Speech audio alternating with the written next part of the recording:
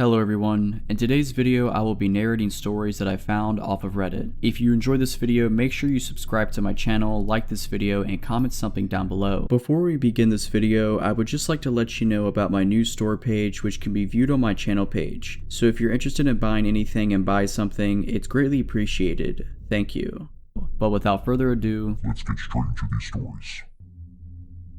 2 years ago, I moved to the UK for university, as I always wanted to go there and get away from my parents as the situation at home was beginning to become too bad for me. In first year at uni, I moved into a student accommodation and met some really great people. It was a good year without meeting my boyfriend, who I'm still with, and just enjoying my time away from my family and discovering what independence really meant. Anyhow, as second year came by, I decided with some friends to move into a house rented by student accommodations, but at least we had our own house and weren't restricted as much with noise and parties as living in a small shared flat like in first year. No, I had a ground floor room and my window gave into a very small backyard in which I would go smoke every day as I am a smoker, and in which there would be a very thin wooden door giving into the other side of the street where you would put your bins and broken chairs, blah blah. The door could only be closed and locked from inside the backyard, but since it was an old door, we had to attach some strings to keep it closed for good. I had neighbors on each side of the house, so we were surrounded by families and some other student accommodations. The neighbors on the right of us were 5 boys who looked way over the age of being in university. They were strange, so to say. I met one of them outside of our house one day because of a police intervention due to one of his flatmates attacking him and the others with a kitchen knife and burning their kitchen down. I heard some screams, and so I went outside with my flatmates and saw one of them having cuts everywhere on his arm and a wound on his head inflicted by a kitchen knife. Me and my flatmates didn't know what to do, so we offered him our help to clean himself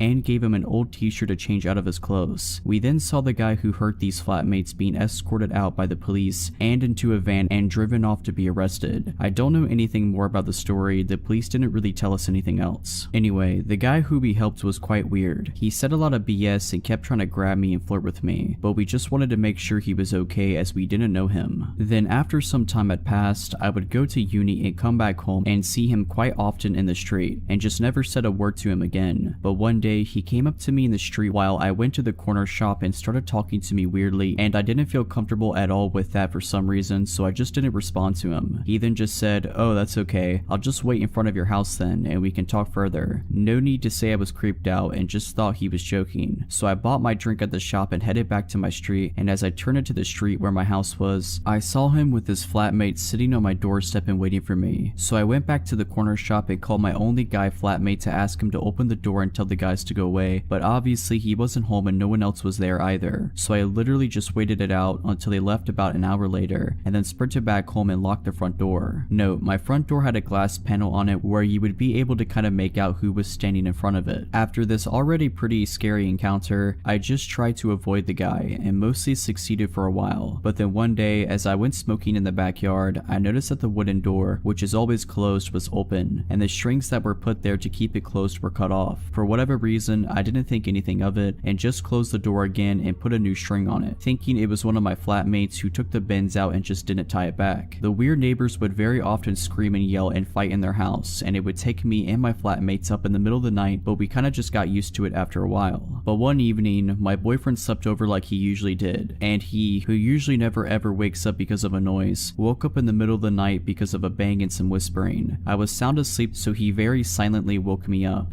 and we both just waited in the dark and listened for any other noises. Suddenly, we heard the wooden door just bang, just shot open, and some footsteps next to my window. I always have my window open because it would get really warm inside, so we both just froze. And then we heard the door leading to the backyard get shaken softly as if they were trying to get inside, and then they stopped. Luckily, we had the curtains closed so they couldn't see us, but we were ready to get dressed and get out of the room and lock them in if they came in from the window. Then we just heard my window move and get more open, and one of the guys saying something in a different language that we didn't understand and started hearing them trying to get in. My boyfriend and I just shot up out of bed, took my phone, and put clothes on and ran out of the room and out of the house. So I then called my flatmates and told them to lock themselves in their rooms, and then the police, who luckily came in less than 5 minutes as the headquarters were a couple of streets down from us. I don't remember anything after the police came. I think me and my boyfriend were in shock. They ended up catching one guy, the other fled and was later found a few streets up smoking weed. The police told us that they were inside of their house house and found a lot of meth and heroin, and that they were carrying a massive kitchen knife with them. I was so confused as I've never done anything to offend or do anything wrong to my neighbors, so the idea of them breaking in with whatever knows what intentions with a kitchen knife terrorized me and my boyfriend. The two guys ended up being arrested, and one of them was put in prison for 2 years for carrying a weapon with intention to harm. I never heard anything else from the police, and I moved back home a few months later.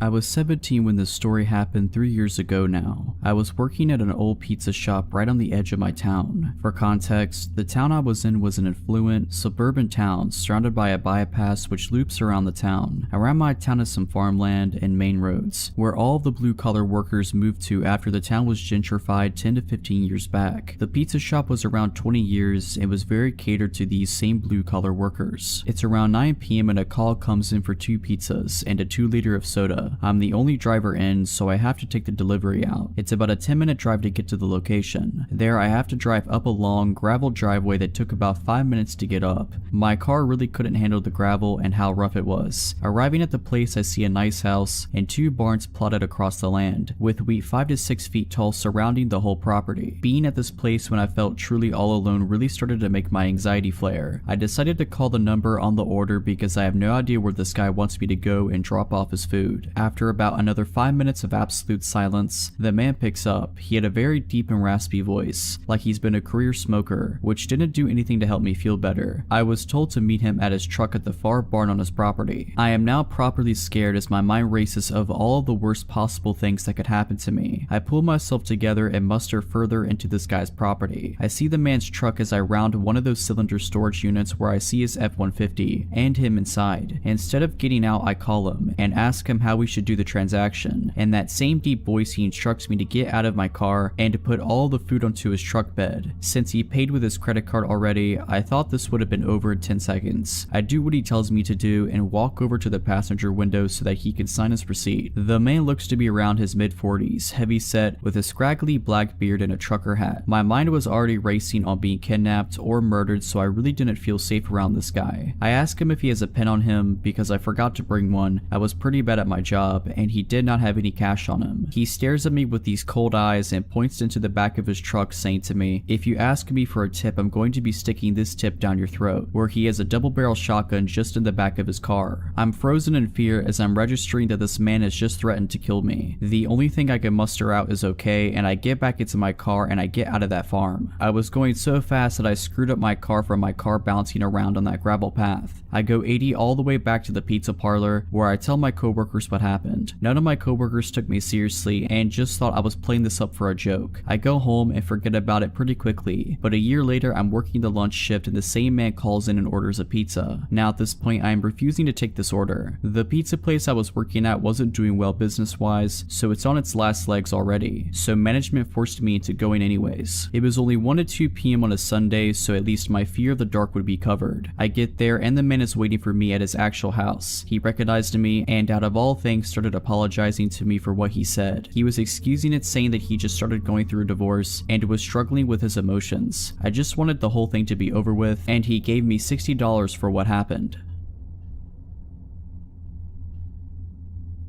When I was 6 years old, I attended the elementary school which was located in our small town. My way to and from school was basically just 500 meters of main road before turning into the street where I lived. At the time, we're talking about the late 90s here. All the parents in the town were extremely adamant on telling their kids not to trust or follow strangers. Never get into anyone's car, even if they say they know your parents and are friends. The reason why: there was a murder 3 years back in the same town. A girl not even 6 years old was found dead in a field. The strange thing about it is, nobody knows how exactly she was taken, no signs of forced entry or anything, which implies somebody lured her somewhere without her suspecting a thing. The case still hasn't been solved more than 20 years later, so our parents were very afraid that their kid was going to be next, because kids can be really stupid and you can't watch them 24/7. Now onto what almost happened to me. I was walking home from elementary school. About halfway home, at the shadiest and mostly covered by trees and bushes area, a car pulled up next to me. A blonde, about 30-ish year old woman was the driver. She told me she could drive me home. She claimed to be going in that direction anyway, which was unclear to me at the time, essentially BS because once the road ends near my house, there is nothing but empty fields. Kid-like as I was not suspicious and was like, oh no, it's not that far, I can walk. Then she started becoming more insistent. The whole, oh come on, it is fine, nothing to worry about, and you can relax instead of walking thing. The alarm bells only started ringing when she said she knew my mother. They are friends and supposedly she was asked by her to drive me home. Thank God for my parents repeatedly talking about the tricks that people use to lure you in. I started being creeped out, continued to walk, but she kept driving beside me. Now the real weird part in hindsight was her next attempt to get me into the car. She started saying that I was obviously afraid and cool children are not afraid of such things. If you want to be cool, you should just relax. Honestly, I did not fully realize the full extent of the situation. I just felt uncomfortable and wanted to get out of this conversation, so I just started sprinting the rest of my way back to my house. Once I got home, I stayed right next to the door and kept looking out of the window for a few minutes. And guess who drove by and basically checked out the house? That creepy woman. The road was a dead-end road, and only after 3 more minutes the car came back the same way. It took years until I realized what kind of bullet I dodged there. All I was thinking was, my parents told me not to do this. I didn't know why or what that woman wanted. The drill of hearing over and over again not to believe strangers or get into their car kicked in. Moral of the story is, even if your kids are too stupid or young, like I was, to comprehend such things, the rules of not following strangers and the fact that strangers will lie to you for evil intentions must be drilled into your child's head like watching both ways when crossing the road. Last night, my 25-year-old husband woke me up at around 11:50 to tell me that someone has been knocking on our door and ringing our apartment doorbell for about 10 minutes on and off. He woke me so I could possibly ID the person. Once I looked out our upstairs apartment window, I saw the man walking to his car in our apartment parking lot, across the street from our unit. He was wearing blue jeans and a gray t-shirt. He was a medium build, possibly a 30-year-old blonde man. He wasn't covering his face or anything, but the thing is, he was carrying what looked like resistance bands or rope. He sat in his car for around 3 minutes while I was on the phone with dispatch. Then he came back to our door and knocked hard for another few minutes. Dispatch advised me that the police were on their way and they hung up. I started videoing the vehicle. I read out the tag number and make and model and just watched as he put his car in park in reverse over and over again. Out of seemingly nowhere, he backed out of the parking lot and started rushing away, but not before the officer arrived and pulled him over. My downstairs neighbor knocked on my door and told me that he had been peering into her little children's windows and was pounding on her door as well. She said that her husband had left only 1 minute before he started knocking at her door. She said he saw her children through the window and that's why he continued knocking. Our doors are right next to one another, so he probably didn't know what door he wanted opened. He was watching us as well through our upstairs windows, so I turned all the lights out and shut the blinds while I called dispatch. The police never contacted us for a statement. I've reached out to dispatch about an update and I'm waiting to see if any action was taken. We're keeping our eyes peeled to see if he's been following us. I'm replacing my porch light bulbs with motion detectors and putting bars in our window and door tracks. My neighbor and our families are panicked, to say the least.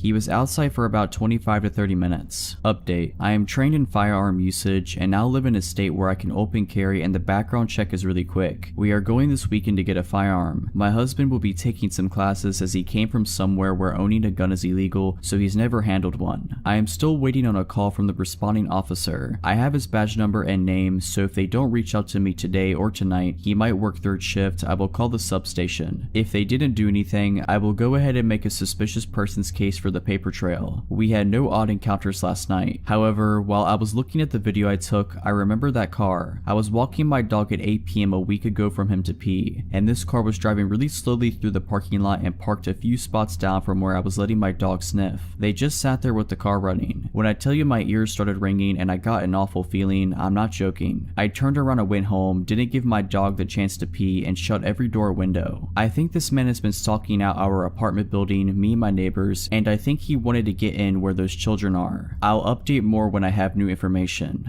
Update 2. It's been a week since the incident. I called the dispatch today because I never received a follow-up from the responding officer. A sergeant from the PD called me back to give me more information. He said that they pulled over the man, ran him to make sure that there were no warrants, and asked him what he was doing. He told the officer that he was meeting up with an acquaintance. The officer let him go with no further questions. I about lost my mind. The sergeant I spoke to today stated that he should have looked into it more. It was obviously an attempt at burglary with whatever knows what intentions. The responding officer is supposed to call me tonight when he gets on duty. I'm livid, honestly. Zero due diligence for this case, but there's not even a case. No case number, just a documented police contact. I'll give more info when I have it. Final update. The officer finally called me. Here's how the conversation went. I answered groggily. It was well past midnight. Hello, miss. I was told you have some questions about an incident a few nights ago. Yes, about Thursday. I wanted to know what the man told you he was doing. You know, he was looking in windows and carrying potential restraints. I'm not sure if that was relayed to you. I stopped him, ran his tags, and he told me that he was meeting up with a guy from a dating app.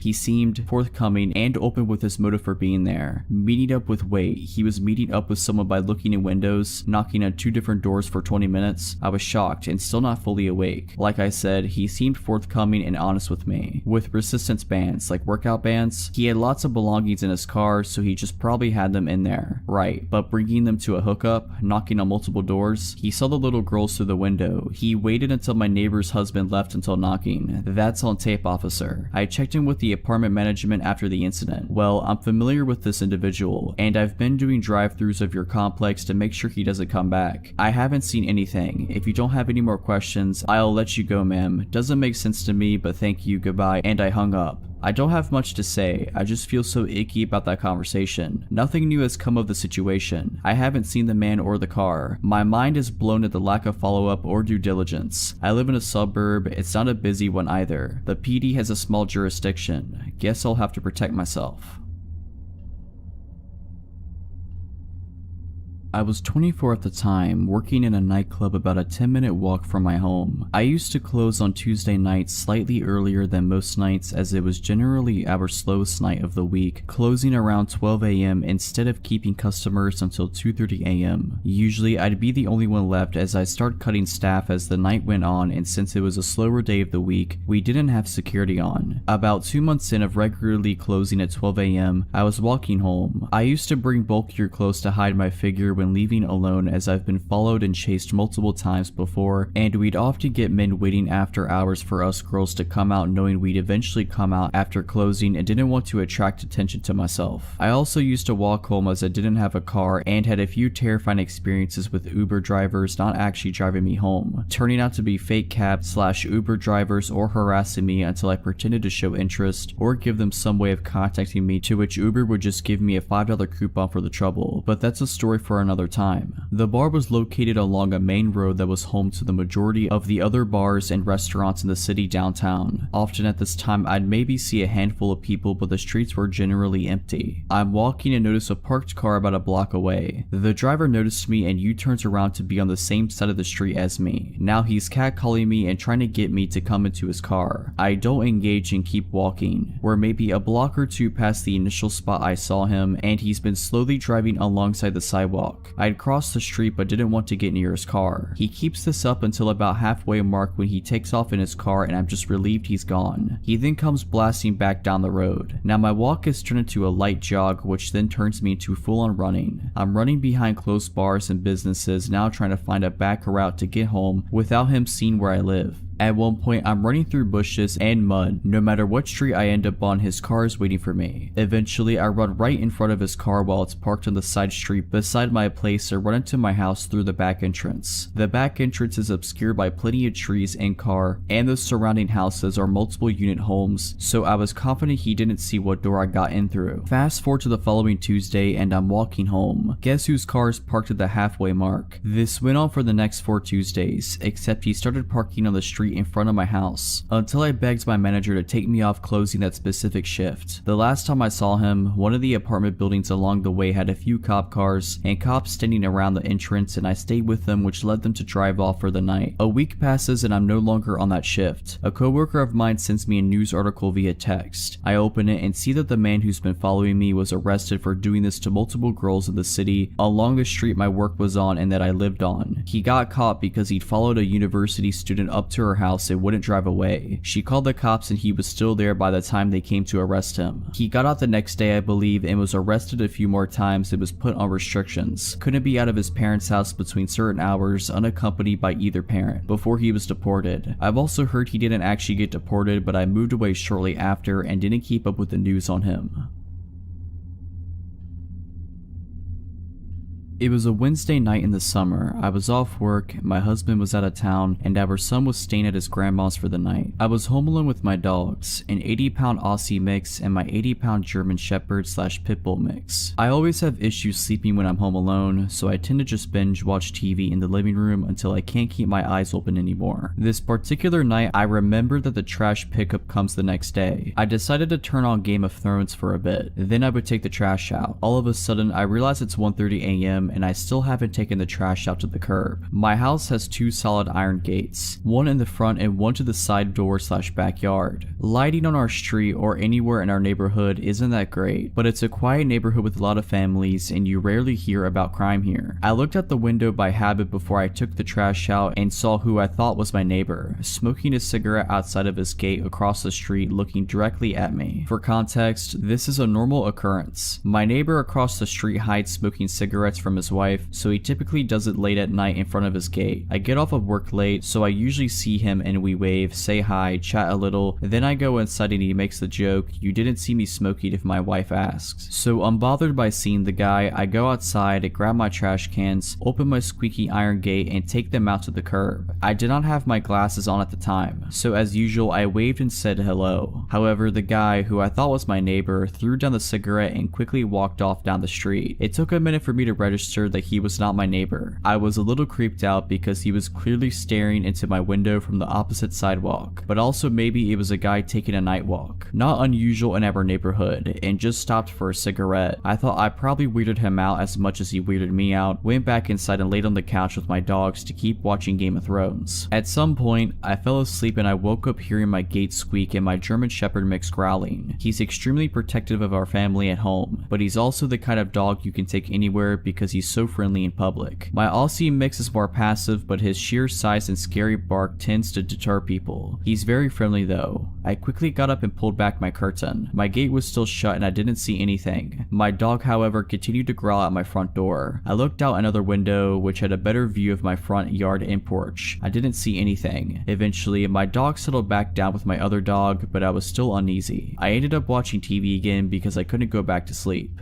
About an hour later, I definitely heard my gate squeak. We are the only ones with a heavy cast iron gate and the noise it makes is so distinct. So I look out the curtain while my dogs are continuing to softly growl. My gate is halfway open but I don't see anyone. At this point I'm panicking. In my panic I couldn't find my phone. I grabbed my wooden baseball bat out of our room, crouched down, and started going through the couch cushions to get my phone. My dogs are oddly still quietly growling instead of barking, so I assumed no one was there. The minute I find my phone, my front door handle starts shaking. I run to the side door to let my German Shepherd mix out. I know he'll protect me and he can jump the 6-foot back gate. My Aussie mix, going crazy, busts out of one of our door side lights. I heard the guys say, "Oh crap," and immediately I let out my German Shepherd mix. I jumped up to look out the window, saw my dog latch on the guy's hand. The guy starts screaming and takes off down the street, my dog chasing him. I then become terrified he'll hurt my dog, so I run out with my baseball bat, screaming my dog's name over and over. The next thing I know, my dog is prancing down the street back to me, happy with blood all over his face. I called the police. They took another hour or so to show up and didn't seem to take me too seriously. They said they'd call local hospitals, but I never heard back. I called my husband bawling and he got on the next flight home. I stayed at his mom's for a few days, too terrified to go home. I did buy my dog's giant ribeyes for being so good in saving me. I don't know what that guy wanted, but since then I've been trained in firearms and self-defense.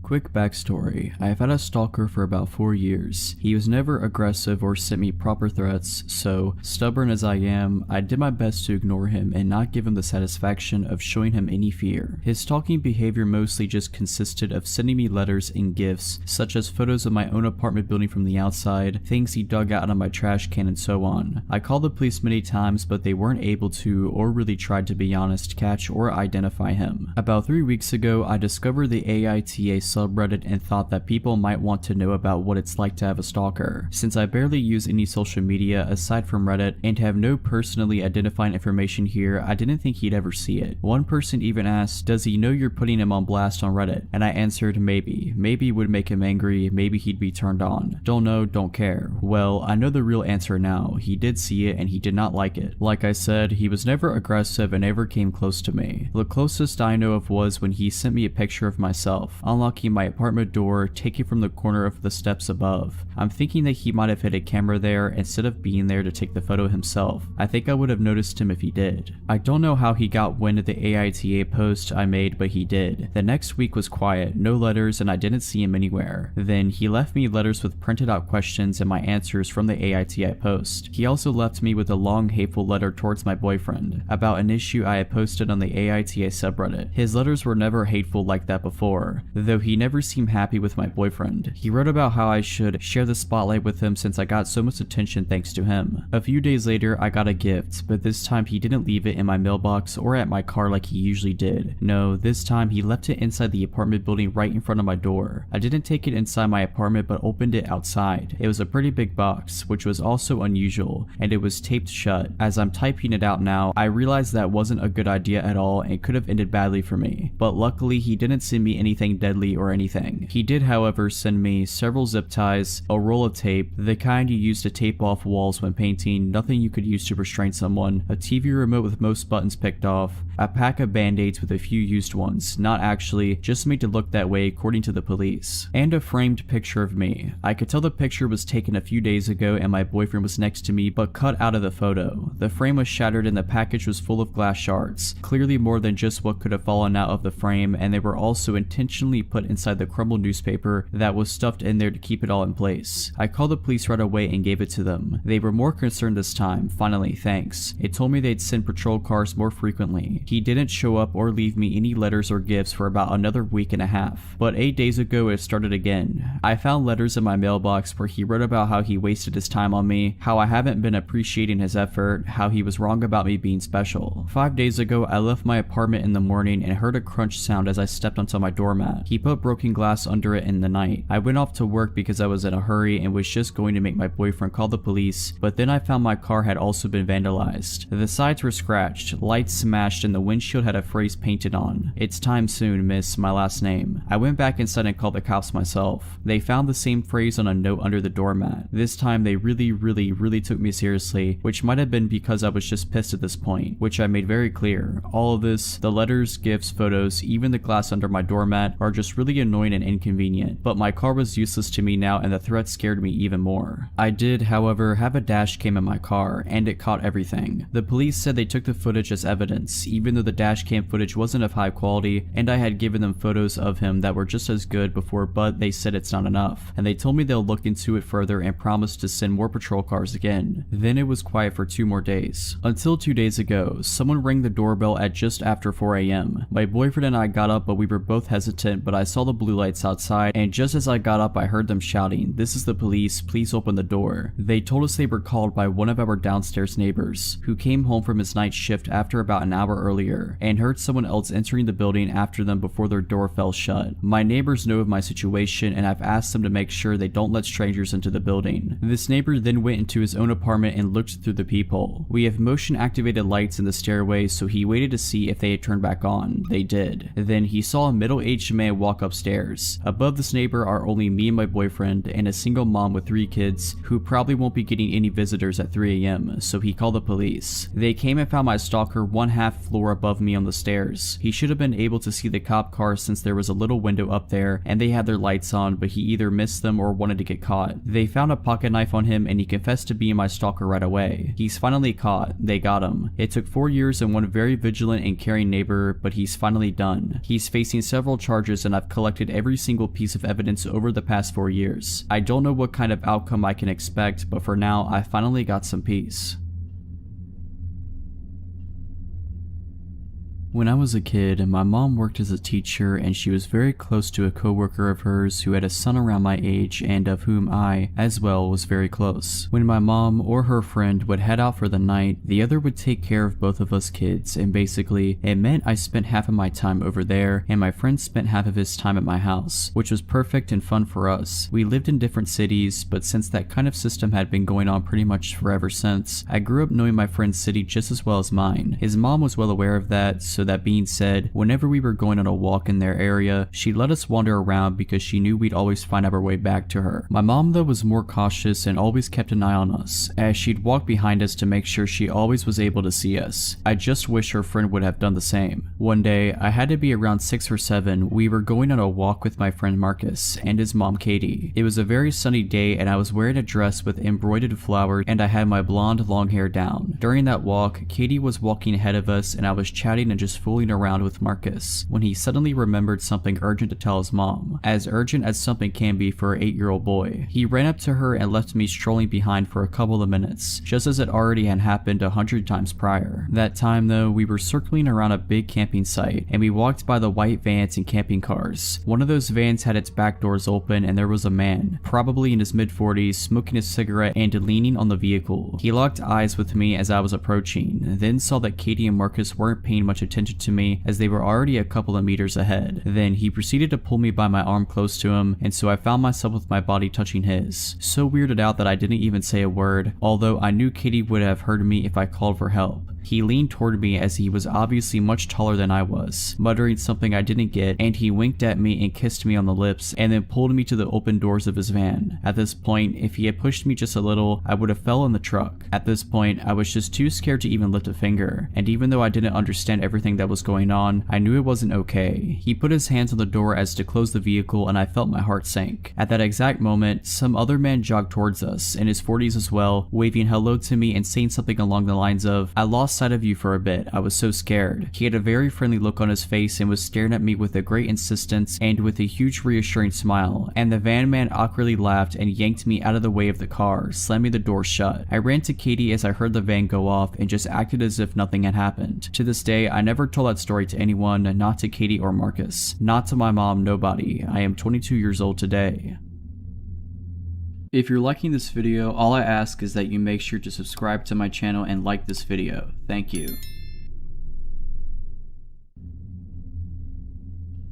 Last year, I was staying in a university hall for my final year. It's a private building, so not connected to the university, and out in the city near the main town, we have a car park but nobody really uses it because we are poor students and it costs money to park there, so mine was one of the only 2 or 3 cars at a given time. The car park isn't well lit and it's to the side of the building, so you have to walk for about 2 or 3 minutes to get into the main door. I was sitting in my car one evening after getting back from the gym, just scrolling on my phone because my seat was warm and it was dark and raining outside, so I couldn't be bothered to get up yet. I was reading an article when suddenly someone started knocking on my window, which was really odd. It was a man dressed all in black, and he started telling me how his friend had seen me through the window and thought I was really attractive, so could he have my number? I responded no, that's a bit odd and I don't feel comfortable with it. He continued to be insistent for a while, practically begging me to get out and give them my number or any social media details, telling me I should come over and speak to his friend, who was, weirdly, stood at the other side of the car park, furthest away from the building. I kept saying no and scrolling on my phone to show that I wasn't interested. He finally relented and walked away. I text one of my friends to ask if he'd come and get me and walk with me to the building. As I was waiting, this man returned, but now with his hood up, and he started banging loudly on my window, saying that I was being rude, ungrateful, calling me all kinds of names. I kept staring at my phone and pretending I couldn't hear him. He then started trying my door handle. Thankfully, I locked my car after the first encounter, and then began violently pushing into my car when it didn't work. I still kept ignoring him and text for my friend to probably bring some other friends with him. My friend was taking a long time to read my message, and I was terrified, but for some reason didn't think to call the police, probably because I was scared of things escalating. The guy at my window had calmed down after a few minutes and walked off, saying that he'd leave me alone now. However, I watched him out of the corner of my eye join up with his friend and then maybe 3 or 4 other men. They walked so they were out of sight, but I could see their shadows lingering as they kind of circled around my car and moved towards the building but staying in the dark. They lingered there for for a while until luckily another car came, which was obviously full of students going to a party due to the loud music and singing going on inside. This group of men left as they saw these people arrive, and I latched onto them and was able to walk with them as they entered the building. When I got home, my friend finally responded. He said that he actually heard about these guys before. Apparently they'd followed another girl into the building and into the lift a couple of days prior, then stood in the lift making really gross comments to her. She had to run to her door and lock it, where they then stood outside knocking on the door and whispering for her to open it. We were able to report this to the building, who, to their credit, then hired a permanent set of security staff. We also got the CCTV footage of both incidents and were able to pass this on to the police.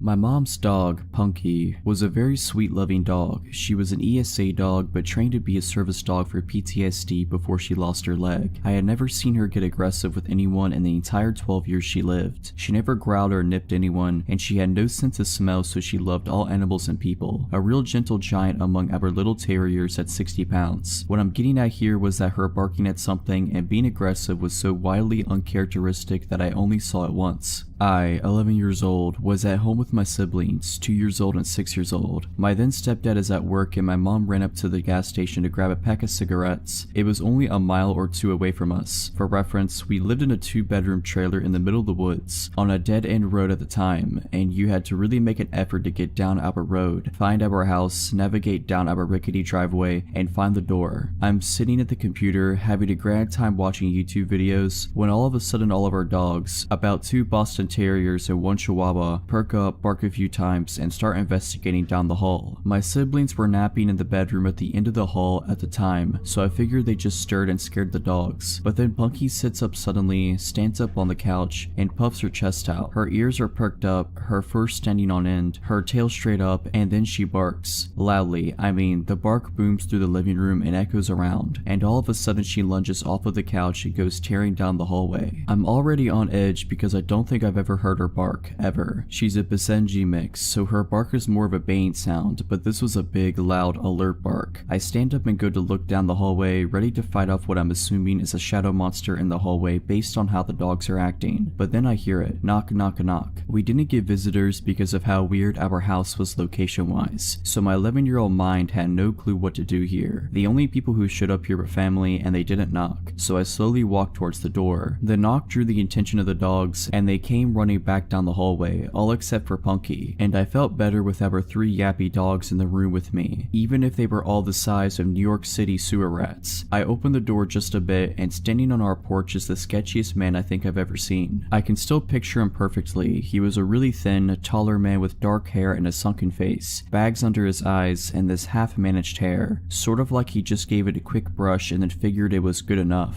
Everything about him seemed just a little too thin, a little too shallow, and his clothes were all off too. They were nice, but fake nice, you know? Like a clean, newer looking t-shirt and new jeans. But he had what looked like a suit jacket on. All his clothes were dark too, despite the fact that it was summer in Texas, and the weather was definitely into the hundreds that day. He also had this plain, unlabeled bottle in his hand. It looked like the label had been covered up and taped over. I stare up at him in confusion because I definitely don't know this man, and I asked him what he wants. He smiles at me in this way that's way too fake, like this exaggerated and forced grin, and he spoke in the same voice retail workers do. Hey there kiddo, I'm trying to sell this here carpet cleaner, and he shakes the bottle at me. Mind if I come in to show you how good it works? Alarms are going off in my head because he just seems so off. Looking back with an adult perspective, the fact that he didn't ask if my parents were home is unnerving, because he probably knew they weren't and that's why he was here in the first place. I should have told him to get off our property, that I'd have to go get my mom, something except what I did say, but I didn't. Instead, I just shook my head and said, no, we don't have carpet. Well, it works on other things, and he took a big step towards the door and shook the bottle at me. I start to freak out and think to close the door, but the thing is, our front door didn't even lock. Small town, hard to access home, we never needed a lock, so that's basically useless. I'm sure there's something very wrong about to happen, and I'm terrified as I think about what to do in the few seconds I think I have before it does happen, when all of a sudden I hear it. Punky had crept up from the hallway, lowered towards the ground with her teeth bared and snarling like she was feral. She had slobber just dripping from her mouth, her ears were down and she was ready to pounce. bounce. The guy hears it too, and as I look towards Punky, she tries to lunge past me, and I just barely catch her with my leg as she tries her hardest to duck past me and attack this guy. He freaks out and runs off the porch without another word, booking it down the driveway as I let Punky out along with the rest of our dogs and they start chasing him. Our small dogs chase him down the driveway and stop about halfway, barking and jumping about, but Punky stops just on the porch and watches him with her ears perked, just staring in the distance until he disappears. I swear I saw someone jump up with him running when he got onto the road. The second he disappeared, Punky's entire body language changed and she went back to being the sweet dog I knew. No barking or growling, just laying around, mouth and throat covered in slobber still. I realized my siblings are still down the hall and run to check on them, and when I get to the bedroom, my siblings were sleeping soundly still, but the bedroom window was wide open, the curtains pushed all to one side and the items on the dresser in front of the window all shoved around. Someone had tried to climb through the window, no doubt in my mind about it. From what I can gather, the bedroom window was visible from the couch where Punky was sleeping, so I think someone was trying to climb through the window before Punky went after them and scared them off, and the man at the door was meant to distract me. They definitely didn't expect Punky, a bigger dog, because most of the time she was with my mom inside while our small dogs were the ones that saw public eye more often. I don't know what they intended to do, but after my mom got home she took all of us to my aunt's house, and on our way there we saw the men walking up someone else's driveway, men plural because we watched a second one split off to wait by the road. In 2014, I moved to England from Canada to gain work/travel experience and also to find myself. I ended up living in Essex with 3 other roommates. They were all women, all a bit older than I was. I was 24 at the time, Megan was 31, Cherry was 34, and Cassie was 38. Megan was from New York, Cherry from New Jersey, and Cassie from Poland. All 4 of us shared this 3-story flat. The back of our home was the living room and the kitchen. The back wall was complete glass that looked out into the garden, and the garden was completely fenced in. The house had an interesting dynamic to say the least. Tons of stories from that time in my life. I adored all of my roommates except for Cherry. After living with Cherry for 7 months, I was over her antics. One day I come home from work, I lock the door, make myself something to eat, and go up to bed. I brought some work home with me, so I am in my night tie with all these papers around me and my headphones on jamming out. I had headphones on because Cherry was out to dinner with work friends. That meant booze, and then soon after that a tantrum was surely to come. I just didn't want to have to listen to her crazy scream crying. I am working away, completely focused until I feel something. I look up to see a man standing over me. I don't register it right away and passively say, "Cherry's room in on the 2nd floor," and continue to work. Cherry regularly brought strange men home. He doesn't leave. Again, "Cherry's room is downstairs, he then interrupts. I am not here for Cherry. A cold chill iced my veins. My fight or flight kicked in just then. I start surveying the situation. I look him up and down. He has a bottle of Prosecco in one hand and a knife in the other. He is about 5'10", wild muddy brown hair and black eyes. He has a light blue polo shirt on and one side of his collar is popped up in a distinct Manchester accent. Once I focused in, I realized his eyes were black because his pupils were completely dilated. I was in trouble. I needed an escape plan. Unfortunately, this man was standing in between me and my bedroom door. I needed to get downstairs, but I needed for him to think it was his idea. I decided to play along. Just then he uses his knife to pop the cork. Prosecco started flowing onto my carpet. I said, "Oh no, let's clean that up. I prefer to drink out of a proper bottle anyways." He nodded, replying, "Yeah, let's go." I try to act as natural as possible. I try not to show that I am shaking all over and try to gain control of my breathing. We take the long journey down to the main floor of my flat, all 3 floors. He has the back of my night tie bunched up in one hand and I could feel the point of the knife graze my back with his other. I was trying to playfully speak with him as we walked down the stairs. I couldn't tell you what I was saying. I was most likely rambling. I couldn't hear anything over my heart beating in my ears. We get to the bottom of the stairs and there is a hallway to my left that leads to the front door. On my right, which is much closer to us, is the kitchen and living room. We make our way into the kitchen. I point to the cabinets that had the wine glasses. He said he knew where they were and started walking towards them. I now have the kitchen table in between us. It was time to run. I burst into a sprint down the hallway towards the door. My hands fumble over the lock, shaking and sweating. I swing open the door and see 2 men walking across the street. They must have been walking home from the train. There was a big train station in front of our home. I call out to them for help and suddenly I am flung onto the ground. Little pebbles piercing my skin skin sent sharp pains where they are jabbed. The intruder pushed me out of the way to run and escape. One of the men chased after the intruder while the others said for me to go inside while he surveyed my home and to call the police. I locked the doors and I called the police. While I am on the phone with dispatch, I manically run around the house to double check all the windows and doors. Suddenly, I hear a loud bang on my door. I inform the dispatch of the banging and she informs me that the police weren't there yet. I thought it might be one of the gentlemen who helped me. I go to look out the eye hole and it's him, the intruder. He came back. He's banging on my door screaming that I had his glasses and that he was not done with me. I absolutely freak out. The dispatcher attempts to calm me down, but I am losing my ever-loving mind. She then said, "They are pulling onto your street now. You should hear their sirens." I did. The intruder then blasts off. One officer jumps out of the passenger's side while the car is still moving and chases after him. The second officer comes into my home, interviews me, and the two gentlemen collects evidence, takes photos. The next morning I am called in to identify a man they had in custody. I pointed him out. I go into a little room and the officer pulls out an evidence bag. He asked me if the items were mine. They were my underwear and photos taken from my home. The officer informed me that the intruder had been stalking me for some time now. He estimates 3 months. He had made a nest outside our home on top of a hill that overlooked into our living room and kitchen. He is a known offender and drug dealer. He then told me how lucky I was to get out practically unharmed. Others weren't so lucky.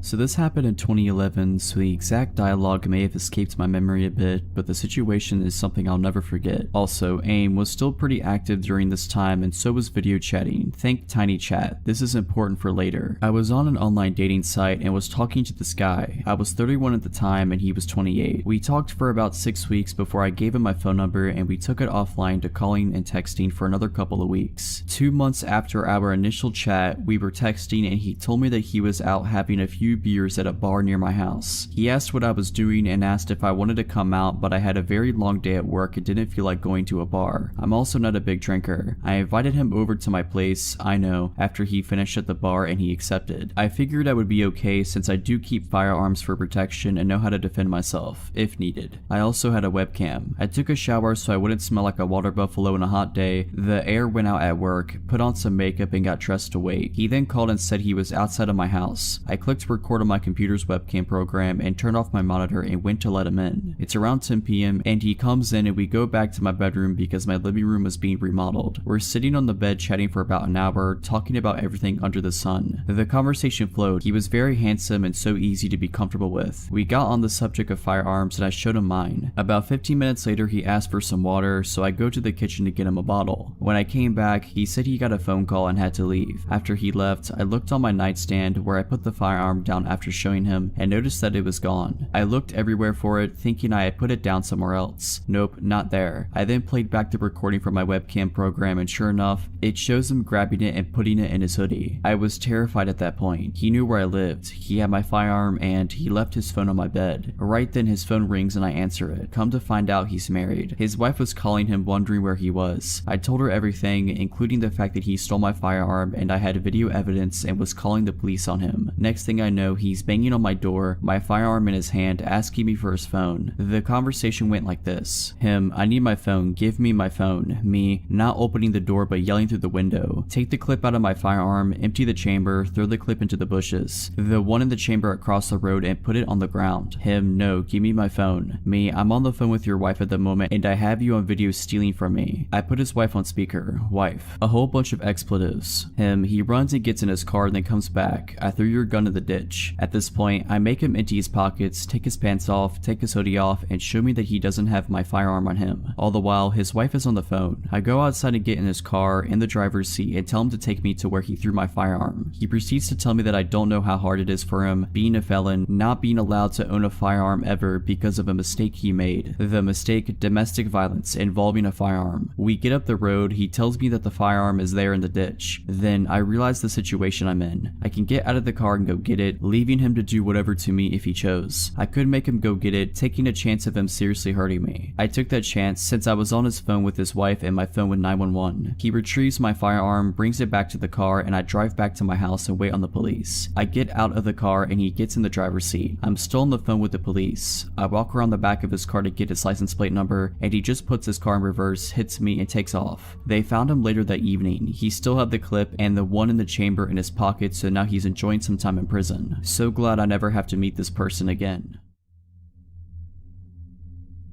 This takes place around 10 years ago when I was like 8 or 9. I lived in a pretty bad neighborhood in what was at the time a really rundown city. It wasn't good, but it wasn't bad at the same time, just a few bad apples in the tree. Anyways, enough background on the neighborhood, and now onto the main story. My friends and I loved to play outside. It was the only thing we could do. No one in the neighborhood could afford any sort of electronics or any sort of fun machine to play with. We loved to just run through people's yards, cutting through houses if they just so happened to leave their door open. Now looking back on it, it is probably the dumbest thing kids our age could have been doing in a neighborhood like that. This story has nothing to do with running in people's houses. Just wanted to let you know how dumb of kids we were. Well, on one fateful day, we were playing hide and seek with 4 of us hiders and 1 of us a seeker. We thought it would have been a funny idea to go to the other side of the neighborhood so that the seeker could never find us and we'd win. We like to call that part of the neighborhood the rich part because they had 2-story houses over there and a forest with a creek in it. We were just doing our usual thing, cutting through people's yards and jumping fences, when we heard the loudest scream maybe 4 to 5 houses down. After hopping off the fence that we had just jumped, we all stopped and looked around wondering where it came from. I noticed that one of our hiders weren't with us anymore. 3 of us left. "Where's Isaac?" I exclaimed. We heard the scream again. I pointed towards where the sound came from and we all jumped back over the fence we just jumped from and ran towards the scream. When we thought we got to the spot where the screaming was coming from, there was nothing there but an empty plot of land in the forest. We all started to get scared. Did Isaac get lost in the forest? Did he get taken back there? Then we heard the scream again. It was definitely Isaac. I decided to be the man of all the other 8-year-olds and go into the forest to make sure Isaac was okay. As I started my way into the trees, I did one last look at my friends and saw how horrified their faces were. I knew at that moment that I was definitely the only one that would go down into the forest. Making my way in, I could feel all the heat in my body fading and some sort of dread starting to take over. As I walked further in, it started getting darker and harder to see. I was whisper yelling my friend's name. He responded in the most shaken up voice, "Down here, be quiet." I finally got to him and asked him what happened. He told me the story of how he got tired of running and decided to take a break on the curb to catch his breath, and that instead of being out in the open and risking the chance of being caught, he decided to go into the woods and hide. He said that after like 5 minutes after he sat down, he heard talking. Nothing that he could make out, just random nonsense. He looked around to see a man in a black hoodie hiding behind a tree on the other side of the creek staring at him, but the man took off before my friend could even get up to run away. And this is where he said he started screaming at the top of his lungs and hid somewhere else in the forest, which is where both of us are now hiding. And I kid you not, as soon as he told me this, we heard a twig snap. We both look up to see the man looking for us in some of the shrubbery on the forest floor. I couldn't make out any facial expressions or anything on his face. For a matter of fact, I could see he was holding some sort of blade. I couldn't tell if it was a stick or a machete. All I knew is that we needed to run. So when he turned us back, we got up and started running. We didn't care how loud we were, we just knew that we needed to run. We got out of the forest and told all of our friends to run as fast as they could down the street. We kept running until we got to the other side of the block and we all turned around to see the street empty. No one, not a single car, and from a distance you could hear a roar, or like a very loud engine. Shortly after that initial roar, a silver 2000s Mustang with the darkest windows comes peeling around the corner faster than I've ever seen a car go, headed straight towards us. I've never had my body tighten up like that at that very moment when I knew it was the same guy from the forest. I told all of my friends to split up and run into people's yards to hide. So as we were all hiding and running through alleyways and jumping fences, you could still hear his engine. It was like he was targeting only me. I can't even tell you how far I ran. I got to the point where I didn't even think I was in my neighborhood, but still I hear his engine coming up on me. So I ran more. I was exhausted. The sun finally started to set and I could hear his engine fade, almost like he had forgotten about me or had just given up.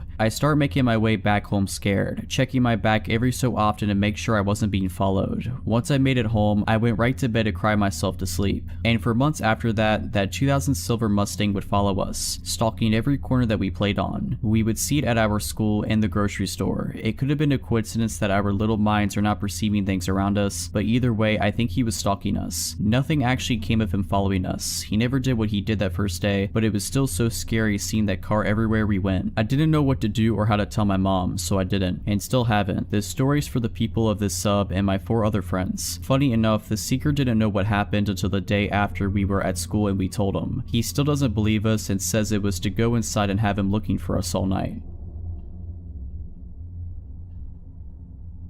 So for a bit of context, I am a college student. Without giving too many details, I am a woman on the smaller side of average female height. I currently do not have a car, so I use my bike, walking, and the bus to get around. My college has a transit service that allows you to scan in with a student boarding pass for free. Other non-students are allowed to ride the bus by paying upon entering or purchasing a ticket beforehand. I frequently ride the bus for various reasons, grocery runs, or treating myself to food. And yesterday, I had the idea of treating myself to a movie after all the exams I have been having lately. I'm an avid horror fan and knew that Terrifier 2 was in theaters, so of course I wanted to see it immediately. One of my friends told me they found it funny and really enjoyed it, which was more than enough reason to go see it. I was looking at tickets the day before yesterday and trying to decide which time slot I wanted to see the movie in. Looking back now, something in my gut told me to choose the earlier time. I wish I had listened. Another detail I want to add is that there are two bus sizes, a large one and a small one. The bus I rode during the incident was the smaller one. The stop where I got on the bus is the beginning of the route. Unlike every other stop, the driver usually parks the bus here for 5 minutes and gets off to use the restroom or have a quick break before continuing with the rest of the route. Upon entering the bus, I noticed only two other passengers, another girl about my age and an older man. The girl was in the front of the bus on the right side and the man was in the second row on the left side. I sat on the right side, several rows back. I usually read something on my phone or listened to music on the bus, so I immediately got on my phone when I sat down. Everything was okay for a little bit until I looked up and noticed the man repeatedly staring at me and looking away before staring at me again. I was immediately apprehensive but just brushed it off. He started speaking aloud out of nowhere, saying things like, "Beautiful baby" and "so fine," while staring at me. I was frozen out of fear and could only keep looking at my phone and trying to ignore it. This continued until I worked up the courage to say, "Sir, would you please stop staring at me?" To which he claimed he was not staring and told me I was extremely beautiful. Unsure of what to say, I just stupidly thanked him and went back to my phone. He had his body slightly turned, but when I confronted him, he faced fully forward. The driver got back on and we started moving again, so everything was calm for a bit, though I was admittedly still shaken up. This calm did not last long. Obviously, this creep couldn't contain himself and just had to voice his opinions about me out loud. He started saying similar things again, but also added some new phrases such as, "Gonna make you my wife," and by far the worst one, "I'm gonna get you pregnant." I was shaking at this point and was unsure what to do. I desperately wanted to sit next to the other girl, but did not want to pass by him to sit by her. We made it to the other two stops before the girl got off and said sorry before leaving. My heart dropped to my stomach. The last thing I wanted was to be alone with this guy. Luckily, more people got on at the stop. A middle-aged couple and a guy about my age. In a panicked voice, I sort of shouted and asked the guy my age if he would sit with me. He was a bit confused but came to sit by me and I immediately felt relief. The stress of the situation got to me and I broke down crying. I guess the creep took this as indication to leave because he swiftly made his exit after that. The kind younger guy who sat next to me and began to comfort me. I am so grateful he chose to ride the bus that day. The bus driver noticed the commotion and called me to the front to get information in order to make a report. He told me he couldn't hear anything but that buses have video and it would hopefully pick up what the creep was saying. He told me that the same man had recently been kicked off for a similar incident and that he would be reporting this immediately. For the rest of the ride, the younger guy and I talked about things like majors and other school related stuff. I want to go into the marine biology field and he is a graduate student in mechanical engineering. I made it to the movies, it was awesome, and back home safely, but I definitely learned a lesson. My boyfriend is going to help me look into some self-defense items and he taught me a few fighting tactics.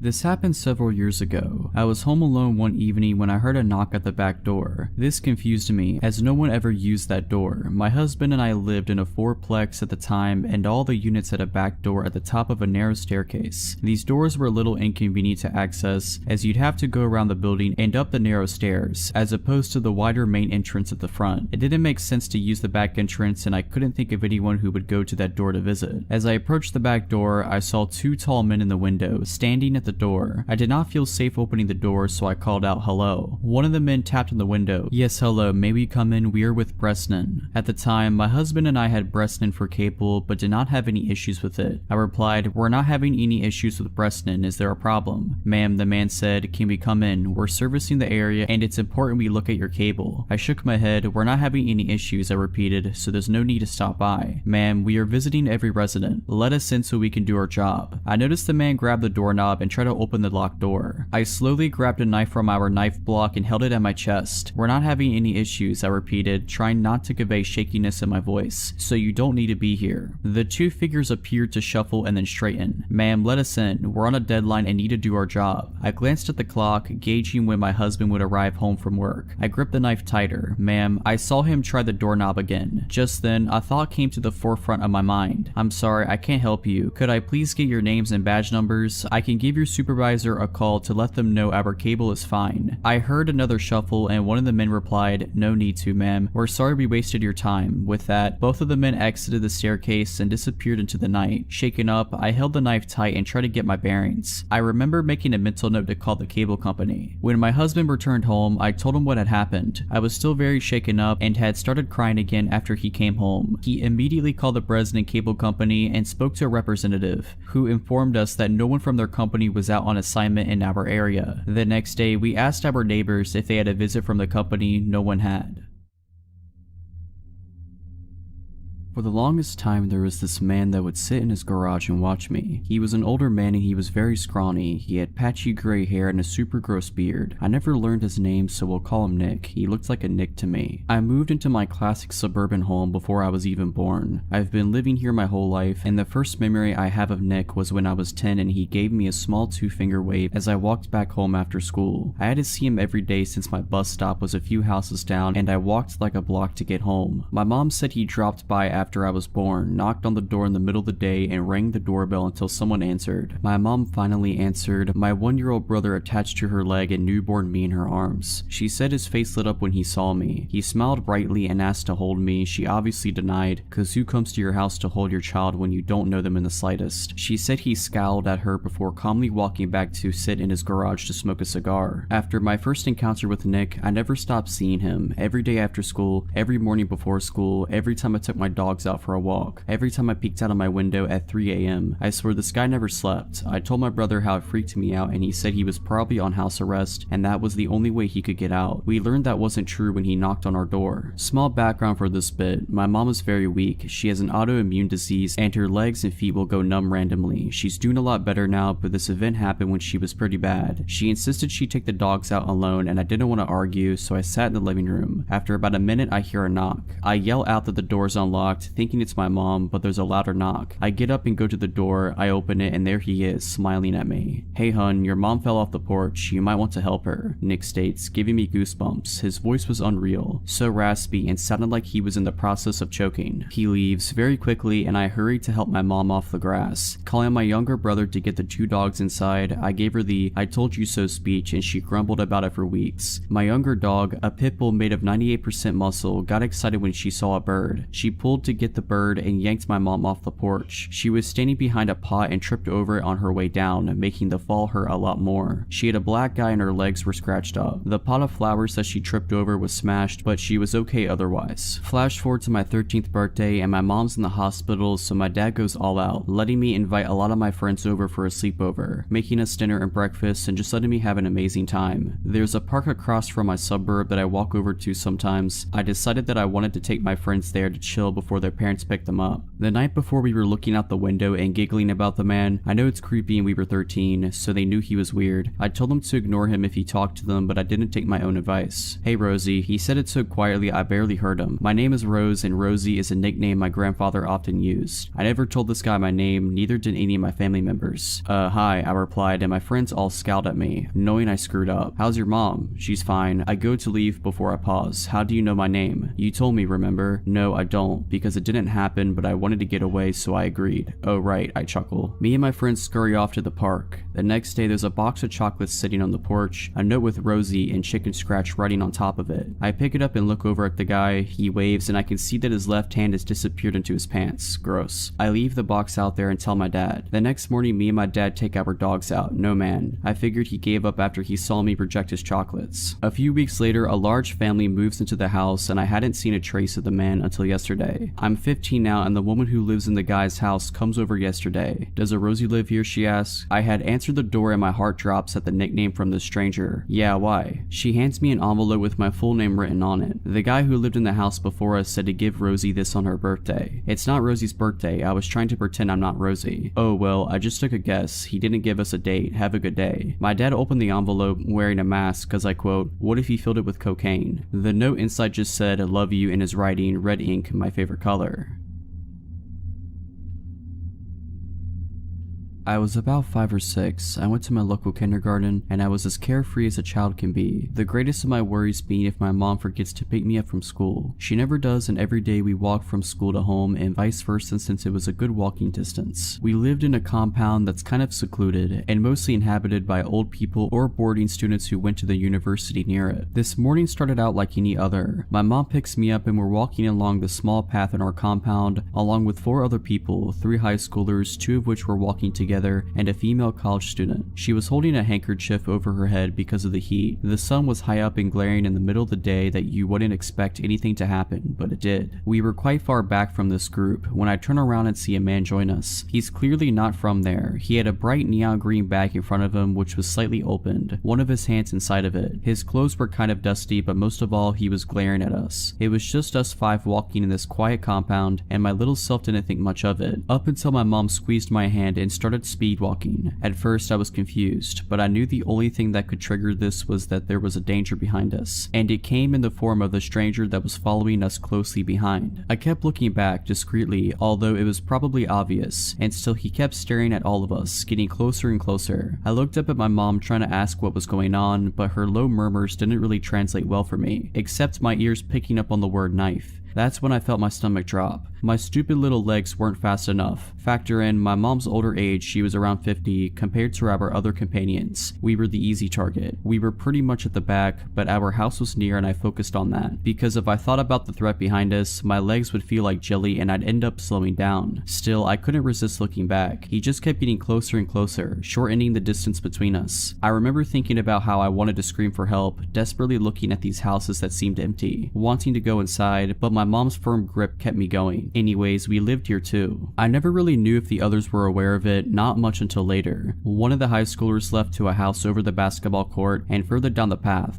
veered off to a different trail that led to the main highway, so it was just us and the female college student. Goody. At this point, the man was also speed walking and catching up, but our apartment was merely a few steps away, and my mom and I dashed towards it, up the stairs and into the comfort of our own home. The man gave us one last glare, but he continued to walk. My heart was pounding against my chest. My mom had left me to lock the door while she stared out the window. She kept repeating, he has a knife, I saw it. He's holding a knife. I run towards the window and catch a glimpse of the girl, still clutching that handkerchief above her head, looking behind her in fear and alarm as the man continued to follow her, his bright neon bag in front of him, now wide open, his hand still inside, as he kept getting closer and closer. I don't really know what happened after, only of my mom's recollection of the events. She had noticed the man suddenly come up behind us too, and her suspicions were raised when he didn't try to walk past us like the others, but maintained a close distance between us. And then she saw the knife hidden in his bag, holding onto it as he stared at us. I hope that girl's okay and that man was detained or something, but it's been years now and I don't really know what happened to her. Don't really know if I'd like to.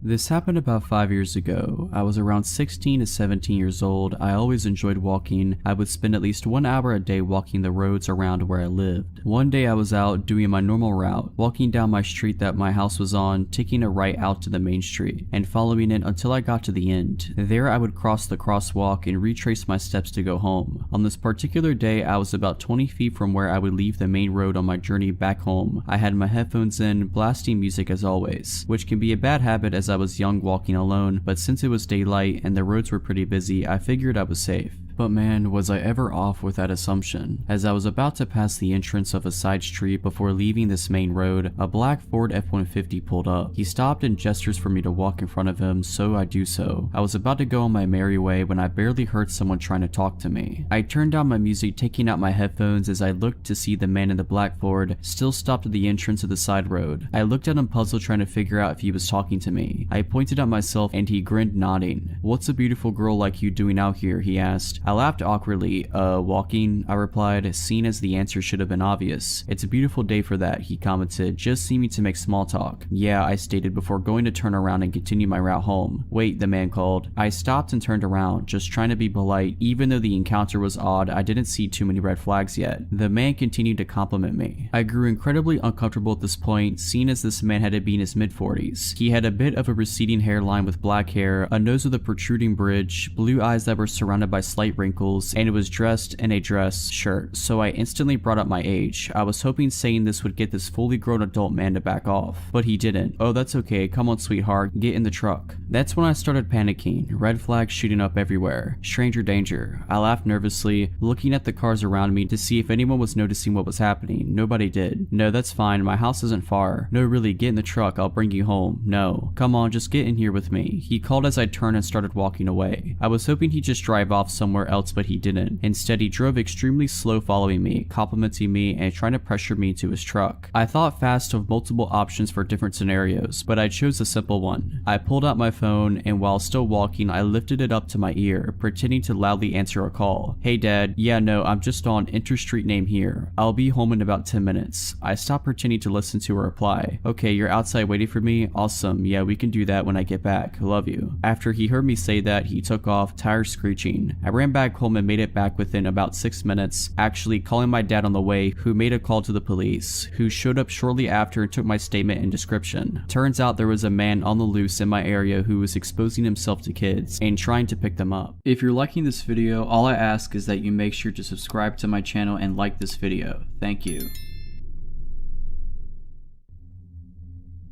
I started a new job about 6 years ago. It was great. Really liked all my coworkers, and the job itself is really awesome and I still love it. This was before the pandemic and everyone was in the office every day. I work in a large multi-floor, multi-wing building filled with numerous businesses and agencies. I started getting into a routine. We have a gym and locker room in our building. I would go work out before I was on the clock and shower, get ready, etc. I'd go get breakfast at the next building over most mornings at around the same time. I'd go on walk breaks with coworkers at pretty much the same time every day. It was very regimented. In the morning when I worked out, everyone had a pretty set schedule. We didn't know each other, but there was kind of an unspoken pattern. A coworker would finish and shower before me, then I'd go, then the head maintenance guy for the building, and so on. This is where it all begins. One morning, like every other, I get out of the shower and I'm in the small locker area, and there's this little older man over at the sinks. He's not doing anything but looking at himself in the mirror, but you could tell he was just loitering. Weird, but whatever. A few days later, he's there again. Then he's there every morning at the same time, and he's definitely looking at me while I change. This creeps me out, so I stop working out in the morning. Then, after a few weeks, we're walking back from getting breakfast, and he's walking the other way towards the other building. I tell my coworker that's the guy that would always be in the locker room watching me get dressed. After a few more days, he's walking the other way from us getting breakfast every day, and he looks right at me every time. So I make an excuse and stop going for breakfast. Our 9 a.m. walk around the building, he starts just appearing and walking the opposite direction from us every day. Literally everyone walked around the building in the same direction except for this guy, and he'd stare at me as we passed. I tell the coworker who was a woman about the guy and what had happened, and she just laughed it off. The only reason he'd go the opposite direction is to make sure he saw me. Our 1 p.m. walk around the building, wouldn't you know it, he's there walking the other way and staring. So I just stopped going on walks at work. This is where the real magic begins. I have no clue where this guy worked in our building. I would come into our hallway every morning at the same time. From the time I went through the doors to the time I got into my office, it was maybe 15 seconds. We were on the first floor, and at the end of our wing is a staircase. Every morning as I'd come into our wing, he would pop out the stairwell and come walking the opposite direction and stare at me as we passed each other. One morning I'm walking into the bathroom to go number 2. I stop and blow my nose real quick. As I'm walking to the back stall, he comes into the bathroom. We have 2 urinals, 2 stalls in this particular bathroom. No one is there but us. He comes into the stall next to me, widens out his feet so his shoe is under the divider and on my side of the stall. This dude is tiny, maybe 5 foot, so he'd have to almost be doing the splits. Then he lets out this deep loud moan after about 30 seconds, then leaves. I start telling all of my coworkers. Most of them laugh. I felt so creeped out and helpless. Like, what do I do? Any guy I work with that I tell this about laughs at me. The women just shrug it off or have an excuse for why he is always there. So I ask one coworker to pick any event at any time during the day to prove he will show up. so we decide to go out for a walk at noon. After 5 or 6 days there he is. Now she believes me. Everyone in the office knows now. I've told my wife all about this and she is supportive. She has had her share of workplace creepers as well. I get to read the texts and emails. My closest coworker and I decide to start working out at 1:30 p.m. every day. I want to get my gym time in, but I don't want to do it alone. After about a week and a half, guess who starts showing up every day? He'd just come in and loiter around. Mind you, the guy has never tried to talk to me before and vice versa. 2 guys lifting weights and this little old creepy guy just sitting there watching me. Here's where it hits the peak. My lifting buddy had to cut out early one day. My stalker is there with us. I was just going to leave, but screw that, I don't want to let this little weirdo control my life anymore. There is an elevated padded stretching platform on the weight side of our gym. He takes his shoes off, lays on his back and starts doing hip thrusts in the air and holding it while he stares right at me. I'm walking around trying to pretend I don't notice him while he follows me with his eyes, pelvis elevated in the air. After 20 minutes of this, he puts his shoes back on and goes into the locker room. I'm texting my lifting partner and wife the whole time telling them this is going on. My wife tells me to confront him, I don't. I get in the locker room to grab my bag and he's at the sink, the top couple buttons of his shirt unbuttoned, and he's rubbing water all over himself while looking at me in the reflection in the mirror. That was it for me. I started working from home almost exclusively after that, then the pandemic hit and I've been remote ever since.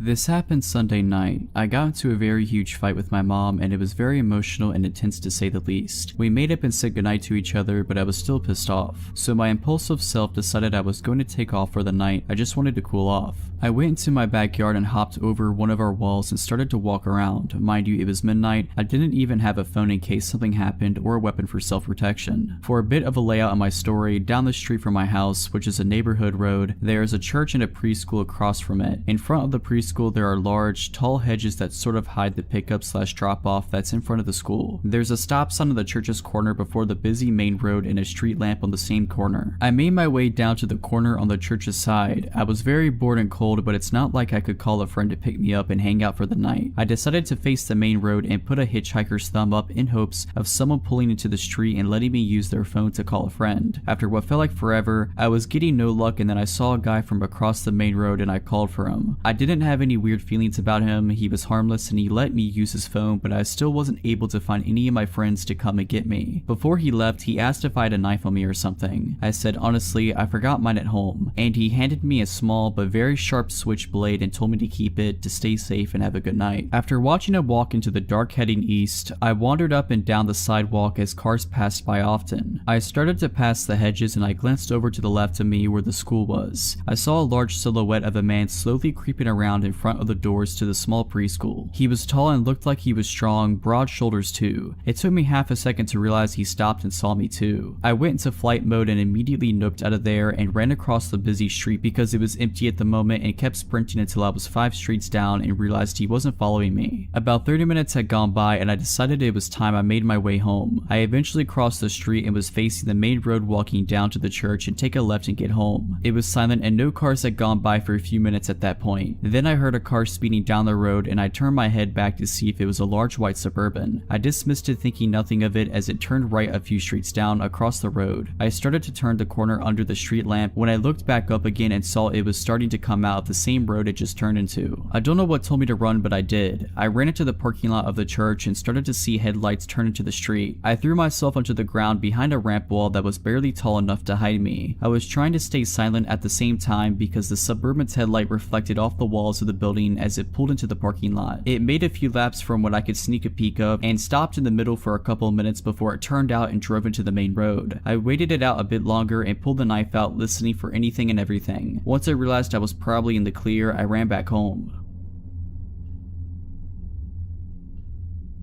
I'm a French student doing a master's in Amsterdam in the Netherlands. I live alone in an apartment in a building where there are only students. I'm 22, enjoying life peacefully. To give you a bit of context, I live in a calm, good neighborhood. The only noises I'd hear are the tram or parties in the building since a lot of students are there. One night around 10 p.m, I hear a knock on my door. I live on the 3rd floor, and to get to my front door, you have to open the main door which needs a key. And then you need to open the door to my corridor with the same key. So people who want to come into my door must must have the key, call me, or ring at the door so I could open the doors for them from my apartment. Nothing of this happened. I just heard a knock on my door. I usually open the door without a second thought, whether it's my landlord or a neighbor asking for something. As I told you, I feel pretty safe in the building, but this time, for some reason, I had a bad feeling about this. I didn't move at first. I thought the person would just leave. I'd finished my assignments. However, the knocking continued for 30 seconds. I said yeah in English. The person knocking doesn't say anything. I ask in English again, who is it? The voice answers in English, it's Uber Eats, which is weird because Dutch always speaks Dutch and I recognize the voices and accents of everyone on my floor who have the key to access the floor. So it wasn't a neighbor, it wasn't my landlord, it was somebody claiming to come from Uber Eats. But the issue is I didn't order anything from Uber Eats that day. The voice was unfamiliar. In case it's a prank or a neighbor pulling a joke, it was also a deep voice, at least 40 and probably a smoker. I replied that I didn't order anything, you must have it wrong. After a few seconds, the knocking continues and the same voice says, I'm pretty sure you did, I have an order under your name. I start panicking. I look around to pick up a knife in case he breaks the door because the knocking was getting a bit louder. I checked if my door is locked, it wasn't. I was literally 10 centimeters away from him. My front door was the only thing keeping him from me, and I'm glad it doesn't open from the outside. You need a key to open it even if it's not locked. I step back and I ask again, what's the name? He seems to be thinking for a few seconds, then a final knock occurs. It was loud and it translated some anger or frustration. Finally, I hear him going down the emergency stairs right next to my apartment. The steps were heavy and the person was clearly in a hurry. I don't know what he wanted or what would have happened to me if I had opened the door as I usually do. I still haven't understood how he got through the two doors, and why he did come specifically to the last apartment on the 3rd floor. Did he try others before? I posted a post about it on the WhatsApp group we have in the building. No one saw anything suspicious. No one opened the door for anyone.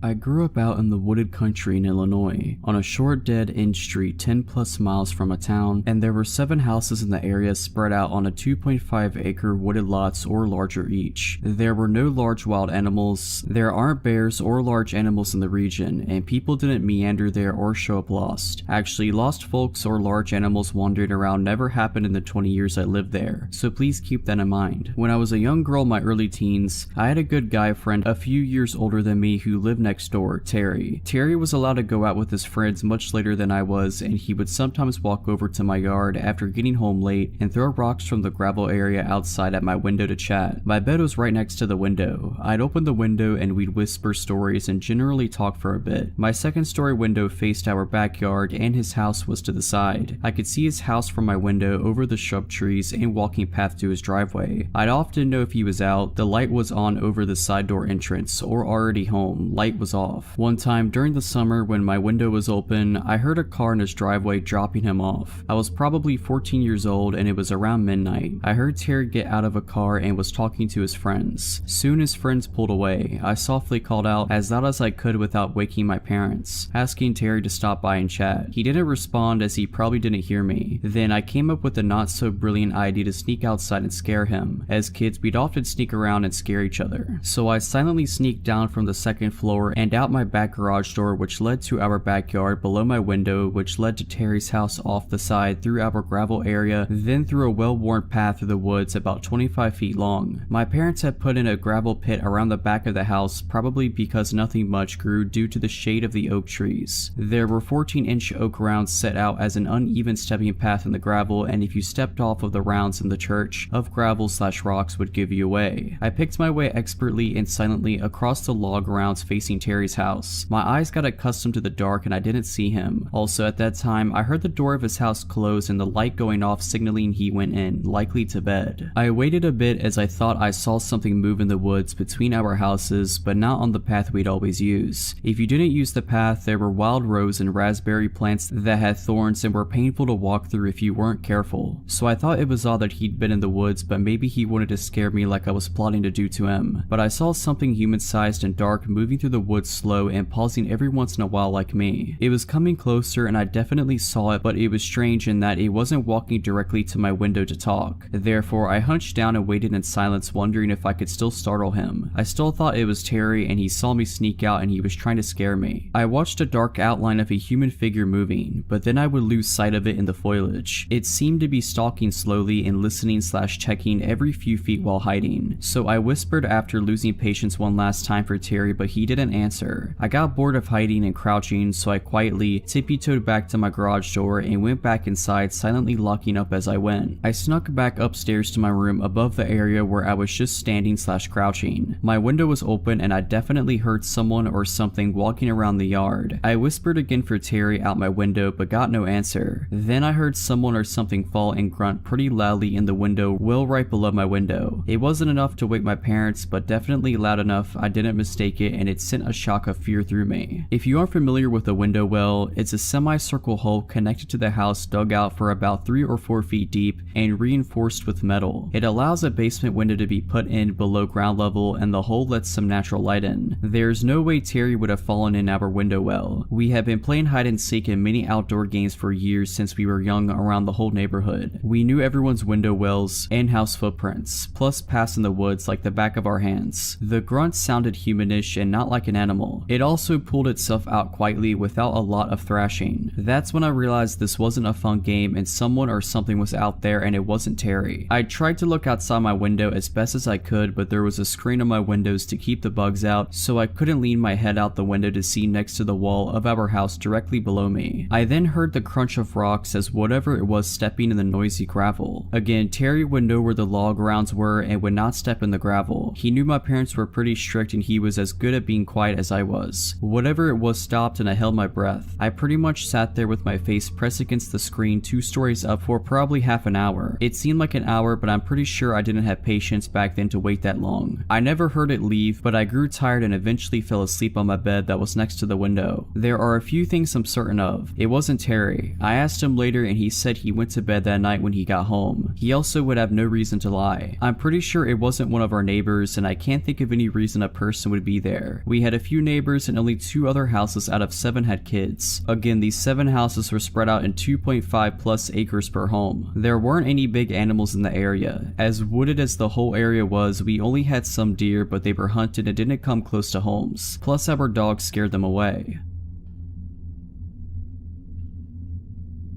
When I was 25, there was a short time I was staying at my aunt's. It was her, my 2 cousins, and I. She lives in a nice apartment complex and her unit is on the lower level. Her living room has a lot of windows that she keeps open for fresh air and for her cats to people watch. Her unit happens to be on the corner near a grassy courtyard path. When I had first moved in, I noticed a man who gave me an off vibe. My cousins and aunt said he lived upstairs and 2 units over, recovering from hard drugs that permanently messed him up. His parents paid for him to stay there as they didn't want him with them. They also said other than hearing him mumble and say weird things, no one ever had an issue. My aunt works nights and leaves at 3 a.m. My younger cousin works nights and leaves at 2 a.m. That usually left my same aged cousin and I the only 2 there until we leave for work around 8. For context, it is a very open living room to dining room plan. My aunt always has people staying over, so she has a second couch in the dining room in place for a table. This is where I slept. She stayed on the one in the living room. My aunt has also never been one to lock her doors until this incident. One night I'm on my phone trying to sleep at about 1 a.m. and hear a man yelling. He's yelling, "Don't shoot," and banging on the door to the right of ours. 2 male college students live there and just told him he had the wrong apartment and to leave. He says sorry and walks off. I am looking through the kitchen window, which is in direct line of sight from my couch bed, and it's the weird neighbor who sees me and grins. He then walks back to his home. I was unsettled but not enough to wake anyone else up over it. Told my family nonchalantly the next day in a LOL that was weird way. My cousin and I watch a movie and head off to bed. I have a very hard time staying asleep, but I woke up this time to the feeling of someone watching me. I checked my phone and it's around 3:30 a.m., so I know it's not my aunt or cousin. I sit up and figure I'll go watch TV on my aunt's couch since she was gone already. The feeling gets stronger as I am in the living room. Then I see the shadow of a person standing still in the grass courtyard looking in. I froze. I immediately go back to my couch to get my phone. As I do, the person is gone. I am now trying to calm myself down and think of waking my cousin up when I hear the creepy man's voice. He is now at the kitchen window, which looks out directly in front of her front door. I drop to the floor out of his line of sight and start frantically trying to call my cousin. The man is now saying things to the window/front door like, "I'm going to hurt you" and "I'm unarmed" over and over again. His face is up against the window. Then he starts talking about wanting to pet the cats he saw through the window. I can't get a hold of my cousin. It's been about 20 minutes of this. At this point, in this situation, I didn't have many options. I could jump up and run for a knife, but I need to go to the kitchen. I could try to to respond and ask him to leave, but I've learned when you underestimate crazy, you lose every time. I now hear him knocking and knocking while repeating his nonsense. I'm doing that ridiculous looking army crawl snake slither across the floor down the hall now. I see the door handle start to turn. I'm about to jump up when my cousin bursts out of his room directly across from the front door. Now, he's not the biggest guy, but he was intimidatingly mad at the circus show taking place at his front door. He starts yelling at the guy that he needs to get off of his porch and that he's calling the cops. The man tries to say, "I'm unarmed. I'm not going to hurt you, don't be afraid." My cousin goes off and yells, "That's dandy. It's 4 a.m. You need to leave or I'll call the cops." So this guy backs up with his hands in the air and leaves. Needless to say, we didn't go back to sleep.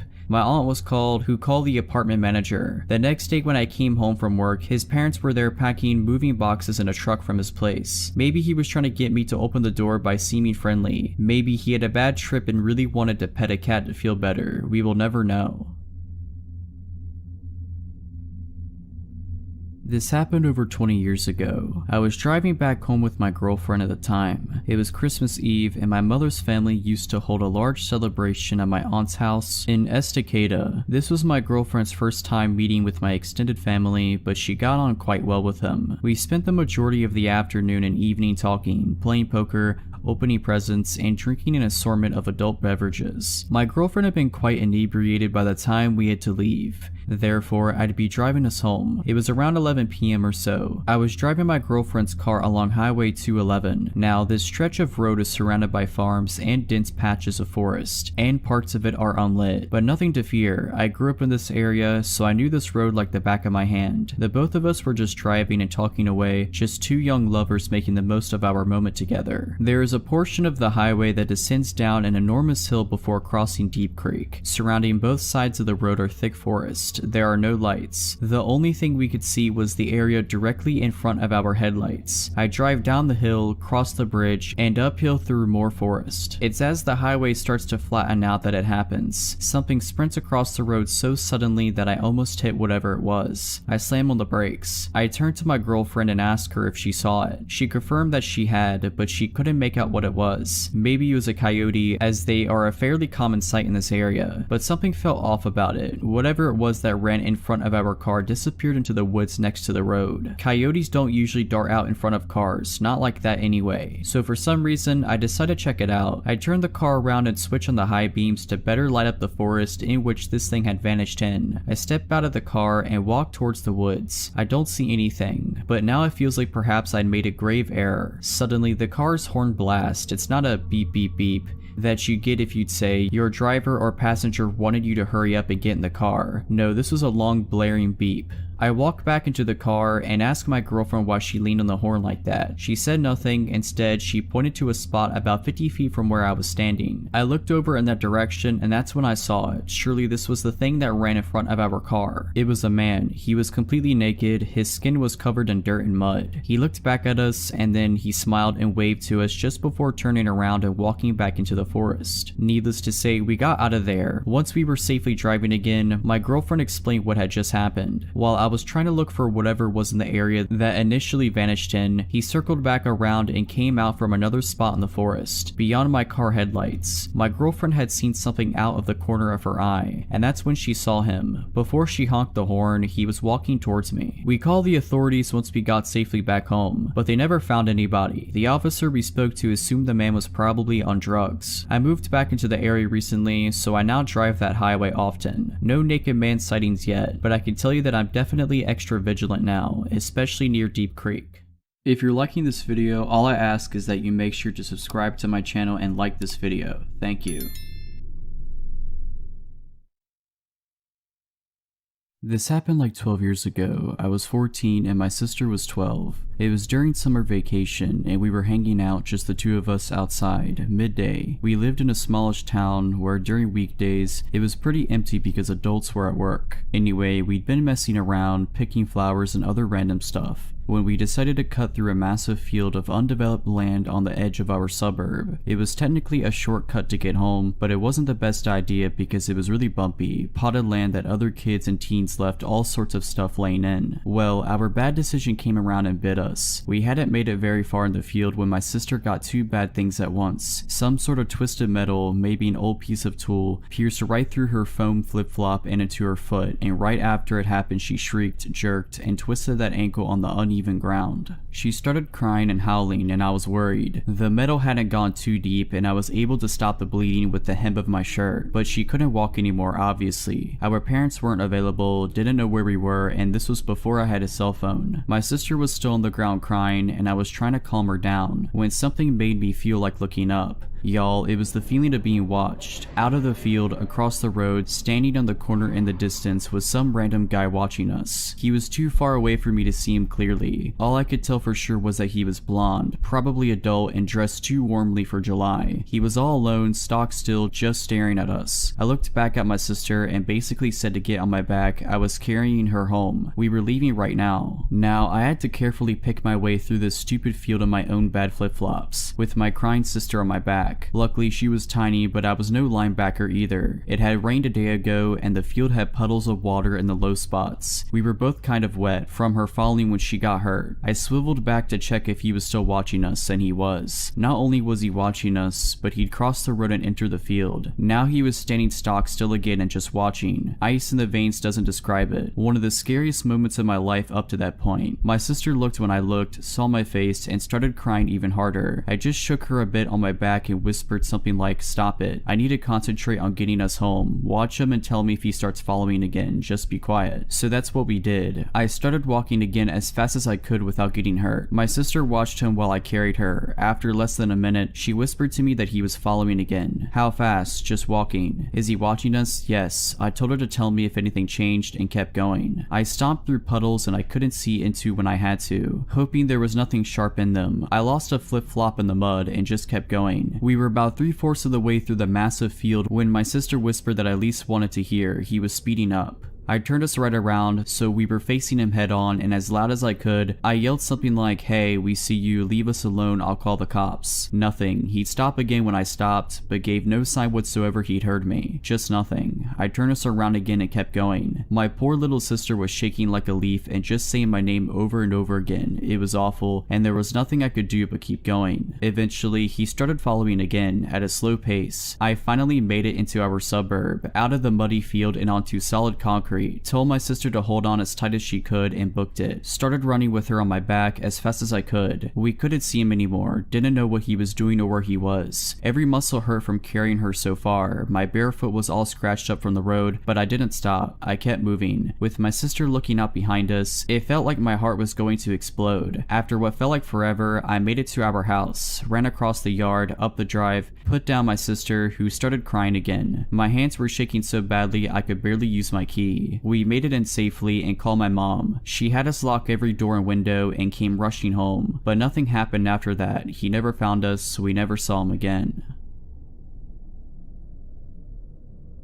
So a few years ago, I, a 17-year-old female at the time, would attend community college at the outskirts of my hometown. I would take an 1.5-hour long bus drive because both of my parents worked and my other siblings were too young to drive. The outskirts of my town, despite being the literal outskirts, are more populated than you expect, with strip malls and apartment buildings. The bus would drop me off about 4 blocks from my university, which isn't too far. I always enjoyed those few minutes. Anyway, this one time, I left my phone at the library. Using my brother's phone, I called a friend who worked at the school library during the late evening shift, 7 to 9, and he'd said he'd bring my phone to me, but he lived closer to the college than I did, so I told him I'd just meet him at his shift and pick it up myself. He said okay, and I boarded the bus at around 6. Now, I get off the bus at my usual spot and the place looked deserted. I'd never been there that late at night, and maybe it was because it was a weekday that people were home, or I don't know. I had my brother's phone in my pocket and just clutched it tighter and tighter, picking up my speed until I was practically jogging. I'm nearing to a corner when a flash of light goes off to my right. There, in the shadows, is a sleazy looking man. He's balding with a tourist shirt unbuttoned halfway. He was wearing sunglasses at night and was wearing some gold jewelry. And most importantly, he had just taken a picture of me. In the instant that I saw the flash go off, I knew it was coming from his phone. Now, I think it's important to understand our positioning. He was pressed against a building to my right at the corner I had turned. I was about 10 feet away from him. man. To my left, on the same side of the street, was a car with blacked out windows and no license plates, directly across the sidewalk from the man. The car was parked with the driver's seat facing me, so that it was on the wrong side of the road, because America drives on the right side as opposed to the left. I had slowed down at that point as I began to debate my next move: cross the street and continue walking, make a break for the school, turn 180 and leave my phone at the library, or approach the potentially dangerous man. I did the stupidest thing possible and approached the man. Anyway, I demanded to know what he was doing. He looked taken aback. I could see his brain short-circuiting because I was demanding to know what he was doing. He eventually sputtered about how he was just standing here. I said, "No, I saw you take that picture of me." His face fell. He started saying no, he hadn't done that. Why would he want a picture of me? I had imagined it. I asked to see his gallery, which is extremely risky because who knows what I could have seen. He slowly pulls up his gallery and as it's opening, I see a blurry picture of me in the distance. I didn't think I'd get that far. Granted, I had been running on adrenaline during our whole interaction, but this really made me pause. I told him to delete it. Then a door slammed shut. I just knew it was the parked car. My brain cleared up and I hightailed it to the school. I could hear a single pair of footsteps behind me, but I sure wasn't going to turn around and check who it was. The car started, but they would have to do a U-turn on a relatively narrow street just to be able to follow me. I think that's what saved my life. The fact that the car was parked facing the wrong direction. I reached the school out of breath and in tears. My friend opened the building for me and I explained what had happened. He locked us in while he called the police and we waited for them, but the sleazy guy and his buddy were never found. Anyway, my mom had gotten out of work by that point and I called her to ask to pick me up. We waited with my friend till the end of his shift and drove him home too. Needless to say, I carry a mace with me everywhere I go now and I'm yet to find a police report stating a guy matching his description had been arrested. To be honest, I don't think the police believed me fully, but who knows. I'm a single male, 33 years old, who lives alone in Denver. My apartment complex is not what you would call a nice building. I'm on a road close to Colfax Avenue, which if you're familiar with the geography of this area is not the safest boulevard in town. I'm a few streets away from it, but close enough that I wouldn't consider this an up-and-coming neighborhood. This evening, I was watching Netflix on my couch. My two cats were cuddled up against me as I lay under a comforter. The night before, I had watched a horror movie that was scary enough to leave me in an unsettled mood, making it hard to sleep. So this night I decided to watch a stand-up special instead. Keep it light so I wouldn't have any trouble getting some shut-eye. I have classes early the next morning, so I was surprised when I made the conscious decision to turn on a second stand-up special and let myself fall asleep on the couch. I was just so comfy where I lay and didn't want to move, not even to turn off the several lights on throughout my apartment. I remember dozing off around 11 o'clock. It was effortless, which meant I was really snug under the covers with my cats flanking me on either end, creating a tucked-in feeling. And all of a sudden, I'm not sleeping anymore. I am woken up by a knock at my door. Then a man's voice says maintenance. I just sat there, sitting bolt upright on my couch. I knew something was off. I looked at my phone, which was by my left hand, and the time was 2:15 a.m. I didn't move. The floors of my apartment are old wood, and there are many creaky floorboards. I didn't want whoever was knocking to know someone was at home and awake, let alone alert to his presence. My cats got up and ran over to the door as they normally would, but I stayed still and listened. After a few minutes with no answer, the man walked away from the door and down the hallway to the stairs. A moment after that, I heard the back door to the building swing open and closed. I have one window where I have a partial view of that door, so I break my paralysis and race over to it. I saw an old-looking green SUV sitting in the no parking zone just in front of the back door. It must have been running the entire time because I didn't hear it start up and the brake lights were glowing red. Someone, presumably the maintenance man, got in the car and it drove off. I don't know how this individual got into the building in the first place, as you would need a key to do so. I don't know what his intentions were, but no one knocks on someone's door at 2:15 a.m. claiming to work for the landlord with good deeds in mind. So I'm a 23-year-old female. I live in a townhouse with my two children, 2 and 6 months old. My fiance did live with us until 2 weeks ago when I caught him trying to have relationships with other women and made him move out. That's important to the story. I'm a stay-at-home mom, and when he did live with us, my ex worked evenings. Let me set the scene. We live in a tiny house in northern Pennsylvania. My line of townhouses sits in front of a big field that runs to a line of woods. As far as I'm aware, these woods stretch out for at least a few miles, and I'm not aware of any houses in there or any roads that lead through them. My living room has 3 windows that look to the field, and my bedroom on the 2nd floor only has 1 window that faces that way as well. People do tend to walk their dogs back in the field, and kids sometimes play back there, but I rarely ever see anyone close to my house. For that reason, I tend to leave my blinds and curtains open because I guess I just enjoy the view. So in July of 2019, I was laying in bed trying to fall asleep. All the lights were off, but I had my window and blinds open since it was so warm. I was looking out the window and I noticed small red and white lights just outside. I got up and looked to realize that the lights were coming from a drone. I ran downstairs to where my fiance at the time was sitting in the living room and ran to the window. I told him what I saw, but of course when he went to look, it was gone. I was paranoid that the drone could have had a camera on it and someone was watching me with it. I kept my blinds closed for a while after that. Fast forward to January of this year. I guess I stupidly got comfortable and assumed that whoever it was flying the drone was a one-time creep.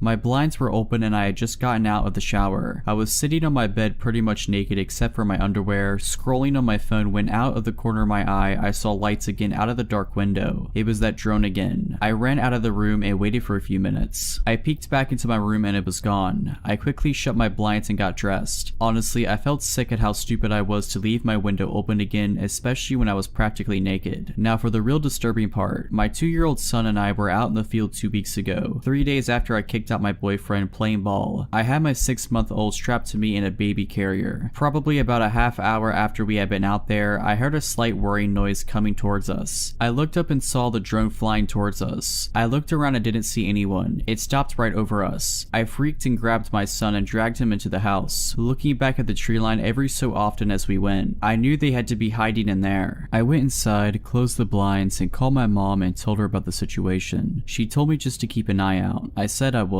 My son likes to line his toys up against the window, so I figured it wouldn't hurt to open them up just an inch or so. A little while later, after we ate dinner and it was almost dark, I was feeding my 6-month-old and my son was playing. He was standing over by the window, lining up his toys. He started saying dada, dada. I assumed he was just missing his father and dismissed him by saying he was going to see him that weekend. He kept saying dada, dada, though. I looked up and saw him pointing to the window under the little gap the blinds didn't cover. I froze. I remember that he calls any man with facial hair dada because it reminds him of his father, but there was no way someone would be bold enough to actually come up to my window. Not when my neighbors are literally right there. Anyone could see them, but there aren't any lights back there, so unless someone actually stepped out of their house, I guess nobody would see them. Maybe it was my ex, but he should be at work at that time. I ran to the window and moved my son. I didn't want to lift the blinds, but honestly, I was sure it had to be the person who had been creeping on me for the past year and I wanted to see who it was. I pushed the blinds up and was looking at a man who I definitely had never seen before, crouching in front of me. He was bald with a mustache and goatee. I have no idea how old he was. He could have been anywhere from 30 to 50. When he saw me, he smiled and stood up. I yelled and told him to screw off and that I was going to call the cops. He just stood there, smiling at me like some freak. I was about to close the blinds again when he said something I couldn't hear. I told him to leave again and he said, louder this time, I just want to talk to you. I shook my head no and yelled the same thing to him. He started slapping his hands on the window, yelling no, no, no over and over. I grabbed my phone, scared he was going to try to break in. I dialed 911. My kids were crying from the yelling and I felt on the verge of tears. I told the operator what was going on. The whole time I was on the phone, the man was pounding on my window, screaming now. He was yelling all kinds of nonsense, and I only caught some of it. He said he's been watching me for months, I'm beautiful, he wants to come with them, he'll kill my children if I don't. The operator told me to go into an upstairs room and hide until the police arrive. My town doesn't have a police department, so we rely on the state police. She said it would be about 20 minutes, but to stay on the phone with her. The man was practically punching my window now and was just screaming like a maniac. I was about to grab my kids and run upstairs when I heard someone else screaming. The man bolted. I looked out and saw my neighbor and his girlfriend. I opened the window and my neighbor said that he heard the man, so he ran around the building. He said when the guy heard him, he ran back to the woods and disappeared in the tree line. They said they also called the police. I thanked them 100 times. The police arrived 10 minutes later. They did a quick search around the buildings and found the man and arrested him. I don't know why that guy targeted me or why he waited so long to do something. I'm just happy my neighbors were there to intervene, or who knows what would have happened. I was about 7 years old, my brother about 10. It was well past our bedtime when our mom woke up off the couch to put us to bed. Our dad worked construction out of town back then, so it was often just us three at the house for weeks at a time. Up the stairs and to the immediate right was our parents' bedroom. Going left put you in the middle of a hallway. Taking another left down that hallway led to my brother's room. The opposite end was my room, which was also across the hall from our upstairs bathroom. At either end of the hallway are window doors we always kept locked and rarely used. The door on my end led to a balcony overlooking our front yard, and the door on my brother's end opened to our back porch. The house kinda leans into a small hill. My brother and mom both had a habit of waking up in the middle of the night to use the bathroom. I only knew this because I was always a light sleeper and they just couldn't help flushing with the door wide open. This night, however, my brother stopped on his way to his room and came back towards the bathroom. I'm gonna try to pee before I go to bed. The past few nights I've been too afraid to walk to the bathroom. I keep seeing a man wearing stripes at the end of the hallway. I don't know if my mom wrote it off as my brother telling ghost stories to try to scare me or if she was already half asleep and didn't catch it, but she didn't react at all to my brother's confession. I, on the other hand, was terrified by it. The fear of seeing a ghost like that at the end of the hallway or through the windows is the reason I started running from the stairs to my bedroom at night. Years later, when I was about 18, my mom and I were having a conversation in her car about a dog we had for a very short time when I was little. We were sharing stories about Max's tendency towards destroying my shoes and other unruly behaviors when my mom blurted out, "Do you remember that time I opened the front door for the cops and Max ran inside to the kitchen and started tearing open that big bag of dog food we had?" This really caught me by surprise because in all the years I lived in that house, we never once called the cops. Gun owner family in a quiet rural West Virginia neighborhood, etc. I asked her what she was talking about and she looked equally surprised as if she had just revealed something by accident. "Oh, that's right. I never told you because you were too young at the time. One night I woke up hearing noises outside my window and when I looked, I saw a man staring into my bedroom." She went on to describe how turning on the lights caused him to take off running and how she grabbed my dad's pistol before calling the cops. I can't remember all the details I gave them when they showed up. Tall white male, wearing a striped shirt and jeans, short dark hair, something like that. They said it matched the description of a man they were looking for in the area. It turns out he had escaped from jail on a murder charge. Now, I know it sounds so obvious hearing those two stories back to back, but it wasn't until a few years ago in my mid-20s that I pieced together that my brother had unknowingly warned us about a murderer who spent multiple nights casing our home.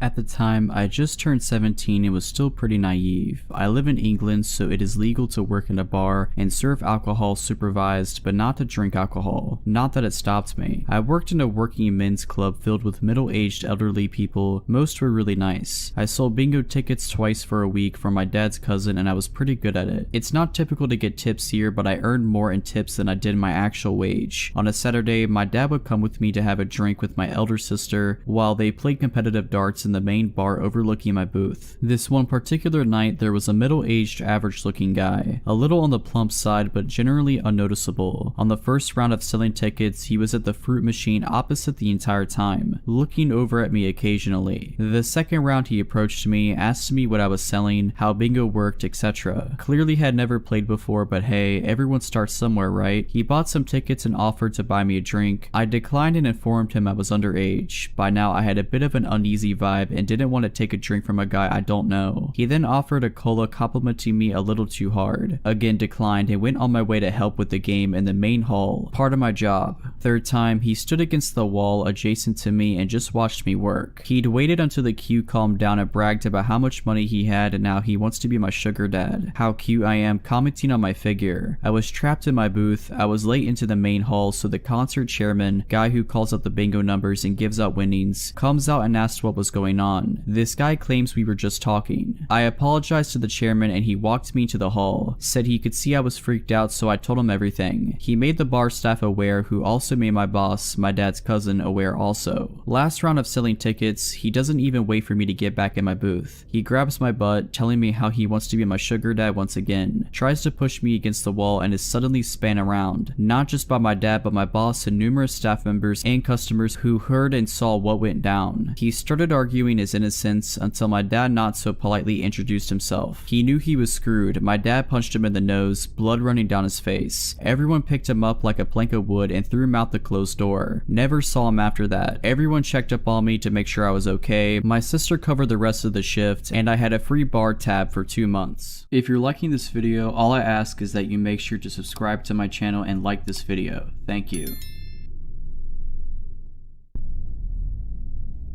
A couple of years ago, I lived in a small apartment in the heart of a bustling city. My street was normally lively, filled with friendly neighbors and familiar faces. But there's one particular night I'll never forget, and it's not for pleasant reasons. I was coming home late from work. It was around 11:30 p.m., and the city was unusually quiet. The only sounds I heard were distant traffic and my footsteps echoing off the pavement. As I was walking to my apartment, I noticed a tall man wearing a worn-out brown coat and a wide-brimmed hat standing near my building's entrance. He seemed to be staring at something, but I couldn't tell what it was. Trying to shake off an uneasy feeling, I continued towards my building. Once I reached the entrance, I glanced over at the man and our eyes met, and he gave me an unsettling smile that sent a chill down my spine. I quickly averted my eyes and entered the building, my heart pounding. I told myself that I was just being paranoid. Maybe he was waiting for someone or had some business in the area, but something in the pit of my stomach told me that something was off. Once inside my apartment, I tried to relax. I made some tea and settled down with a book,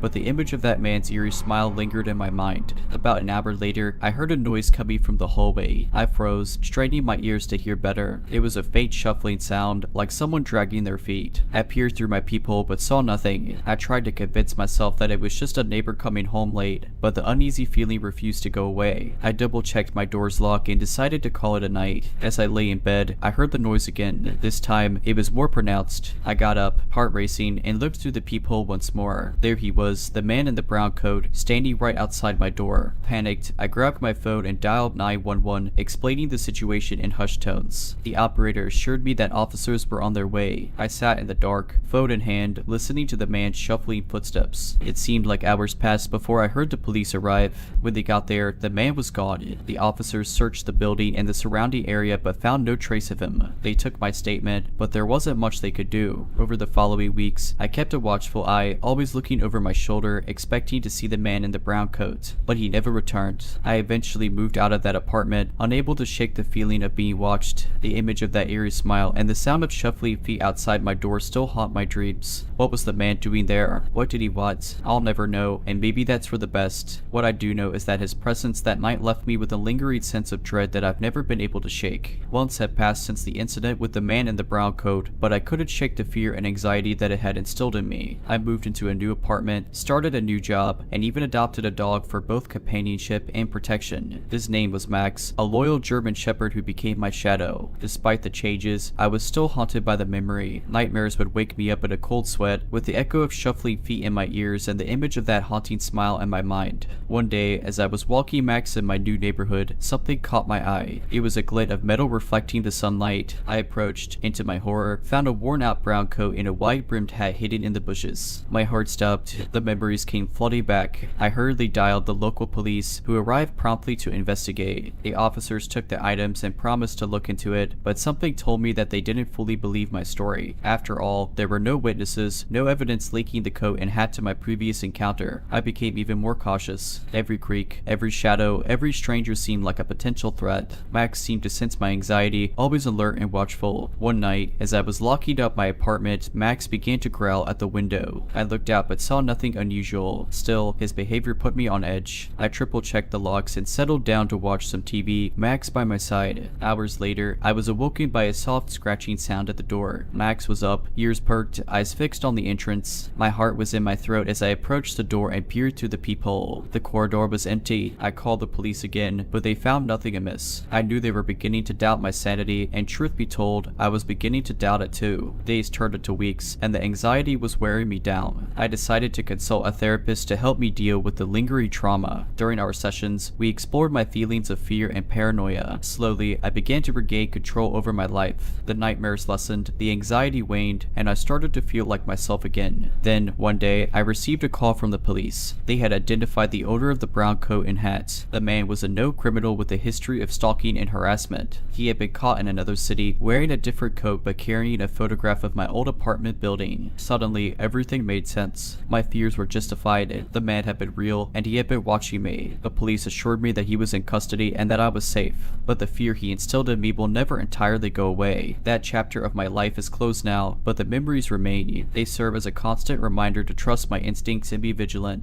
To the man in the brown coat who haunted my life, I hope we never meet again.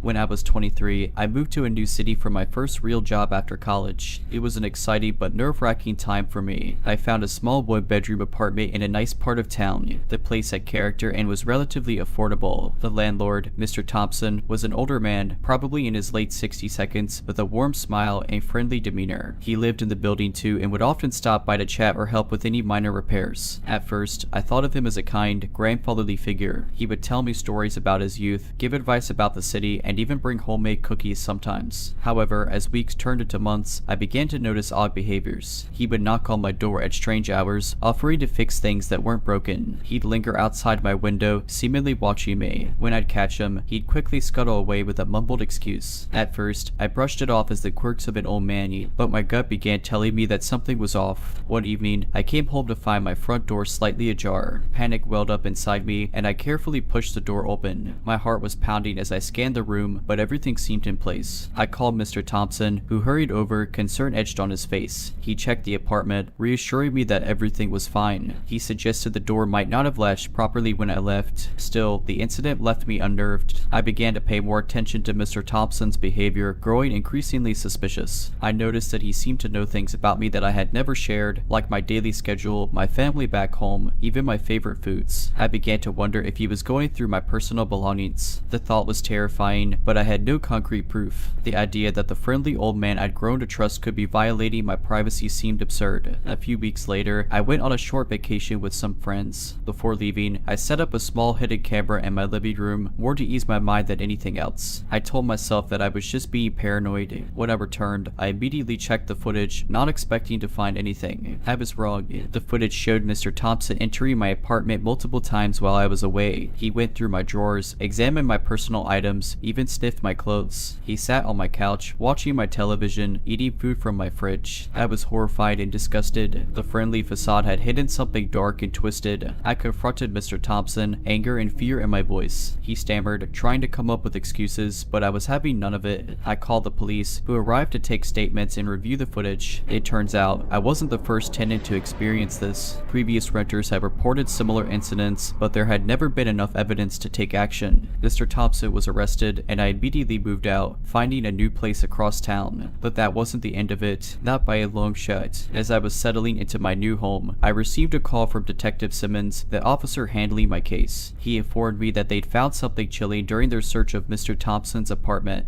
In a hidden compartment, they discovered photographs, journals, and personal items belonging to various tenants, including me. The journals were filled with detailed observations, fantasies, and plans. The realization that Mr. Thompson had been obsessively watching and documenting my life was a nightmare come true. I was left to grapple with the trauma, haunted by the thought of what could have happened if I hadn't discovered the truth. With therapy and the support of friends and family, I began to rebuild my life. But the sense of violation and betrayal lingered. Months after the discovery, my life had started to return to some semblance of normality. Mr. Thompson had been placed under house arrest, awaiting trial. I had a restraining order against him, but I still felt a lingering sense of unease. One day, I was scrolling through social media when I stumbled upon a profile that seemed oddly familiar. The profile picture was a blurred image, but something about it caught my eye. The account was following several people connected to me, friends, family, even colleagues. Curiosity getting the better of me, I began to dig deeper. What I found sent chills down my spine. The account had been posting pictures of me, taken from afar, at various locations around the city. Some were taken from outside my new apartment, others while I was out with friends or even grocery shopping. I immediately called Detective Simmons, who began an investigation. They traced the account but hit dead ends. It was all very professional, masked through various IP addresses, leaving no direct trace back to Mr. Thompson. But I knew it was him. The court date was drawing near, and I could feel the tension building. Sleep became elusive, and paranoia crept back into my life. One evening, while walking back home, I noticed a car that seemed to be following me. I tried to dismiss it as my mind playing tricks, but the nagging feeling persisted. I took a circuitous route home, glancing over my shoulder every few steps. The car remained, always a block or two behind, never overtaking, never never stopping. Panicked, I called a friend who lived nearby and headed to their place instead of my own. The car continued to follow until I reached my friend's building, where I lost sight of it. My friend let me stay the night, and I explained the situation. Together we decided it was time to take more serious precautions. I hired a private security firm to watch my apartment and accompany me to and from work. They installed extra security measures, and I felt a small sense of relief. The day of the trial finally arrived, and I faced Mr. Thompson in court. His eyes, once warm and friendly, now looked cold and calculating. He denied everything, his lawyer painting me as an overreactive, paranoid young woman, but the evidence was solid, the hidden camera footage damning. Other former tenants came forward, bolstering my case. Mr. Thompson was found guilty and sentenced to several years in prison. I felt a weight lifted, but the victory was bittersweet. The social media account was shut down, and the stalking seemed to stop, but I knew that it wouldn't truly be over. I moved again, this time to a different city, leaving behind friends and a job I loved. I started fresh, determined not to let the experience define me. Years have passed, and I've built a new life, but the scars remain. Trust doesn't come easily, and I always find myself looking over my shoulder, expecting to see that familiar face or the glint of a camera lens. I often think about the other tenants, those who didn't realize what was happening, and wonder how many lives Mr. Thompson has silently invaded. I share this story now as a warning and a reminder. Always trust your instincts. If something feels off, it probably is. To Mr. Thompson, the landlord who turned my life into a living nightmare, let's never meet again.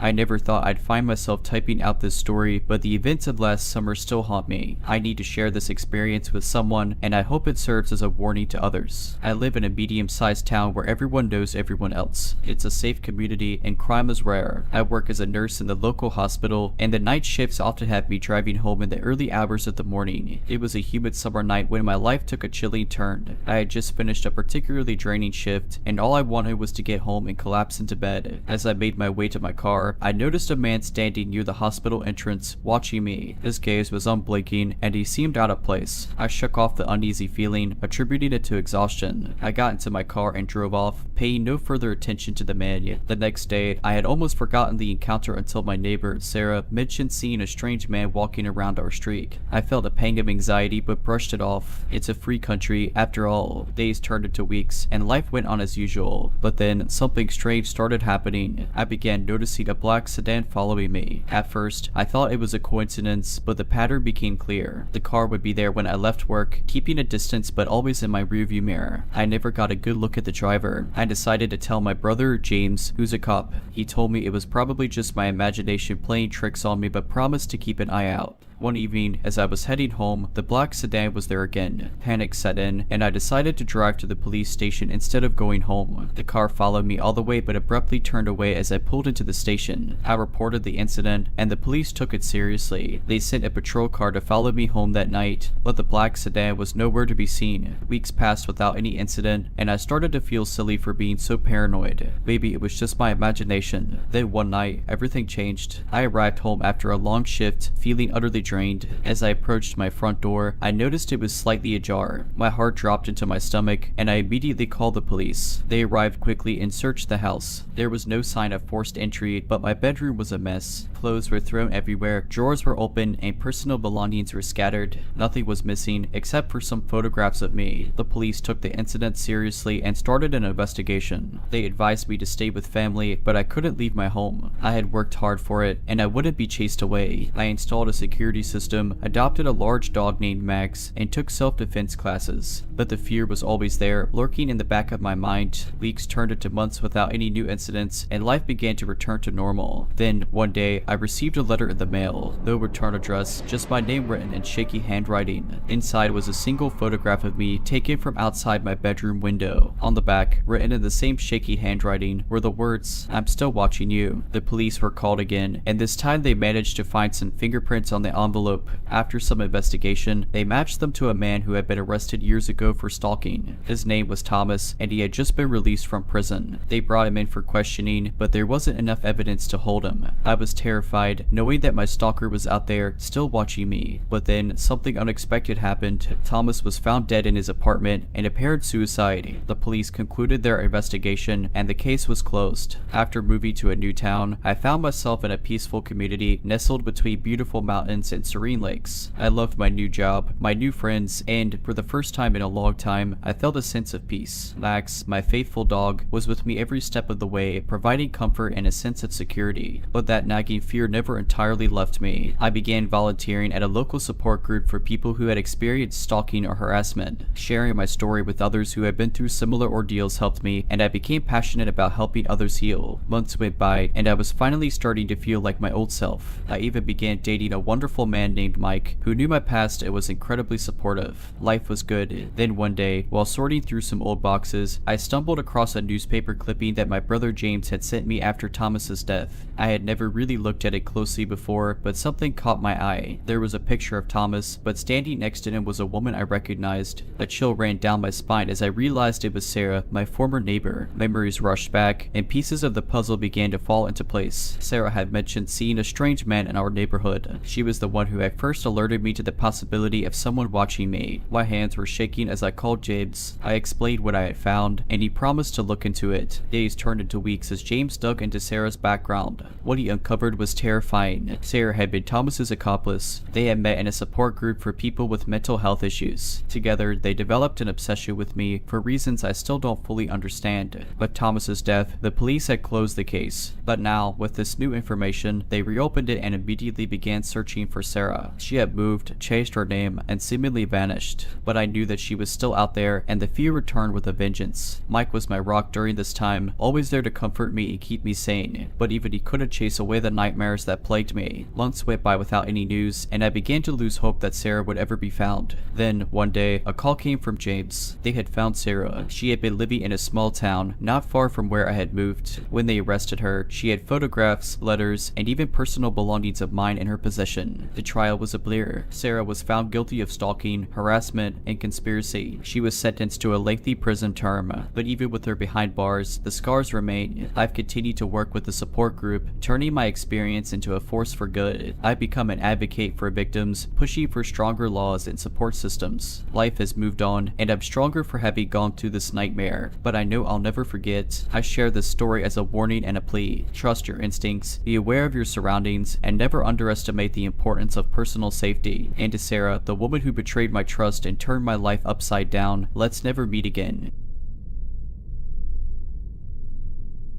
So, this happened a couple of years ago, and I've only just found the courage to write about it. It's something that has haunted me since, and I thought sharing might help me cope. I had just moved to a new city, and I was living alone for the first time. My apartment was located in a reasonably good area, but being new, I didn't know anyone. A month or so into my new life, I began to notice some odd occurrences. It started with small things. Sometimes I would come home to find my curtains drawn when I was sure I had left them open, or lights turned off that I had left on. I brushed it off as being forgetful or the work of my landlord, who perhaps entered the apartment while I was at work. A few weeks later, it escalated. I found a picture frame on my bedside table face down. It contained a photograph of my family. This sent a chill down my spine, but again, I rationalized it as maybe the wind knocking it over or something equally benign. Then, the letters started to arrive. The first letter was a simple, "Hi, welcome to the neighborhood." It was unsigned and written in what looked like a child's handwriting. I figured it was a neighbor trying to be friendly and thought little of it. The next letter, however, was not so innocent. "I hope you like living here. I'm watching you." My heart stopped when I read those words. I immediately checked all the locks on my doors and windows. Nothing seemed out of place. I began to keep my curtains closed and double-checked everything before leaving my apartment. A week went by and another letter arrived. This one was even more disturbing. "You look beautiful in that blue dress today." That was the exact dress I'd worn to work that day. I felt a cold shiver run down my spine, realizing that this was not a random occurrence. Someone was watching me. I immediately contacted the police, who took my statement and advised me to keep a record of anything strange. They said they would patrol the area more frequently, but there wasn't much else they could do without more evidence. Days turned into weeks, and the letters continued. They grew more and more personal, describing what I had done during the day, what I had eaten, and even what I had watched on TV. I felt trapped, constantly looking over my shoulder, jumping at every sound. One night, I woke up to the sound of tapping on my window. My heart pounded in my chest as I crept towards the noise. I peeked through the curtains and saw a shadowy figure figure standing outside, looking up at my window. I screamed and called the police, who arrived within minutes. They searched the area but found nothing. No evidence, no footprints, nothing. I was losing sleep, becoming paranoid, and feeling like I was losing my mind. A few days later, I received a package. Inside was a lock of my hair and a note. I could be closer if I wanted. Be thankful I'm not. I broke down, terrified for my life. The police took the package as evidence, and finally they had something tangible to work with. After an exhaustive investigation, they discovered that a man living in my building had been stalking me. He had access to the building's security cameras and had been following me for months, watching my every move. The man was arrested and charged with stalking and harassment. As it turned out, he had a history of similar behavior, and I was just his latest victim. Life seemed to return to normal, but the deep-rooted fear from that experience still clung to me. I became involved in a local support group for people who had been through similar traumas. It helped, but my confidence in the world had been shaken. The man was found guilty, and a restraining order was issued. Knowing that he was behind bars gave me a sense of security, but I was still looking over my shoulder constantly, always alert to any sign of danger. Months turned into years, and the scars began to heal. I moved into a new relationship and started to rebuild my life. But as much as I wanted to put the past behind me, there were still those nights when I would wake up in a cold sweat, remembering the terror I'd felt. Then, one day, I received a call that sent my world crashing down again. The man had been released on parole. My heart dropped into my stomach as the officer explained the terms of his release, assuring me that he would still be monitored and that the restraining order was still in effect. But all I could think of was him out there, possibly still obsessed with me. My partner, aware of my past, was incredibly supportive. We installed a new security system, and I informed my workplace and friends about the situation. But the nagging fear returned, consuming me once again. Weeks went by without incident, and I tried to convince myself that he had moved on. Maybe he had changed, found help, and was no longer a threat. Then, one evening, I received an anonymous email. The message was short and chilling. "I still remember you." I felt like I was going to throw up.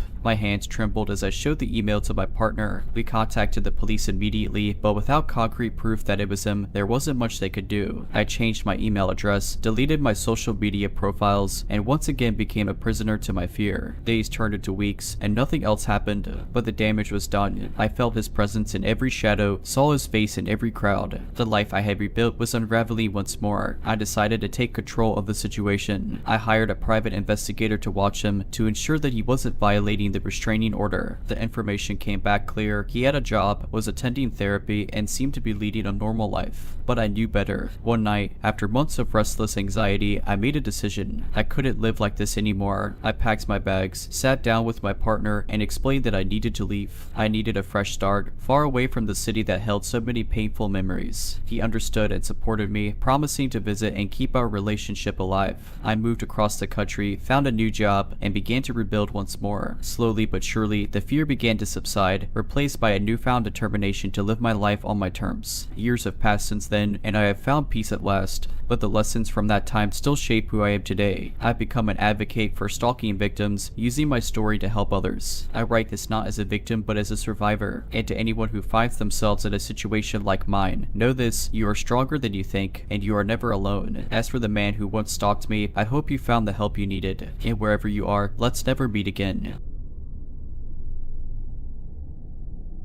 Living in a small town, you never really think that anything dangerous could happen to you. That's why, on a beautiful summer evening, I decided to take a stroll to a nearby park. I often went there to read a book, watch the sunset, and enjoy some peace. On this particular day, I noticed something unusual: a white van parked at the edge of the parking lot. It didn't look like any service vehicle I had seen before. It had no windows, and there were no logos or business markings. Something about it sent a chill down my spine, but I shrugged it off as my imagination playing tricks on me. As I settled into my favorite spot under a large oak tree, I pulled out my book and began to read. The park was quiet, and I was lost in my thoughts. But then, out of the corner of my eye, I noticed movement near the van. A man was standing there, looking directly at me. He was tall, had a scruffy beard, and wore a stained red baseball cap. Our eyes met, and I felt my heart skip a beat. He didn't look away. I tried to return to my book, telling myself I was overreacting, but the feeling of being watched wouldn't leave me. After a few minutes, I looked up again, and the man was gone. Relief washed over over me, but it was short-lived. I heard footsteps. Glancing around, I spotted him again, now walking towards me, his eyes still fixed on me. My instincts screamed at me to leave, and I didn't hesitate. I quickly gathered my things and began walking towards the exit, never looking back. I could hear his footsteps getting closer, so I broke into a run, my heart pounding in my chest. I made it to my car, locked the doors, and sped away. Looking in the rearview mirror, I saw him standing in the middle of the road, watching me drive away. I got home, locked all the doors, and called the police. They took my statement, but said there was little they could do without more evidence. Sleep didn't come easily that night. The next day, I spotted the white van again, this time parked near my workplace. Panic set in, but I told myself it was a coincidence. Days turned into weeks, and I kept seeing the van outside my house near my gym, always lurking. I never saw the man's face again, but I knew he was there watching. I reported each sighting to the police, but they were never able to catch him in the act. My friends and family were supportive, but I could tell they were skeptical. I began to feel like I was going crazy. Then, one evening, everything changed. I was leaving a friend's house, and as I walked to my car, I saw the van parked across the street. Fear gripped me, but I was tired of running. I pulled out my phone and began recording. I approached the van, my hands shaking. I could see movement inside, and as I got closer, I realized the door was slightly ajar. I was about to call the police when I heard a whimper. My blood ran cold as I approached the door, my mind racing with what I might find. The whimper turned into a cry, and I knew I had to act. I pulled open the door and was met with a sight that will haunt me forever. Inside were several children, bound and gagged, their eyes wide with terror. I immediately called 911, my voice trembling as I described what I had found. The operator told me to stay put, but I knew I had to get those children to safety. I quickly untied them and led them to my car, all the while looking over my shoulder for the man. The police arrived within minutes, and the children were taken to safety. An investigation was launched, and the man was eventually caught. He was part of a human trafficking ring that had been operating in the area for years. I was hailed as a hero, but I didn't feel like one. The trauma of what I had experienced and what I had seen stayed with me. I moved away from that town, needing a fresh start, but I know I'll never forget what happened. I'll never forget those children's faces, the terror in their eyes, or the man who stalked me. Months had passed since the harrowing encounter with the man in the red baseball cap, and I had settled into my new life in a different town. I was seeing a therapist to help deal with the trauma, and things were starting to feel normal again. But deep down, I knew I couldn't just move on. The experience had changed me, awakened something in me that I couldn't ignore. I became involved in advocacy work, volunteering with organizations dedicated to combating human trafficking. I shared my story at seminars and workshops, hoping to raise awareness about this heinous crime that lurked in the shadows of our communities. One day, I was approached by a detective named Sarah who was working on human trafficking cases. She had heard my story and wanted my help.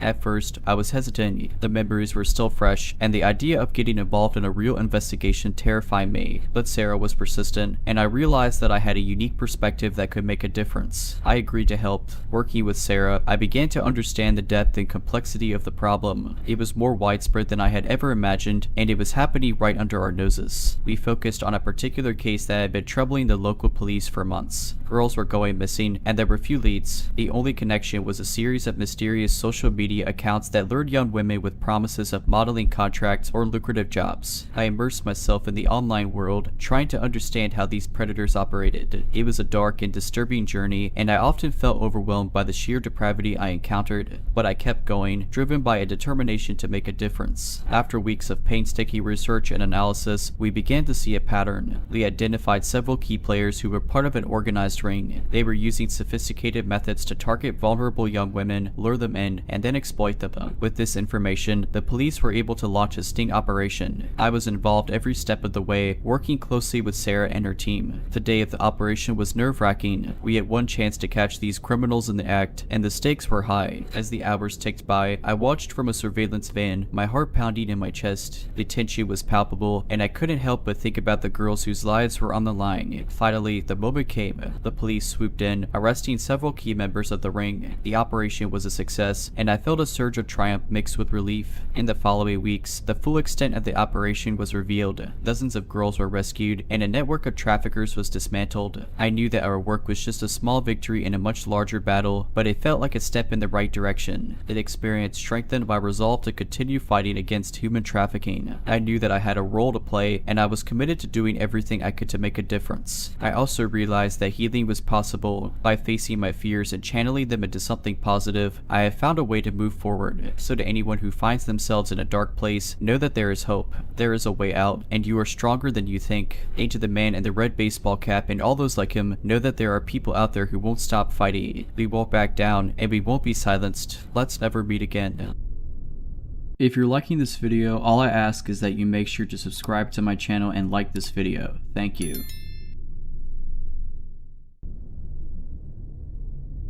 I live in a relatively quiet suburban neighborhood where everyone knows each other and we all get along just fine. Well, that's what I used to think at least 3 years ago. I moved into my dream home. It's a quaint 2-story house with a white picket fence and a spacious backyard where my dog, Rufus, loves to play. The neighborhood seemed perfect, the neighbors friendly, and everything was going well. But then something strange started happening. It began with the mail. I noticed that letters were arriving open and some packages seemed to have been tampered with. At first, I thought it was just the postman being careless, but it kept happening. Then there were the phone calls. I would pick up the phone and there would be silence on the other end. Sometimes I could hear breathing, but they would always hang up before I could say anything. I started feeling uneasy and I couldn't shake the feeling that I was being watched. I would see shadows moving outside my windows at night and hear strange noises coming from the yard. I reported these incidents to the police, but without any concrete evidence, there was little they could do. So I decided to take matters into my own hands. I installed security cameras around the house, hoping to catch whoever was messing with me. I even bought a new, stronger lock for the front door and started being more vigilant about keeping all the windows locked. Weeks went by without any further incidents and I started to feel safe again. But then, one night, everything changed. I was lying in bed, reading a book, when I heard a noise coming from the living room. It sounded like a soft thud, like something had been knocked over. My heart started pounding and I grabbed the baseball bat I had started keeping next to my bed. I tiptoed down the stairs, trying to make as little noise as possible. As I reached the bottom,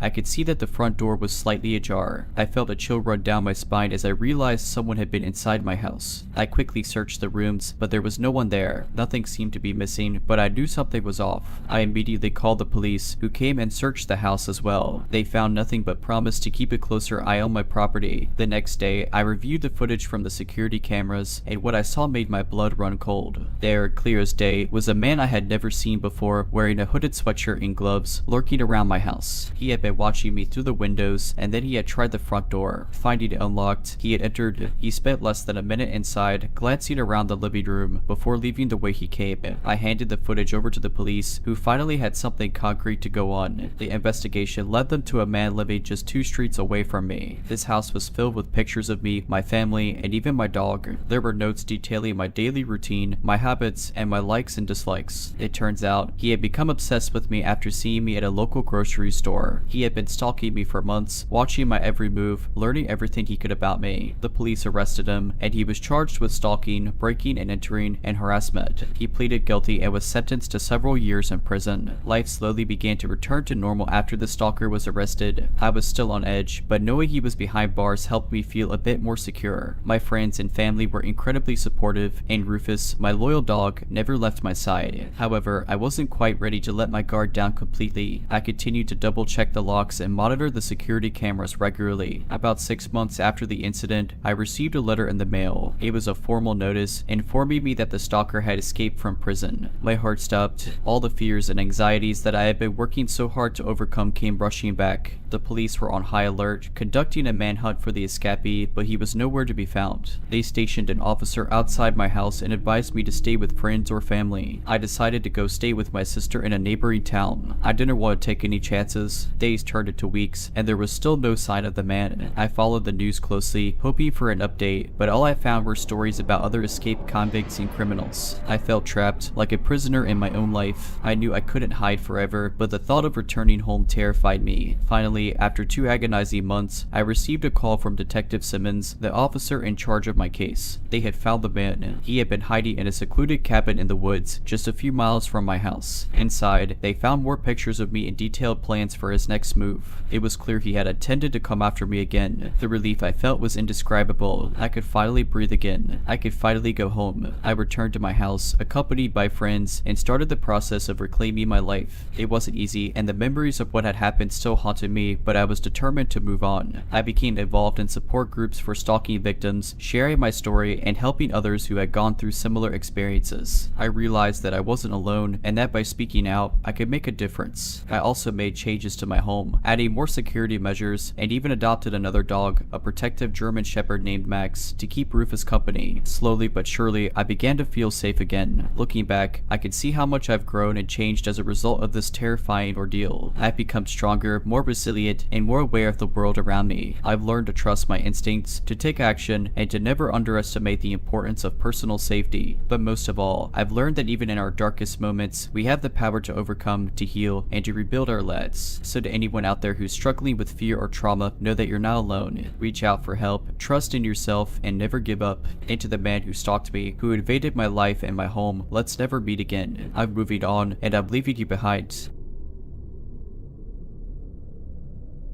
I've always enjoyed walking through the park in the evenings. The way the trees would catch the light of the setting sun and the distant laughter of kids playing always filled me with a sense of peace. That is until one summer evening, something happened that I'll never forget. It started as a regular walk through my local park, a big open space filled with trees and small walking trails in the suburbs. On that day, I decided to explore a path I'd never been down before. I figured it would be a nice change of pace, and besides, I was in the mood for some adventure. I started down the narrow trail, flanked by tall, whispering trees. The path was less maintained, with overgrown grass and bushes scratching at my legs. The deeper I went, the quieter it became, the only sound being my footsteps on the worn path. I was about halfway down the trail when I heard something that sent a chill down my spine, a faint rustling in the bushes behind me. I paused and turned, scanning the trees, but saw nothing. It must be a squirrel or a bird, I told myself, and continued on my way. But the rustling persisted, always seeming to be just a few steps behind me. It grew louder and more deliberate, and a sinking feeling settled in my stomach. Something was wrong. I quickened my pace and pulled out my phone, ready to call someone if necessary. My heart was pounding in my chest, and every instinct told me to run, but I forced myself to stay calm. The rustling grew closer, and I knew that I was not alone. I made it to the end of the trail, which opened into a small clearing. I glanced behind me one more time, and that's when I saw him, a man dressed in tattered clothing, his face obscured by a hood. He was lurking at the edge of the trail, watching me. His eyes, pale and wild, were fixed on me, and they filled me with an indescribable terror. I've never run so fast in my life. I sprinted back down the path, not daring to look back, all the while hearing his footsteps chasing after me. My mind was racing, adrenaline pumping through my veins. I knew I needed to find a way out, to get back to the main park area where people would be. The man's footsteps were relentless, always just a few steps behind me. I could hear his heavy breathing and feel his presence like a dark shadow. Finally, I saw the familiar trail that led back to the park. I made a sharp turn, hoping to lose him, but he was still there, always following. I made it to the main area of the park, where there were still a few people around. I ran up to a group of joggers, my voice trembling as I explained what had happened. They were kind enough to call the police, and I stayed with them until the officers arrived. I gave them a description of the man, and they searched the area, but he was gone. The trail and the clearing were empty, only the whispering trees bearing witness to what had occurred. The police took my statement and advised me to avoid that trail in the future. They said they would keep an eye on the area, but I knew in my heart that I would never go back there again. Weeks turned into months, and the incident became a haunting memory, always lingering in the back of my mind. I would often find myself glancing over my shoulder, expecting to see those pale, wild eyes watching me. I later found out that the trail had been the site of some criminal activity in the past,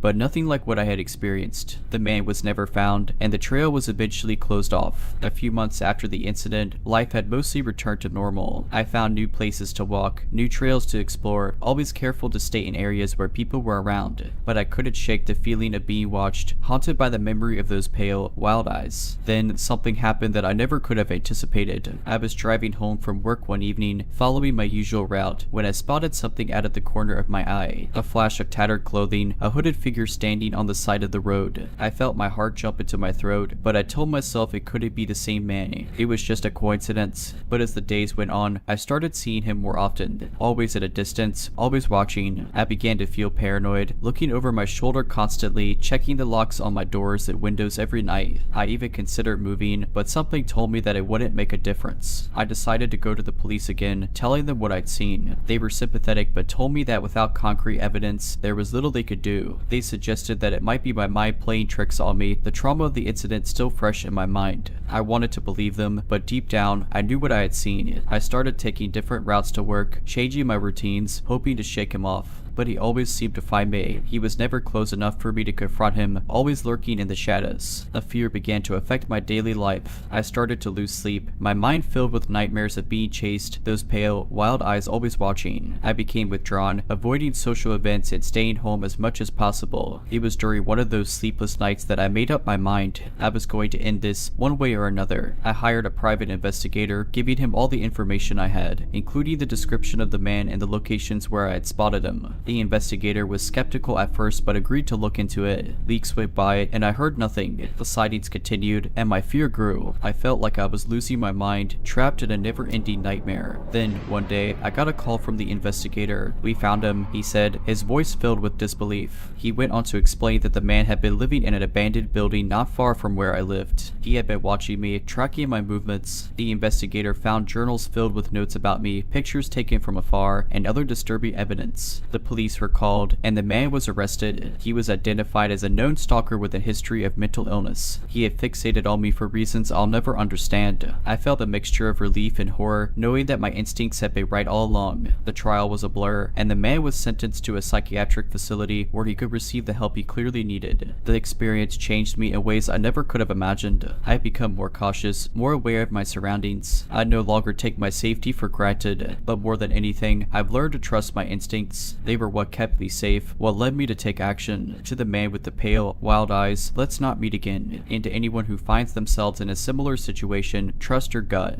You never know when it might save your life. It was the summer after my sophomore year of college when I took a job as a delivery driver for a local pizza place. The job was simple: take orders, load up my car, and drop off the food. I figured it would be easy money, but there was one delivery that changed everything. It started on a regular Friday night. The place was buzzy with calls, and the ovens were working overtime. Around 8:30 p.m., an order came in for a delivery to the outskirts of town, an area I wasn't very familiar with. The instructions were specific: leave the pizza at the back door, ring bell 3 times, cash under the mat. Strange, I thought, but nothing too out of the ordinary. I took down the address, grabbed the order, and headed out into the night. My old car's headlights illuminated the dark roads as I made my way to the edge of town, guided by my GPS. The house was nestled at the end of a long, winding driveway, surrounded by overgrown trees and bushes. The whole place had a neglected look about it, with peeling paint and windows that were too dark to see through. I parked my car and grabbed the pizzas, my mind on the cash tip waiting for me under the mat. As I approached the back door, I noticed how quiet it was. There were no lights on in the house, no sounds of people inside, just the distant chirping of crickets and the rustling of the wind. I placed the pizza boxes by the back door as instructed and rang the bell 3 times. As I reached under the mat for the money, something caught my eye. A glimmer of light from a window, a shadow moving inside. I froze, a chill running down my spine. Who was watching me? I grabbed the cash and hurried back to my car, my heart pounding in my chest. As I pulled out of the driveway, I glanced back at the house one more time. The front door was open. I didn't waste any time getting back to the pizza place, my mind racing with questions. Who lived there? Why did they want the delivery at the back door? And what was that shadow? When I got back, I told my manager about the strange delivery. He laughed it off, telling me I was letting my imagination get the best of me, but I couldn't shake the feeling that something was off. Over the next few weeks, I continued my regular deliveries, trying to forget about that night. But then, the calls started. At first, they were just hang-ups. I'd answer the phone, hear a breath on the other end, and then silence. But they grew more frequent, always coming from the same number. Then, one night, the caller spoke. 3 rings. Back door. You know where. The voice was low, raspy, almost a whisper. I felt a shiver run down my spine. Who is this? I demanded, but the line went dead. I looked up the number and my blood ran cold. It was the same address as the strange delivery. I told my manager about the call, but again, he brushed it off. Just a prank, he said, but I couldn't shake the feeling that it was something more. Days turned into weeks, and the calls continued. Always the same message, always the same voice. 3 rings. Back door. You know where. I started to feel like I was being watched. I'd catch glimpses of shadows in the rearview mirror, hear footsteps behind me when I was out on deliveries. I became paranoid, always looking over my shoulder, jumping at the slightest sound. One night, I was closing up the shop, locking the doors, and turning off the lights when I heard it. A ring, then another, then a third. My heart stopped. I looked out the window, and there, standing by the back door, was a figure. Tall, hooded, obscured by shadows. shadows. 3 rings, back door, you know where. I don't remember how I got home that night. All I remember is the terror, the certainty that I was in danger. I quit the job the next day, unable to shake the fear that had taken hold of me. I moved to a different town, changed my number, and tried to start fresh. Months after leaving the town and the job behind, I found myself settling into a new routine, living in a new place, and making new friends. The nightmares were less frequent, and the memories of that summer began to fade into the background. But something about it still nagged at me. The voice, the shadow, the rings, they were all connected somehow, and I couldn't shake the feeling that I was missing something. One day, while browsing online, I stumbled across a news story that made my blood run cold. A house on the outskirts of my old town had burned down. Firefighters had discovered the charred remains of an old man inside. The report said he was a recluse, rarely seen by neighbors, living alone in the decaying house. It was the same house I delivered the pizza to. I felt a chill run down my spine as I read further. The investigators had found something strange in the wreckage, a room filled with photographs, maps, and notes. All of them were of me. The realization hit me like a punch to the gut. The man had been stalking me, watching my every move, tracking my routines, even calling me to taunt me with his cryptic messages. I couldn't breathe, couldn't think. All I could see were those pale, wild eyes watching me from the shadows. The article went on to say that the fire had been ruled an accident, but something about it didn't sit right with me. The timing, the location, the eerie connection to my own experiences, it all pointed to something more sinister. I began to dig deeper, scouring online records and newspaper archives, driven by a need to understand what had really happened. What I found was a dark web of secrets, lies, and obsession. The man had been a notorious criminal in his younger days, known for stalking and terrorizing his victims before striking. He'd been caught and imprisoned but had been released on parole years before I'd ever set foot in that town. The more I learned, the more horrified I became. His obsession with me had been no accident. He'd chosen me, targeted me for reasons I'll never truly understand. His notes were filled with twisted fantasies, plans for what he wanted to do to me. The calls, the rings, the shadow in the window, they were all part of his game, a way to draw me into his web. The fire, I realized, had been no accident. It had been a cover-up, a way to erase the evidence of his obsession. I went to the police with what I'd found, but they were skeptical. The fire had been ruled an accident, they said, and the case was closed. But I knew the truth. I knew what the man had planned, what he'd wanted to do to me. I've moved on since then, building a new life in a new place, far away from the memories of that summer. But I'll never forget the fear, the terror, the knowledge that I'd been targeted by a madman. I still find myself looking over my shoulder, still hear the ring of the bell in my ears. 3 rings, back door, you know where. To the man who stalked me, who planned to make me his victim, let's not meet again. And to anyone who reads this, trust your instincts. If something feels off, if you feel like you're being watched, don't brush it off. You never know when it might save your life.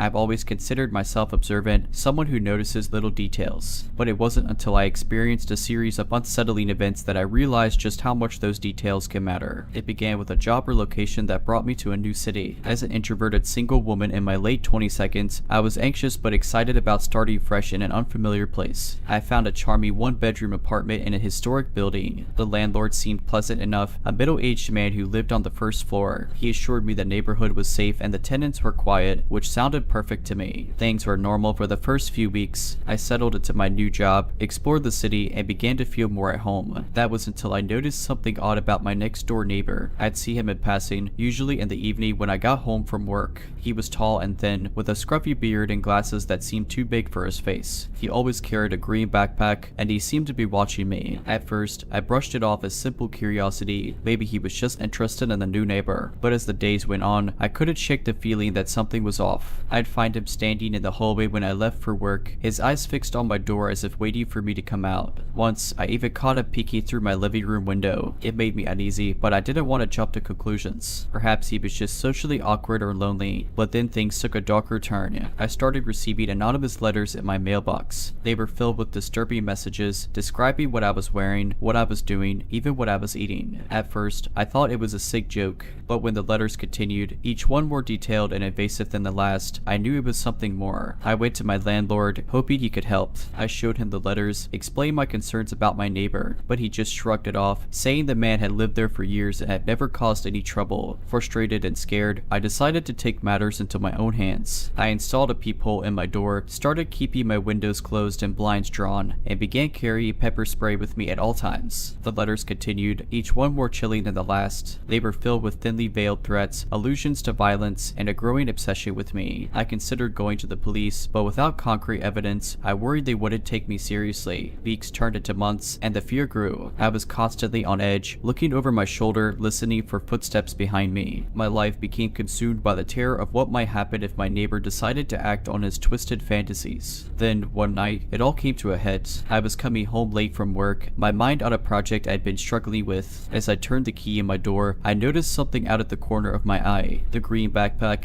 It was in my apartment, tossed carelessly on the floor. My heart stopped as I realized what it meant. My neighbor had been inside my home. I backed away, my mind racing, and called the police. They arrived quickly, searching my apartment and finding evidence that someone had been there. They questioned my neighbor, but he denied everything. Without proof, they couldn't arrest him, but they warned him to stay away from me. I moved out the next day, staying with a friend until I found a new place to live. The terror of that night still haunts me, the knowledge that I'd been watched, stalked, and violated in my own home. But what scares me the most is the realization that I dismissed the signs, ignored my instincts, and allowed myself to believe it was all in my head. Though I had moved to a new apartment and taken all the necessary precautions, the sense of safety I once enjoyed was shattered. The experience with my neighbor had left a mark, and I found myself looking over my shoulder, expecting to see that green backpack or the piercing gaze of the man who had invaded my privacy. Months went by, and the memory began to fade. I immersed myself in work, making new friends, and rebuilding my life. Yet, there was always a nagging feeling in the back of my mind, a lingering doubt that I was truly free from my neighbor's obsession. Then, something happened that brought it all rushing back. I was out shopping one weekend when I saw him. He was standing at a corner, talking on his phone, that same green backpack slung over his shoulder. Panic welled up inside me, and I ducked into a nearby store, watching him through the window. He didn't seem to notice me, but I couldn't shake the feeling that he was still watching, still following me. I waited until he was out of sight before leaving the store, but the fear stayed with me, a constant reminder that he was still out there. Days turned into weeks, and I continued to see him, always from a distance, always when I least expected it. At the grocery store, at the park, even at my workplace. He was there, lurking in the shadows, watching my every move. I went to the police again, but without proof, they could do little to help.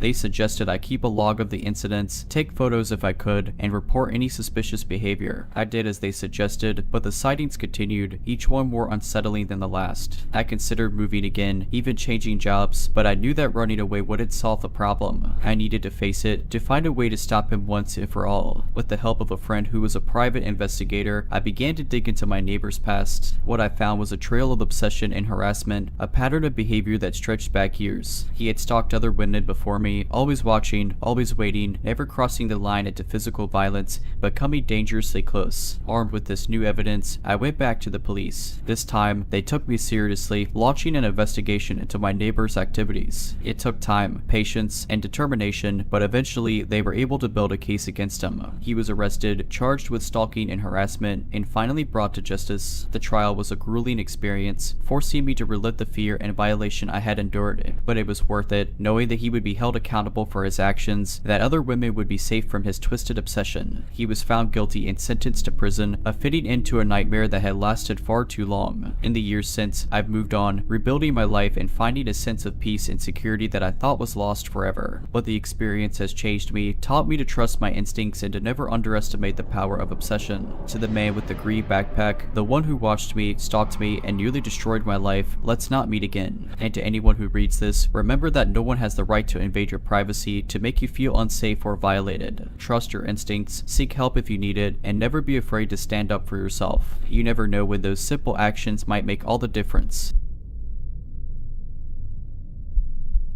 I recently graduated college and landed a job in a small coastal town. I rented a quaint little house that sat on a quiet street lined with tall oaks. The rent was cheap, the landlord was friendly, and the sea was only a stone's throw away. It seemed like a dream. About a month after moving in, I started to notice a pattern. Every Thursday, around 10 p.m., I'd hear a car idling outside my house. It was distant, never loud enough to be alarming, but consistent enough to catch my attention. At first, I thought it was just a neighbor arriving home late, but the sound would linger, sometimes for hours. I'd lie in bed, listening to the gentle hum of the engine, and a feeling of unease would grow. One Thursday, curiosity got the best of me and I decided to take a look. I peeked through the blinds and saw a black sedan parked across the street. The windows were tinted and I couldn't make out the driver. I remember feeling a chill. Something about that car didn't seem right. The next day, I mentioned it to a co-worker expecting him to laugh it off. Instead, he grew serious and said, "You should report it to the police. We've had some burglaries around town recently." I felt silly calling the police over a parked car, but I followed his advice. The officer I spoke to said they'd send a patrol car to check it out the next Thursday, but the car didn't return that week, or the week after, or the one after that. I started to think I'd overreacted, that maybe it was just a coincidence. Fast forward a few months, and I had all but forgotten about the mysterious sedan. That was until I returned home one evening to find my front door ajar. Panic set in, and I called the police. I waited in my car as they searched my house. Nothing was missing, but they found evidence that someone had been inside. They asked about the black sedan, but I hadn't heard or seen it in weeks. I was rattled, and the police suggested I stay with a friend for a few nights. I followed their advice, and a co-worker kindly offered his couch. A week passed, and I started to feel safe again. That's when the phone calls began. The first call came on a Thursday. I picked up, and there was silence on the other end. Thinking it was a wrong number, I hung up,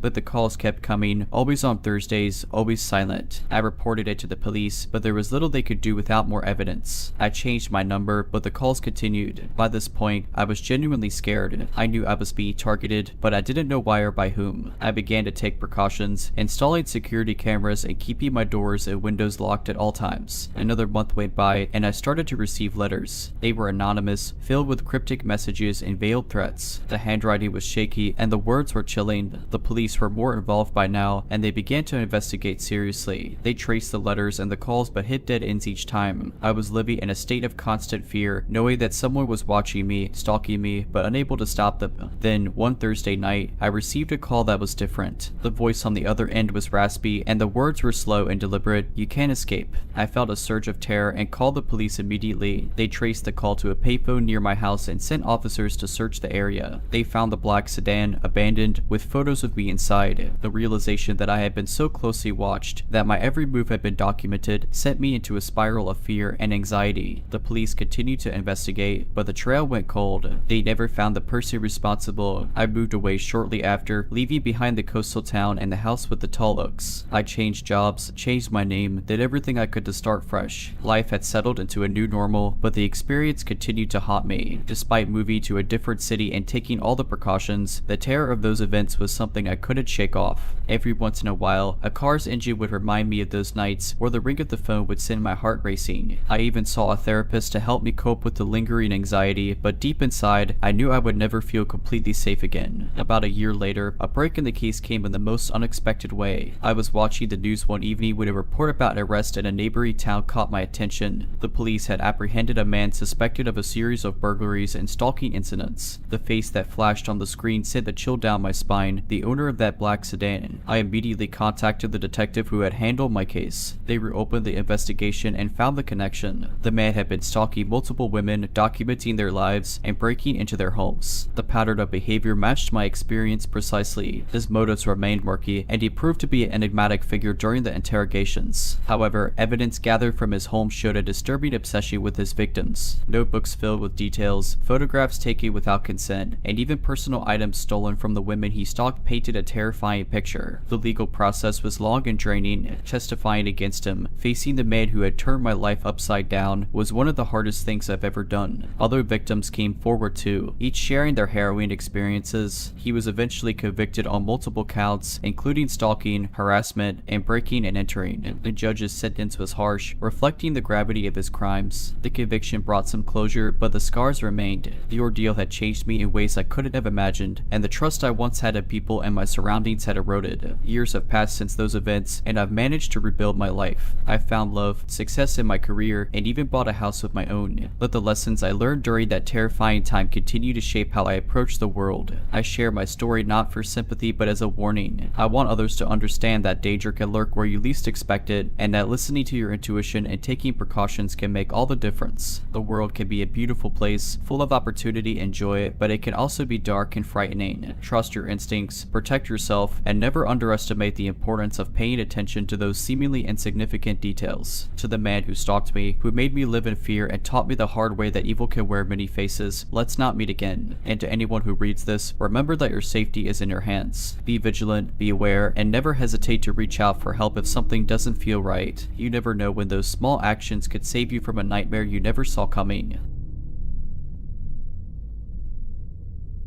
A couple of years ago, I was living in a small town that was a blend of suburban and rural environments. The people were friendly, but like any place, it had its quirks and stories that the townsfolk liked to share. There was this one particular street that was always spoken of in hushed tones. Evergreen Lane. Evergreen Lane was an old, windy road flanked by thick woods on either side. Some houses were scattered along the stretch, each one seemingly older and more worn than the last. People said it was haunted or cursed, but most dismissed those stories as mere urban legends. I didn't believe in those stories either, not until one chilly evening. I was driving home from work, tired and just wanting to get into my warm bed. My usual route was closed due to construction, so the detour took me through Evergreen Lane. It was dark, and the thick trees seemed to swallow up the beams of my headlights. Halfway down the road, my car sputtered and died. I tried not to panic. I told myself it was just a coincidence, not some curse of Evergreen Lane. My cell phone had no signal, which was common in this secluded area. The only solution was to walk to the nearest house and ask for help. I began my trek down the dark, lonely road, every noise amplifying my growing unease. Then, in the distance, I saw a dim light from a window. It was a house, old and seemingly abandoned, but the light was a welcoming beacon. As I approached the house, I noticed that the light was coming from a candle in the window. The door was slightly ajar. My gut told me something was off, but the cold and my desperation pushed me forward. I knocked softly and called out, "Hello, my car broke down, and I need some help.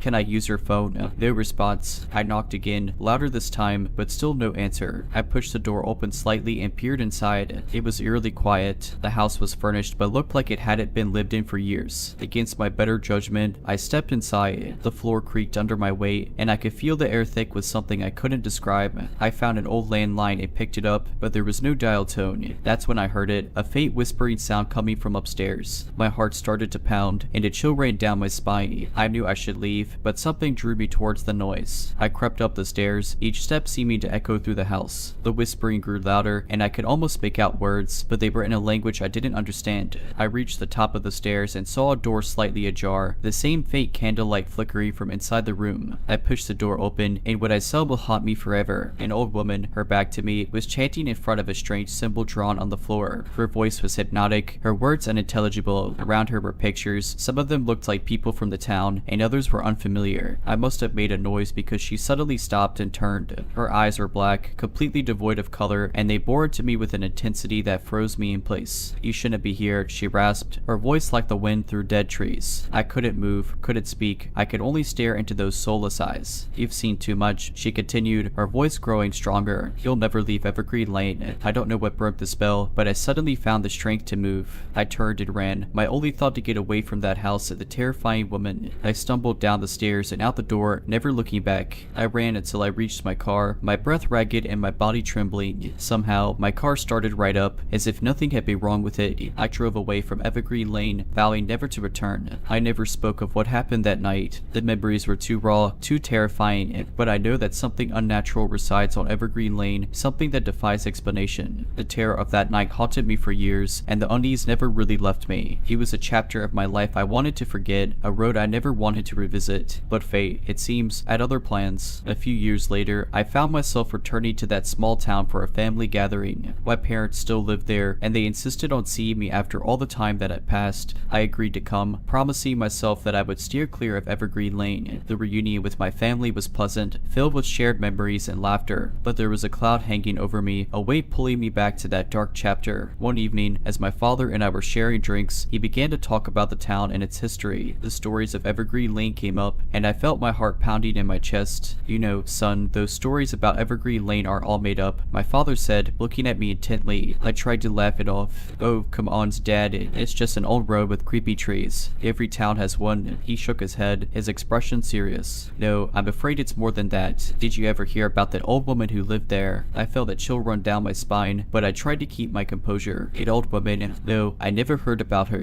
My father leaned closer, his voice dropping to a whisper. "She was a witch, or at least that's what they say. Some people in town claim to have seen her perform dark rituals, connecting her to the other side. She vanished one day, and no one knows what happened to her." My blood ran cold, and images from that night flooded back to me. I knew he was talking about the same woman, the same house. "Dad," I finally said, my voice trembling, "I think I've seen her." He looked at me, his eyes wide. "What do you mean?" I hesitated, knowing how crazy it would sound, but I had to tell him. I recounted the whole story, leaving nothing out. My father listened in silence, his face pale. When I finished, he looked at me, his eyes filled with fear and disbelief. "Son, we need to find out what's going on there. That house, that woman, it's all connected to something much darker." Despite my terror, I knew he was right. The mystery of Evergreen Lane was calling me back, and I couldn't ignore it. The next day, armed with flashlights and a determination to uncover the truth, my father and I set out for Evergreen Lane. The road was just as I remembered, dark and foreboding. The trees seemed to reach out to us, their branches like gnarled fingers. As we approached the house, I felt the same sense of dread that I had felt years ago. But this time, I was not alone.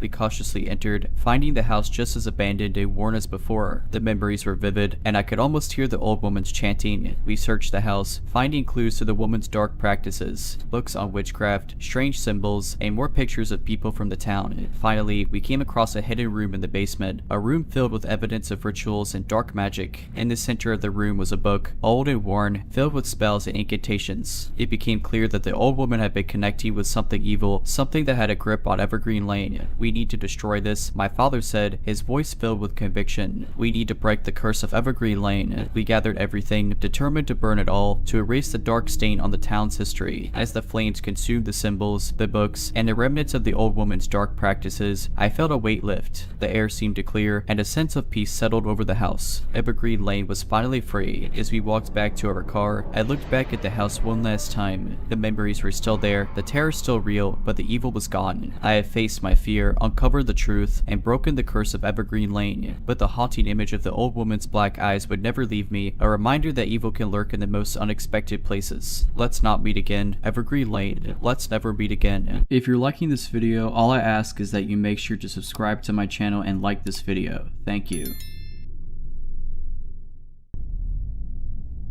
When I first moved to the city for my job, I was excited. The tall buildings, the constant hum of activity, and the promise of new experiences were alluring. I found a cozy apartment on the 15th floor of a high-rise, offering a panoramic view of the cityscape. Little did I know, this view would become the backdrop of my nightmare. It started innocuously enough. I began receiving small gifts at my doorstep, a bouquet of flowers, a box of chocolates, and sometimes handwritten notes. The notes were always unsigned, filled with compliments about my appearance or what I had worn that day. Initially, I thought it might be a secret admirer or a neighbor trying to be friendly, but as days turned into weeks, the gifts became more personal. A scarf in my favorite color, a book by an author I loved, and even a CD of a band I had casually mentioned liking to a colleague. Concerned, I mentioned this to my friend, Lisa, who lived a few blocks away. She suggested it might be someone from work or a friend playing a prolonged prank. To ease my mind, she offered to stay over for a few days. One evening, as we were watching a movie, Lisa pointed to a building opposite mine. "Do you know that from here, if someone had a good enough telescope, they could see right into your apartment?" I looked out, realizing that my large windows, which I loved for the sunlight they let in, also made my life visible to anyone interested in watching. A shiver ran down my spine. The next day, I invested in curtains. But the gifts didn't stop. They became more frequent, and the notes more intimate, detailing things I had done in the privacy of my home. "I loved how you danced in your living room last night," one read. Another said, "The spaghetti you cooked looked delicious." I reported this to the police, but without any tangible evidence or threat, they couldn't do much. They advised me to keep a record of everything I received and to install security cameras. The cameras were my next step. I installed them inside and outside my apartment. For a week, nothing unusual happened, but then one morning morning, I found a note on my doorstep. Cameras won't help you see me, but I can always see you. Terrified, I reviewed the footage, and there it was. In the middle of the night, a figure in a hood and mask, leaving the note at my door. The cameras inside my apartment showed nothing. This person had never entered, yet they knew everything I did. Lisa suggested I stay with her for a while. Gratefully, I accepted. A few days turned into weeks, and during this time, no gifts or notes appeared at my apartment. I started to relax, thinking maybe my unseen observer had lost interest. One evening, as Lisa and I returned to her place after dinner, we found her door slightly ajar. Cautiously, we entered. In the middle of her living room was a pile of photographs. They were all of me, taken from a distance, capturing my daily routines. But the most chilling were the ones taken inside Lisa's apartment, showing me sleeping, cooking, or chatting with her. The realization hit hard. This person hadn't lost interest. They had merely shifted their location. They had been watching me from somewhere close, even at Lisa's place. The police were involved again, and this time they took it more seriously. They started by investigating the building I had initially spotted from my apartment. On the topmost floor, in a rented storage room, they found what can only be described as a shrine dedicated to me. Photographs, personal items I had discarded, and a logbook detailing my daily activities. The tenant renting the space was a man named Eric, a freelance photographer. He had become infatuated with me from afar and had started his silent observation. The police arrested him, and he confessed to stalking me for months. He claimed he loved me and believed we were meant to be together. The trial was swift, and Eric was sentenced to several years in prison and mandatory therapy. I moved out of the city, seeking solace in a quieter, more private place. After the trial, I found it hard to return to any semblance of normalcy. The city, once a symbol of opportunity and excitement, now felt like a vast expanse of potential threats. Every stranger's glance felt like a piercing gaze, every unexpected noise a potential danger. I decided to move to a smaller town, hoping the change of scenery would help me heal. The town I chose was the polar opposite of the city, nestled in the mountains. It was a place where everyone greeted each other by name and where community events were the highlight of the week. My new home was a cottage on the outskirts, surrounded by trees and overlooking a serene lake. The first few months were peaceful. The natural beauty of the place and the kindness of the locals were therapeutic. I took up gardening, spent hours reading by the lake, and even adopted a dog, Max, who quickly became my loyal companion. However, the scars of my past experience ran deep. I invested in a state-of-the-art security system for my cottage and often found myself double-checking locks and windows. Nighttime was especially challenging. Every rustle outside, every creak of the wooden floorboards would send my heart racing. One evening, as I was settling into bed, Max began to growl, his gaze fixed on the window. I tried to calm him down, thinking he might have seen a squirrel or some other animal, but his growling intensified, turning into barks. Concerned, I approached the window and peered out. To my horror, I saw a silhouette of a man standing at the edge of the woods, his figure illuminated by the moonlight. He was just standing there, staring at my house. Panic surged through me, memories of Eric and his relentless stalking flooding back. I immediately called the local sheriff's department. Within minutes, 2 patrol cars arrived, their sirens piercing the otherwise silent night. The officers conducted a thorough search of the area but found no one. They took my statement and promised to increase patrols around my property. The next morning, I found a single photograph on my doorstep.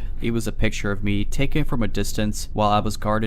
On the back, written in a familiar handwriting, were the words, "New place, same us." I handed the photograph to the police. They confirmed my worst fears. Eric had been released on parole for good behavior and had somehow managed to track me down. The police immediately issued a warrant for his arrest and provided me with round-the-clock protection. Days turned into weeks, and there was no sign of Eric. But the fear was ever present, the feeling of being watched never leaving me. One evening, as the storm raged outside, there was a knock on my door. Max immediately went into guard mode, his growls echoing through the house. I approached the door cautiously, peeping through the peephole. It was one of the officers assigned to patrol my house. I opened the door, relief washing over me, but as I greeted him, I noticed his uniform was drenched, not from the rain, but in blood. Before I could react, he lunged at me, a deranged look in his eyes. We struggled, Max barking and snapping at him. In the chaos, I managed to hit him with a vase, knocking him out. The police arrived shortly after, having received a distress signal from the officer's car. It turned out that Eric had ambushed the officer, taken his uniform, and tried to get to me. He was arrested and sent back to prison, this time with no chance of parole. The ordeal was a stark reminder that the past can come back to haunt you, no matter how far you run. But it also taught me the importance of resilience and the will to fight back. With the support of the community and therapy, I began to rebuild my life, determined not to let fear define me. Today, I'm an advocate for stalking victims, using my experience to raise awareness and help others. The journey has been long and challenging, but I've learned that with determination and the right support, one can overcome even the darkest of shadows.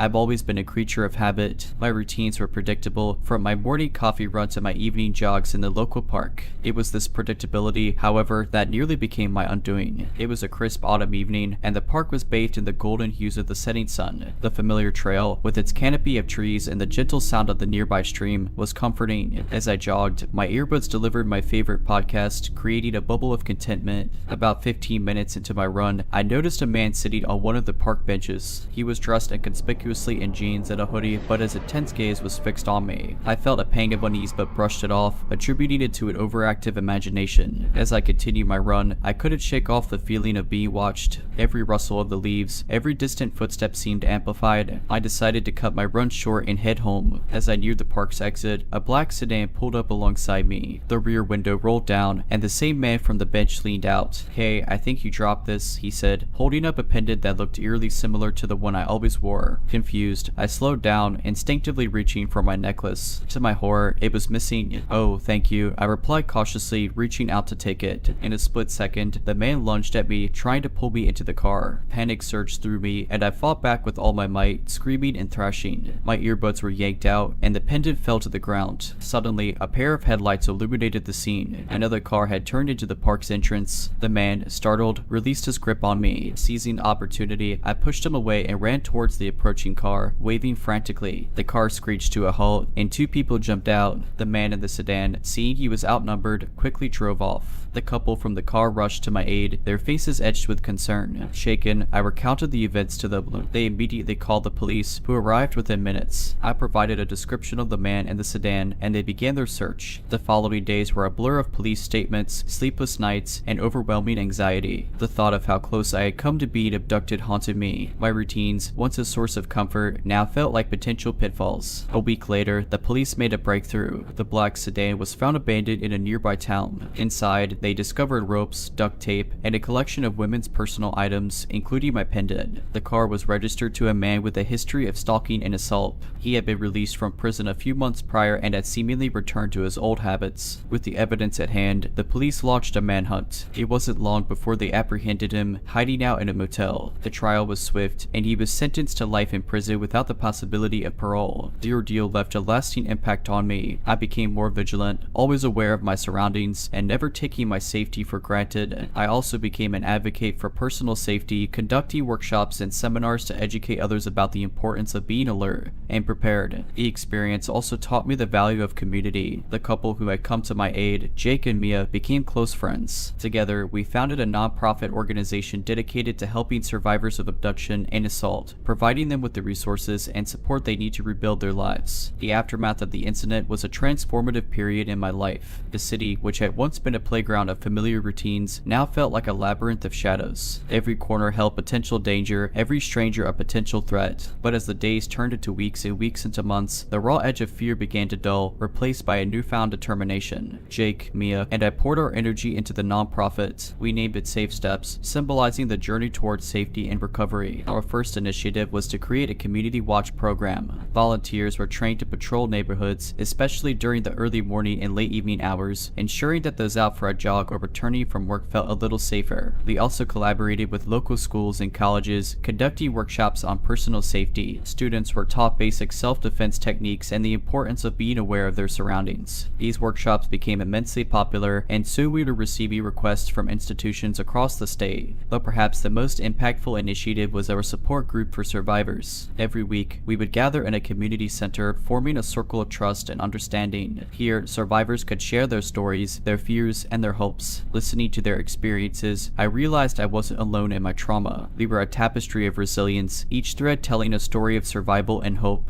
One evening, after a particularly emotional support group session, a young woman approached me. Her name was Clara, and she had been attending our sessions for a few weeks. With tears in her eyes, she handed me a small package. Inside was a pendant, identical to the one I had lost. "I wanted you to have this," she whispered. "Your story, your strength, gave me hope. This is a small token of my gratitude." I was moved beyond words. It was moments like these that reaffirmed my belief in the path I had chosen. From a victim, I had become a beacon of hope for others, turning my traumatic experience into a force for positive change. Years passed, and Safe Steps grew from a local initiative to a national movement. We received endorsements from celebrities, partnered with major corporations for funding, and even collaborated with the government on policy policy changes related to personal safety and victim support. As I sit in my office today, surrounded by awards and accolades, I often find myself reflecting on that fateful evening in the park. It was a moment that could have broken me, but instead, it became the catalyst for a journey of empowerment and advocacy. Life has a way of throwing curveballs, testing our mettle and resolve. But it's in these moments of adversity that we discover our true strength, our purpose, and with the right support and determination, we can turn our darkest hours into our most defining moments.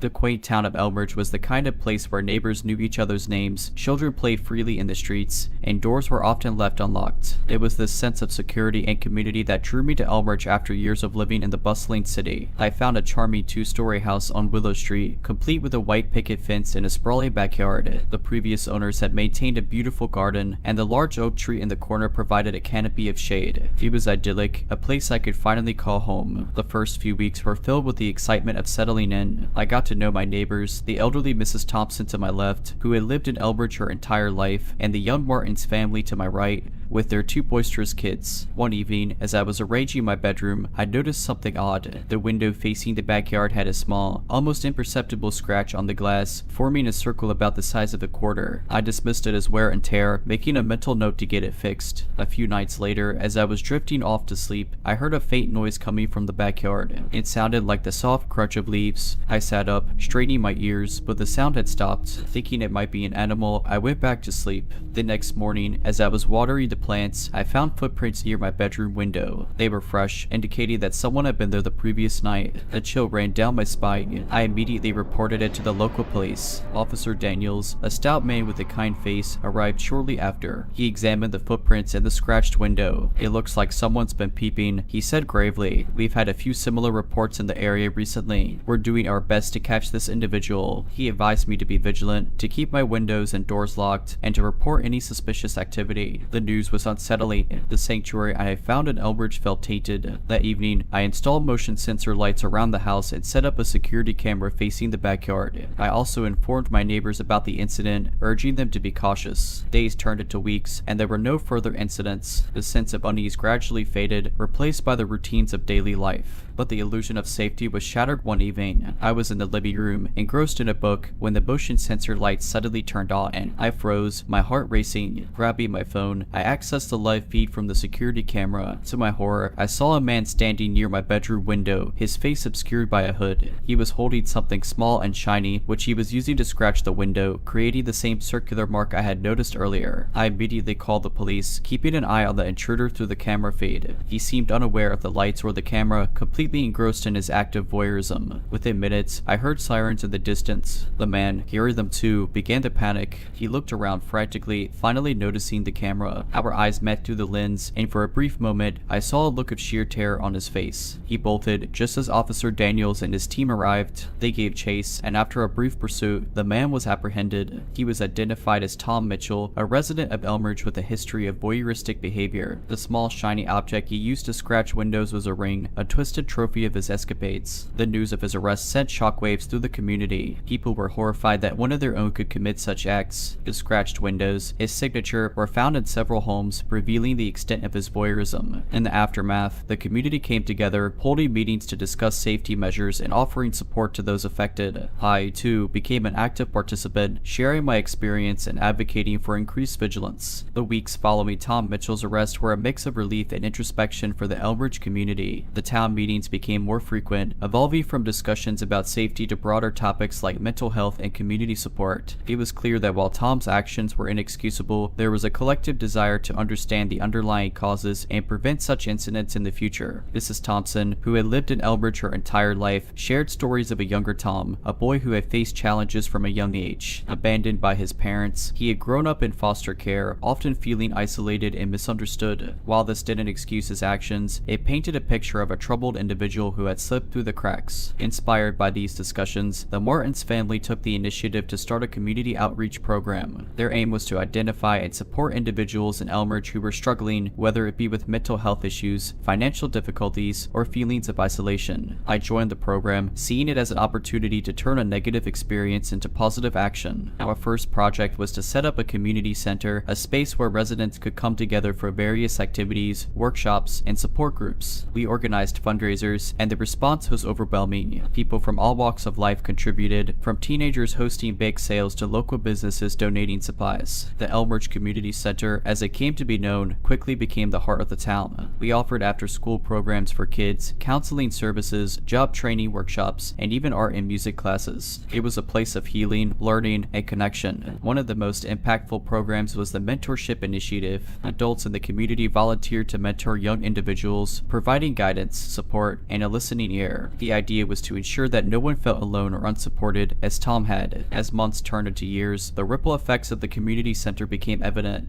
Elmridge saw a decrease in crime rates, an increase in school performance, and most importantly, a stronger sense of community. Neighbors looked out for each other, and the bonds formed in the center spilled out into the streets, parks, and homes. On a personal level, the experience was transformative. The trauma of that night with the peeping Tom had left scars, but working with the community, channeling my energy into positive change, was therapeutic. I formed deep friendships, especially with Mia from the Martins family. Together, we spearheaded many of the center's initiatives, drawing strength from each other. One evening, as we were wrapping up a workshop at the center, Mia handed me a letter. It was from Tom Mitchell. With trepidation, I opened it. The letter was a heartfelt apology, expressing remorse for his actions and gratitude for the changes the community had implemented. He wrote of his time in therapy, the revelations he had about his behavior, and his hope for a second chance. While the letter didn't erase the past, it was a testament to the power of community intervention and support. Elmridge had turned a dark chapter into a story of hope, resilience, and collective growth. Today, as I walk the streets of Elmridge, I'm filled with pride. The town, with its vibrant community center, active outreach programs, and tight-knit residents, stands as a beacon of what's possible when people come together in the face of adversity. It's a reminder that even in the darkest moments, there's always a glimmer of hope waiting to be ignited.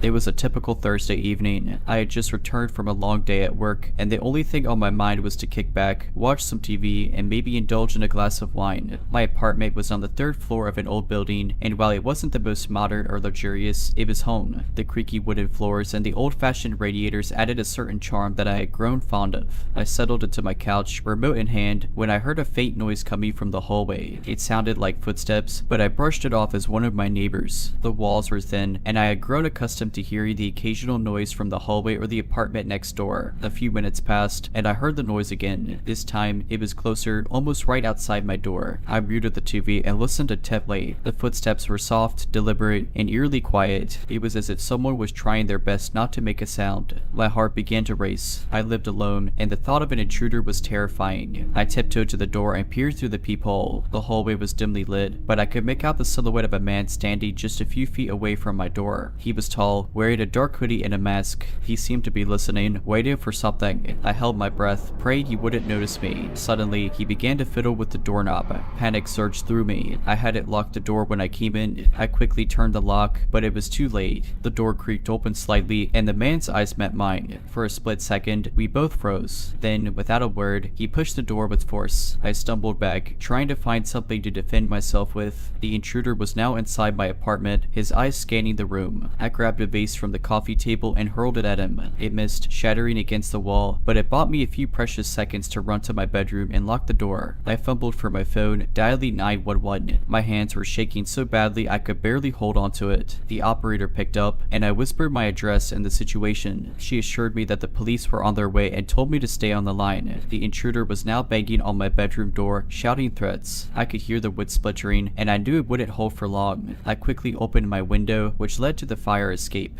Without a second thought, I climbed out, praying he wouldn't follow. I made my way down the metal stairs as quickly as I could, my heart pounding in my chest. When I reached the ground, I ran to the street, looking for help. A few neighbors had come out, drawn by the commotion. They took me in, offering comfort and support. The police arrived within minutes. They searched the building and found the intruder hiding in the basement. It turned out he had been responsible for a string of burglaries in the area. He had been watching me for days, waiting for the perfect opportunity to strike. I was shaken, but grateful to be alive. The experience was a stark reminder of the importance of always being vigilant and taking precautions to ensure one's safety. I now double check my locks every night and have installed a security system. I also joined a neighborhood watch group, determined to prevent others from going through what I did. The weeks that followed were a blur of police statements, court appearances, and sleepless nights. Every creak of the floorboards, every gust of wind against the window sent my heart racing. I had nightmares of the intruder, his masked face looming over me, his cold eyes filled with malice. My friends and family were incredibly supportive. They offered to stay with me, to keep me company during the long nights, but I declined. I needed to face my fears head on, to reclaim my space and my sense of security. One evening, as I was returning from work, I noticed a note slipped under my door. It was from Mrs. Henderson, the elderly lady who lived in the apartment below mine. She had written, "Dear, I heard about what happened. I'm so sorry you had to go through that. If you ever need someone to talk to, or just a cup of tea, my door is always open." Touched by her kindness, I decided to take her up on her offer. Over cups of chamomile tea, Mrs. Henderson shared her own story. Years ago, she had been the victim of a home invasion. She spoke of the trauma, the fear, and the long journey to healing, but she also spoke of resilience, of the strength she discovered within herself, and of the community that rallied around her. Our conversations became a regular occurrence. We'd sit in her cozy living room, surrounded by photos of her grandchildren and mementos from her travels, and talk for hours. She became a source of comfort and wisdom, a beacon of hope in my darkest moments. One day, she handed me a small pendant. It was a delicate silver locket with an intricate floral design. "This was my mother's," she said. "She gave it to me after the incident as a reminder that I was never alone. I want you to have it." I was moved to tears. The locket became a symbol of my journey, a reminder of the strength I had found within myself and the support I had received from those around me. As the months went by, I began to heal. The nightmares became less frequent, the fear less paralyzing. I started attending therapy, where I learned coping mechanisms and strategies to deal with my trauma. I also became more involved in the community, volunteering at a local shelter and joining self-defense classes. The intruder's trial came to an end, and he was sentenced to several years in prison. While it brought some closure, I knew that true healing would come from within. I had to let go of the past, to move forward and rebuild my life. Today, I'm a stronger, more resilient person. I've learned the importance of community, of looking out for one another, and of never taking our safety for granted. I've also learned that even in our darkest moments, there is always a glimmer of hope, a hand reaching out to help us through. And every day, as I wear the silver locket around my neck, I'm reminded of the journey I've been on and the incredible people who have stood by my side.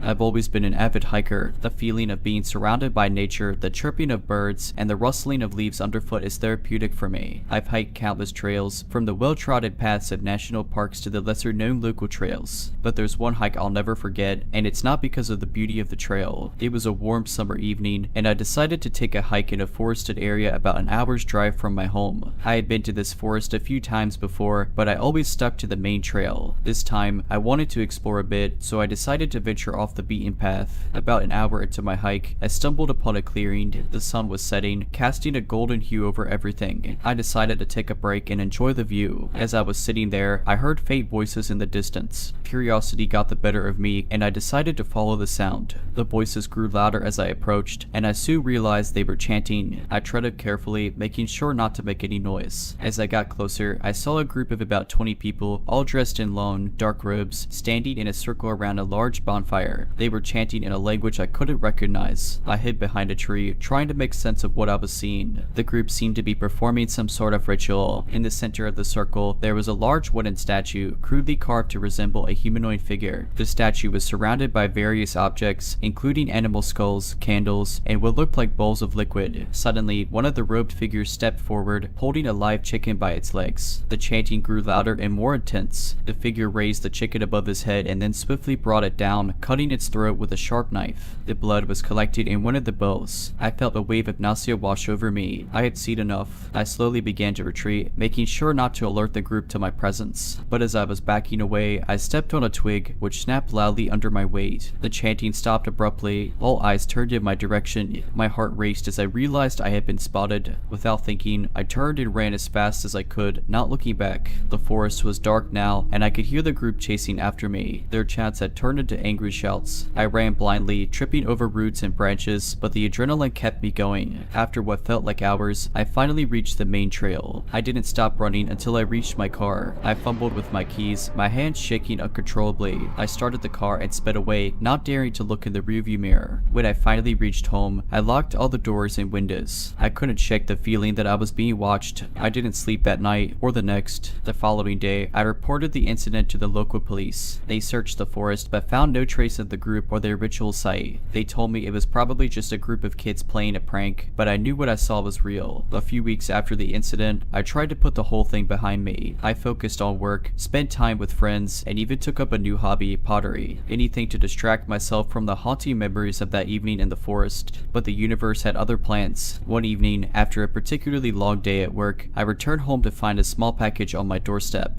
There was no return address, just my name written in a hurried scrawl. Curiosity piqued, I opened it. Inside was a small, hand-carved wooden figurine. It bore an uncanny resemblance to the larger statue I had seen in the forest clearing. My heart raced as I turned the figurine over in my hands. Tied around its neck was a note that read, "We know where you live." Panic sudden, I immediately called the police, who took the package for examination. They advised me to stay somewhere else for a few days, just to be safe. I decided to stay with my sister, who lived in a neighboring town. The next few days were a blur. The police couldn't find any fingerprints on the package or the figurine. They patrolled my neighborhood but found no signs of suspicious activity. They suggested it might be a prank, but I wasn't convinced. One evening, as I was leaving my sister's house to grab some takeout, I noticed a car parked across the street. It was an old, beat-up sedan with tinted windows. I didn't think much of it at first, but when I returned, the car was still there. And the next morning, and the next evening, it was always there, watching. I reported it to the police, who sent a patrol car to check it out. But by the time they arrived, the sedan was gone. This cat and mouse game continued for days. Every time I saw the car and called the police, it would disappear before they arrived. Feeling trapped and paranoid, I decided to confront the situation head-on. One night, when I saw the sedan parked across the street, I approached it. As I got closer, the car's engine roared to life, and it sped away, but not before I caught a glimpse of the driver, a man in a dark robe. I was now certain that the group from the forest was stalking me. But why? What did they want? Desperate for answers, I decided to hire a private investigator. After explaining everything to him, he agreed to look into it. He started by digging into local legends and folklore. What he found was chilling. The forest, it turned out, had a dark history. There were tales of a secret cult that had operated in the area for centuries. They were rumored to perform rituals and sacrifices in the forest, especially during the summer solstice. The wooden statue I had seen was a representation of their deity, a forest spirit that they believed granted them power and immortality. The Pai believed that my accidental discovery of their ritual had put me in grave danger. They saw me as a threat and would stop at nothing to ensure my silence. With this information, the police launched a full-scale investigation. They combed the forest, and after days of searching, they stumbled upon the ritual site. The clearing was empty, but evidence of recent activity was evident. The breakthrough came when a local farmer reported seeing a group of people in dark robes entering an old, abandoned farmhouse on his property. The police raided the farmhouse and found the cult members, including the man I had seen driving the sedan. The group was arrested and charged with multiple crimes, including stalking and attempted kidnapping. It turned out they had been planning to make me their next sacrifice. I was finally free from their clutches, but the trauma of the experience will stay with me forever. I moved to a different city, changed my name, and started a new life. The forest, once a place of solace for me, now represents a dark chapter in my life that I hope to never revisit. But one thing is for sure, I'll never venture off the beaten path again.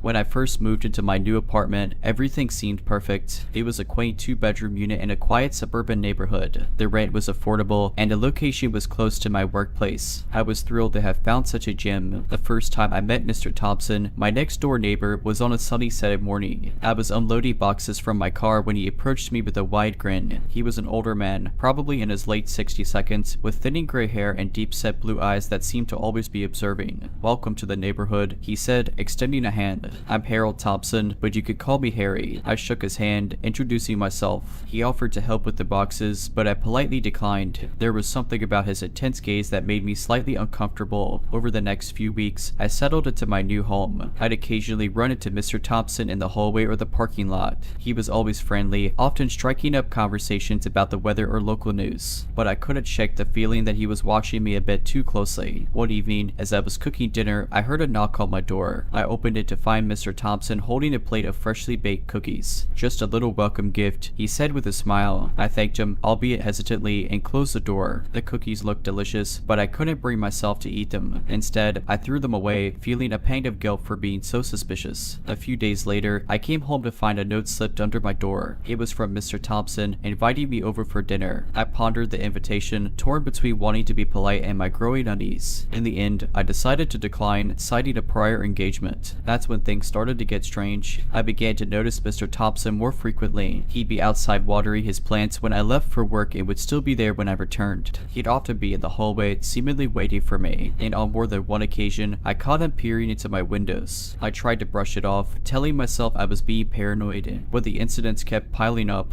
I'd find small gifts outside my door, flowers, chocolates, even a stuffed animal. Each time, there'd be a note from Mr. Thompson. One evening, as I was watching TV, I heard a noise coming from my balcony. I cautiously approached the sliding door and peered outside. To my horror, I saw Mr. Thompson standing there, trying to pick the lock. I immediately called the police. They arrived within minutes, arresting Mr. Thompson. As they led him away in handcuffs, he kept shouting, "I just wanted to be friends." The next day, I spoke to the building's property manager. She looked visibly shaken as she told me about Mr. Thompson's history. He had previously been institutionalized for stalking and had a restraining order against him from a former neighbor. She apologized profusely for not informing me earlier. I was in shock. I had unknowingly been living next to a psychopath. I immediately began looking for a new place to live, eager to put this nightmare behind me. A few weeks later, as I was packing up my belongings, I received a letter in the mail. It was from Mr. Thompson, written from jail. In it, he professed his love for me and vowed to wait for me, no matter how long it took. I was terrified. I moved out the next day, leaving no forwarding address. I also changed my phone number and deleted all my social media accounts. Months turned into years, and the memory of Mr. Thompson began to fade. I had built a new life for myself in a bustling city, far away from the quiet suburban neighborhood where I had once lived. My new apartment was on the 15th floor of a high-rise building, offering a panoramic view of the city skyline. The added security measures, like the 24-hour concierge and CCTV cameras, gave me a sense of safety I hadn't felt in a long time. One evening, after a particularly grueling day at work, I decided to unwind at a local wine bar. As I sipped on my glass of Chardonnay, I noticed a man sitting at the other end of the bar, staring intently at me. He was older, with a familiar set of deep-set blue eyes. My heart raced as I realized it was Mr. Thompson. Panicking, I quickly paid my bill and left the bar. I hailed a cab and instructed the driver to take a roundabout route to my apartment, hoping to lose any potential tail. Once home, I double-checked all the locks and drew the curtains. The next morning, I contacted the police and informed them of the sighting. They assured me they would look into it, but without any concrete evidence, there wasn't much they could do. Days turned into weeks, and there were no further sightings of Mr. Thompson. I began to wonder if I had imagined the whole thing. Maybe the trauma of the past had made me see things that weren't there. But one evening, as I was returning home from work, I found a familiar-looking note slipped under my apartment door. My hands trembled as I unfolded the paper. They read, "Distance can't keep us apart. I've missed you." I was paralyzed with fear. How had he found me? And how had he managed to get past the building's security? I immediately contacted the building management and the police. They reviewed the CCTV footage and, to my horror, found multiple instances of Mr. Thompson loitering in the building's lobby. He had somehow managed to bypass security by posing as a maintenance worker. The police launched a manhunt, but Mr. Thompson was nowhere to be found. They stationed an officer outside my apartment and advised me to stay vigilant. Despite the added security, I couldn't shake the feeling of being watched. Every creak, every shadow sent me into a panic. Sleep became a distant memory. One night, as I was lying in bed, I heard a soft tapping on my window. I froze, my heart pounding in my chest. I mustered the courage to peek through the curtains and came face to face with Mr. Thompson, who was dangling from a rope outside my 15th floor apartment. I screamed, alerting the police officers stationed outside my door. Within seconds, they had apprehended Mr. Thompson. It turned out he had been living in the building's basement, plotting his next move. Mr. Thompson was charged with stalking, breaking and entering, and attempted kidnapping. He was sentenced to life in prison without the possibility of parole. The ordeal left me traumatized. I sought therapy and slowly began to rebuild my life. I moved to a different country, started a new job, and even adopted a dog for companionship and protection. Today, I'm in a much better place, both mentally and emotionally, but the scars of the past will always remain. I've learned the hard way that monsters aren't just in stories, they can be right next door.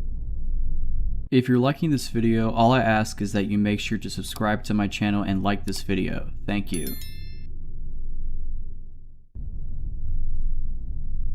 The city had always been my sanctuary. The hustle and bustle, the lights, the sounds, it all felt alive and comforting. But that perception changed one fateful night. I had been out with friends at a local pub. We laughed, shared stories, and lost track of time. Before I knew it, it was past midnight. My friends, who lived in the opposite direction, offered to share a cab, but I declined. My apartment was only a 20-minute walk away, and I had made the journey countless times. Besides, the night was clear, and the streets were illuminated by the soft glow of streetlights. The first 10 minutes of my walk were uneventful. The city's sounds began to fade, replaced by the distant hum of traffic and the occasional hoot of an owl. I was lost in thought, replaying the evening's events in my mind, when I noticed a figure about half a block behind me. At first, I thought nothing of it. It was a city after all, and people were always out and about. But as I continued walking, I realized the figure was matching my pace. Every time I glanced over my shoulder, the distance between us remained the same. A knot of unease formed in my stomach. I told myself I was being paranoid, but I couldn't shake the feeling of being watched. I decided to test my theory. I quickened my pace, and sure enough, the figure did the same. I then took a sudden turn down a side street, and after a few moments, the figure appeared, still tailing me. Panic sudden, I pulled out my phone, ready to dial the police, but to my horror, the battery was dead. I cursed myself for not charging it earlier. I knew I had to lose this person, so I decided to take a detour through a nearby park. It was a risk, given the park's reputation for being a hotspot for unsavory activities at night.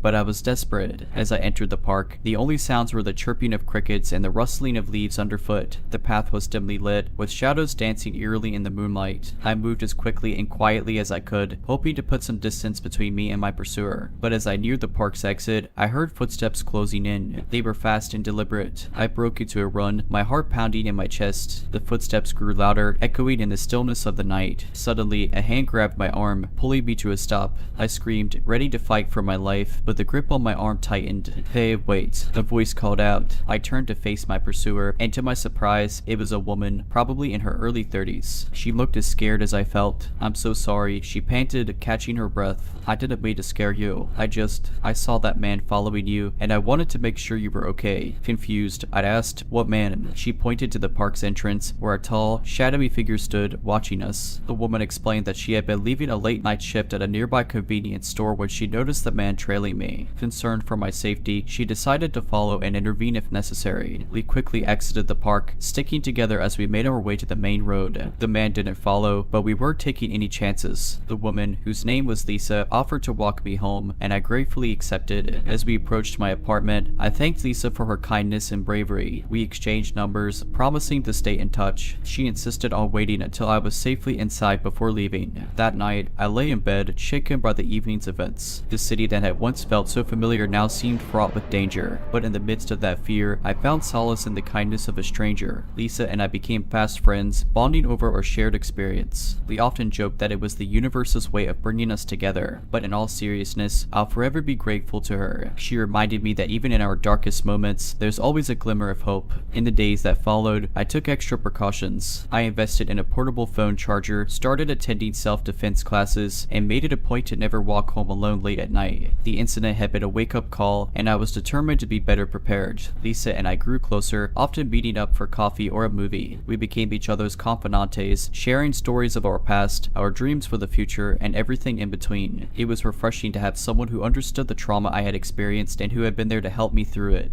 One evening, as we were leaving a local cafe, Lisa's face turned pale. She grabbed my arm, her grip tight. "It's him," she whispered, nodding subtly towards a man sitting a few tables away. He was engrossed in a newspaper, but there was no mistaking him. It was the man from that night. We quickly left the cafe, trying to remain calm. Once we were a safe distance away, Lisa revealed a chilling detail. She had seen the man several times since our encounter in the park, always lurking in the shadows, watching from a distance. She had even received anonymous phone calls in the middle of the night, with nothing but heavy breathing on the other end. We decided to go to the police. They took our statements and promised to investigate. A few days later, they called us in for an update. The man, whose name was Robert, had a history of stalking and had served time in prison for similar offenses. He had been released on parole a few months before our encounter. The police issued a restraining order against Robert and warned him to stay away from both of us. But the damage had been done. The feeling of being constantly watched, of never truly being safe, weighed heavily on us. Lisa and I leaned on each other for support. We installed security cameras in our homes, joined a support group for stalking victims, and even started a neighborhood watch program. We were determined to reclaim our sense of security and help others do the same. As the months waited went by, there were no further incidents. Robert seemed to have gotten the message and disappeared from our lives. While the experience had changed us, we became more vigilant, more aware of our surroundings, and more appreciative of the simple joys of life. One evening, as we sat on my balcony watching the sunset, Lisa turned to me with tears in her eyes. "You know," she said, "as terrifying as that night was, I'm grateful for it. It brought us together and showed us how strong we truly are." I nodded in agreement, squeezing her hand. We've been through hell and back, but we came out stronger on the other side, and for that, I'm forever grateful. We sat in silence, watching as the sky turned from orange to pink to purple. The city lights twinkled below, and for the first time in a long time, I felt at peace. It was a cold winter night, and I had just finished a late shift at the office. Exhausted and eager to get home, I decided to hail a taxi instead of waiting for the bus. Within minutes, a yellow cab pulled up, and I climbed into the back seat. The driver, a middle-aged man with graying hair and a scruffy beard, gave me a curt nod as I told him my address. He didn't say much, which was fine by me. I was too tired for small talk. As we drove, I noticed that he kept glancing at me through the rearview mirror. At first, I brushed it off, thinking he was just checking on his passenger, but as the journey continued, his stares became more prolonged and intense. Feeling uneasy, I decided to make small talk to break the tension. "Busy night?" I asked. He grunted in response, his eyes never leaving the road. "Not really. You're my last fare for the night." I nodded, trying to shake off the growing sense of unease. I told myself I was being paranoid. After all, he was just a taxi driver doing his job. But as we continued driving, I realized we were heading in the wrong direction. My apartment was in the north end of the city, but we were heading south. "Excuse me," I said, trying to keep my voice steady. "I think you're going the wrong way." He didn't respond. Instead, he locked the car doors and increased his speed. Panic set in. I fumbled for my phone, but before I could dial 911, he reached back and snatched it from my hand. "Who are you? What do you want?" I demanded, my voice shaking. He chuckled, a cold, hearing the sound. "Just taking a little detour." I racked my brain, trying to think of a way out. The windows were locked, and the doors wouldn't budge. I was trapped. As we drove further away from the city, the surroundings became more desolate. We were now on a deserted country road, surrounded by thick woods on either side. Suddenly, the car came to a screeching halt. The driver turned to face me, his eyes cold and emotionless. "Get out," he ordered. I hesitated, fear gripping me. "Please, just let me go. I won't tell anyone." He reached into his pocket and pulled out a knife, its blade gleaming in the dim light. I said, "Get out." With no other option, I complied. The cold air hit me as I stepped out of the car, my breath visible in the freezing night. The driver got out as well, the knife still in his hand. He approached me slowly, a sinister smile playing on his lips. "You know," he said, "I've been driving this cab for years, and every once in a while, I like to have a little fun." I backed away, my heart pounding in my chest. "Please, just let me go," I begged. He laughed, the sound echoing through the silent woods. "Not tonight." Suddenly, headlights appeared in the distance. Another car was approaching. The driver hesitated, glancing between me and the oncoming vehicle. Seizing the opportunity, I made a run for it. I sprinted into the woods, the driver's shouts echoing behind me. I didn't stop, didn't look back. I just ran, my only thought to get as far away as possible. After what felt like hours, I stumbled upon a house. I banged on the door, pleading for help. An elderly couple answered, their faces filled with concern. I quickly explained what had happened, and they immediately called the police. The officers arrived within minutes, taking my statement and launching a search for the taxi driver, but he was nowhere to be found. The only trace of him was his abandoned cab, parked on the side of the road. The police later informed me that the taxi was stolen, and the driver had a long history of criminal activity, including assault and robbery. They believed he had targeted me for a potential robbery, but his intentions had changed when he realized I was alone. I was shaken by the ordeal but grateful to be alive. The elderly couple, Mr. and Mrs. O'Brien, kindly offered to let me stay with them for the night, and I gratefully accepted. The next day, I returned to the city, determined to put the traumatic experience behind me. But the memory of that night haunted me. I became wary of taxis, opting to walk or use public transport instead. Months went by, and the police were unable to locate the driver. I began to lose hope that he would ever be brought to justice. But then, one day, I received a call from Detective Martinez, the lead investigator on my case. "We got him," he said, his voice filled with relief. "He was picked up in a neighboring state for a different crime, but we were able to link him to your case through fingerprints found in the stolen taxi." I felt a wave of relief wash over me. Justice had finally been served. The aftermath of that night changed my life in more ways than I could have imagined. The trauma lingered, manifesting in nightmares and a constant constant state of alertness. I sought therapy, which helped me process the events and rebuild my sense of security. One day, while attending a group therapy session for trauma survivors, I met Anna. She had been through a similar ordeal, having narrowly escaped an attempted kidnapping. We bonded over our shared experiences and soon became close friends. Anna introduced me to a non-profit organization she had started aimed at helping women learn self-defense and personal safety techniques. She believed that empowerment was the key to overcoming trauma. Inspired by her passion and determination,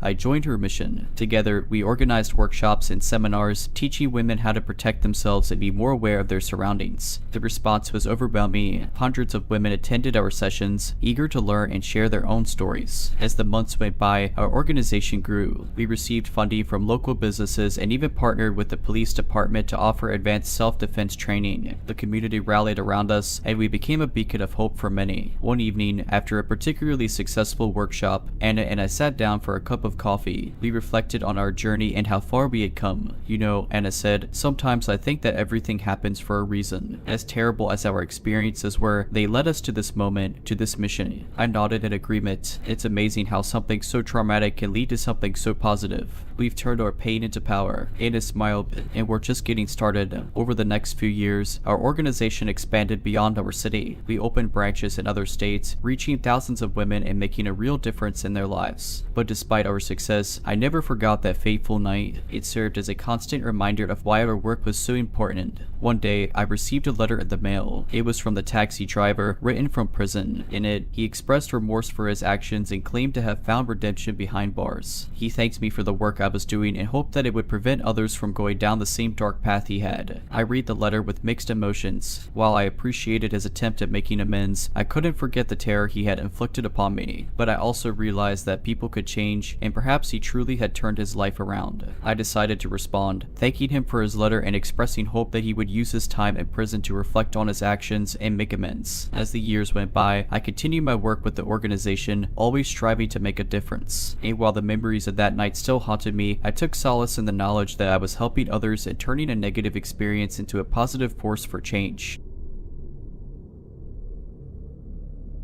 The city's subway system had always been a marvel to me. The intertwining tunnels, the rhythmic clatter of the trains, and the diverse sea of commuters, it was like a pulsating vein of the metropolis. But one late night, my perception of the subway shifted from wonder to wariness. I had been working late at the office, trying to meet a deadline. By the time I packed up, it was well past midnight. The streets were deserted, with only the occasional car passing by. I decided to take the subway home, as I had done countless times before. The station was eerily quiet. The fluorescent lights flickered overhead, casting long shadows on the platform. I could hear the distant hum of a train approaching. I waited alone, lost in thought, until the train pulled up with a screech. The carriage was almost empty, save for a few late-night travelers. I took a seat near the door, plugging in my headphones and settling into my music. A few stops later, a man boarded the train. He was tall and lanky, with unkempt hair and a scruffy beard. His clothes were tattered, and he carried a large duffel bag. He took the seat across from me, and I couldn't help but notice that he was staring intently in my direction. I tried to brush it off, telling myself I was being paranoid, but as the journey continued, his gaze never wavered. Every time I looked up, our eyes would meet, and he'd offer a chilling, toothless grin. Feeling uneasy, I decided to move to another carriage at the next stop. As the doors opened, I quickly made my exit, slipping into the adjacent car. I took a seat near the back, hoping the man wouldn't follow, but to my horror, as the train pulled away from the station, I saw him enter the carriage, his eyes scanning the rows of seats until they landed on me. He began to make his way towards me, his steps slow and deliberate. Panic set in. I considered pulling the emergency brake, but I was worried about the consequences. Instead, I decided to get off at the next stop and wait for another train. As the train approached the station, I stood up, ready to make a quick exit. But the man was faster. He blocked the aisle, his duffel bag acting as a barrier. "Where do you think you're going?" he asked, his voice raspy and cold. I tried to keep my composure. "Please, just let me go," I pleaded. He chuckled, a sound that sent shivers down my spine. "Not so fast." Suddenly, the train jolted, throwing us off balance. I seized the opportunity, pushing past the man and sprinting towards the door. I could hear him shouting behind me, but I didn't stop. I ran out of the station and into the night, not looking back until I was several blocks away. Out of breath and shaken, I hailed a cab and made my way home. I locked all the doors and windows, double-checking every room to ensure I was alone. The next day, I reported the incident to the police. They took my statement and promised to investigate. A few days later, they called me in for an update. The man, whose whose name was Victor, was a known criminal with a history of assault and robbery. He had recently been released from prison and was believed to be living in the subway tunnels. The duffel bag he carried contained stolen goods from a recent burglary. The police arrested Victor and recovered the stolen items. He was charged with multiple offenses and sent back to prison. I was relieved to know he was off the streets, but the trauma of that night stayed with me. I avoided the subway for months, opting to walk or take cabs instead. Months turned into years, and while the memory of that night never truly faded, I learned to cope and move forward. The city, with its endless possibilities, was still my home, and I wasn't going to let one traumatic event define my experience. One evening, after a particularly grueling day at work, I decided to face my fears head on. I descended into the subway station, the familiar hum of the trains and the chatter of commuters filling the air. My heart raced as I boarded the train, memories of that night flooding back, but I was determined to reclaim this space. The journey was uneventful, and as I exited the station, I felt a sense of accomplishment.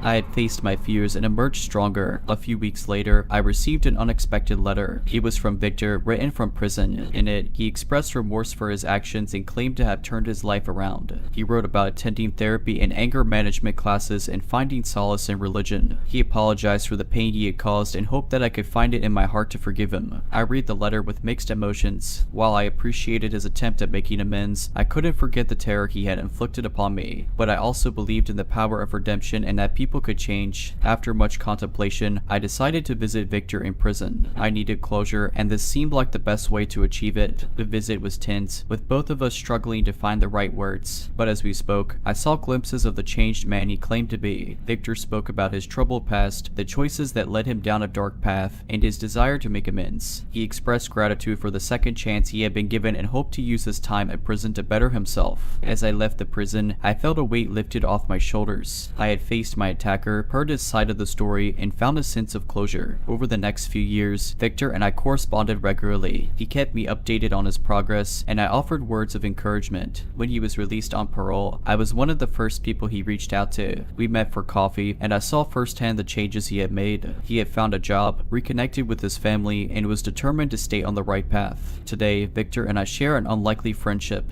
We both have scars from our past, but we've chosen to move forward and focus on the future. We often speak at schools and community centers, sharing our story and the lessons we've learned. Our hope is to inspire others to believe in the power of redemption and the possibility of change. Life is unpredictable, and we never know where it will take us. But one thing is certain, with resilience, support, and determination, we can overcome even the darkest moments and find our way back to the light.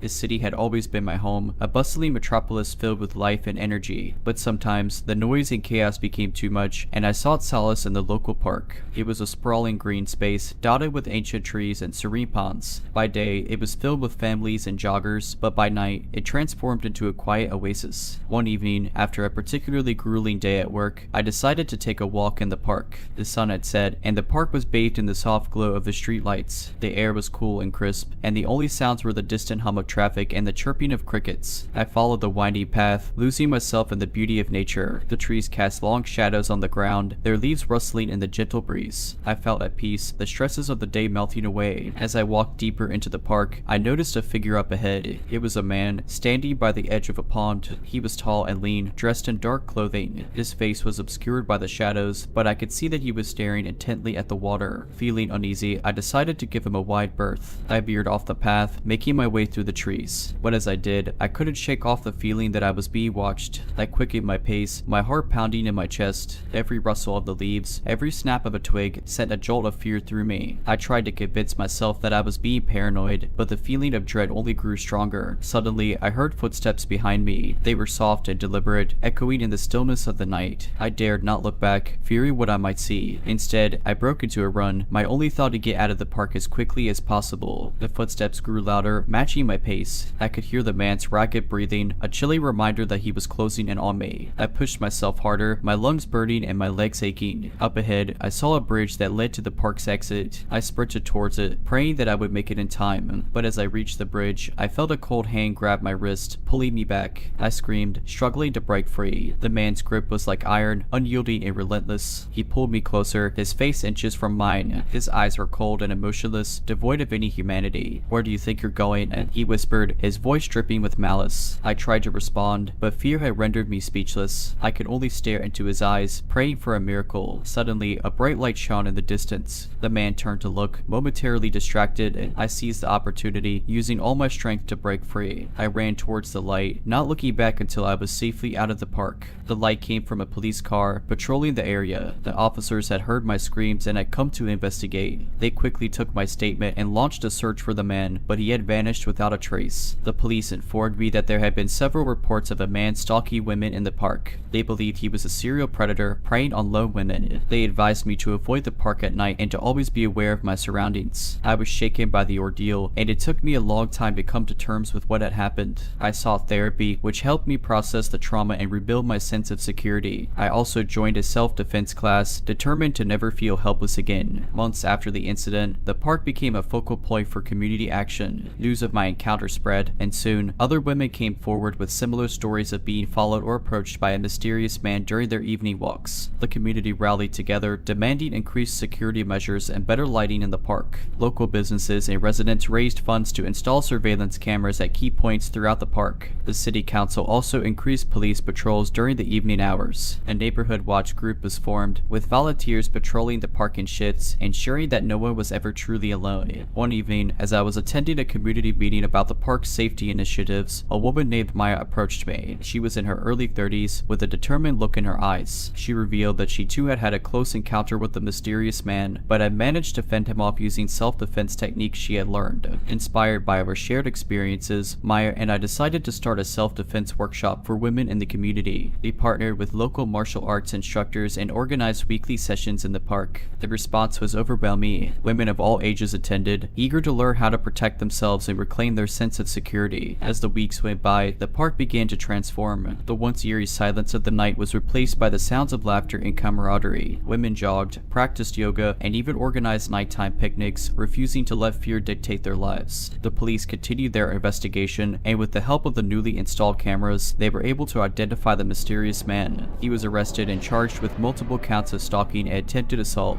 It turned out he had a history of violent behavior and had been released from prison just months before our encounters. The news of his arrest brought a collective sigh of relief to the community. The park, once a place of fear, had become a symbol of resilience and unity. Maya and I continued our self-defense workshops, expanding them to other parts of the city. We also started a non-profit organization dedicated to empowering women and promoting safety in public spaces. Today, the park is a testament to the power of community action. Families picnic under the trees, children play on the swings, and couples stroll hand in hand, enjoying the beauty of nature. The memories of that fateful night still linger, but they are overshadowed by the positive change that emerged from it. As for me, I've learned the importance of trusting my instincts and being prepared. I still visit the park, but now I do so with confidence, knowing that I have the skills and the support of my community to keep me safe. The highway stretched endlessly before me, a ribbon of asphalt cutting through the vast expanse of the countryside. It was late, and the only illumination came from the dim glow of my car's headlights and the occasional passing vehicle. The radio played softly in the background, a soothing melody that contrasted with the monotonous drone of the engine. I was returning from a business trip, eager to get home and crawl into bed. The journey had been long, and fatigue was beginning to set in. My eyelids grew heavy, and I struggled to maintain focus. Suddenly, in my rearview mirror, I noticed a set of flashing blue and red lights. My heart sank. I hadn't been speeding, or at least I didn't think I had. I glanced at the speedometer, confirming that I was within the limit. Still, I knew better than to argue with law enforcement. I pulled over to the side of the road, the gravel crunching beneath my tires. The police car, a standard black and white cruiser, parked behind me. I rolled down my window and waited, my hands resting on the steering wheel. A few moments later, a tall figure approached. The man was dressed in a police uniform, complete with a badge and a hat that cast a shadow over his face. He shone a flashlight into my car, the bright beam momentarily blinding me. "Evening," he said, his voice deep and authoritative. "License and registration, please." I fumbled in my glove compartment, retrieving the documents and handing them over. The officer examined them closely, his flashlight illuminating the details. "You were driving a bit erratically back there," he commented, his tone accusatory. "Have you had anything to drink tonight?" I shook my head. "No, officer, just tired from a long drive." He seemed to ponder this for a moment, then said, "Step out of the vehicle, please. Confused, I complied. The night air was cool, and I shivered slightly as I stood by the side of the road. The officer circled my car, his flashlight scanning the interior. "Everything okay, officer?" I asked, trying to keep my voice steady. He didn't respond. Instead, he motioned for me to follow him to the back of his cruiser. I hesitated, a sense of unease settling in. Something felt off. As I approached the police car, I noticed something odd. There was no license plate, and the cruiser lacked the usual markings of a police vehicle. The windows were tinted, preventing me from seeing inside. The officer opened the back door, revealing a dark interior. Get in, he ordered. Alarm bells rang in my head. This wasn't standard procedure. Why would he want me to get into the back of his car? I'd rather not, I replied, trying to sound confident. Is there a problem? The officer's demeanor changed instantly. His friendly facade dropped, replaced by a menacing glare. Get in the car, now, he growled. Theo gripped me. I realized that this man wasn't a real cop. I was in grave danger. Thinking quickly, I reached into my pocket and pressed the panic button on my car keys. The car's alarm blared, its lights flashing wildly. The fake officer was momentarily startled, giving me the split second I needed. I bolted, running as fast as my legs could carry me. I could hear the imposter shouting behind me, his footsteps echoing on the asphalt, but I didn't look back. I ran until I reached a nearby farmhouse, pounding on the door until the startled occupants answered. They quickly let me in, and I explained the situation. They called the real police, who arrived within minutes. The fake cop was nowhere to be found, having fled the scene. The police launched an investigation, and it was discovered that the imposter had been involved in several other incidents, posing as a cop to rob and assault unsuspecting motorists. The cruiser he had been driving was stolen, and the uniform was a convincing replica. In the weeks that followed, my story became a cautionary tale that spread throughout the community. Local news outlets picked up on it, and I was interviewed multiple times, recounting the harrowing experience. While reliving the ordeal was emotionally taxing, I felt it was essential to raise awareness about the dangers of fake officers. The police department, in response to the incident and the growing public concern, initiated a campaign to educate the public on how to identify genuine officers and the correct protocol during traffic stops. They emphasized the importance of looking for authentic badges, proper vehicle markings, and always asking for an officer's identification if something feels off. Community meetings were organized where officers demonstrated the differences between real and fake uniforms, badges, and equipment. They also provided tips on what to do if one suspects they're being pulled over by an imposter, advising to drive to a well-lit, populated area, or even the nearest police station, and to call 911 to verify the officer's identity. As time went on, the trauma of that night began to fade, replaced by a newfound sense of purpose. I became an advocate for personal safety, joining community watch groups and even collaborating with the police department on various initiatives. One evening, as I was leaving a community meeting, a woman approached me. She introduced herself as Lisa and thanked me for sharing my story. She revealed that she too had been pulled over by the fake cop but had remembered my advice. She asked for his badge number and called 911, which had caused him to flee. Hearing Lisa's story, I was filled with a mixture of relief and pride. My ordeal had led to positive change, and I was determined to continue my advocacy work. Today, I travel across the country, sharing my story and educating others about the importance of personal safety. While the memory of that night still haunts me, I take solace in the knowledge that my experience has made a difference. The world can be a dangerous place, but with awareness, education, and community support, we can protect ourselves and our loved ones from harm.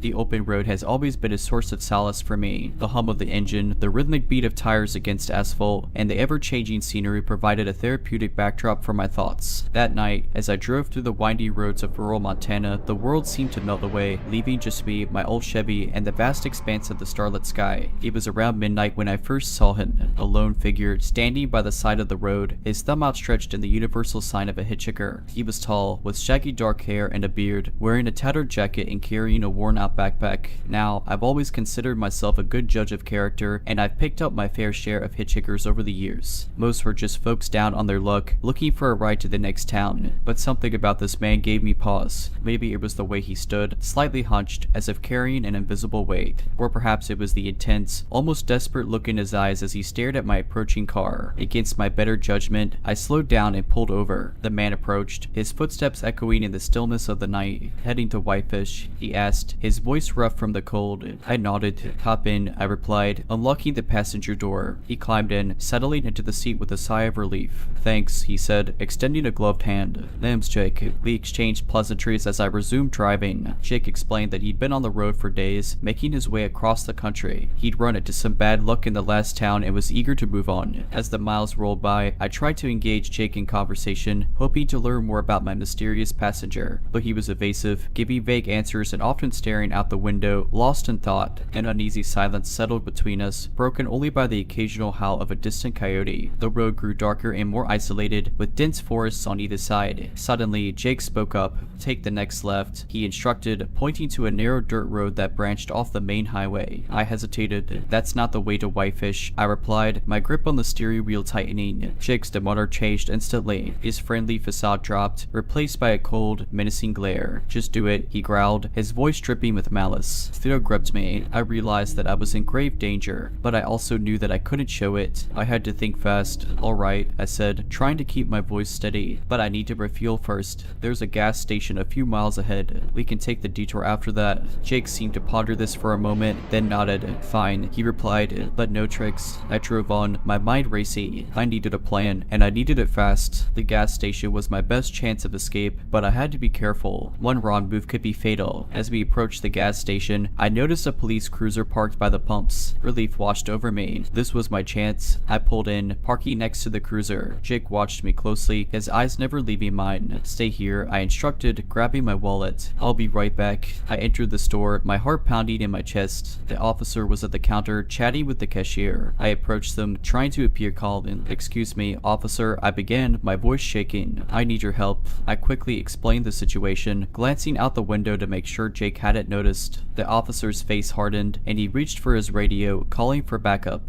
They formulated a plan. The officer would approach the car, posing as a friend I'd run into. This would give me the opportunity to get away from Jake and ensure my safety. The plane went off without a hitch. The officer engaged Jake in conversation, allowing me to slip away. Within minutes, backup arrived, and Jake was taken into custody. It was later revealed that Jake was a wanted fugitive, responsible for a string of robberies and assaults across the country. The police believed he was heading to Whitefish to lay low and evade capture. I was shaken by the ordeal but grateful to be alive. The experience served as a stark reminder of the dangers of picking up strangers, no matter how harmless they may seem. Today, I'm more cautious than ever. I still enjoy the open road, but I no longer pick up hitchhikers. The memory of that night will forever be etched in my mind, a chilly reminder of the thin line between trust and danger. If you're liking this video, all I ask is that you make sure to subscribe to my channel and like this video. Thank you.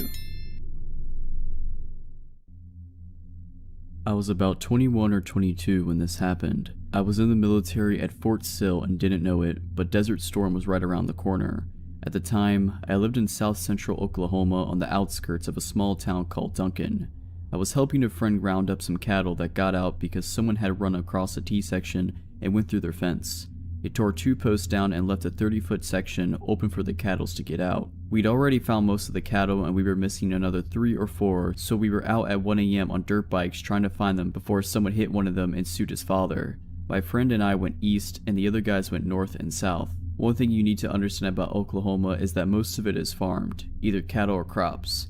It is also divided into 1-mile sections for the most part. In other words, the roads all run north and south or east and west and intersect at 1-mile intervals.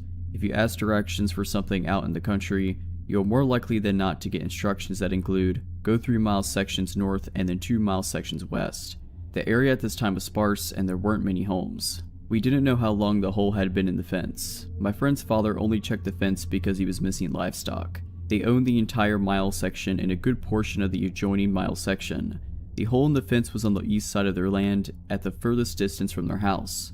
They checked the fence for such holes on a weekly basis, so the hole could not have been more than 2 days old. James and I were riding on these old dusty dirt roads with battery-powered spotlights to both show the way and to search for cattle. We'd stop at any of the million small wooden bridges and look to see if there were any cows down by the water. Our plan was to go out 10 miles and then go over a mile section and drive back 10 miles until we'd gone a total of 10 miles out and 10 miles over. Then we would do it all over again, but on the north and south roads instead of the east and west roads. If you were to plot it a map, it would be a 10 by 10 grid. We had been at it since before 9 PM, just as it was getting dark and we'd already gone 10 miles out and about 3 miles over.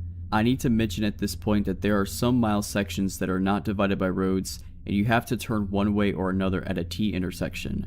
If that happens, we always took the road that went in our general direction of travel.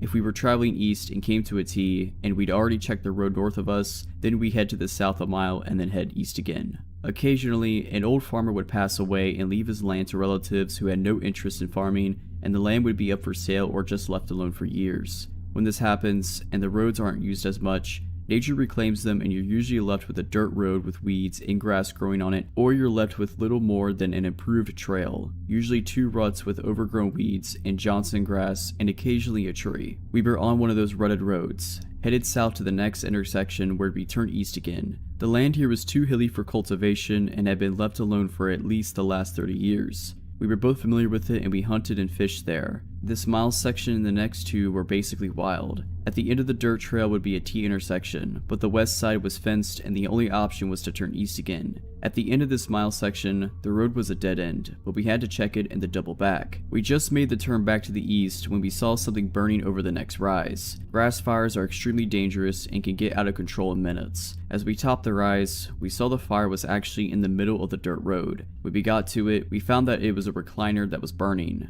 a blue Lazy Boy recliner. We stopped and threw some dirt on it and finally got it extinguished. James and I were wondering what kind of an idiot would do this and how strange it was to be in the middle of the road just burning.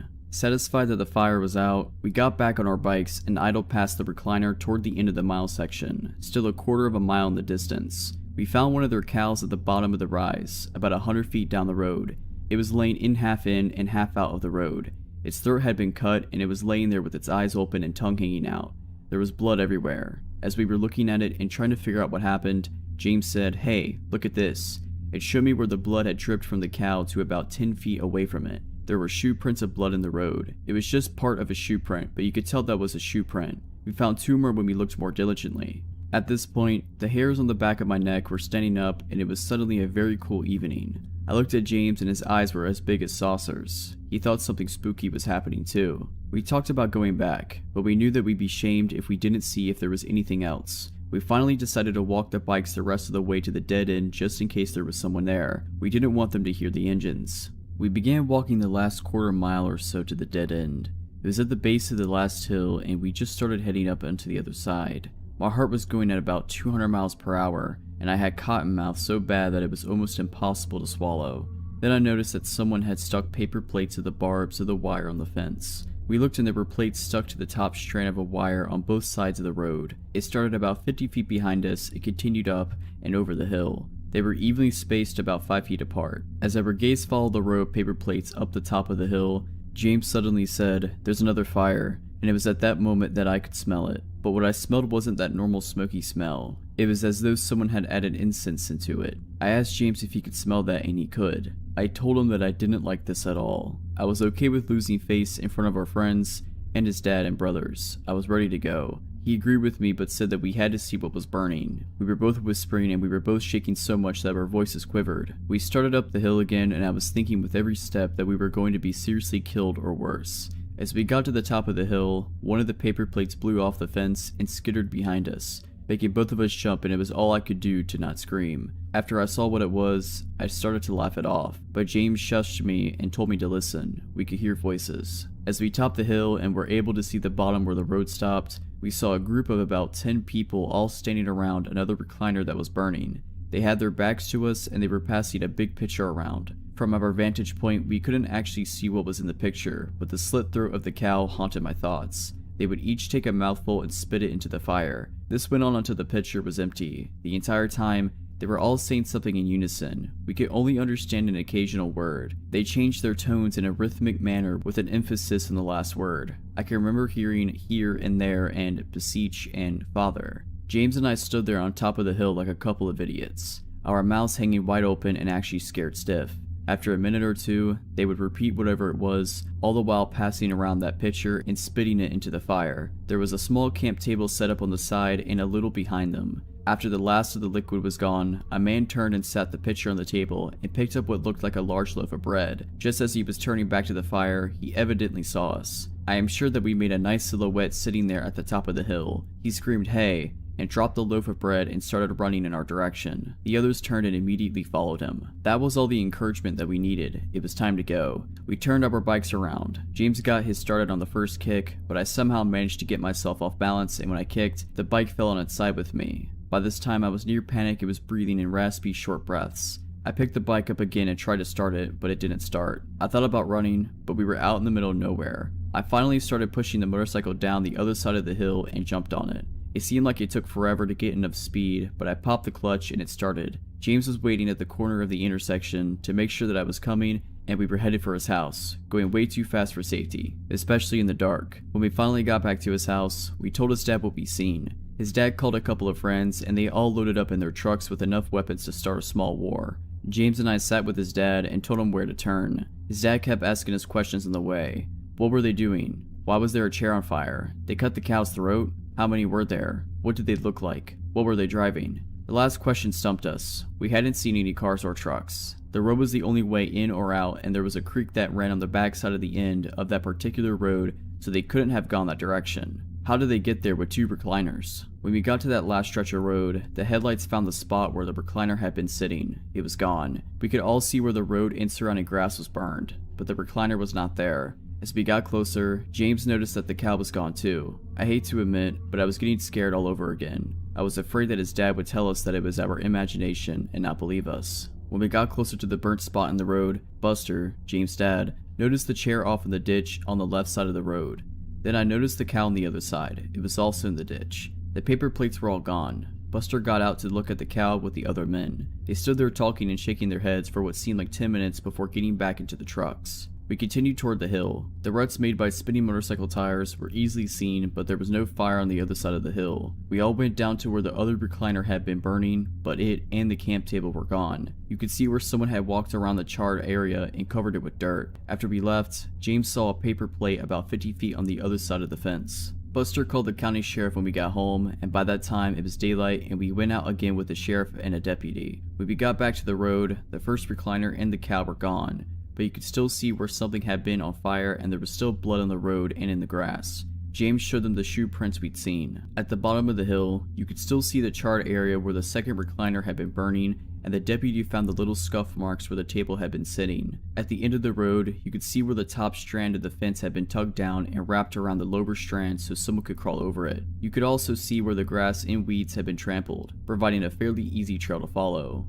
We found a woman's tennis shoe on the other side of the creek. You could see where someone had climbed up the bank on the far side of the creek. We followed the trail all the way across the field up to the next dirt road. Again, the top wire was wrapped around the next lower wire, and there was a piece of red bandana looking material caught in it. There were marks on the road where 2 or 3 different cars had spun their tires when they left. Buster also found a large piece of glass that had blood on it. Buster filed a report for the missing cow. They'd found 4 more cows in the opposite direction from where me and James had gone. They never found the recliners or the missing cow. The sheriff called a few days later and told Buster that the blood on the glass was human and not bovine. It was his guess that the pitcher broke and someone cut their hand while carrying it back to their vehicles. 2 weeks after that, there was a huge scare in our community about some cult that had promised the area at large that they were going to kidnap someone and sacrifice them. Buster always said that it was just someone running their mouth after hearing about our incident. It was all anyone talked about that summer. Buster also said that he sure would like to know what happened to that cow.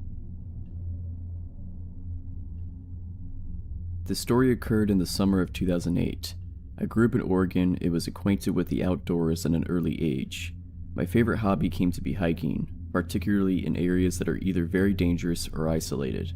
The health benefits of hiking were secondary to the thrills of walking the edges of exposed cliffs, meeting cougar and bear territory, knowing that I was very far away from help. Into the Wild was released in the fall of 2007, and I immediately fell in love. Being a high school senior, I could barely go another week living in my parents' house.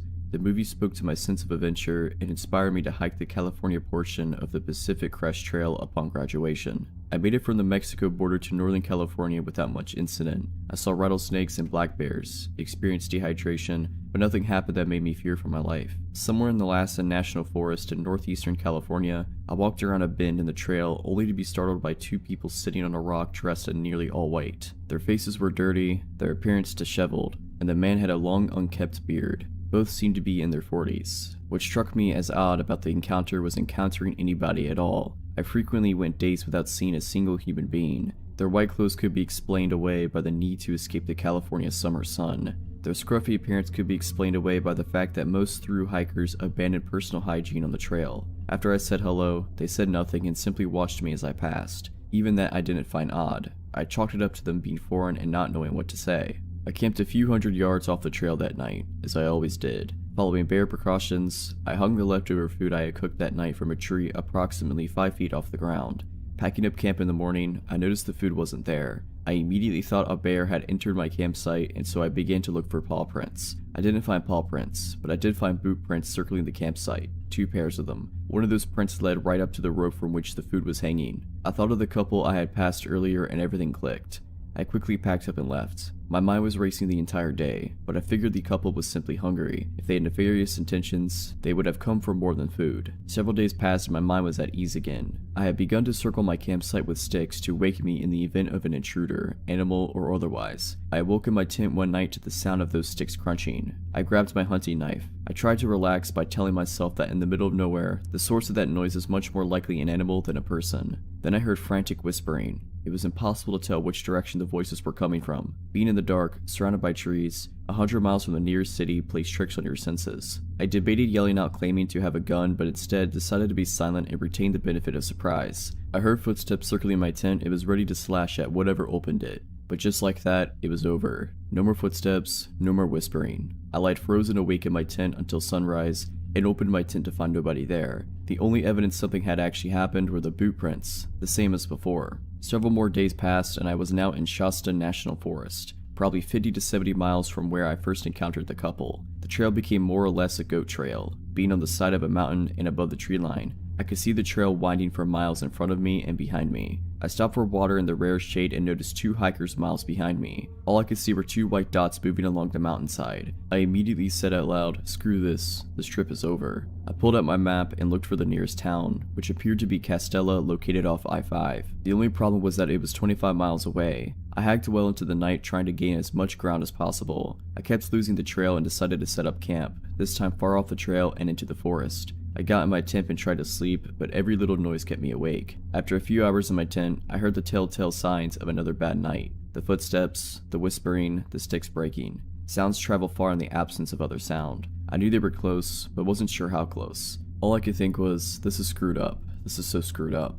Finally, a flashlight hits my tent, lights up the entire thing, and goes dark. I unzipped my tent and climbed out carrying my knife, yelling nonsense into the dark. Then I heard footsteps running towards the tent and barely made out a figure moving in my peripheral vision. I turned and ran deep into the forest. I tripped several times and ran into several trees. After running for approximately 5 minutes, I tripped, rolled, and came to rest next to a downed tree. I got under the tree trunk and laid still. I saw the flashlight moving around in the distance. I laid under that tree for hours. I was certain they were gone, but I didn't move. Eventually, birds started chirping and I knew sunrise would come soon. Once it did, I made my way back to the trail, abandoned my campsite, and walked the rest of the distance to Castella, where the Pacific Crest Trail crosses I-5. I hitchhiked my way to the town of Mount Shasta and spoke with the police and Forest Service. They put me in a motel for the night, and my parents drove from Oregon to pick me up the next day. I followed up with the police and Forest Service months later, who told me there had been similar reports of items disappearing from campsites throughout the surrounding national forest. However, there have been no other reports of the terrorizing that I experienced.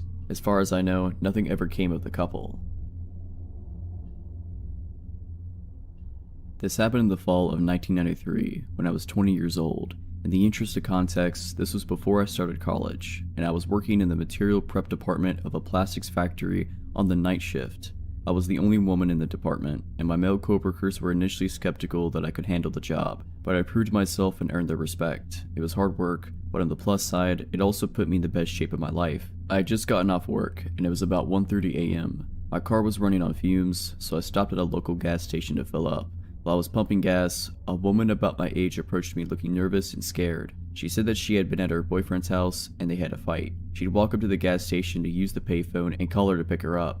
On her way to the station, our car pulled up as she was walking and the guys inside started catcalling and harassing her. With a slight movement of her head, she indicated a car that was parked off to the side by the gas station dumpsters. I saw a large light green car, like a Caddy or a Lincoln, with at least 2 or 3 shadowy figures inside. She said they threatened her and she was too scared to call her friend and wait. The woman was neat, well dressed, and didn't seem high or drunk or anything like that. She just seemed really nervous and freaked out, so I didn't even hesitate. I finished pumping my gas and told her to hop in the car, then I'd take her home. At that time on a weeknight, there was little traffic, so I booked it right out of the gas station and asked her where she lived. She kept twisting around in the seat to see if the car was behind us, and when I asked her to put her seatbelt on, she ignored me and kept looking for the car. I assumed she was just scared. A few blocks down the road, however, I noticed she was looking around the car, and she started asking me about the money. "Where's your purse? Where's your bag? I need money. You need to give me some money." My stomach sank. I have this woman in my car and now she's gonna rob me. But when I thought about it, robbery just didn't make much sense. I was driving a 1985 Chevette and was wearing my work clothes, a ratty t-shirt and jeans with combat boots. I did not look like a person with a lot of cash, primarily because I wasn't a person with a lot of cash.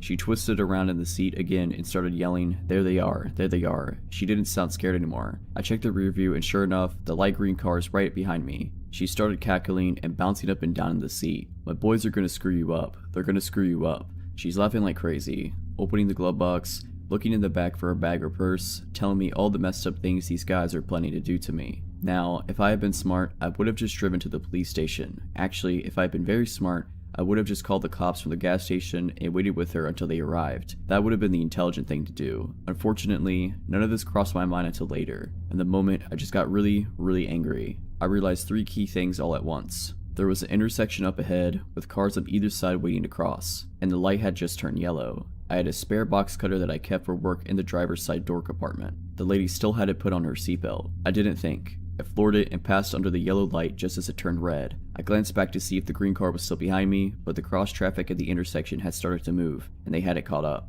The woman started yelling. I slammed on the brakes and she hit the dash and windshield with a solid and viciously satisfying crack. When she rebounded to the passenger seat, I had the box cutter in her face and was screaming some serious stuff. I can't remember exactly what I said, but it was along the lines of, get out of my car before I cut off your face and make you eat it." The crazy screaming and box cutter combo worked. She grabbed blindly at the handle and popped the door open, and I started shoving and punching her until she tumbled out the door to the curb. I stomped on the gas, got to the next turn, and squealed around it with the passenger door still open. I made a few more turns because I was afraid that the green car might catch up to me. After a little while, I stopped to close the passenger door, and then I cut across town and got onto the highway to go home. I was on the highway for about 5 minutes before the shake started. I pulled off to the shoulder to calm down and get my act together, and then I drove home. I told my older sister. I was living with her temporarily after the breakup with my ex. She grabbed me in a tight bear hug while simultaneously yelling about how stupid I was for not going to the police. I've never been so glad to be yelled at in my life.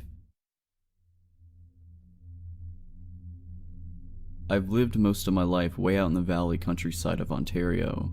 Given it's not a whole lot for an 18-year-old, but for me it's the only place I can call home. And I like to think that I know the entire area, as far as sprawling that is, like the back of my hand. Adventures across the long, cross-crossing roads, pastures, and woods that made up the skeleton of my village were a common venture in my childhood. As a young kid, I had a habit of biking extremely far out in hopes of finding new places, and sometimes my dad or one of my friends' parents would toss out bikes in their pickup and take us way out into a back road and let us explore for a few hours. This was how a lot of us first found that on one of these bad gravel roads, surrounded by thin woods, was a worn down old shack sitting just about 20 meters off of the path. Honestly, I never thought anything of it, except for the fact that it was creepy. It had no windows to see inside, and I never went anywhere near it.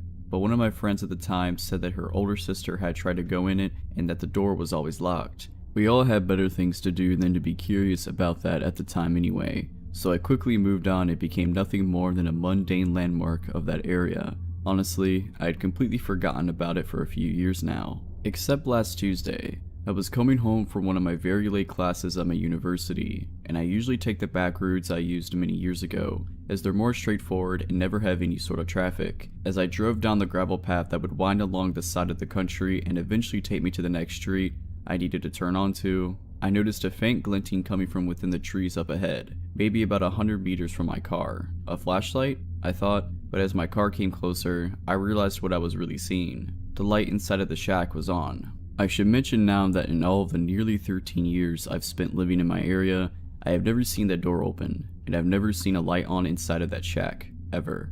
Not even once. I must have driven past that shack probably almost 100 times in my life, but this was the first time I'd ever seen any sign of a person's presence having been anywhere near that thing. That, coupled with the fact that it was 10 o'clock at night and pitch black outside aside from my own headlights, and the faint glow lighting up the door frame up ahead, immediately filled me with what I can only describe as a weird sense of dread. Fortunately, while my car approached the light, I was curious enough that despite the feeling in my stomach, I slowed down as I was about to pass, hoping that I could see what was going on inside, and this is probably the only reason I managed to spot the dark shape that burst out of the foliage on the side of the road, directly into my path. I wasn't going very fast at that point, but I still pounded the brakes rather hard in alarm, so my car came to a crunching stop on the gravel. For a moment, I was just really confused and freaked out. What was that?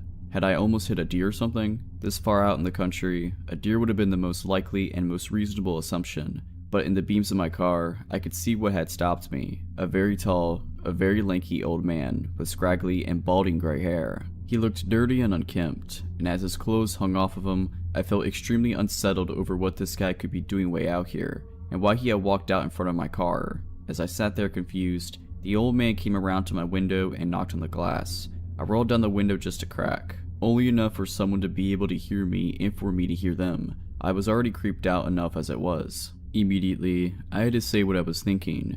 What are you doing out here? In my peripheral vision, I could still see the light from the shack, but in my mind's eye, I wasn't really registering it anymore. Stupid, I know.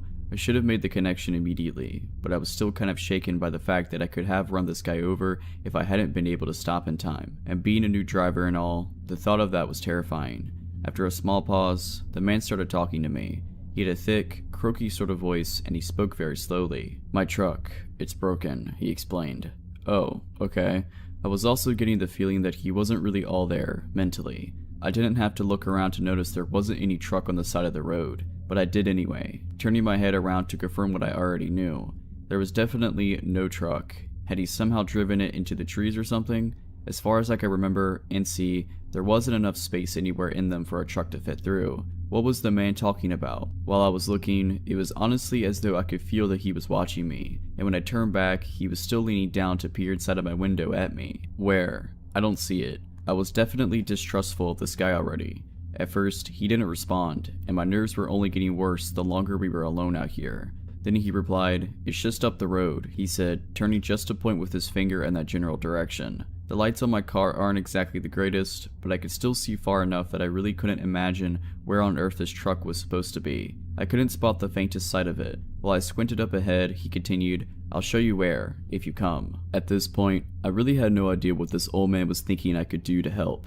I'm just an 18-year-old girl. I don't exactly look like the type of person who knows a lot about cars or how to fix them. And for the record, I'm really not. But I was tired from a long day at school, so I absolutely was not at my brightest. And for some reason, a part of me felt guilty about leaving him out here alone if his truck really was broken. "Okay," I said, and I reached to my gear shift to start driving slowly up the road. But as soon as he saw my hand, he shook his head. "Just walk, it's not too far." "What?" "Excuse me, but no thanks. How was I going to see anything in the dark if I got out of my car and followed him anyway? There was no harm in driving wherever he was trying to lead me. The more I talked to the guy, the more unnerved I was getting, and the more red flags were starting to pop up in my mind. I couldn't see a car anywhere, and this total stranger wanted me to get out of mine and follow him into the dark on this creepy road in the middle of nowhere. No, I'd rather drive to it," I responded. I could see his brow furrow, and he looked kind of agitated. He insisted, "Your car won't fit in the trees anyway." So, did his truck crash then? Why the trees, if we were going up the road? I remembered what I'd just been thinking a minute earlier about there not being enough space, and I asked him, "Then how did yours get in the trees?" The only logical explanation would have been that his truck had swerved off the road, but even if that were the case, there was seriously nothing at all that I could have done to help him fix his car or get it back out again. The entire situation was beginning to make me very scared. There was a lengthy enough pause between my question and him speaking up that I was beginning to think that he didn't hear me or something. So I asked again, still no immediate answer. When he finally did reply, he was staring at me directly in the eyes. "You really don't look old enough to drive." I hear comments like this a lot, since I do look very young because of my size. Normally, somebody would say this with a smile or something to signify that this is, in fact, meant to be taken as a joke, but this guy's face didn't change even slightly. He just kept staring at me with a completely cold expression. That type of remark in this kind of situation immediately had my heart racing, and all I could think was, what did this guy want from me? What I wanted to say next was, well, who are you? But instead, I anxiously fumbled for my phone in my pocket, babbling in a way that probably made it really obvious I was completely freaked out in my mind. Okay, I could just call someone to come help you out. There's not really anything I can do. As I said that, it occurred to me to wonder, did this old guy not have a cell phone of his own? I know not every older person has one, even if they're becoming much more common, but seriously. And then I also remembered, with a sudden streak of massive fear, the shack with the light on. I could still see the light coming from it just up ahead in the trees. My dumb brain finally put two and two together. The old man hadn't even mentioned it at all. It was like it wasn't even there to him, and there was definitely no one out there that could have turned the light on but the guy who was just standing outside my car right now. What was he doing out here in the shack then, which had been locked for all these years by someone I never knew? There was definitely no truck around here. He wanted me out of my car for a whole nother reason. I think maybe the old man must have seen on my face that I was scared out of my wits and about to book it out of there. Instead of any words, without warning, his face contorted with rage, and he swung his fist, pounding against it at my window with enough strength to make it shudder. His eyes were wide and he looked furious and completely insane. Even though I was panicking more than I ever had in my life, and I was sure he was about to smash the window in if he tried again, I screamed, threw my phone onto the floor, switched gears, and slammed my foot down on the gas pedal. I hurtled down the road, and when I glanced into my rearview mirror, I saw his dark shape turn from standing in the road, and I watched as he turned, and he walked off the road, directly back towards the light of the shack. I didn't slow down at all until I was nearly home, and absolutely sure that there was no way that he could have followed me. When I got home that night, I spent a long time crying about what had happened with my mom, and though I don't think she believed all of what I told her, we don't have the greatest relationship, she called up everyone she knew to ask if anyone knew the old man, or if they knew who owned that shack. In a town like ours, just about everyone knows each other, but no one had any clue who he was. One of our family friends even swore that he was sure it's been abandoned for at least 4 years now. And since most people don't usually take that road, no one said that they've ever seen a light on or the door open but me. I've been taking a different route home from school since, and I really don't think I ever want to head back down that road. Creepy guy in the shack, please, let's not meet again. If you're liking this video, all I ask is that you make sure to subscribe to my channel and like this video. Thank you.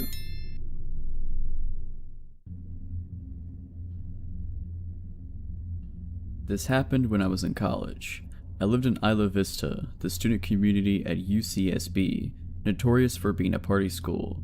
It fully lived up to its reputation. I liked to party, but wow, these people were off the wall. As such, there were a lot of people who put themselves in dangerous situations, drinking to excess, not being careful, not locking doors, etc. It had a very isolated and insular vibe, and anyone who was hanging around who wasn't college-aged immediately looked out of place and strange. One night after having a few drinks, I came home to my small house where I lived with 2 other girls, probably around 2:30 a.m. We were all serious students. I was probably the least serious actually, and we partied, and it was not your typical UCSB mega rager, more like a small get-together with friends. We would often have a few people spend the night, sleep in our furniture, or in our beds as this case may be. That night my roommates had a few people over who I didn't know, and I saw when I returned home that one of them had opted to sleep on the couch from the shadow that I saw there. I didn't turn the light on so I wouldn't wake anyone up, but as I was passing the couch to enter my bedroom, I noticed that the figure was lying very stiff. He just had this weird energy to him. He was lying down, but it was like he was putting all of his energy into lying as still and rigid as possible. I paused, and the guy quickly jerked his head to face me, without moving his limbs. So quickly that it startled me. I could see his wide open eyes glinting in the dark. Figuring that I'd startled him, or that he was drunk, or maybe on some kind of stimulant and unable to sleep, I just hurried past into my bedroom and locked the door. The dude made me so nervous, and I wasn't taking any chances. I fell asleep. At 4:30 a.m., I woke up. There was a strange sound at the door, almost like somebody was drumming their fingers against the wood very quietly. I lay still and listened. There were more quiet sounds like someone scratching the door with their fingers, which got louder and louder until it was clear that he was using both hands and scratching as fast and as hard as possible. It created an extremely loud and intimidating sound that filled me with fear. I got my cell phone and texted my roommate because I was afraid to make a sound. "Your friend is freaking me out. Is he coked out? Can you talk to him? He's banging and scratching on my door." She didn't text me back, probably because she was asleep. I texted my other roommate to the same effect, covering all of my bases. Keep in mind that the scratching has been going on at this point for a couple minutes. I have no idea how he could have sustained it. Scratching a wooden door with your fingernails can't feel good. He also grabbed at the knob and jiggled it super forcefully. Because neither of them answered, I decided to call and really wake them up, though I was scared to make a sound. I know it sounds stupid, but there was something seriously horrifying about being teased like this through the door. I knew that he was trying to terrify me. I felt like a little kid, but I could tell this guy was screwed up or something, and maybe the police needed to be called, and I wanted to loop my roommates in since it was one of their friends. The scratching stopped abruptly, and I called my roommate, who answered sleepily. "Yo, your friend is messed up. Can you please deal with it? Do we need to call the cops? He's seriously scaring me and he was scratching at my bedroom door. He's really weird." She didn't say anything for several seconds, and when she did speak, her voice had no sleepiness in it at all. "What friend?" she said. "That guy that was sleeping on the couch," I said. She was quiet again. "We didn't have any guys over," she said. "Call the police." My adrenaline surged and I told her to please lock the bedroom door as quickly as possible. I realized that I hadn't heard scratching in a while, and I had no clue where the dude had gone. Suddenly, I heard a loud banging in the other end of the house, where my roommates, Lauren and Monica, shared a bedroom. The bangs were followed by the sound of them screaming in fear. I quickly dialed the police as this maniac proceeded to bang against the, luckily, locked bedroom door of my two roommates as they screamed. The heaviness of the blows left no doubt that he was trying to break the door down. I told the 911 operator the situation and she dispatched 2 squad cars. The police in Isla Vista are generally used to peeling drunks off the sidewalk and breaking up brawls. This was really serious and strange, and I think the dispatcher got the sense from my tone how terrified I was. She stayed on the phone with me. At one point the banging stopped and everything was quiet for a while. I talked with the dispatcher and suddenly looked down to see that this guy had slipped his fingers through the 1-inch gap between my door and the floor was just kind of waggling them around, making this weird growling sound. I screamed and backed away, which is my biggest regret about the situation, since when I look back at it, it would have been so awesome to just stomp his fingers and hear the guy howl in pain. When the cops rolled up, I heard running and the sound of our sliding glass door opening and closing, and then he was gone. The cops never caught him. He had broken in through our side door by jimmying the lock somehow. My door was covered in what turned out to be huge gashes he'd made using a pair of scissors, which he discarded on the ground before he left. What terrifies me the most about this was that I walked right past him. I looked him right in the face. I realized now that he was not trying to sleep or on drugs, but was lying so stiff like that because he was hiding. He probably heard me open the door and freaked out because he hadn't realized there was another girl living there and tried to blend into the couch in the darkness. This story takes place in August of 2013 in the mountains of southern Oregon. I'm a USAF Security Forces Airman, military police. My girlfriend was at work, and as a sweltering hot day began to turn into thunderstorms, my buddy Nick, another military cop, and I decided to go explore some back roads and get out of the heat in town. Southern Oregon is crisscrossed with logging roads, some actively used, and many totally forgotten and grown over. Nick and I spent many of our days off starting on roads that we knew, finding roads we didn't know, driving for hours into the mountains, eventually navigating back to paved roads. On this particular day, with storm clouds building over the mountains, we set off on a road we had never been on, and began the drive into the mountains. After driving for around an hour, we hadn't seen nor heard any signs of other people in the woods. We rounded a bend in the thick fir woods, and emerged in a meadow that was totally surrounded by thick aspen groves. The meadow was perfectly flat, and eerily still. We both noticed the strange stillness almost immediately. No birds, hardly any insect noise, no squirrels, and certainly no other people. On the far side of the meadow, right at the edge of the tree line, there was a picnic table. The table was very odd, however. It was painted a bright orange. It was much larger than a typical picnic table in a park. Remarking on this, Nick drove through the meadow to get a closer look. I remember being apprehensive as we approached. The whole scenario was exceptionally strange.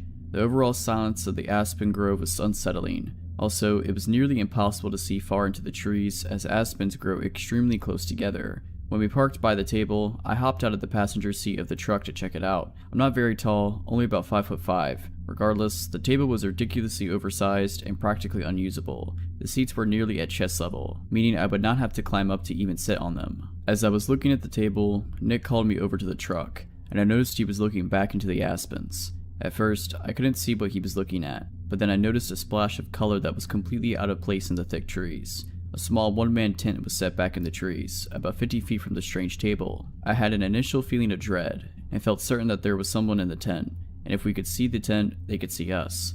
There were no campgrounds in this area, no people, no main roads for miles. Surely someone camping so remotely would be, at the very least, a strange person. However, as we observed the tent, we didn't see any movement or hear any sounds coming from it. Nick suggested I call out. I didn't want to, but I did. "Hey, anyone in there?" I yelled. No reply. Feeling completely on edge, Nick and I thought about driving away and leaving this strange area, but we began to fear the worst. What if there was a body in the tent? What if somebody had gotten kidnapped? Foolish, I know, but we thought it, all the same. After some debate, we decided to have Nick turn the truck around to drive away from the camp, should we need to leave in a hurry. He would be waiting behind the wheel. With my heart pounding, I started walking through the trees towards the tent. I was totally keyed up with my senses on full alert. When I reached the campsite, several things struck me as odd. Backpacks were scattered all over.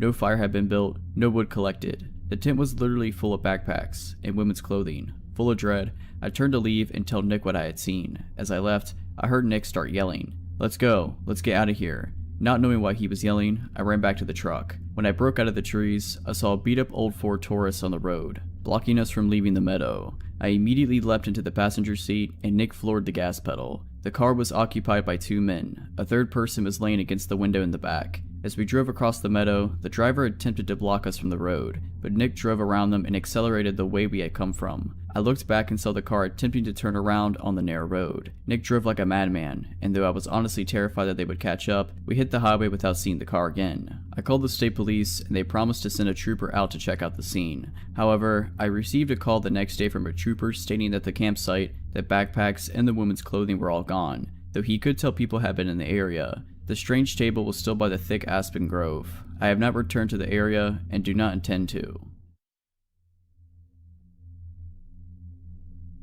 Okay, so I've had a few issues with my next door neighbors since I moved in, but nothing creepy until just recently. There is a man, a woman, and at least one boy living there, and I mostly just avoid them. The man seems okay but a bit weird, and the boy just keeps to himself, and the woman is quite a bit off. Not long after we moved in, she left a note in my mailbox. Our mailboxes are right beside each other, between our houses. Anyway, I stood at the mailbox reading the note. She thought that my dog was using the bathroom in her yard. It was possible, as our fence had some holes in it, that our dog had gotten out then, but those holes had been fixed a long time ago. Still, no big deal, except I noticed her standing in her driveway, just staring at me, and the note was very long. I just kept reading it. The more I read it, the crazier it got, and the weirder her behavior in my peripheral vision became. Apparently I was entitled. She seemed to think I was somehow instructing my dog to use the bathroom in their yard. Her note went on a tangent about how awful dogs are. She was also 100% convinced it was my dog, even though there are always tons of loose dogs, cats, and wildlife wandering around and no doubt traveling through her unfenced backyard. In my peripheral vision, she got into her SUV, backed out of her driveway, then parked it along the street directly behind me and just idled there, staring. The note then went on a weird, long tirade about the previous family to live in my house, saying I was Antherdeb, as if I'd have any idea at all what that is even supposed to mean, then concluded in some odd insults and some implied not quite threats. This is the closest thing we ever had to a conversation at this point. I can understand not wanting a dog using the bathroom in her yard, but this was a bit of an extreme reaction, as this was literally the first time I'd even heard of there being a problem. A simple note would have done, but this note was insane. She was still staring behind me. I decided to try to ignore her and just go to my house. That's when she shouted out her window, "Are you playing a game?" The reaction made no sense. "Are you nuts?" I replied, as I officially ran out of patience. She shouted more nonsense and insults at me while blocking my driveway, which was right next to the mailboxes, with her vehicle, while I repeatedly told her to leave before I called the cops. This went back and forth like this for a while, but she eventually sped off when I pulled my cell phone out. Later, my boyfriend, who had not been home at this time this happened, had a chat with the neighbors. He said they seemed agreeable and reasonable and basically dismissed me of just being dramatic. The woman told a very different version of events, of course. I was annoyed that my boyfriend wasn't taking me seriously, but let it go. I think he just wanted to keep getting along with the man next door, as they sometimes borrow tools. They speak to him a lot differently than how they speak to me. They don't do anything rude to me while he's around. In fact, they don't speak to me when he's around at all. They always wait for him to be away. Anyway, I mostly just avoid them. Sometimes, the woman stares at me, but I just ignore her. Until recently, I've been mostly successful. Here's the creepy story. I don't sleep well at night when I'm home alone, and I'm always home alone now because my boyfriend is out of the country on business for months at a time. I often feel like there's someone just outside my house or at my door. Sometimes, my dogs act up at odd hours, but I never see anyone. I keep my house alarm armed and my pistol in my nightstand. The other night was one such night. I didn't sleep well and kept having a sinking feeling that something was wrong. Anyway, I got out of bed at about 2 a.m. because I thought I was scheduled to work at 3 a.m.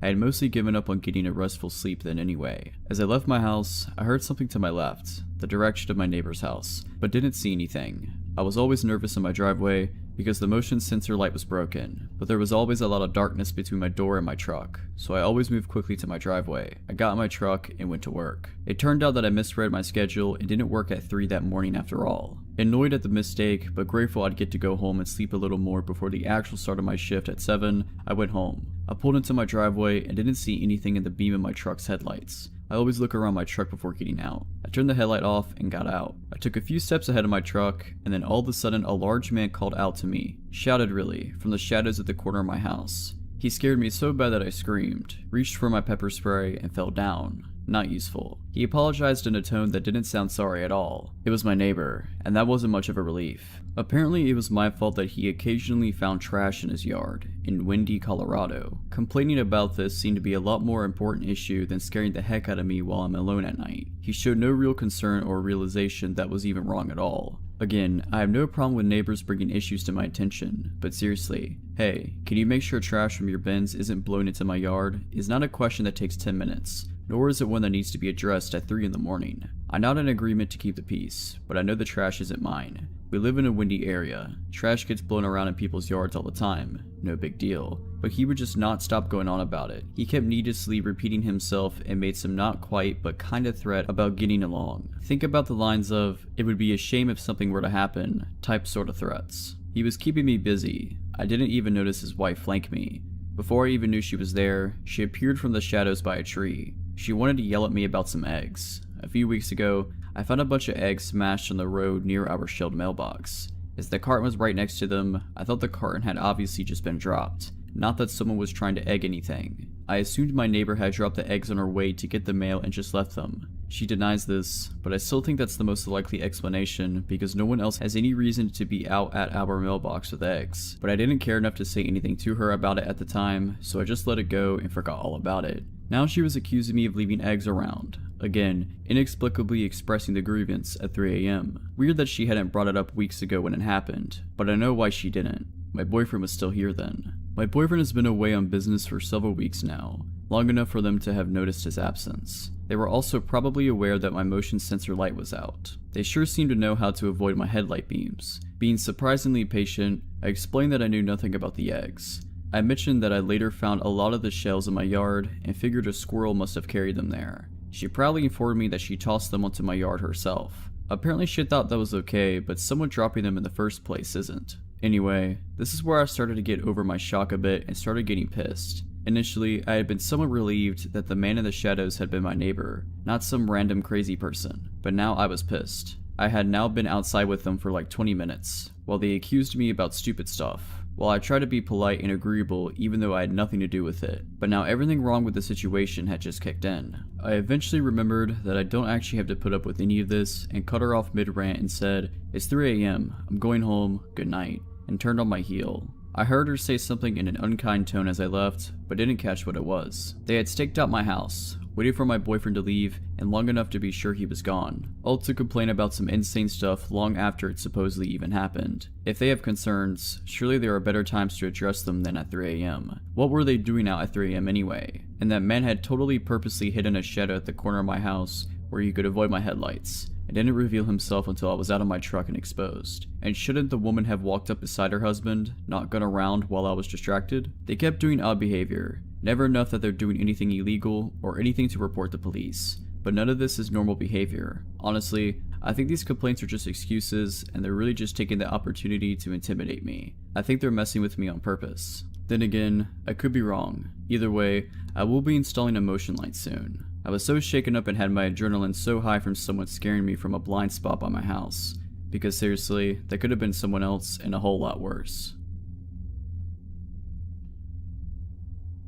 The story starts several years ago. Me and my friend's interest in urban exploration. I was a junior in high school at the time, which was when everyone started to earn a lot more freedom, so we took the chance to be out late whenever we could. Now, keep in mind that I live in a major city in central Colorado, so the nightlife is never lacking. We could always find something to do, and were especially drawn if there was an element of danger. We wouldn't always plan these trips, but we made sure that if we were going into any old building in the dark, we would have a knife and a flashlight for safety. We never really had to defend ourselves, but we came very close one evening. It must have been around November, because there wasn't yet snow on the ground, but it was actually a chilly evening. Directly across the street from the abandoned hospital, which we have hypothesized is still around from the TB area, is a hospital that is newer and in use. The two are connected by an underground tunnel, which I can only assume was a way to move bodies without alerting the patients. We had been inside the hospital a few times, but never found anything strange, only the occasional sign of others having been or lived there. What was piquing our interest that night was the abandoned library next door to the hospital. It was connected, but only by exterior walls. To get inside, you could not cut through the hospital, but instead had to hop over a tall wall and climb a very high fence. A few of us had backpacks, containing the aforementioned safety precautions and a couple bottles of water, so nothing too heavy or valuable that would get damaged when tossed over the obstacles before us. A little ways off the road, it was dark if you clung to the buildings. We did for a while before stepping behind a small patch of shrubbery, which we determined was an easy way over the first wall since the other way around to gain access was by a chained, unclimbable gate at the bottom of a set of stairs facing away from the ledge. Both were parallel with the library, so when tucked back in that corner behind the bushes, no one could see us from the street. I don't believe I went first, but I did not remain behind to be last over that wall. It was too high up for me to jump and haul myself over, so I resorted to stepping on a pipe jutting out somewhere lower along the wall. It gave me a bit of a needed boost, and soon I was up and over, moving into the library's courtyard. Another girl and I waited for our two other girlfriends to join us. Upon an initial glance over at the courtyard, there was no obvious way in. To our right was a dilapidated fountain, which I took joy in imagining springing forward a spray of water from its detailed stonework in the brighter summer months. People laughing and talking with the surrounding trees bringing them shade. Now, however, it had been in long disuse, and the earth at our feet was cold and hard. There were no signs of another soul for years, save the 15 chain-link fence directly in front of us separating the courtyard in half. I could tell it hadn't seen the same weather as the rest of the courtyard, because the metal showed no signs of rust. That must be our way in, we agreed, because with a fence like that, someone obviously wanted to keep us out. We hurled our bags over the fence, hearing them clank on the ground rather silently due to their lightness. I was the third over, because I have a slight fear of climbing and it took me a bit to mentally prepare myself. I made it to the top of the fence in short time, then sat at the top straddling it with a leg on either side. I had two girls on the other side in front of me, and one behind me who was telling me to hurry up.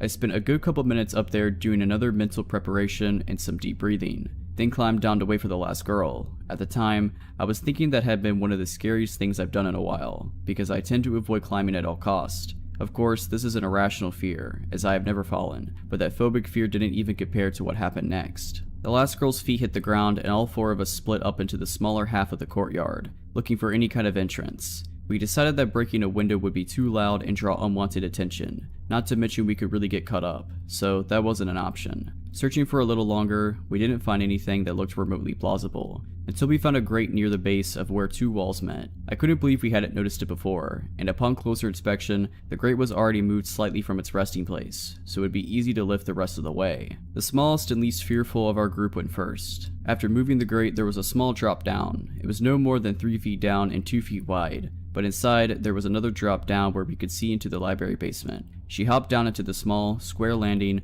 only to almost immediately freeze. We looked amongst ourselves, wondering what was wrong. "There's a guy down there," she said. "What? Where?" "I could see his outline," she said. I leaned forward and tried to make out a shape, but it was further down than my line of sight and it was too dark. "Hello?" she called out. He responded the same, asking who we were. "Just a couple of chicks," she spat out bluntly. What he said next sent chills down my spine. It was as if I could feel the darkness radiating out of the hole in the ground. All of a sudden, it was very still and quiet, like the darkness had spilled out and weighed all of us down in that gloomy courtyard. He said in what I can only describe as a lustful tone gripping with ill intent. I'm addicted to following the sound of women's voices. My friend looked over at us blankly, but there was nervousness underneath. Unease.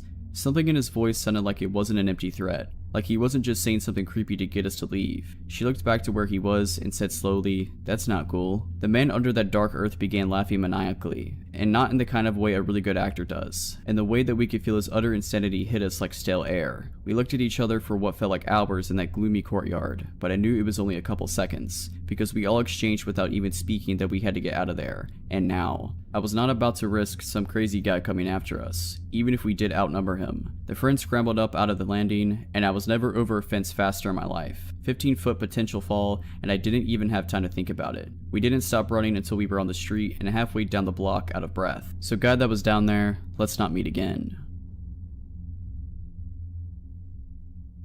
It was 2012, and my best friend Hannah had convinced me to join her on a weekend trip up north. She had, after searching for the longest time, found her dream car and was planning on traveling the 900-kilometer to the very north of Sweden to buy it. It was a second-hand door Suzuki Vitara in a purplish kind of color, and I must admit I didn't share her obsession with it. But with her being the closest thing to a sister that I will ever get, I was happy to join her nonetheless. Hannah and I have always had each other, from the cradle and onwards. Sharing each other's love for adventure, we have traveled the world together. At the time this happened, we were both 21 and had recently returned from a trip in Asia. The man who was selling her the car had agreed to meet us at the small airport in Umeå. When we arrived shortly before lunchtime, it had started to snow heavily. The first snow of the season, no less. The parking lot was almost empty, and when I saw the man standing outside the Vitara, I felt immediately concerned. He was dressed like a hunter. A lot of people in this area of the country live a lifestyle with hunting and fishing, so nothing strange with that really. But still, there was something about him that made me uneasy. He was nice though, smiling and waving to us, shaking hands with us both before walking us around the car and pointing all the tiny little flaws. He showed us the work he had done on the car and showed the paperwork from the recently done engine repairs. He made the impression that he didn't want to hide anything. On the contrary, he made a show out of being very forthcoming and honest. The snowing had now intensified and we were getting cold. He opened the car door for us and said, "I got the paperwork at home. Let's close the deal over some coffee." Against all my instincts, I climbed in after Hannah, both of us now trapped in the back seat. I had no reason to feel threatened by this man who had been nothing but pleasant to us, other than the alarm bells going off inside my head. I can't tell what it was that made me feel that way, but there must have been some sign that something was wrong, something that my subconscious tuned to. The man was constantly talking. He showed the stereo, told us about the features of the car, about the places we drove past, about the wildlife and the nature. There was not a silent moment. After about 20 minutes, I started to notice that we were in no way moving in the direction of civilization. Instead, it seemed we were driving further and further into the vast wilderness.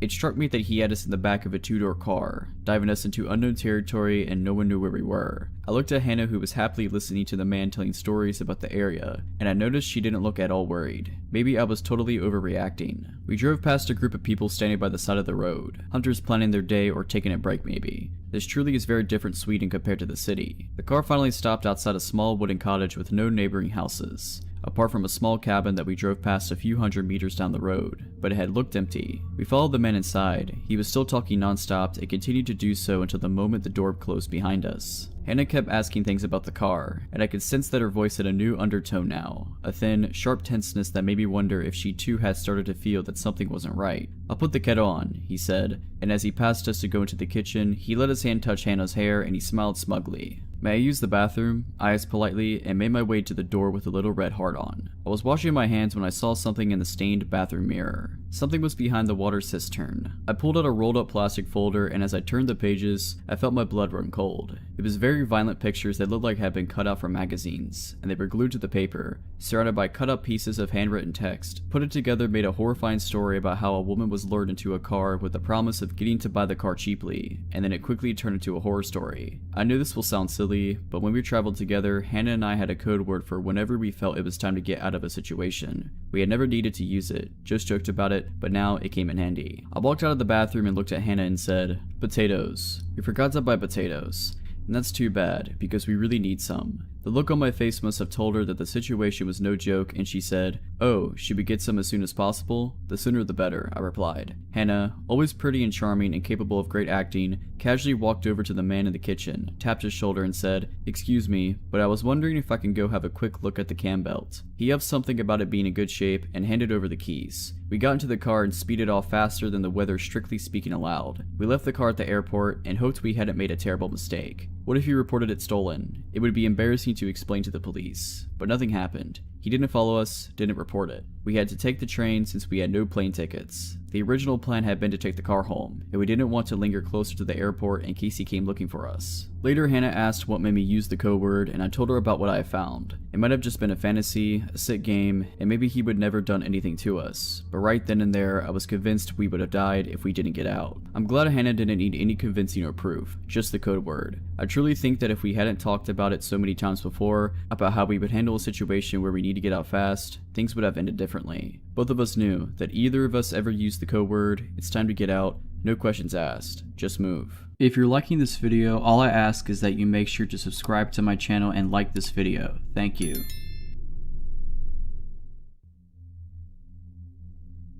Okay, so I've had a few issues with my next door neighbors since I moved in, but nothing creepy until just recently. There is a man, a woman, and at least one boy living there, and I mostly just avoid them. The man seems okay but a bit weird, and the boy just keeps to himself, and the woman is quite a bit off. Not long after we moved in, she left a note in my mailbox. Our mailboxes are right beside each other, between our houses. Anyway, I stood at the mailbox reading the note. She thought that my dog was using the bathroom in her yard.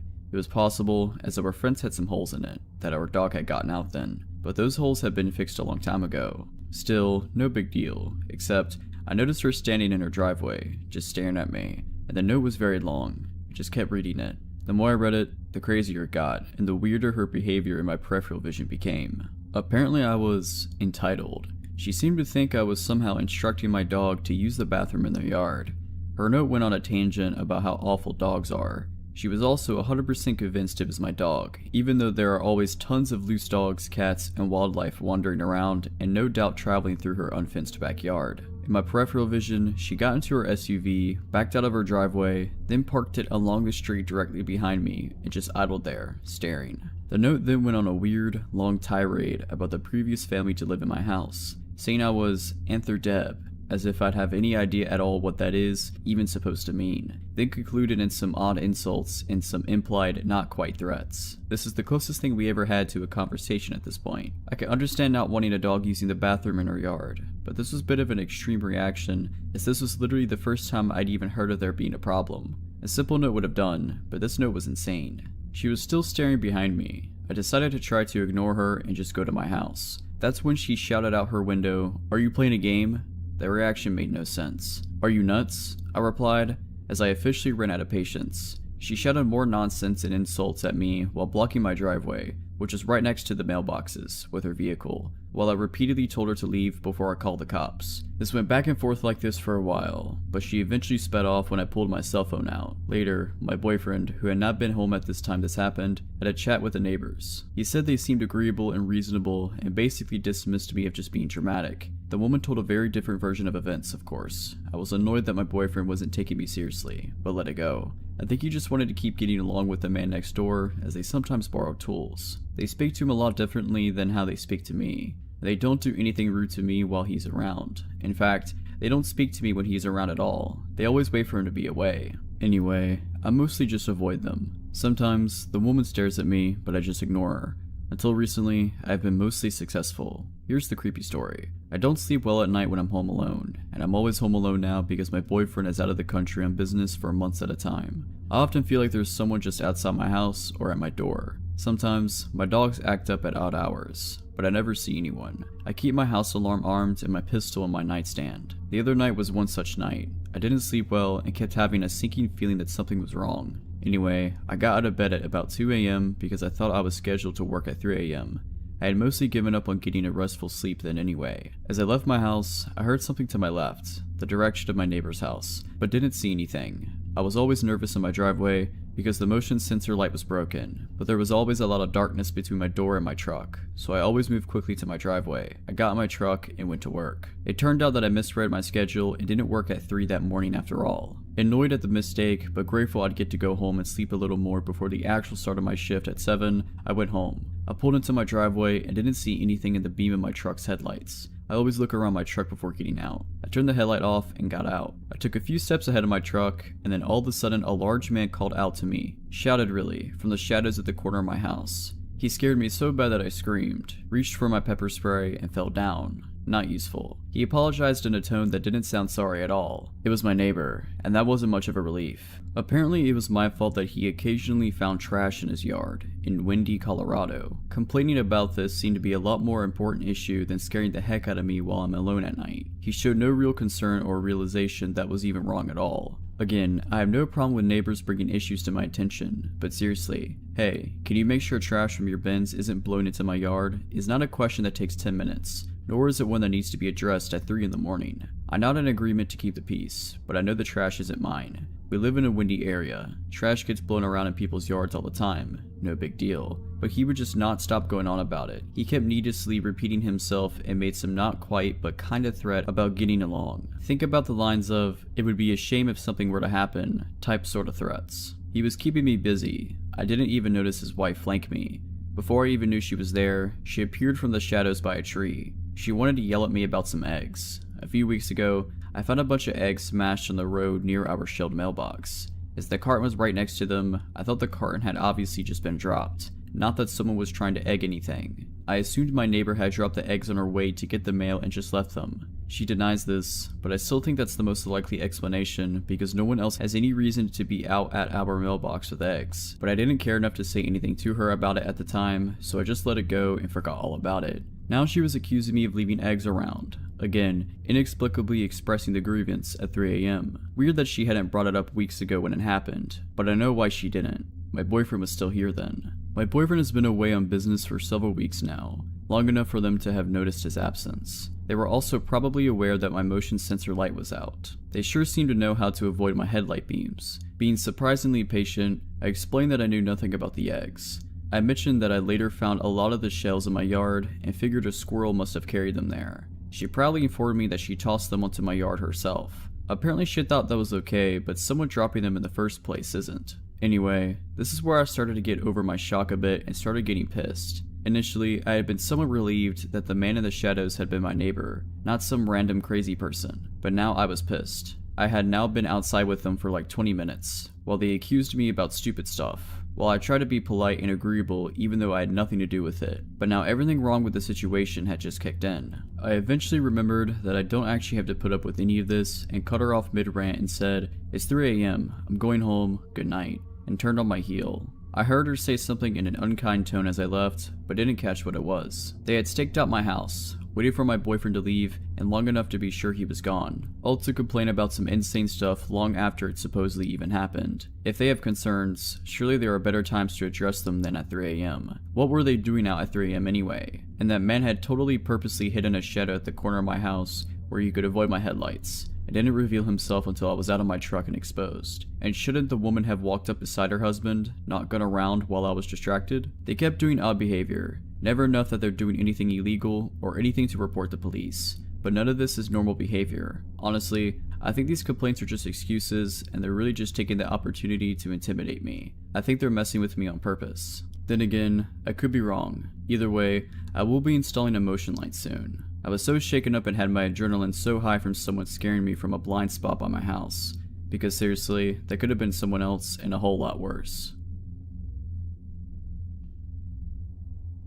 The story starts several years ago. Me and my friend's interest in urban exploration. I was a junior in high school at the time, which was when everyone started to earn a lot more freedom, so we took the chance to be out late whenever we could. Now, keep in mind that I live in a major city in central Colorado, so the nightlife is never lacking. We could always find something to do, and were especially drawn if there was an element of danger. We wouldn't always plan these trips, but we made sure that if we're going into any old building in the dark, we would have a knife and a flashlight for safety. We never really had to defend ourselves, but we came very close one evening. It must have been around November, because there wasn't yet snow on the ground, but it was actually a chilly evening. Directly across the street from the abandoned hospital, which we have hypothesized is still around from the TB area, is a hospital that is newer and in use. The two are connected by an underground tunnel, which I can only assume was a way to move bodies without alerting the patients. We had been inside the hospital a few times, but never found anything strange, only the occasional sign of others having been or lived there. What was piquing our interest that night was the abandoned library next door to the hospital. It was connected, but only by exterior walls. To get inside, you could not cut through the hospital, but instead had to hop over a tall wall and climb a very high fence. A few of us had backpacks, containing the aforementioned safety precautions and a couple bottles of water. so nothing too heavy or valuable that would get damaged when tossed over the obstacles before us. A little ways off the road, it was dark if you clung to the buildings. We did for a while before stepping behind a small patch of shrubbery, which we determined was an easy way over the first wall, since the other way around to gain access was by a chained, unclimbable gate at the bottom of a set of stairs facing away from the ledge. Both were parallel with the library, so when tucked back in that corner behind the bushes, no one could see us from the street. I don't believe I went first, but I did not remain behind to be last over that wall. It was too high up for me to jump and haul myself over, so I resorted to stepping on a pipe jutting out somewhere lower along the wall. It gave me a bit of a needed boost, and soon I was up and over, moving into the library's courtyard. Another girl and I waited for our 2 other girlfriends to join us. Upon an initial glance over at the courtyard, there was no obvious way in. To our right was a dilapidated fountain, which I took joy in imagining springing forward a spray of water from its detailed stonework in the brighter summer months. People laughing and talking with the surrounding trees bringing them shade. Now, however, it had been in long disuse, and the earth at our feet was cold and hard. There were no signs of another soul for years, save the 15 chain-link fence directly in front of us separating the courtyard in half. I could tell it hadn't seen the same weather as the rest of the courtyard, because the metal showed no signs of rust. That must be our way in, we agreed, because with a fence like that, someone obviously wanted to keep us out. We hurled our bags over the fence, hearing them clank on the ground rather silently due to their lightness. I was the third over, because I have a slight fear of climbing and it took me a bit to mentally prepare myself. I made it to the top of the fence in short time, then sat at the top straddling it with a leg on either side. I had 2 girls on the other side in front of me, and one behind me who was telling me to hurry up.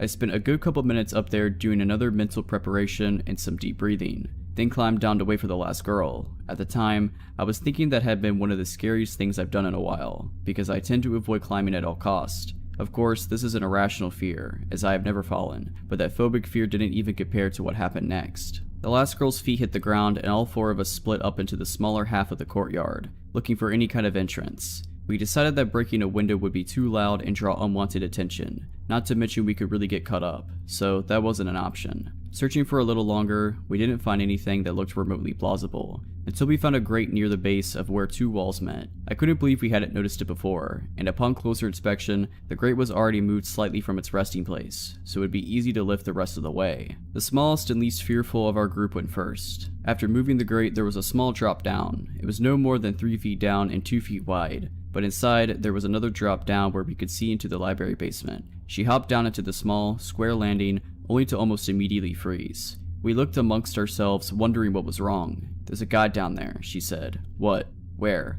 "I could see his outline," she said. I leaned forward and tried to make out a shape, but it was further down than my line of sight and it was too dark. "Hello?" she called out. He responded the same, asking who we were. "Just a couple of chicks," she spat out bluntly. What he said next sent chills down my spine, and it was as if I could feel the darkness radiating out of the hole in the ground. All of a sudden, it was very still and quiet, like the darkness had spilled out and weighed all of us down in that gloomy courtyard. He said in what I can only describe as a lustful tone gripping with ill intent. I'm addicted to following the sound of women's voices. My friend looked over at us blankly, but there was nervousness underneath. Unease. Something in his voice sounded like it wasn't an empty threat, like he wasn't just saying something creepy to get us to leave. She looked back to where he was and said slowly, "That's not cool." The man under that dark earth began laughing maniacally, and not in the kind of way a really good actor does, in the way that we could feel his utter insanity hit us like stale air. We looked at each other for what felt like hours in that gloomy courtyard, but I knew it was only a couple seconds, because we all exchanged without even speaking that we had to get out of there. And now, I was not about to risk some crazy guy coming after us, even if we did outnumber him. The friend scrambled up out of the landing, and I was never over a fence faster in my life. 15-foot potential fall, and I didn't even have time to think about it. We didn't stop running until we were on the street and halfway down the block out of breath. So God that was down there, let's not meet again. It was 2012, and my best friend Hannah had convinced me to join her on a weekend trip up north. She had, after searching for the longest time, found her dream car and was planning on traveling the 900-kilometer to the very north of Sweden to buy it. It was a second-hand door Suzuki Vitara in a purplish kind of color, and I must admit I didn't share her obsession with it. But with her being the closest thing to a sister that I will ever get, I was happy to join her nonetheless. Hannah and I have always had each other, from the cradle and onwards. sharing each other's love for adventure. We have traveled the world together. At the time this happened, we were both 21 and had recently returned from a trip in Asia. The man who was selling her the car had agreed to meet us at the small airport in Umeå when we arrived shortly before lunchtime and it started to snow heavily. The first snow of the season, no less. The parking lot was almost empty, and when I saw the man standing outside the Vitara, I felt immediately concerned. He was dressed like a hunter. A lot of people in this area of the country live a lifestyle with hunting and fishing, so nothing strange with that really, but still, there was something about him that made me uneasy. He was nice though, smiling and waving to us, shaking hands with us both before walking us around the car and pointing all the tiny little flaws. He showed us the work he had done on the car and showed the paperwork from the recently done engine repairs. He made the impression that he didn't want to hide anything. On the contrary, he made a show out of being very forthcoming and honest. The snowing had now intensified and we were getting cold. He opened the car door for us and said, "I got the paperwork at home. Let's close the deal over some coffee." Against all my instincts, I climbed in after Hannah, both of us now trapped in the back seat. I had no reason to feel threatened by this man who had been nothing but pleasant to us, other than the alarm bells going off inside my head. I can't tell what it was that made me feel that way, but there must have been some sign that something was wrong, something that my subconscious tuned to. The man was constantly talking. He showed the stereo, told us about the features of the car, about the places we drove past, about the wildlife and the nature. There was not a silent moment. After about 20 minutes, I started to notice that we were in no way moving in the direction of civilization. Instead, it seemed we were driving further and further into the vast wilderness. It struck me that he had us in the back of a two-door car, diving us into unknown territory and no one knew where we were. I looked at Hannah, who was happily listening to the man telling stories about the area, and I noticed she didn't look at all worried. Maybe I was totally overreacting. We drove past a group of people standing by the side of the road, hunters planning their day or taking a break maybe. This truly is very different Sweden compared to the city. The car finally stopped outside a small wooden cottage with no neighboring houses, apart from a small cabin that we drove past a few hundred meters down the road, but it had looked empty. We followed the man inside. He was still talking non-stop and continued to do so until the moment the door closed behind us. Hannah kept asking things about the car, and I could sense that her voice had a new undertone now, a thin, sharp tenseness that made me wonder if she too had started to feel that something wasn't right. "I'll put the kettle on," he said, and as he passed us to go into the kitchen, he let his hand touch Hannah's hair and he smiled smugly. "May I use the bathroom?" I asked politely and made my way to the door with a little red heart on. I was washing my hands when I saw something in the stained bathroom mirror. Something was behind the water cistern. I pulled out a rolled up plastic folder, and as I turned the pages, I felt my blood run cold. It was very violent pictures that looked like had been cut out from magazines, and they were glued to the paper, surrounded by cut up pieces of handwritten text. Put it together made a horrifying story about how a woman was lured into a car with the promise of getting to buy the car cheaply, and then it quickly turned into a horror story. I know this will sound silly, but when we traveled together, Hannah and I had a code word for whenever we felt it was time to get out of a situation. We had never needed to use it, just joked about it, but now it came in handy. I walked out of the bathroom and looked at Hannah and said, "Potatoes. We forgot to buy potatoes.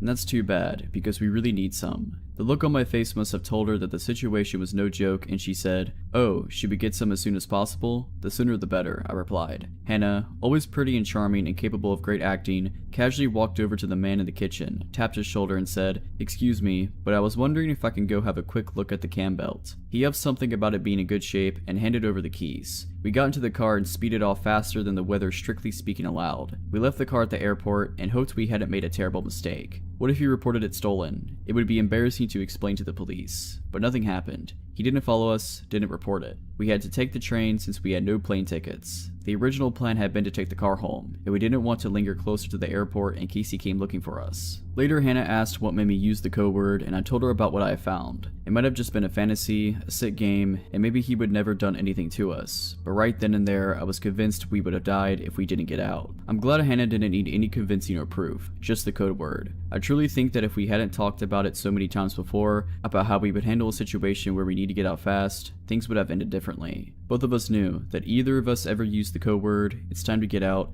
no questions asked, just move. This happened to me 2 years ago. It was my first month on the job, and I worked night security at this pretty interesting place. I'm a 38-year-old male. I've worked security jobs most of my life, and the graveyard shift. I was an event security guard for various well-known concert venues for years, so I've seen my fair share of strange things and crazy people. The place I currently work is a resort-style apartment complex. To get the layout, there are 3 floors of apartments with 50 units on each floor. This place takes up one city block with a golf course in the back, indoor swimming pools, hot tubs, and a small movie theater. You name it, this place has it. Most of the residents are retired doctors, lawyers, and otherwise rich. There are some younger people that live here as well, stockbrokers, and real estate agents and so on.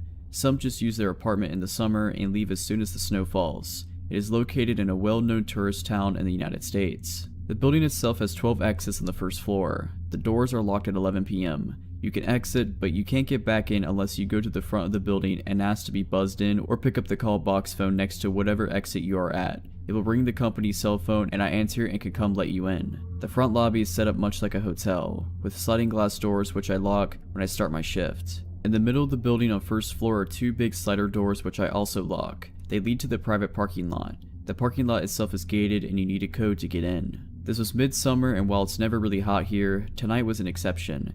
It was still very warm after the sun had set. I came in 10 minutes to 11 to start my shift. We have a routine to hand off the keys, event log, and phone to the next person on duty. Despite its size, I am the only security person here at night. A coworker who was leaving told me the side iron gates that led to the parking lot are open on one side because they are stuck. This is nothing new and they often do get jammed. She told me the repair people would be in tomorrow, sometime to fix them but to do just some extra patrol out here tonight. This place sits across the road from a public park and while the area is pretty decent, the park tends to bring in homeless at night who sometimes like to try and wander on the property or cause trouble. My night started out as uneventful. As a security guard in this place, we only have pepper spray, a large flashlight, keys, and a company cell phone to call 911 if need be. We are told not to confront with bodily harm, nor can we detain anyone. We are simply eyes and ears and to call the police if something comes up. Of course, you can defend yourself if you need to, but in all cases if you are in danger, call the police is the company policy. Basically, I am to walk the grounds and floors for anyone suspicious, watch the cameras in the security office which is in the lobby, and otherwise try to stay alert. If a resident calls for a maintenance request, I would take the information down in the computer for a day shift, or if a resident called with a security issue, I would attend to it. Pretty easy enough job I thought. I locked the doors to the parking lot and the lobby doors. I did a sweep of all the floors and then found myself back at the desk. It was really quiet and it rolled around to 3 a.m. I had just sat down to eat my food when the company's cell phone rang. The caller ID let me know it was from one of our outside call box phones. I picked it up and said, "Thanks for calling. Resort name here. This is Security Officer James. How can I help you?" All I heard was someone breathing heavy. I glanced at the cameras and could see the shadow of a figure standing just out of reach from the door in camera view. All I could see is the open call box and the metal cord from the phone. I again asked, "How can I help?" The man started to breathe heavier and laughed in silence. I got up from my chair and started to walk out of the office into the door he was at when it rang again, this time from call box number 2 which was further down. I quickly looked at the camera and saw this large figure in a hooded jacket. I knew this was strange as it was very warm outside. He was holding a black bag in his hands but had his back to the camera. "I'm coming for you," they said in this raspy, deep tone. He hung up before I had the chance to say anything. Then the phone rang again. This time I picked up and before he could speak, I let him know the cops are on their way and to leave the property now as he is on camera. He tried the doors and both were locked. This time he was at yet another call box. The guy had to be running at top speed to make it to the next and the next call box as they were a good distance between doors on the outside. "I can see you. The cops won't make it much here in time," they said. I spoke loud and pretended like I was talking to another security officer and asked him to send 3 other security guards to such and such location and that police are dispatched. The guy slammed the phone down loud against the call box receiver and I watched him on camera take off into the darkness to the park area. I figured it scared him off. I was going to call the police, but honestly the location of this place, it would take them at least 15 minutes to get here and I figured this guy was just some homeless guy from the park. I scanned the cameras and walked the back lot just to be sure no one was there. I had my pepper spray in my hands just in case, but no one was out there. I returned to my desk and wrote what happened in the incident log. But a half hour passed, I had finished my food and was just about to do rounds when the phone rang again. This time it was from an unknown number. I thought it would be a resident calling for a repair issue or something. I picked up and said my normal line, then I heard, "Where are the cops? I don't see them, but I see you," the voice said. It was that guy again. I scanned the cameras and did not see anything. I went to the front door to look out there. There was nothing but darkness and a few front floodlights on. "I know you're alone," he said. I basically told him to get screwed and hung up.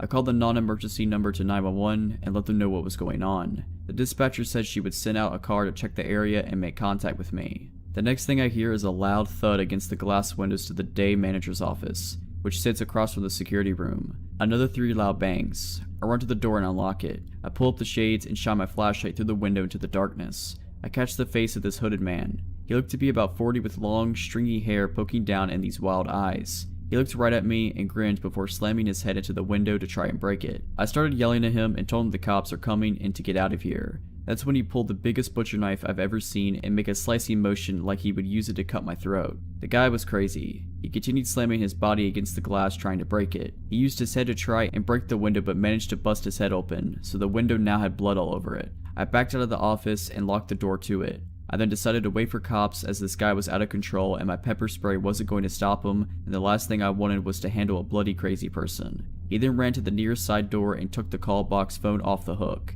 He then ran to each call box and removed all the phones, which caused my company's cell phone to ring and jam up the line. This guy had to be on something because he ran as fast as I could imagine. I watched the camera and noticed to my horror, the sliding door to the garage was open. Now it was common for residents to go out to their cars and unlock the doors themselves. It's just a sliding lock like the kind in department stores, but this is the last thing I need with this guy running around. I sprinted across the building and took a shortcut through a couple banquet rooms to make it to the garage. As I was doing so, I saw that crazy guy running up the garage pathway. I slid that door as fast as I could and locked it before he got to the entryway. He then slammed his body into the glass, over and over, but the door did not move. I locked the second set of doors in case he got through the outside ones, he would at least be trapped or slow him down. I reached for my pepper spray, thinking maybe he would just leave and yell the cops are here. He started to laugh and howl and then held that knife up again before running to the darkness of the parking garages. I called the cops on my personal cell phone to let them know that the man has a knife. The dispatcher told me the cops will be there shortly and I let her know what happened. I made my way to the front again and locked myself in the security office. At least this place had no windows and I could watch on camera. I heard another loud thud and bang and realized he was at the front lobby doors trying to get in. I was hoping the cops would roll up any minute, but they didn't, and while it probably didn't take them long, it felt like forever at this point. The guy was standing at the lobby doors with a knife in hand. He faced the camera, and by this time his hood had fallen back. He was bald-headed with wild, long, stringy hair on the sides of his head. His eyes were huge, and I will never forget that grin on his face as he mouthed to the camera, "Die, die," while making stabbing motions with that knife. Blood running across his face from slamming it into the glass, he then ran out into the darkness. About 5 minutes later, the cops show up. They sent one officer. He asked me what the guy looked like and I told him I have camera footage. He drove through the area first and shined a spotlight. The cop returned to tell me he couldn't find anyone and he had driven around the entire block and back area behind the golf course. I showed him the footage and printed out a picture from the camera. The cop said he didn't see any sign of the guy and that he would patrol the area and to call back if he came again. It was now nearly 5 a.m. when the cop left. I waited until 6 a.m. when it was daylight and the people were starting to get out and about before I walked around and hung up all the phones from the call boxes. This guy literally took all the 12 phones off the hook. When my manager came in during the morning shift at 8 a.m., I told her what happened and she said that they would keep an eye out and have a meeting to let everyone know who worked here know and to be aware. They had an extra security guard on my shift for 2 weeks after, but the guy never returned. The cops never found the guy or who he was. So crazy bloody guy with a knife, let's not meet again.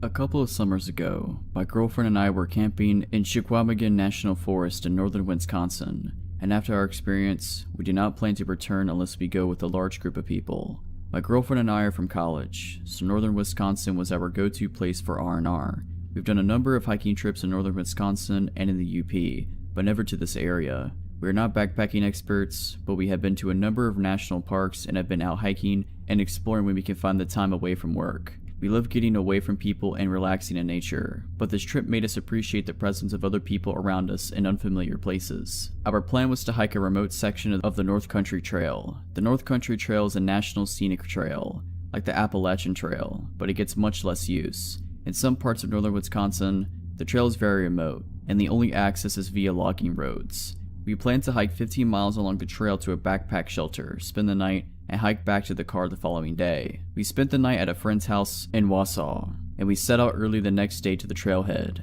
As we entered the national forest boundary, we were captivated by the beauty of the thick green forest.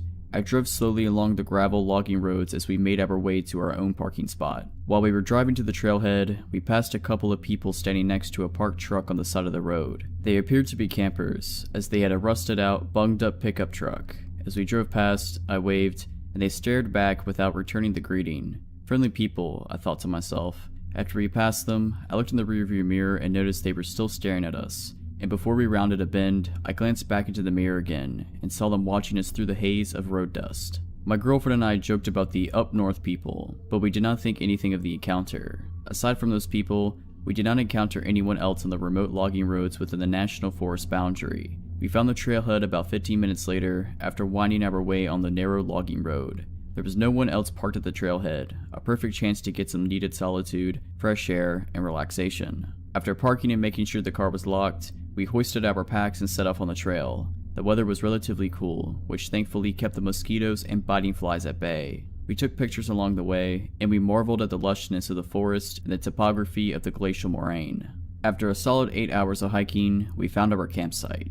It consisted of a wooden backpack shelter and a fire ring. Even though the shelter provided ample space for us, we opted to set up our tent in a small clearing about 100 feet behind the shelter. We built a fire at the shelter fire ring, and I boiled water for our dehydrated trail food. As we ate, we watched the sky slowly turn dark. My girlfriend and I passed around a Nalgene filled with wine, and we marveled at how many stars you could see away from the city. When the fire was reduced to a small pile of glowing embers, we decided to head back to our tent. We settled into our tent and looked through the pictures we took that day. But after lugging a heavy pack for 15 miles and drinking some wine, I was ready for some shut-eye. When we camped at state and national parks, I usually wore earplugs, but that night, there were no RVs or other campers to make noise, so I closed my eyes and let the noise of the forest lull me to sleep.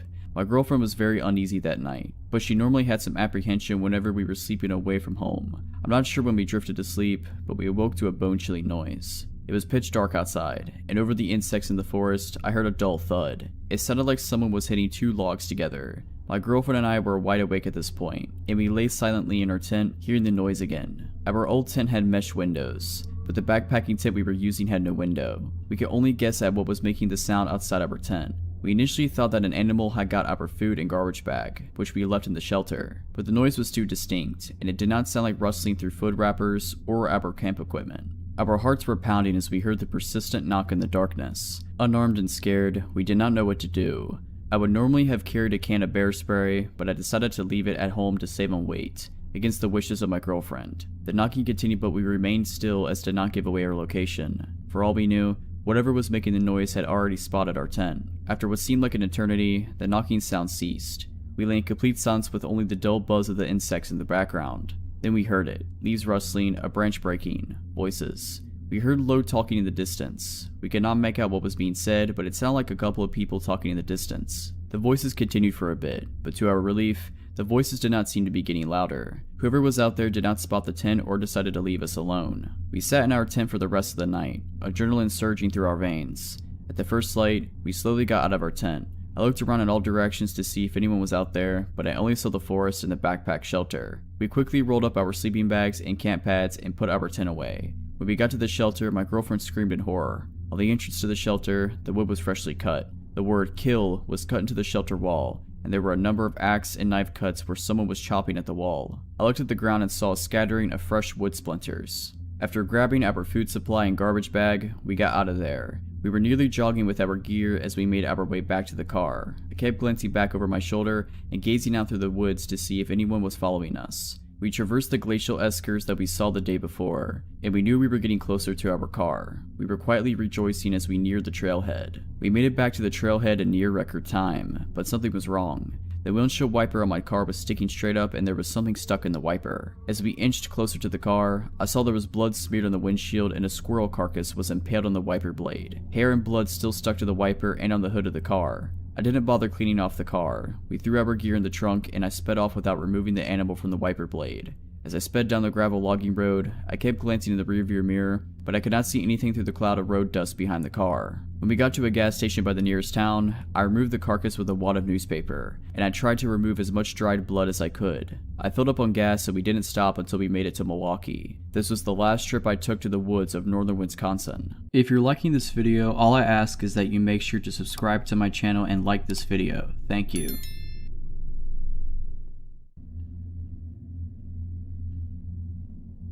A few years ago, my friend Tez and I set out on the Great American Road Trip. We were going to drive from New York to Los Angeles, zigzagging through the country for 6 weeks. We were both in our early 20s, pretty broke, and as my mom had been a long-haul trucker, I suggested that to save a ton of money, we would sleep in the back of our hatchback. It was a pretty cozy setup. We bought some blankets and sheets at Goodwill and cut one of them up to make curtains. By the end of the first week, we gotten so we could set up camp in about 10 minutes. Luggage moved to the front, curtains up, bedding laid down and out for the night. We slept in parking lots, free campsites, rest areas, basically anywhere it seemed safe and semi-legal. There was never a night after the first night where we felt scared until the last week of the trip in Arizona. We were near Flagstaff and had gotten pretty used to our routine. We didn't go on a set schedule and would never drive more than 3 or 4 hours a day. No destination really in mind, outside a few must-see landmarks. We drive to places we found the night before on Google and take suggestions from other campers, locals, and people we met. We'd also gotten very good at making friends. We went to Denny's with a group of people we met at a campsite in the back of their pickup because I got hungry and overheard them saying they were going to go. We met an 80-year-old cowboy who took us out drinking and taught us to line dance at a country bar, played the guitar with some musicians in the middle of a thunderstorm, got fed breakfast and dinner by tons of campers who invited us to hang out with them, spent the 4th of July with a family who basically adopted us into their campsite. Basically, every encounter we had with a stranger was a positive one. This night didn't look out to be any different. We found a free campsite on Google and drove up into the woods, following our GPS.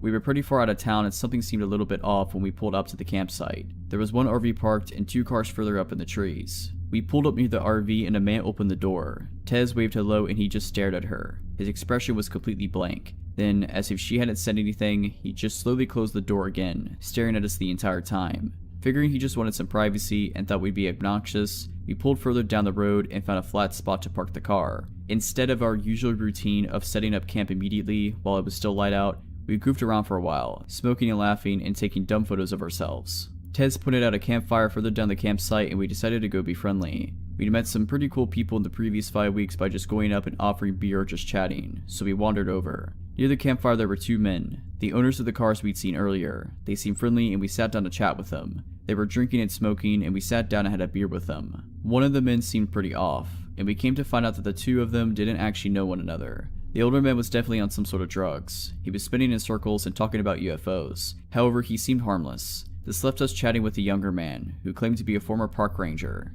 He was handsome and easygoing, and we spent several hours just chatting up about our trip, families, everything. Then he started talking about the bear. He'd seen a bear earlier in the forest. Tez didn't believe him and he pulled out his camera to show her photos of the bear. It was very close to the campsite, and we both were a little freaked out. It wasn't unheard of us for one of us to go get up to the bathroom in the middle of the night, so the idea of a bear hanging around in the night spooked us. The ranger just laughed, and then his expression changed completely. It's hard to describe, but his voice seemed somehow cold. He said, "If you get out of your car in the middle of the night, it's not a bear you should be worried about." I kept waiting for the laugh, or for him to nudge Tez with his elbow. Jokes on the foreigner and the city girl, right? He never did. I laughed awkwardly and made a dumb joke about serial killers in the woods. My friend laughed as well and joked about Texas Chainsaw Massacre. We moved on to another subject, but within 5 minutes, the ranger had come back to it and was talking about how something grabbing us from our car in the middle of the night. No matter how we tried to steer the conversation away from serial killers, he kept latching back on. The older man was high as a kite at this point and was staring at the stars, not talking. We would just awkwardly laugh and sip our beer and try to get the conversation going somewhere else. Then the ranger stood up and walked towards the cooler to get another beer. At this point, it's pitch black out, and I can't see anything outside the circle of light from the campfire. The beer cooler was outside of that circle. Suddenly, there's a red dot in the darkness, and it took a moment for me to realize that it's a camera. The ranger is holding a camera. He had taken a photo of us. I could see the screen of the digital camera lit up. Now, it wasn't odd for people we met to ask to take pictures with us. It was an entirely strange thing to have this person taking a photo of us without asking or even indicating that that's what he was doing. We were both staring at him like deer in the headlights at this point, but instead of realizing what he was doing was a bit weird, he checks his camera, adjusts some things, and takes another photo, this time with the flash. No asking us to smile, no proposing a group photo, and no explanation. After this photo, he comes back to the fire and sits down. Not a word said about the photo. At this point, me and Tez are mutually freaked out. We make some BS excuse that we need to go set up our campsite and nope the heck out. When we stand to leave, the UFO guy smiles and says to have a good night. Ranger, however, looks at us with a smile that doesn't reach his eyes and says, "Be careful out there. There's more than bears in the woods." Every hair on my body stood on end. I wasn't alone in my discomfort either, because Tez laughed a response out and pulled me away from the campfire towards our car. We rushed back to the car, which we only found in the dark by referencing the RV, and jump in the front seats. My friend Tez is all but hyperventilating. Why did he take pictures of us? I was shaking. I responded, "I read that serial killers sometimes warn their victims." She stared at me for a second and locked the car doors. "Do you think he just took victim photos of us?" We both freaked out. She's in a full panic and turns the headlights on in the car. I immediately yell at her to turn them off, because now he knows exactly where our car is. That is the only night we not set up camp. We didn't need to tear anything down, so we just put the car in drive and floored it out the campsite. As we got into the dirt road, Ranger was walking towards our car with that same cold expression. "Ranger, let's not ever meet again." This happened on a Sunday night when I was about 10 years old in the mid-90s. My family house was on a short street, a dead end created by a railroad track. We had a 3-story house, which was the farthest from the tracks, with windows on every floor, 2 in the basement. The stairs from our bedrooms upstairs led directly to the front door, which connected to a closed-in mudroom/porch, which also had a screen door and a glass door that only locked from the inside. Even friends and extended family would wait outside to be let into the porch, as that's where the doorbell was. From inside the porch, you could see right up the stairs through the window in the door. Across the house, parallel to the front door, was the back door. Both had a large window in them. It must have been June because my older brother had a soccer game, and I only had a week of school left. I personally found watching him struggle on the field and being forced to cheer while being eaten by bugs really boring, and I just gotten a box set of books I desperately wanted to be alone with. After about an hour of reasoning and pleading, I finally convinced my parents to let me stay at home alone for the first time while they went to the game. They were only going to be gone for a few hours, and although we didn't live in the best neighborhood,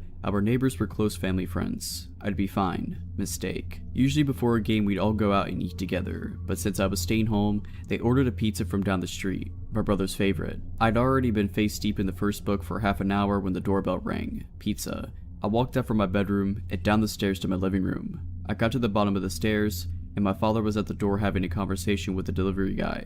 They were talking about soccer, so I just decided to take the pizzas and keep on keeping on. Which is when I noticed the delivery guy staring at me, intently. He was a middle-aged Caucasian with an accent, and he was smiling at me in a way I recognized. It was the same smile I had on my face when I told my parents I was old enough to spend the evening in the house alone. Fake, but convincing.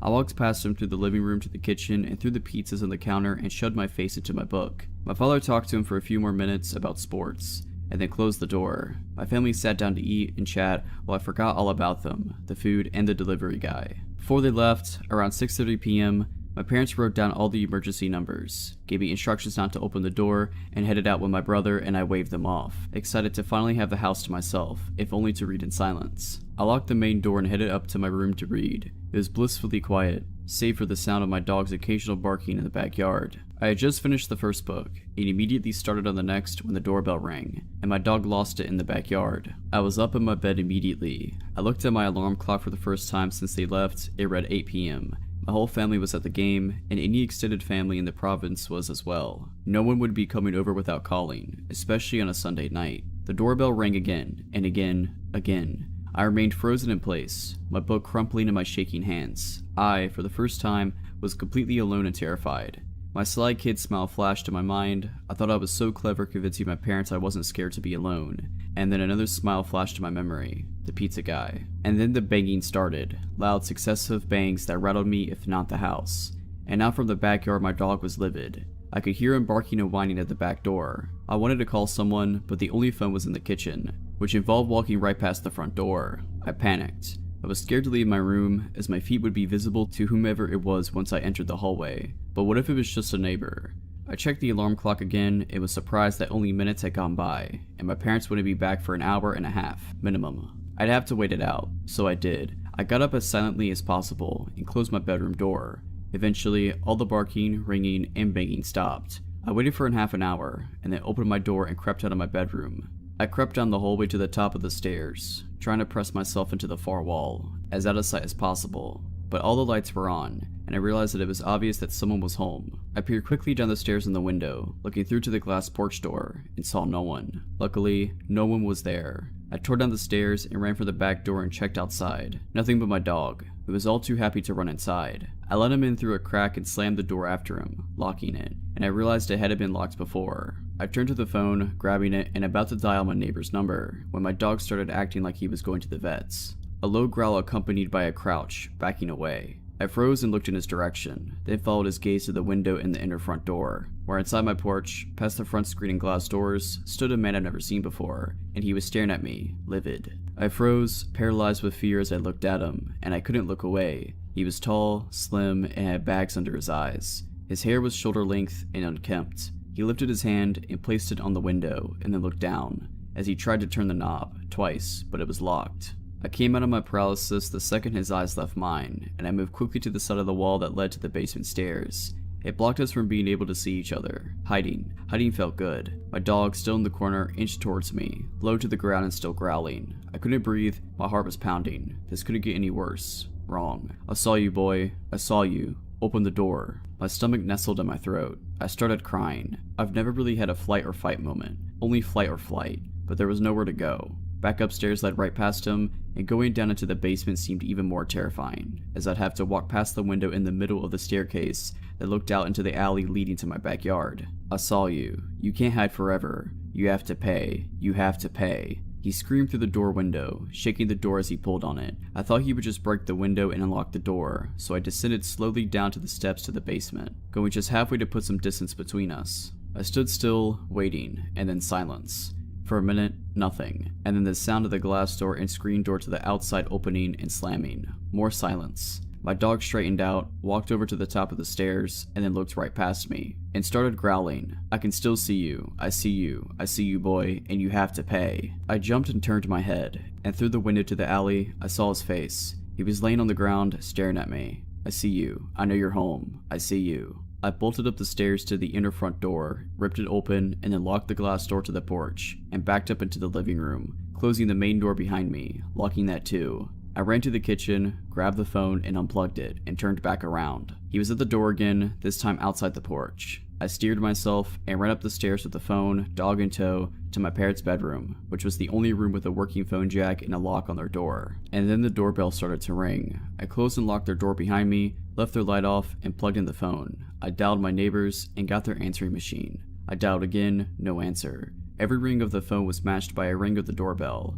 I called them over and over, finally whispering a message. Tom, it's Kevin. I managed trying to get into the house and I'm alone. I peered out of my parents' window and looked down into the front yard. He was still there, pacing, walking up and down the stairs, looking in the windows, walking out of sight as he entered the alleyway, and then back into the front. I noticed my neighbor's car wasn't there. They weren't even home, and it still hadn't occurred to me to call 911, so I hunkered down and waited for my dog, watching from the corner of the window. He walked back up the porch, tried the door, and then the doorbell went off a few more times. And then he walked down the stairs and headed back out into the street. He walked a bit down the sidewalk away from the dead end, towards the main road, and then stopped, and turned around, walking back towards the house. He stopped again and looked up, directly at the window I was looking through, but the room was dark. He couldn't see me. Instead of turning back around, he continued walking down the street, and crossed the street when he reached the train tracks. He walked back up the other sidewalk, staring at my house all the while, and kept going until he reached the main intersection, and turned the corner. I stood in the corner of the window, watching the street for what seemed like hours,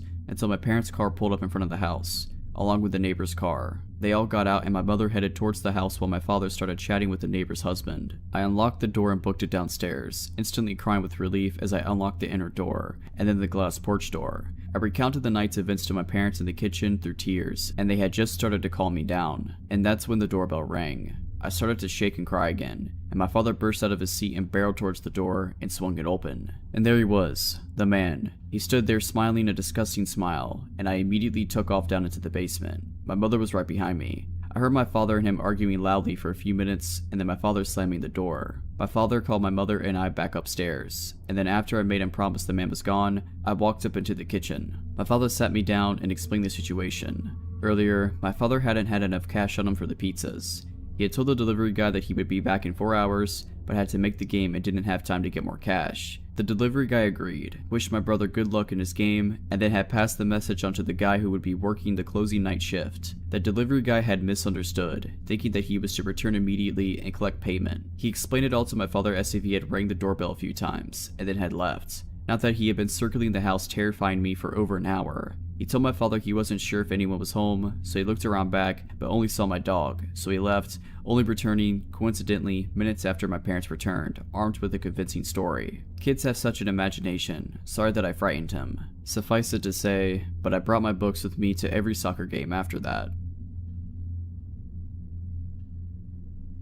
This happened a couple weeks ago.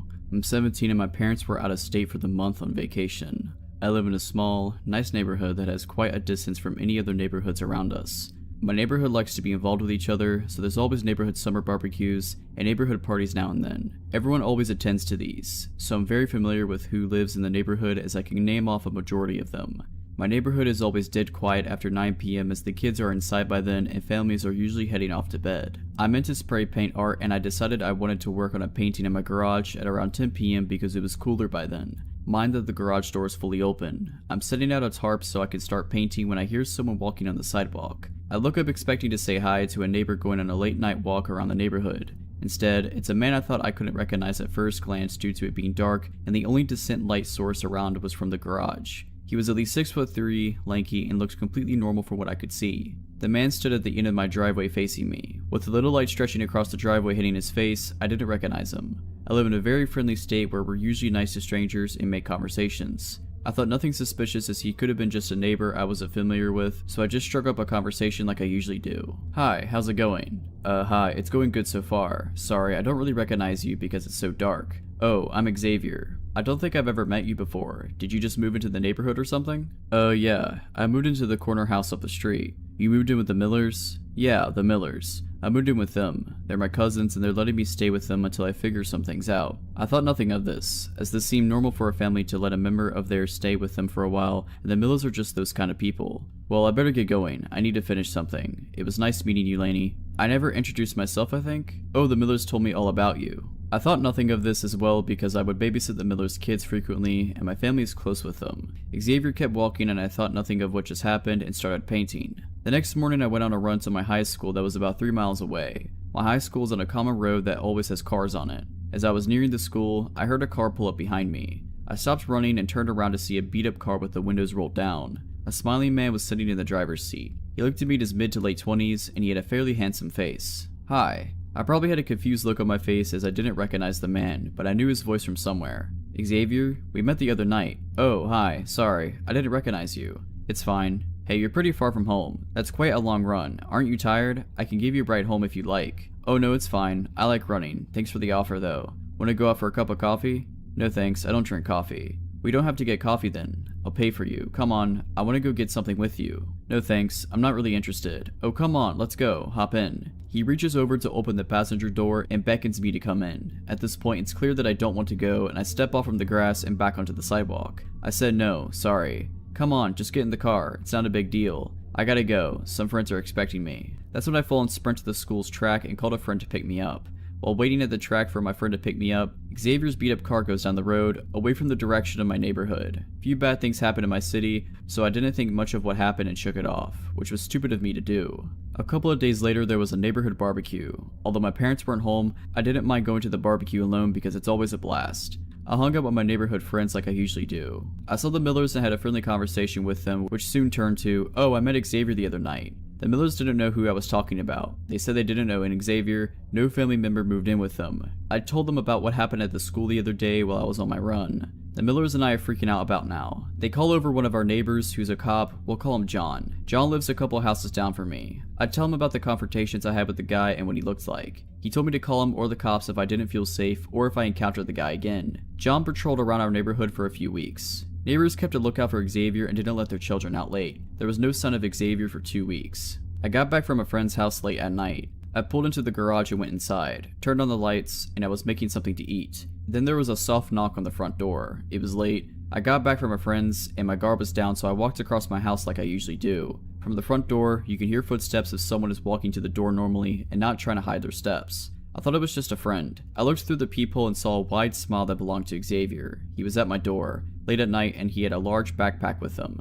He heard my footsteps and I could hear him say, "I'm sorry about last time. I didn't mean to be like that, Lainey. It was just a bad day," through the door. I wanted him to go away. I meant to yell, "Get away from me," through the closed door, but all that came out was a lame whimper. I just came to apologize. Open the door. I don't mean any harm. He tries to wiggle the doorknob. His voice in constant pestering gets louder and louder. At this point, I'm freaking out and I couldn't think at all. I couldn't remember where I put my phone. My family doesn't have a house phone either. Xavier began pounding on the door and repeatedly pushing on the doorbell and kept repeating, "Open the door, Lainey. Open the door. They're waiting for us." My dog heard the ringing of the doorbell. I don't think he heard the soft knock because he was upstairs somewhere, but when my dog hears the doorbell, he's always excited to go look out the front window and see who's standing on the porch. If it's someone he recognizes, he'll just stand there quietly looking at them until one of us opens the door. When it's someone he doesn't recognize, he barks. He's a German Shepherd and his aggressive bark is very loud. My dog comes running down the stairs, looks at the window, and he doesn't recognize Xavier, so he starts barking at him from the window. Xavier laughs and I hear him say, "They never told me you had a dog. You're smarter than they said you were, Lainey." With my dog barking, I guess I snapped back into my senses. I realized I left my phone in my car in the garage. I called the cops and John. By the time they got here, Xavier was gone. I gave a description to them and they drove around the area for an hour looking for the guy, but they never found him. I stayed at a relative's house for a couple of days until my parents got back and we changed all the locks in the house and installed a security system along with floodlights. My parents had me on lockdown. John patrols around the neighborhood for a while after his shift ends every night now. Xavier, let's not meet again. I'm from the middle of nowhere, born and raised, which can get awfully boring. In order to shave off boredom in my particular little corner of nowhere, my friends and I often enjoy something called contra dancing, which is basically New England folk dancing, where one pairs off with a different, random partner at each dance. This hobby would bring us to all corners of the area and in contact with lots of interesting and usually older people. One night, a friend and I had driven about 40 minutes into the woods to this old townhouse. It's an incredibly scenic little area, even at night, great view of the stars, crickets chirping, people dancing in the tiny town hall. A perfect hot summer night with friends and about 60 others, again mostly old town folk. I had even made cookies for everyone to enjoy, which was announced at the beginning of the dance and was applauded by everyone there. I had danced maybe 2 dances when an older man in his mid-60s approached me for a dance. This was far from unusual. In fact, most of my dance partners were over 40. I had seen this guy at several contra dances, so he definitely wasn't new. This guy came off kinda creepy though. Most of the older guys struck 18-year-old me as grandfatherly, but some just are uncomfortable to be close to. I refused him, saying I promised my friend a dance. He insisted that I dance the dance after with him. Not wanting to be rude, I agreed, trying to be as perky as possible so he didn't know he was making me uncomfortable. "You look so beautiful tonight," was the first thing out of his mouth when we paired up for the dance. I kind of just smiled and nodded. I didn't want to be encouraging. He was sweaty, had a walrus mustache, and was bald except for a crown of gray hair. The dance was a particular extravagant one, with a move called a gypsy, when the partners stare into each other's eyes while circling around each other into a swing. He started making remarks under his breath during this move, such as, "Get over here," and "Can't get away from me," while pulling me closer. Gross, but nothing too bad. "I heard you made the cookies. They were delicious. I'll have to get the recipe out of you, or just make you my wife. Then I have them all to myself." I almost stopped the dance to get away from him, but I shut down and refused eye contact and conversation. I was sufficiently grossed out, but it was nothing too bad. I pulled my friend aside after and told her about him, and then enjoyed the rest of my night. After summer dances, the young people often drive down to a small pond and swim to get off the sweat and grossness of the dance. Skinny dipping is encouraged, as this spot is really in the middle of nowhere, no houses around, and an absolute amazing view of the stars. My friend and I spent about 20 minutes hanging out in the water, with people slowly leaving until we were the only ones left. That's what I thought at least. Until I saw a figure standing at the bank of the pond staring out at us. I didn't call out, assuming it was one of our friends. I swam closer, starting to get out of the water. It wasn't until I was actually fully out of the water, clothed only in a t-shirt and underwear, that I recognized the old man from before. A lurch of fear and wrongness I felt in that moment I will never forget. I have never seen anyone above the age of 25 go down to the pond with us, and he was fully clothed and not there for a swim. He also wasn't saying anything. "Shannon, we have to go now," I yelled back at her. The pond bank was narrow and it was hard to scramble around him. I was pretending I couldn't see him, that he wasn't there, or that I didn't care he was there. Shannon was about 20 feet behind me when he turned to follow me back to the cars. The rocks were painful to walk on and made it hard to move quickly. "I heard you guys were coming down here," he said. At this point, Shannon was just coming near him. She did not recognize him from earlier stories. It wasn't reacting to the creepiness as strongly as I was. "Haha, yeah, sometimes we cool off down here," Shannon replied. He got between me and her, blocking her from the car. "You know, you and your friend look like sisters. I heard she made the cookies. Do you cook as well as her? I'd love a pair of you at home." This is when the situation really hits Shannon. We're alone, with this guy who's apparently followed us to the middle of nowhere, with unknown intentions. "It was nice talking to you, but we have to go now. Come on, Shannon." I was practically running to the car, throwing the words over my shoulders. He put a hand on Shannon's bare shoulder, which spurred her after me. "Come on, you two. I'm just trying to have some fun." I was already in reverse by the time Shannon got in the car with me. We tore out of the dirt road at about 50 miles per hour. It hit pavement at around 70. I almost puked when I saw headlights turn out from the road, following us. Since I was about 40 minutes from home through all the back roads, I took a gamble and headed towards the nearest gas station, followed the whole way. We stopped at the station, right in front of those huge windows in front. He slowed down, looked at us, and then sped away. I haven't seen him at a contra dance since, which is the scariest thing to me, as he used to be a regular. In my experience, contra dancers are a loyal bunch, but this guy just sort of drifted in for a couple months and disappeared just as quickly. Still makes me uncomfortable to think about. If you're liking this video, all I ask is that you make sure to subscribe to my channel and like this video. Thank you. Here is a little bit of background. I was 20 at the time. I moved in with my uncle in San Antonio, Texas, with the agreement that I didn't have to pay rent as long as I helped him out with chores and my cousins. I got a job at a super known coffee chain downtown close to the touristy part of the area. We had a lot of regulars and a lot of homeless coming in and out. I felt relatively safe though because I got to know the people there and it was almost always a lot of foot traffic. I used to even take walks after work in the area, especially since I was super close to the Riverwalk. Skip to a couple of months into the job and I was friends with everyone I worked with. We were all super close. On this particular day, it was one of my co-workers' last day. There was about 3 guys who had been in there almost all morning. They hadn't bought anything and were just hanging out, which was not unusual for my location. On my break, I decided to walk down to a nearby drugstore so I can get a farewells card and maybe a small gift for said co-worker. I walked out and put my earphones in, and before I could press play, I hear the door open behind me and footsteps following behind. Whoever it was caught up to me and started walking beside me, matching my pace exactly. I turned to look and it was one of the guys that had been there all morning. He was a bit taller than me. He tried to ask for my number and I kindly told him no. He persisted and I, with a short temper, told him to screw off. He stopped and stared at me in surprise. He stood there as I walked away, and by the time I went back, they were gone. I proceeded to tell my coworkers about the encounter and we laughed it off. I thought that would be the end of it. I was wrong. Every shift after that he would already be there just hanging out or would walk in mid-shift. Sometimes with somebody else and sometimes by himself. I assumed he was just another homeless person because how else was he always able to be around? My shifts were sporadic. Some days I opened, some days I closed, some days I worked mid, but it didn't matter, he was always there. At that point I started feeling paranoid. I would always catch him staring in my direction. He never ordered anything, never talked to me, and luckily wouldn't follow me. He would just sit there, watching me. I started mentioning it to my coworkers and they started noticing it too. One of my team leaders would help me out by sending me to wash dishes in the back or organize the cooler. My coworkers would also try and place themselves to try and block me from his view. I started feeling uncomfortable at work.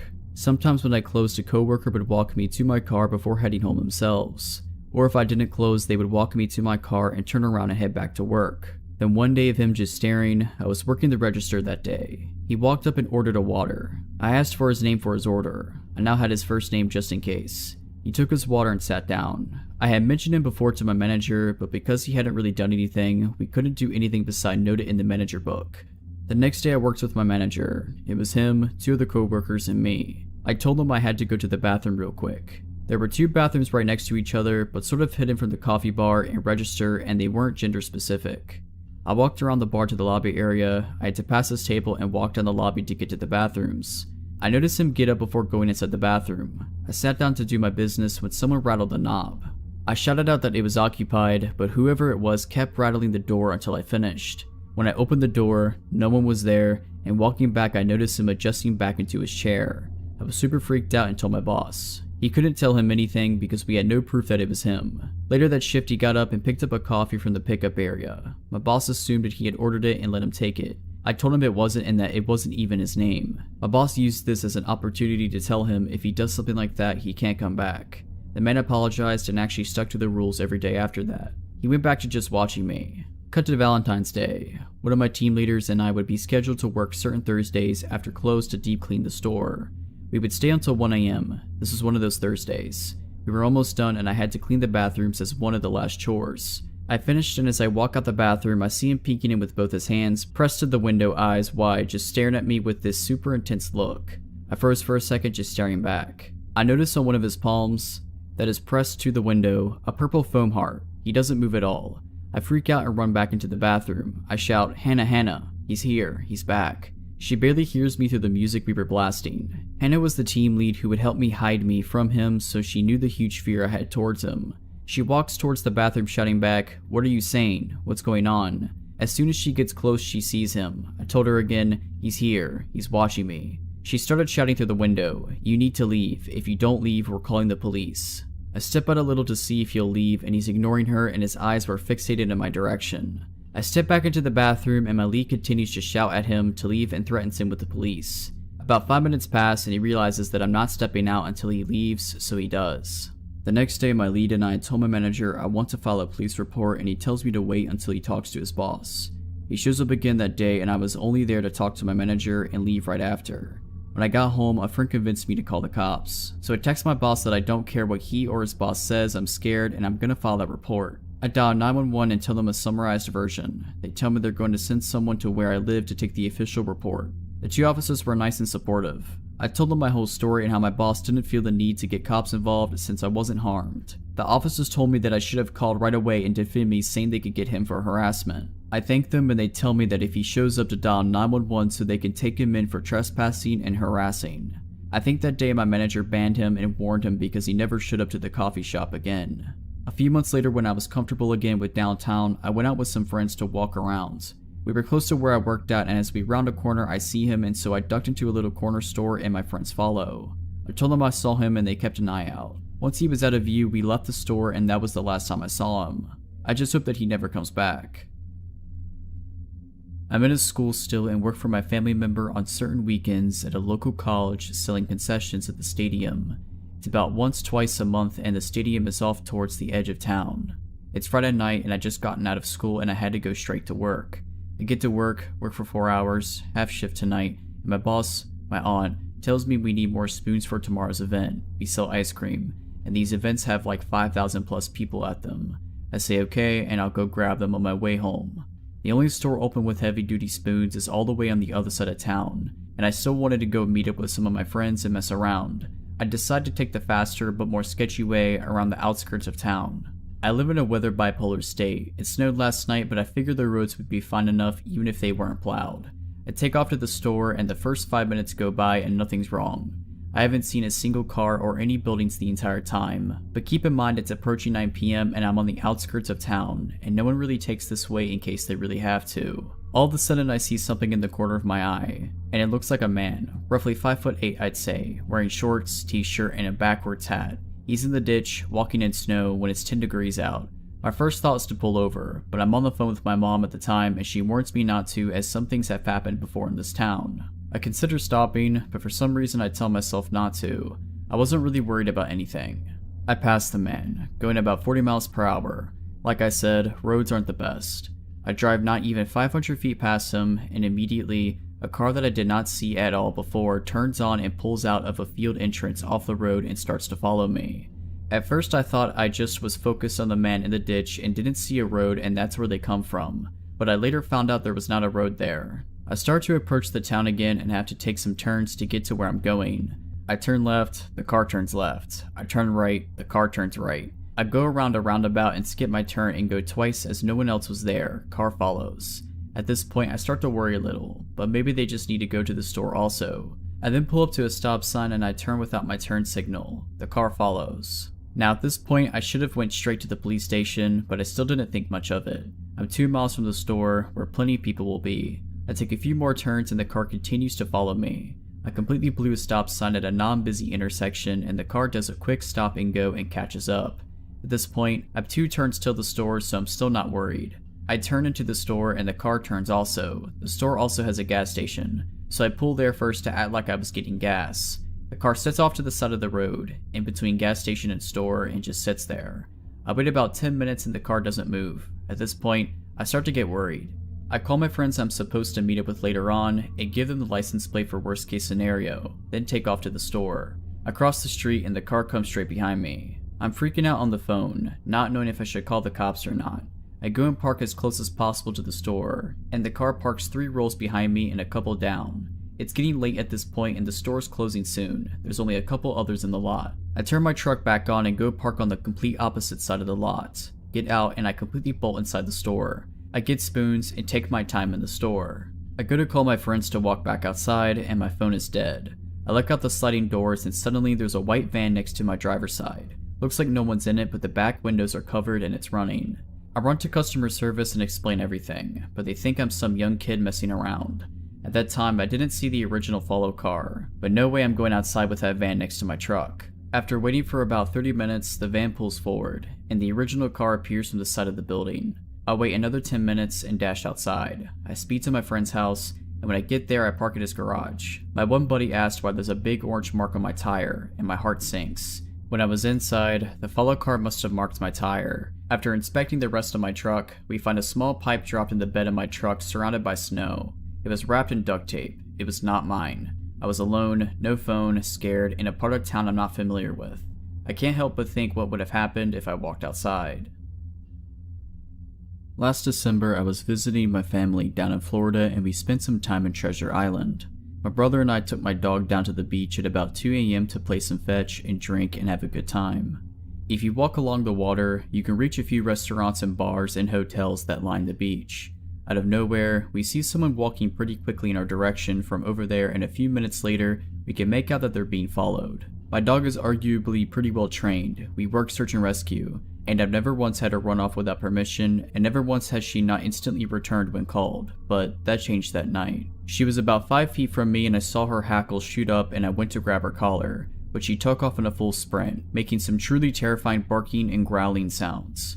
We obviously took off after her and she reached the first person and stopped between them and the people behind them. She was barking and growling and lunging, and I finally caught up and put her on a leash. She's never reacted in that manner, so it was scary. The group following her ended up being 3 men that were probably in their early 30s. They started booking it in the other direction. I turned around and the person being followed was a young woman around my age. We asked if she was okay and she just broke down in tears and collapsed into my brother. So she got into her phone and rang her friend's number to have us talk to her. We were able to figure out where she was staying and walk her back to her hotel, where we met up with her friends and we all exchanged numbers to talk a later time. The next day we all got together where we learned she had gone out for a walk on the beach, stopped for a drink at the bar, drank a bit, and then just wasn't feeling right. So she left the bar and soon noticed 3 men left after her. She had been walking for about a mile at that point, terrified and slowly getting more and more screwed up.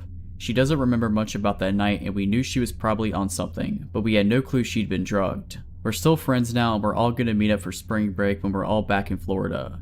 I've never been more proud of my dog and more grateful that we were in the right place at the right time. I hate thinking about what could have happened. I'm an extremely outdoorsy female and love to spend a lot of time in nature. I spent the better part of my early 20s living in remote northern locations and exploring a lot of Alaska, Yukon, and British Columbia. I have many odd, frightening, and bizarre stories that came up from my time in the north, and this is one of them. In the summer of 2012 when I was 22, I'm 26 now, I was living and working in a pretty remote town in northern British Columbia from May to September. The place I worked at was a campground in the provincial part of the Alaskan Highway, 4 hours north of Fort Nelson and 2 hours south of the Yukon-British Columbia border. The best part about this park was the fact that it had beautiful natural hot springs, which attracts tourists from all over North America every summer. I lived in an old trailer on a separate part of the campground where the rest of the staff lived. I quickly got used to living in a place where I had no running water, no electricity, no cell phone service, and no internet, and driving 4 hours to Fort Nelson every 2 weeks to get groceries and do my laundry. Life was pretty sweet. I got to hike, go for late night dips in the springs, make some traveling friends, and spend quality time in nature getting to know the flora and fauna of the landscape. My job at the campground was being a park facility operator, gatehouse attendant, wildlife interpreter, and sometimes had a few security shifts here and there. The feeling of living in the woods was much different than the feeling of living in a city, as far as safety goes. In the city I'm from, there are people around. You're aware of the fact that your house or apartment could get broken into, but emergency services are quick to respond and neighbors are also a plus. However, in the woods, I felt more vulnerable. The closest police were 4 hours away, and I lived in a trailer that was run down enough that it could easily get broken into. Plus, it was pretty dark and anyone could sneak around easily at night. One night, at probably around 2 in the morning, I'm asleep inside my trailer and I'm awoken up to a very loud banging on my trailer door. Reasonably shaken, I look outside the window next to my bed and see a car with its lights on, and 2 men standing at my door. I can feel the blood drain from my face. Through the door I say, "How can I help you?" and one of the guys, clearly hammered out of his mind, starts rambling on about something. No matter how hard I try, I cannot understand what he is saying. I say, "Sorry, I don't understand what you're trying to tell me," and the other guy starts frantically trying to explain something in the same drunken state as the first guy. I decide at this point that they don't mean any harm and I open the door to talk to them. They look visibly shaken and I can tell they are desperate for my help but don't have the mental capacity of a person sober enough to coherently tell me what's wrong. One of the dudes starts telling me a very long story that I managed to piece together through all of his slurring and hiccuping. Basically he says that him and his friend are on vacation, came up from Fort Nelson to party, they had a really long drive, were at the hot springs, they were having beers, and they were sorry about having beers. And then he drops the bomb that somebody's running around the campground, stabbing people. I look at the guy telling me the story and notice he has blood all over his clothing. I say, "Someone is going around stabbing people?" And he replies, "Yes, someone's running around stabbing everybody." Then the other guy yells, "Come on, let's go," and they hop into the aforementioned car and speed off before I can question them any further. Now I'm standing at my trailer door, in the darkness, alone, thinking there's a maniac running around wielding a knife. I have no phone, and I know that the only person who has a phone is the ranger, and his cabin is about a 5-minute walk away from my trailer. I remember that I have a radio, so I run inside my trailer, lock the door, and try to get the ranger on the radio. His radio is off, of course. The only thing I can do at this point is go to the ranger's cabin and notify him of the situation. I get to the ranger's cabin and pound on his door. He answers within a few minutes, visibly sleep deprived. And I tell him the whole story. While I'm there, he calls the police and they tell him that they are on the way and they will be there in 4 hours. The ranger grabs my gun, walks me back to my trailer and says, "Don't let anybody in." I stay up the rest of the night, listening for any sort of disturbance around me, the intense kind of listening where you're concentrating so hard on any external sounds that might be made that you almost feel deaf from the silence. After about 2 hours of doing this, my trailer starts rocking back and forth. I freeze. My heart drops. I can hear the sound of someone breathing extremely heavily and I'm thinking, this is it. I'm just sitting there on my bed in my trailer as it's rocking, waiting for the maniac to stop tormenting me and just break the window and stab me. I'm still listening intently to the heavy breathing and that's when I hear a grunt, a very non-human sounding grunt. I get a feeling that it's not what I think it is and I peer out the window of my trailer and a bison is scratching its back on the side of my trailer, causing it to rock back and forth. The RCPM get there at around 6:30 a.m. and proceed with their investigation for 10 hours. They close off the springs in the entire campground. We don't hear anything about what took place during the night until the investigation is over. Apparently there was a guy at the springs who made a lewd comment about one of the females in another group, which resulted in an argument. The guy disappeared and returned an hour later with a knife, stabbed 2 of the guys in the group and booked it back to Fort Nelson, not before stopping at my trailer with his buddy to tell me about the incident, of course. Yeah, one of the guys at my trailer, he was the dude stabbing people. My guess is that him and his friends stopped by my trailer to try to make it seem like they were innocent. Drunken logic. The 2 guys that were stabbed survived, which is good. I just hope that I never have to wake up to someone like that at my door again. A couple of years ago, I was still adjusting to the adult dating scene. I was using Tinder, and though I had been on a few dates and had a few hookups, it was mostly just situations where I either wasn't that interested in the guys, or it was strictly a one-night stand. It was a college town, not where I went to school, about 45 minutes from my parents' house, and I went on a few dates there. It's a cool city to hang out in, so it was always worth the journey even if a date didn't work out. I started chatting with this guy who I matched with on Tinder. He wasn't exactly my usual type, but he was charming enough.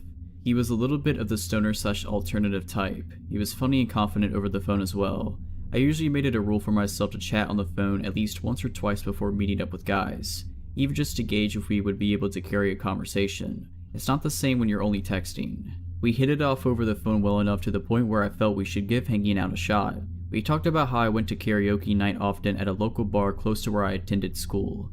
He said he and his friends liked going to karaoke too. Great. He lived in the previously mentioned college town and I agreed to attending karaoke night with him and his friends. He said they were hanging out at a local coffee shop near where he and his roommate lived, and I could meet them there. A girl he knew worked there as well, and he said she'd give me a coffee on the house. Before leaving, I texted one of my friends where I was going, just to be safe. When I arrived, I could clearly see into the coffee shop. I could see a group of 4 scraggly looking dudes, and one girl behind the counter. As soon as I pulled up, I got a nagging bad feeling in my stomach. As soon as I got out of the car, the guy I'd been chatting with left his group and came out. He said they were leaving right now so we should just go. Not that I really cared about the coffee, but what happened to the coffee I was promised? I asked exactly what the plan was and he said they were going to head back to his place before heading to karaoke. He didn't ask if I wanted anything from the shop, and didn't even ask if I wanted to come in. By this point, his friends came out and they all got close to my car. I was getting pretty bad vibes at this point. He isn't acting charming or funny like before on the phone. Everything felt forced. There was an air from the group that they were only pretending to be friendly. Nobody introduced themselves, but they just kept saying how awesome karaoke at the bar was. The girl inside at the counter had gone in the back of the shop, and because she was friends with him, I didn't know if I could trust her. Thinking quickly, I said the plan sounded great and I could drive and meet them there, that I didn't want to leave my car there. This apparently was a problem. The one car in the parking lot, which I assumed was one of theirs, was the girls. They said they walked there, but it would be a lot better and faster if I just drove them back to the house. At this point I'm freaking out a bit. Everyone's close to my car and me. I tell them a stupid lie and say that I have a bunch of stuff from school in my car, and it's pretty messy on top of that, so not everyone will be able to fit in. Mind you, they are right by my car, standing in front of it. They can see through my windshield into it. It's got like a backpack in it, and that's just it. I just lie and say I'm kind of embarrassed because the floor is messy.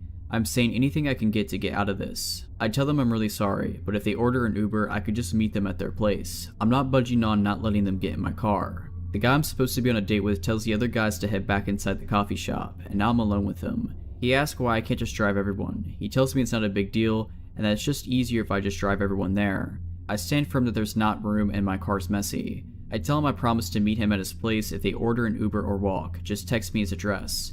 He says that it'll take too long to get back to his place, so I should just meet them at the bar instead. He won't give me his address. He texts me the address to the bar, and I apologize about the car thing. I tell him I'm so excited for karaoke and I'll meet him there. I smile and act as naturally as possible, and then I get in my car and try to drive normally while in view. As soon as I'm out of sight, I take off and just drive in different directions haphazardly before heading back home. I was constantly watching in my mirrors to see if anyone followed me, and thankfully nobody did. Not long after arriving home, I got multiple texts from him. He told me I was just another girl pretending to be nice and that I deserved to die. Clearly I made the right call. I blocked his number and blocked him on Tinder. I never heard from him again, and I hope it stays that way. This happened to me when I was about 10 years old, but even now as an adult in my 30s, I remember it like it was yesterday. My parents had taken my sister and I out to a movie, and then to get ice cream in celebration of my older sister getting straight A's on her report card. I remember my dad had gotten off work later than usual, so by the time the movie was over and we had our ice cream, it was well past our bedtime. It didn't matter though. My parents were happy and proud of my sister. We had a great time, and we took our time getting home. If it wasn't for what happened when we got there, I would have always looked back fondly on this night. We got home at around 10:30. Bedtime was usually 10, so I went straight to my room to put my pajamas on while my sister went to brush her teeth. I remember thinking that it seemed a little more chilly in the house that night, but that's the only thing out of the ordinary I can recall from when we first walked in. I barely had a chance to change when I heard my dad yell our names from what I thought was the kitchen. I didn't know what was wrong, but I knew it was bad because I heard fear in his voice for the first time ever. It scared me really bad. I bolted out the door and into the kitchen as fast as I could. My sister was already there, and her and my parents were standing very close. My mom looked like she was on the verge of panic, and she motioned for me to come close. She wrapped her arms around my sister and my dad was already dialing on the house phone. Then I noticed some glass on the floor. I asked my mom what was wrong, but she didn't want to tell me. She said we needed to go outside right away. As we headed out the front door, I heard my dad talking to a 911 operator and telling them that when we got home, he found our back sliding glass door shattered and objects strewn about the kitchen. He went to the neighbor's house and waited for the police to come. After a few minutes, my dad joined us. He seemed to be well shaken up, which was a new sight to me. The police arrived and searched the house extensively. It was a big scene with all of our neighbors outside, and flashing lights illuminating our entire street for hours. They never found anybody in our house. Whoever had been there had come and gone. The thing that gets to me is that nothing was stolen. Whoever it was didn't want any of our possessions. What they did take was our canned food out the pantry and stacked them into small pyramids on our kitchen counter. They also turned on the TV in the basement and moved a few random objects to different parts of the house. It was like someone had been in our home and did things for reasons that only made sense to them. As the police were finishing up and ready to leave, I heard one of them ask my mom a question. They talked quietly, and I'm sure they thought I didn't hear. I pretended not to be listening, but I heard everything. We kept magnetized letters on our fridge, and we used them to leave each other messages for fun sometimes. The cop was asking my mom if the message on there that night was done by any of us. It wasn't. I watched my mom turn pale when we told her what it said. It still makes my skin crawl to this very day. It said, "Always watching." The police didn't find any fingerprints. They said the intruder had to be wearing gloves. For the next few days, the entire family was extremely uneasy. Within a few months, we decided to move. It was all just too scary for us to stay in that area. We moved to a house several miles away. We were never bothered again, but I do still think about it. This happened many years ago, but the hairs on my neck still stand up sometimes to this day. I just wish that we never experienced something like that again. If you're liking this video, all I ask is that you make sure to subscribe to my channel and like this video. Thank you. In April of last year, my boyfriend and I were walking home from our friend's house, and I had just finished my first year at college and we wanted to go out and celebrate and have some fun. We live in a rural town and our friend lived on the far side of it, so our walk was about a half an hour or so. I had a drink or two and smoked some of the joint they had rolled. Smoking makes me paranoid, and this night was no different. Anyway, we left at maybe 10 or 11 p.m. and everything was perfectly normal until we got to the end of the long street that would eventually lead to my house. This street always feels so long to walk on, like hours can pass and you can barely make a dent in the amount of steps made. The street we turned onto this road was maybe 10 blocks from my house. A few minutes after we turned onto this road, I felt like something was off. but my boyfriend said that I was stoned and reassured me that it was just that. This white pickup truck that was parked in front of some house turns on and begins to drive slowly away and would then park. I watched it to see if it was just me being paranoid or not, but it proceeded to stop a couple houses down and sat there with the car still on. As soon as we get close, it would drive away, parking a little further away. This continued on until we got to the end of my street. At this point, I kept telling my boyfriend that I'm not paranoid and that this truck was screwing with us and he had gone quiet. A couple houses down from mine, this truck drives to the end of the street, my house on the corner. There's a dead end by my house because we live near a river. It stops for a moment at the dead end and proceeds to turn on their high beams and begin to slowly drive towards us. My boyfriend sticks his arm out in front of me, stopping me from walking any further as this truck continues to approach. My house is so close, yet so far. This truck slowly drives by us. The windows are tinted, but we can see two silhouettes. And because they had blinded us, we didn't think to look at the license plates or even the model of the truck. My boyfriend, being pretty quick on his feet, waited until the truck disappeared from sight and took my hand before racing to my house and locking the door. He had thought about turning down one of the other streets so we could try to lose them, but he figured he'd wait until they were out of sight to book it to my house so they wouldn't see which house we went in. We looked out one of the front windows very carefully and saw this truck come back into view and began to drive around the block. I'm assuming looking for us. This went on for about 10 minutes. I called the police to inform them that we had been followed, but without the license plates or model, they could only keep their eyes open for suspicious white trucks. I was adamant that these people had to know one of us, if not me, because they drove until they were beside my house. Whether they actually knew it was my house or not, I don't know. My boyfriend tries to insist that it was probably a bunch of kids trying to mess with us, but I don't believe that. A few days later, we heard that someone was picked up and was last seen in a white truck. Since this night, there have been stories in the paper and online that people have been grabbing people and these people were trafficked in the area. I'm still seeing reports even today. So when I was about 15 or so, I would always go grocery shopping with my mom.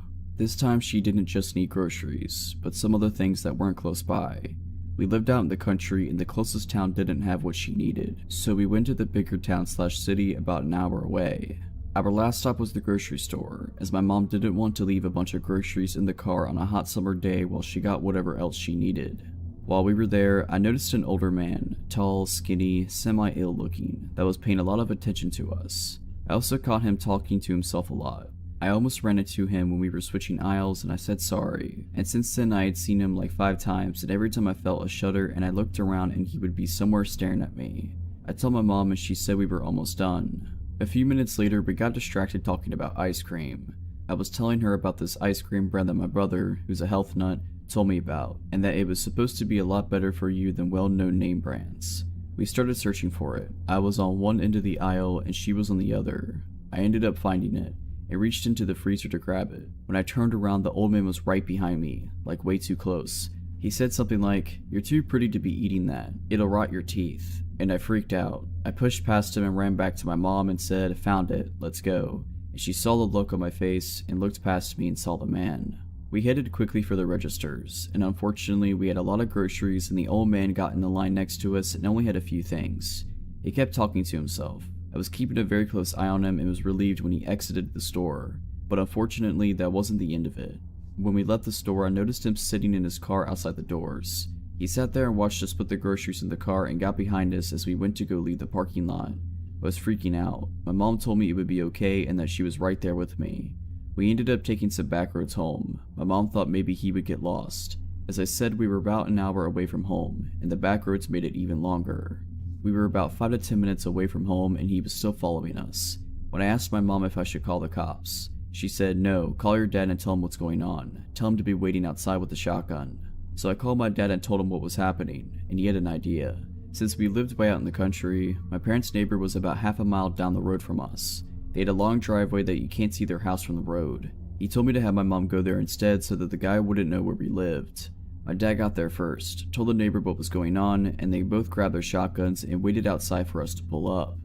The guy followed us down the long dirt driveway, and as soon as he got to the clearing with the house and saw my dad and our neighbor with their guns out, he threw his car into reverse and hightailed it out of there. So far since that incident, my family nor I have seen that man again, and I hope it stays that way.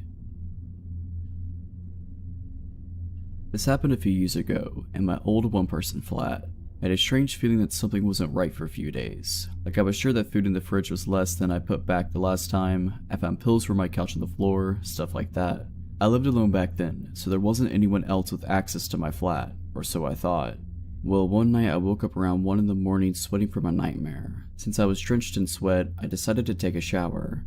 So I put my phone up in the bathroom for music, turned on the water, and enjoyed my shower. A few minutes in, I heard the door move. I never closed it, but it still never moves. I took a look at the shower curtain and saw a shadow against it, and a look at my phone confirmed someone was there, since I could clearly see a reflection on my screen that showed someone was standing next to the shower curtain.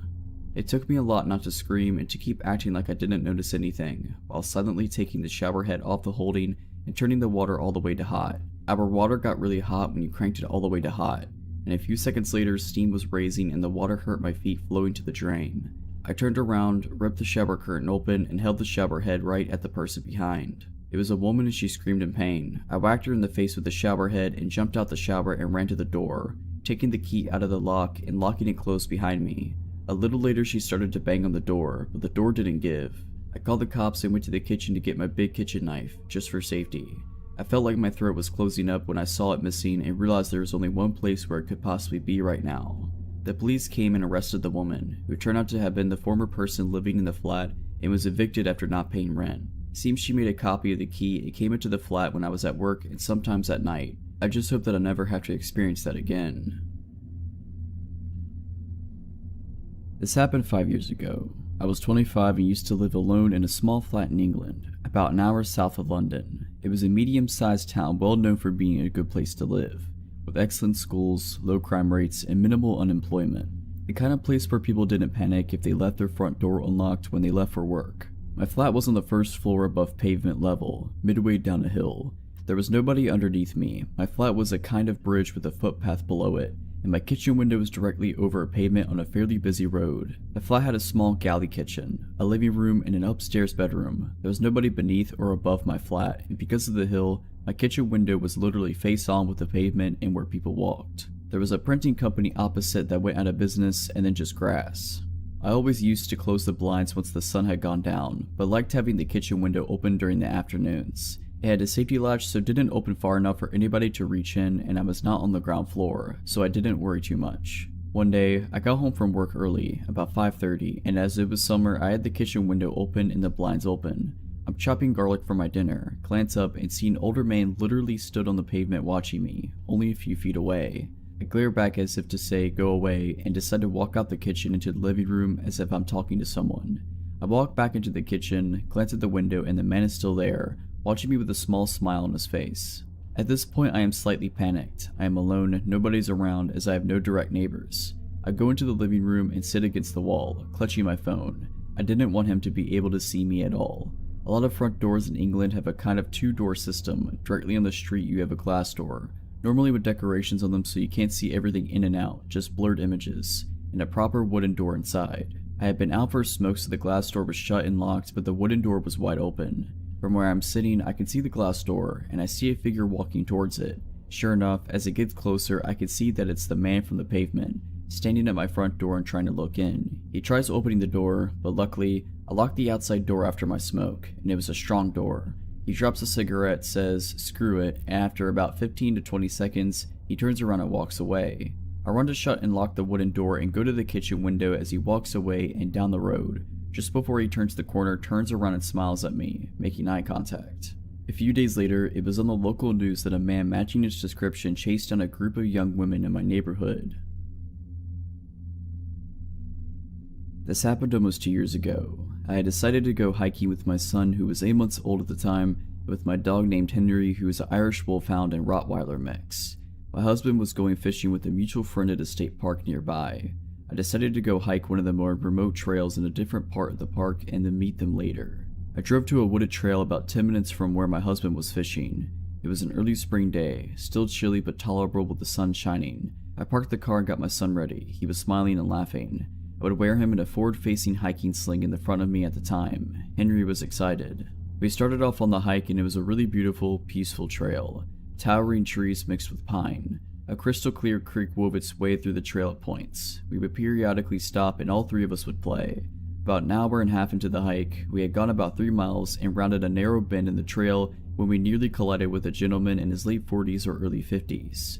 Henry was snarling and lunging for the man. Before I even completely registered what was going on, I quickly backed up and pulled Henry back the best I could. My bumps were goosed at this point. Henry would not calm down. This is very unusual behavior for him, but none of he was trying to protect us.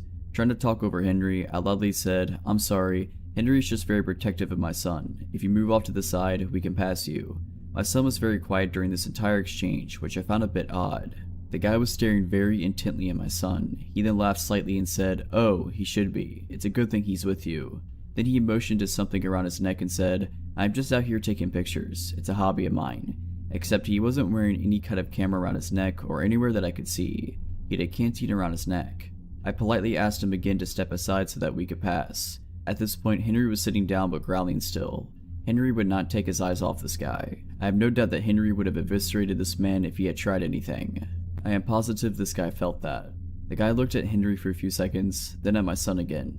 He took a few steps off trail so there was room to get by and so that Henry couldn't reach him when we went by.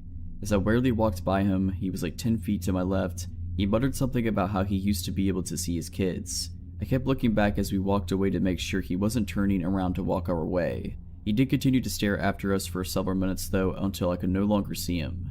We kept hiking and eventually came to an opening point where cars would park. There was no one there and luckily I still had cell phone reception. I called my husband. He and his friend came to pick us up right away and they took us back to my car. There was no sign of the guy we encountered. We went home after that. Henry has since passed away and I am sad that my son doesn't get to grow up with him. He was really the best dog ever. So thanks Henry for being gentle yet fierce. I hope I never have to see that photographer ever again. This story happened about 2 years ago when I was 19 and my foster sister, Kira, was 16. It was the summer before I was going to college, and I mostly lived with my mom and Kira except for every other weekend, where I'd stay with my dad. Now, summers where I am can get really hot and humid, so we had a habit of waiting to walk the dogs until 6 or 7 p.m., because that's when it'd be cooler but still light outside. On this particular evening, Mom wasn't going to be home until late, so it was up to me and Kira to walk the dogs by ourselves, unless we wanted our younger dog, Samson, to throw tantrums due to pent-up energy. Even though we lived in the countryside and could have walked them down our street, Kira and I decided to drive out 20 minutes to a park instead. At around 7:30 p.m., Kira and I harnessed our 2 dogs, packed them up in the car, and drove them to the park. Let me quickly explain the layout of the park so that's easier to understand why we get nervous halfway through our walk. This park isn't very big, but it's popular because of its loop. The entire park is surrounded by a mile-long looping road with its attractions, like playgrounds, ponds, and a small country hall, spaced about in the inner side of the loop. The outer side is just grass, trees, and one playground at its end.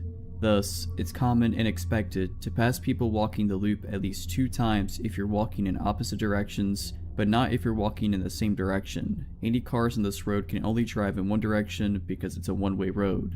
At first, everything about this walk was normal. I parked the car, we clipped our dogs to leashes, and we started on the loop. Every so often, we'd stop so I could take pictures of our good boys, particularly of Kira trying to wrangle Samson, who pulls like his life depends on it and weaves around because he wants to smell everything. It was while I was taking one of these pictures that the first encounter happened.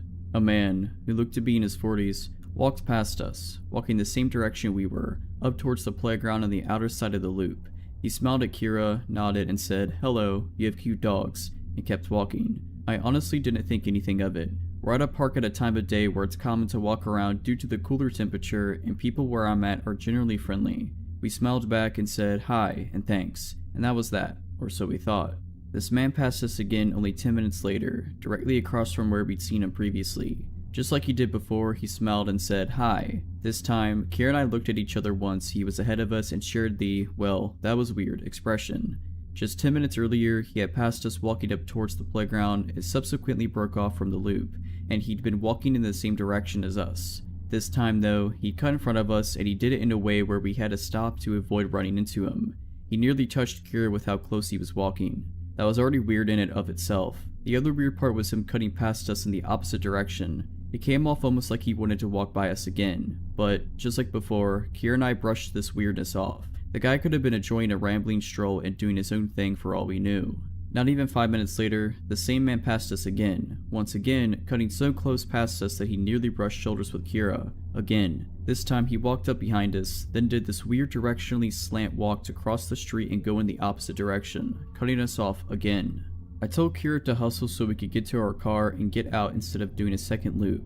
When we were almost to our car, we noticed a car creeping along behind us. We pulled to the side and stopped to let it pass, but for a second it stopped too. We figured whoever was in the car was getting ready to park, so we started walking again. The car started creeping along behind us soon after we did, so we stopped again, and the car stopped with us. This was when Kira got nervous. We hadn't seen the middle-aged guy since the third cutoff, so we figured I had overthought the whole thing, but here we were, with this tinted windowed car acting weird. Was it the same guy, back with his car? A different guy? We couldn't tell. Before anything could happen though, another car idled up to the one next to us, and whoever it was sped up to the expected 5 miles per hour. We got to our car pretty fast after that and practically picked up the dogs to get them inside of it. We got in and got out of there. My mistake, however, was neglecting my rearview mirror and the well-advised rule not to drive straight home if you're worried a stranger's taken too much interest in you. We got home at around 8 something. The sun had finally disappeared behind the horizon. Mom wasn't home yet, so we got the dogs some water, locked the doors, ate a late dinner, chilled in the living room, and talked about things that didn't really matter. It was almost 9:30 when the scariest part of this whole ordeal happened. There Kira and I were, sitting on different couches, talking about something, when we noticed the ceiling briefly light up over where Kira was sitting. Due to our long, slightly curvy driveway, it's common to see headlights stream through the window, light up the ceiling, fade, then intensify. It means someone's just come home, so when the ceiling above Kira lit up, we thought nothing of it, assuming Mom was finally coming back from wherever she went that night. Mom has a habit of pulling in then checking her phone for whatever knows how long before coming inside. After a couple of minutes, I noticed the small, motion sensor light Mom set up on a table on the porch light up. Right after the light went off, we both heard the storm door open, but we didn't hear anyone pressing the code keys of our lock or jiggling the door handle, like Mom usually does right away. The moment the storm door creaked open, our 2 dogs jumped up and ran to the door, barking like mad. Our golden greyhound mix, Calvin, has a deep and scary bark. Samson, who is a big dog, jumps up on his hind legs and scrabbles to one of the small windows in a desperate attempt to see who's outside. Immediately, the storm door slammed shut, and we heard heavy footsteps on the cement of our porch. Calvin started going nuts and jumped up on Kira's couch, standing on its back instead of the cushions to look out the window. Samson ran out the room and went out the doggy door that leads to the back porch, which is a ramp going down into a fenced-off portion of our yard. I sat there, my mind steadily going blank as my heart sped up and my limbs refused to move.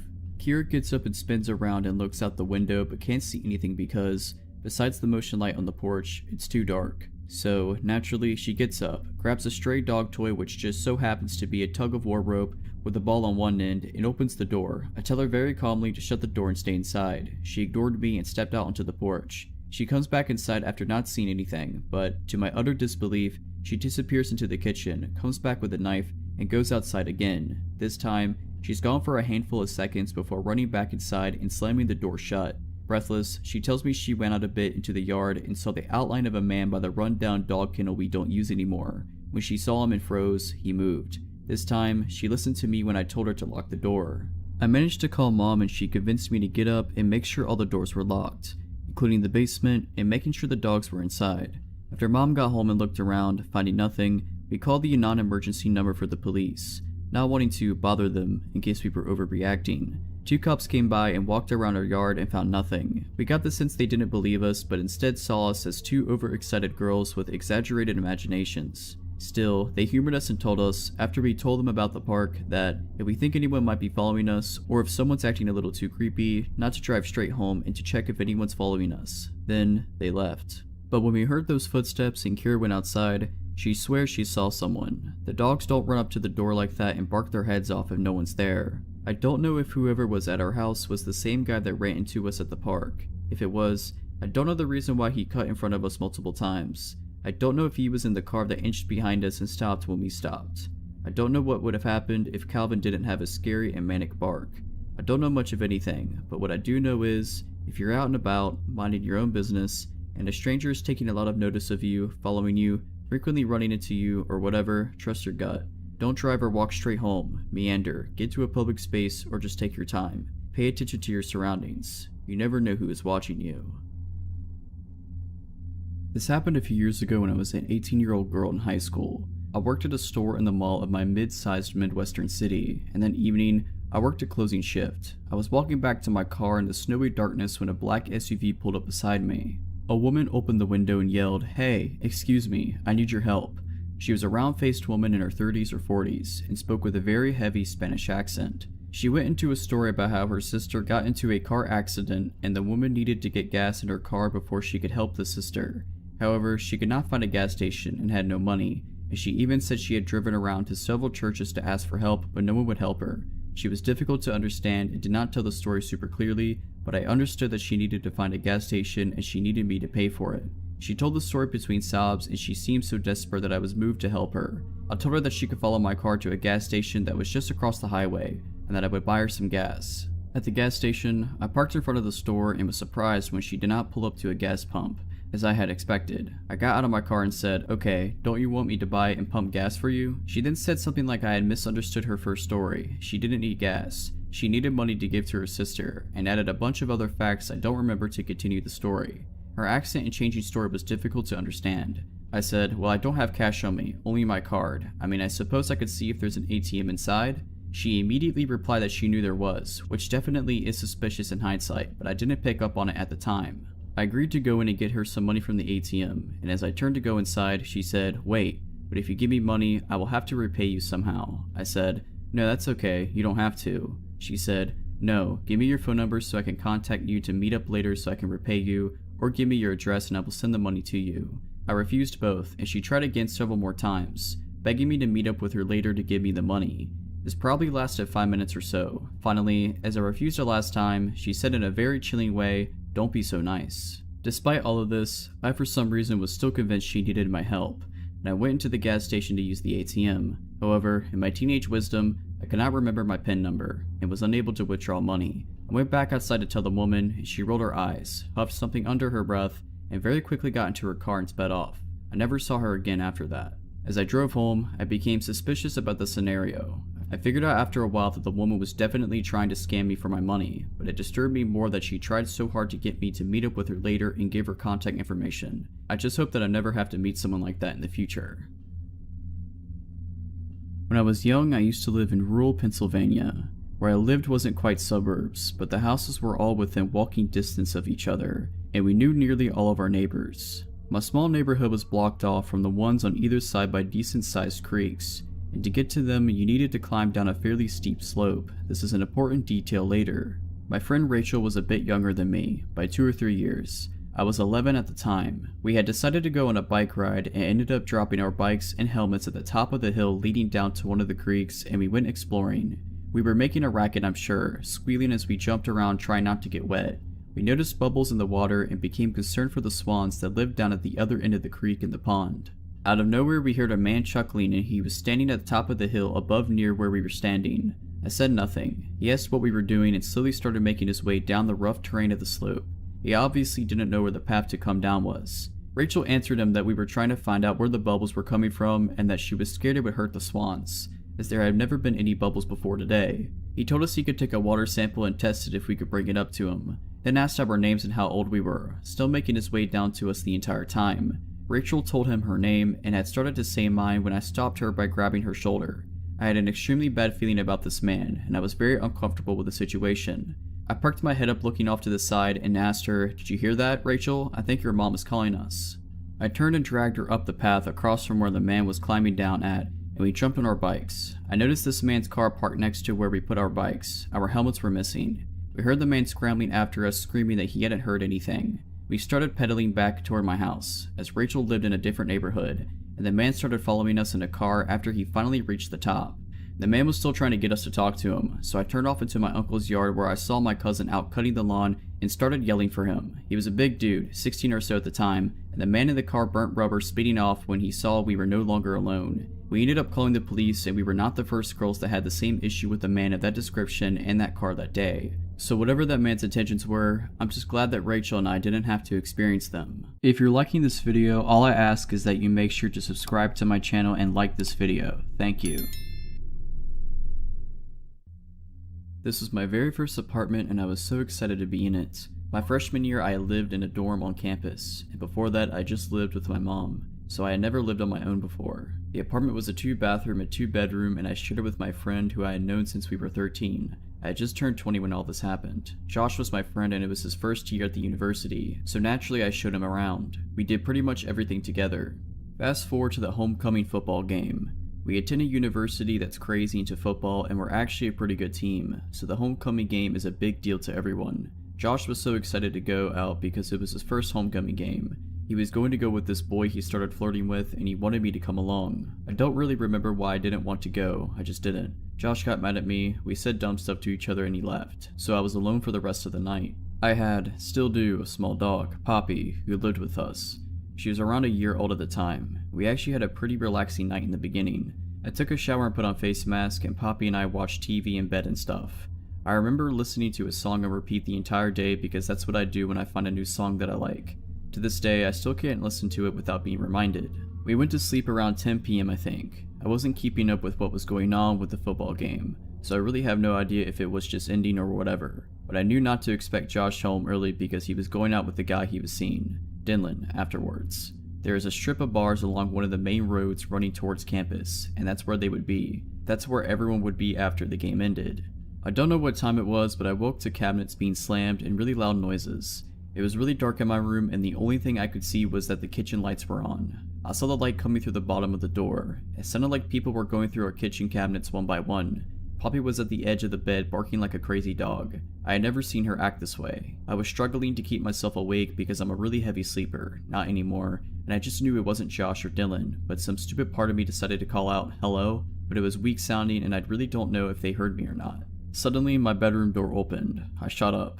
Poppy was snarling and trying to lunge at the stranger in my bedroom. I couldn't see anything because the light from the open door was kind of blinding. I just saw his figure. He was wearing a hoodie and he stood there for maybe 15 seconds and I was just staring at him. The whole time Poppy was trying to screw him up. He quickly closed my door and I don't know why, I just didn't move. Then my door flings open a second time and we're staring face to face again, for the same painfully long amount of time. My heart was racing and I remember thinking he's gonna hurt me. Now that I look back, I should have screamed or something. Poppy was at the very edge of the bed now, vicious and snarling. She sounded like a big dog, honestly. And then he slammed my door shut. As soon as he did, I jumped out of my bed and locked my door. I heard them take my car keys. I was terrified they would find my car and steal it since I had just parked directly outside. I frantically called 911 and was sobbing the whole time. I said, "Someone is in my house, they came in my room, please help." And it took them 30 minutes to get there, when I know that there were cop cars everywhere surrounding the bar since it was homecoming, which I live a 5-minute drive from. When I finally came out, the living room and my roommate's bedroom were completely ransacked. My roommate's TV was on the floor because they tried to carry it out, but I guess decided just to leave it. They stole my Xboxes and all my games. They stole my book bag with my textbooks and my homework in it. The 2 policemen got here and I told them everything and asked if I could call my roommate. Josh picked up the phone but was heavily slurring and I could tell that he was inside of a bar and could barely hear me. I just screamed, "Please give Dylan the phone," hoping that Dylan was at least more sober than Josh was, so Josh put Dylan on the phone, and I don't know how, through my tears and sobs and through the screaming, people, and house music, but he heard me say that our apartment was robbed. He frantically said, "We are coming," and hung up. They probably ran. While I was waiting for them, one of the policemen asked if he could try to take the prints from my roommate's TV and I agreed. He proceeds to then drop his flashlight directly on the screen, and as it shattered, he just looked at me. So then Josh and Dylan get back and the policemen totally change their tone. They get aggressive and say that they were targeted for a reason. I'm pretty sure that since it was homecoming, the robbers were not expecting me to be there, and were trying to just rob apartments blindly. We also lived on the ground floor, so it's easier to get in those than in the 2-story and 3-story apartments. Josh is in the military, but Josh looks just like any other regular college freshman boy, and his only friends at the time were literally me and Dylan, so we were the only ones who knew he was in the military. They tried to accuse Josh of stashing guns and drugs everywhere, and that's why we got robbed.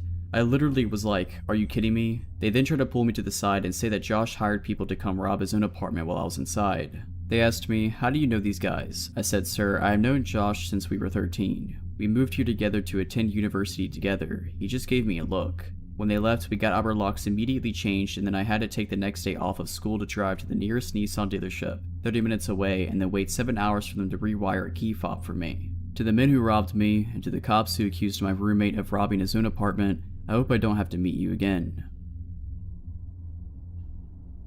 This happened to me 4 years ago when I was 16 years old on a school trip, but I still remember it to this day. I had recently graduated from one school and enrolled in another, more advanced one via special program. Germany's system of education is sometimes complicated. There were about 20 people who did the same as me, and we were all put in one class to catch up with the regular students. To get to know each other better, the class went on a 3-day trip to a youth hostel in our county town. The trip was organized by our school and overall pretty nice. 2 of my friends had transferred with me and we had fun, except for the second evening. It was late summer and the sun was still up despite it already being around 7 p.m. One of my friends, Sarah, and I decided that we wanted to go for a walk before accompanying our other classmates to the river to have some drinks.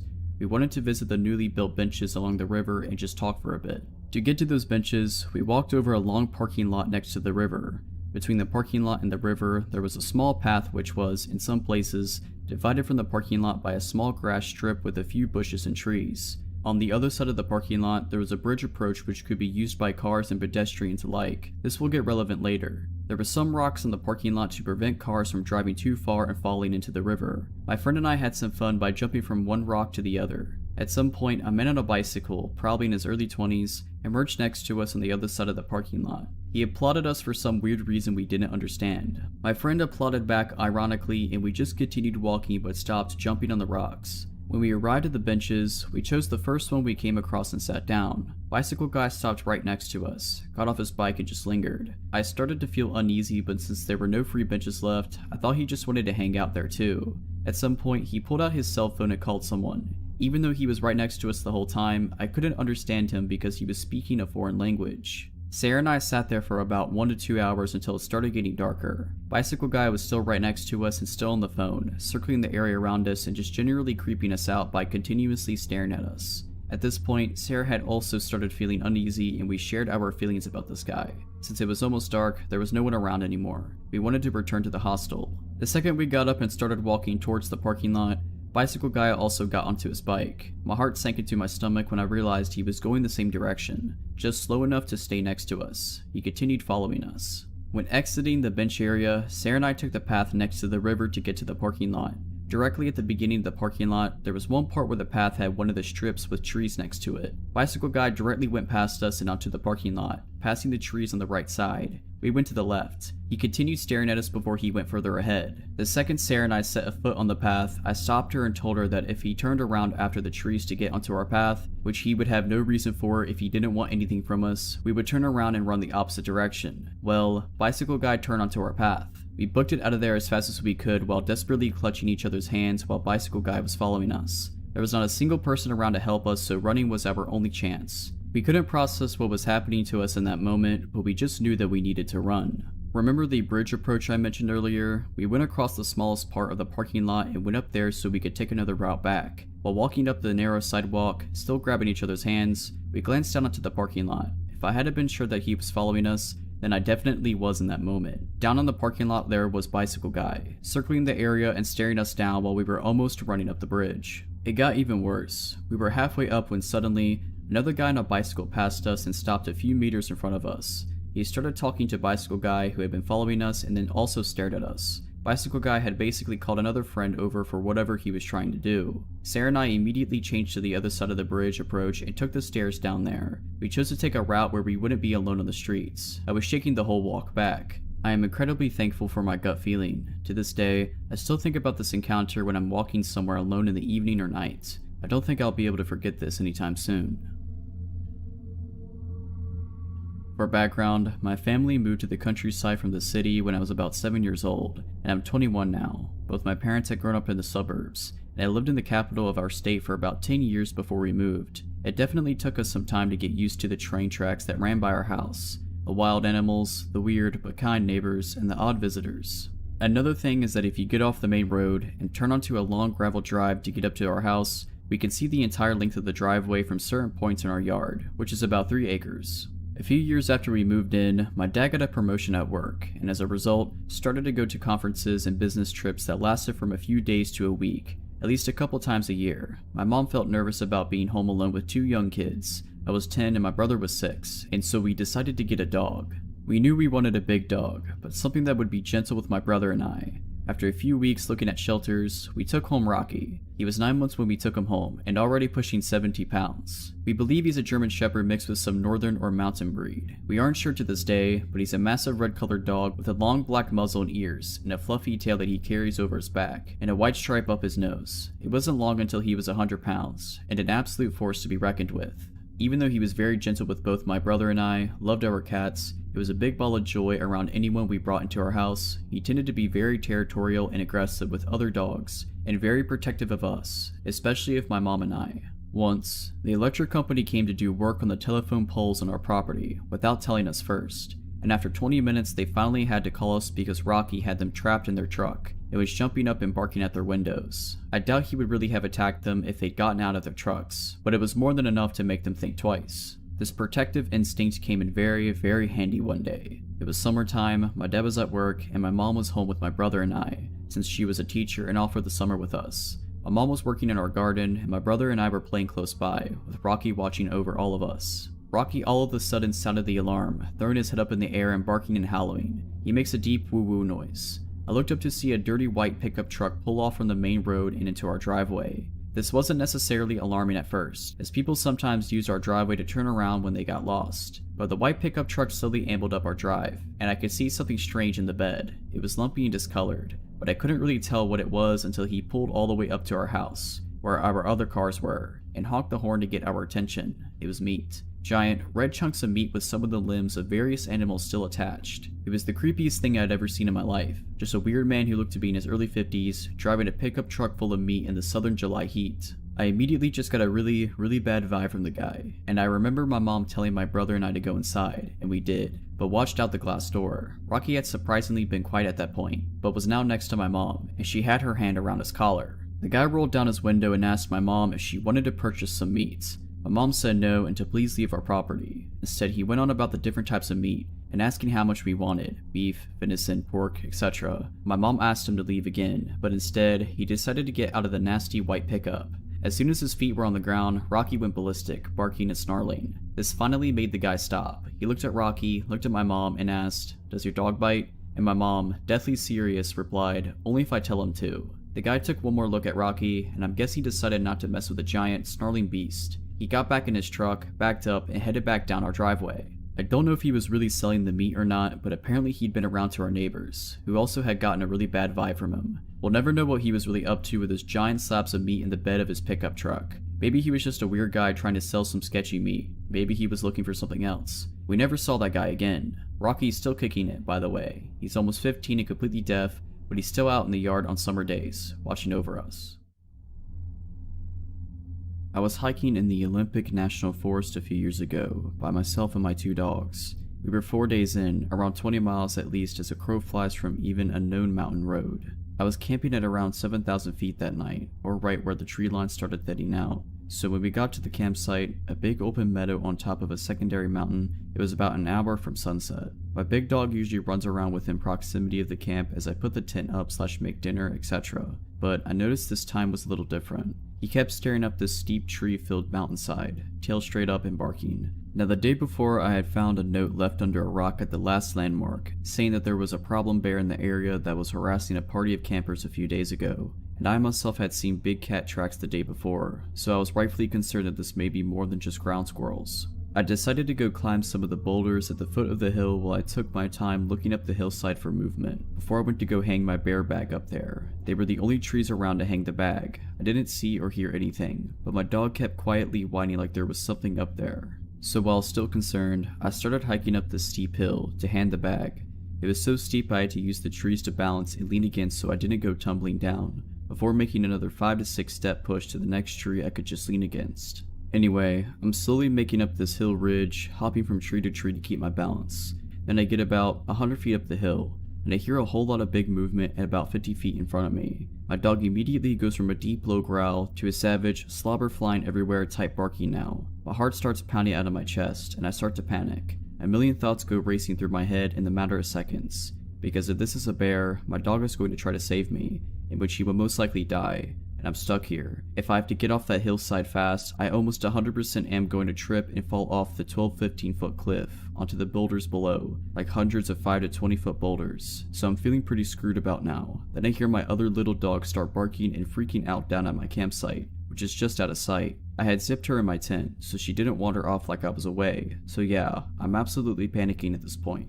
A few seconds after I kinda snap back to it, I take another few seconds to start to put my survival priorities in order. I call my dog back to me. He comes and sits against my feet as my back is against a tree, so I'm kinda pinned / stuck there for a moment. But my dog was seemingly trying to separate me from something up there, so I let him lean against me while I try to collect myself. This is when I realized I'd completely forgot that I had my headlamp on. I reach up so fast up to turn my lamp on, I basically punch myself in the face. I'm having some serious adrenaline dumps going right now, so much so that my knees are starting to shake. I get my lamp on and peer up the hillside. I figure I'll at least get a reflection off the eyes of whatever is up there. Peering and peering, nothing.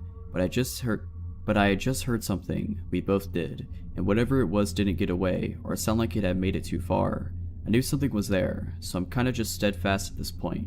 I need to know what is up there because I have to sleep here tonight. And you know, I'm out in the middle of nowhere alone. Better to face it than wait like a sitting duck all night is my thought process. So yeah, as I'm looking up this hill, and at one point my dog lunges forward, unpinning me. He does a fake / bluff charge up the hill about 15 feet, and I mean he's snarling and foaming at the mouth at this point. As he does this, I finally see movement, something moving up and breaking the line of the horizon / sunset.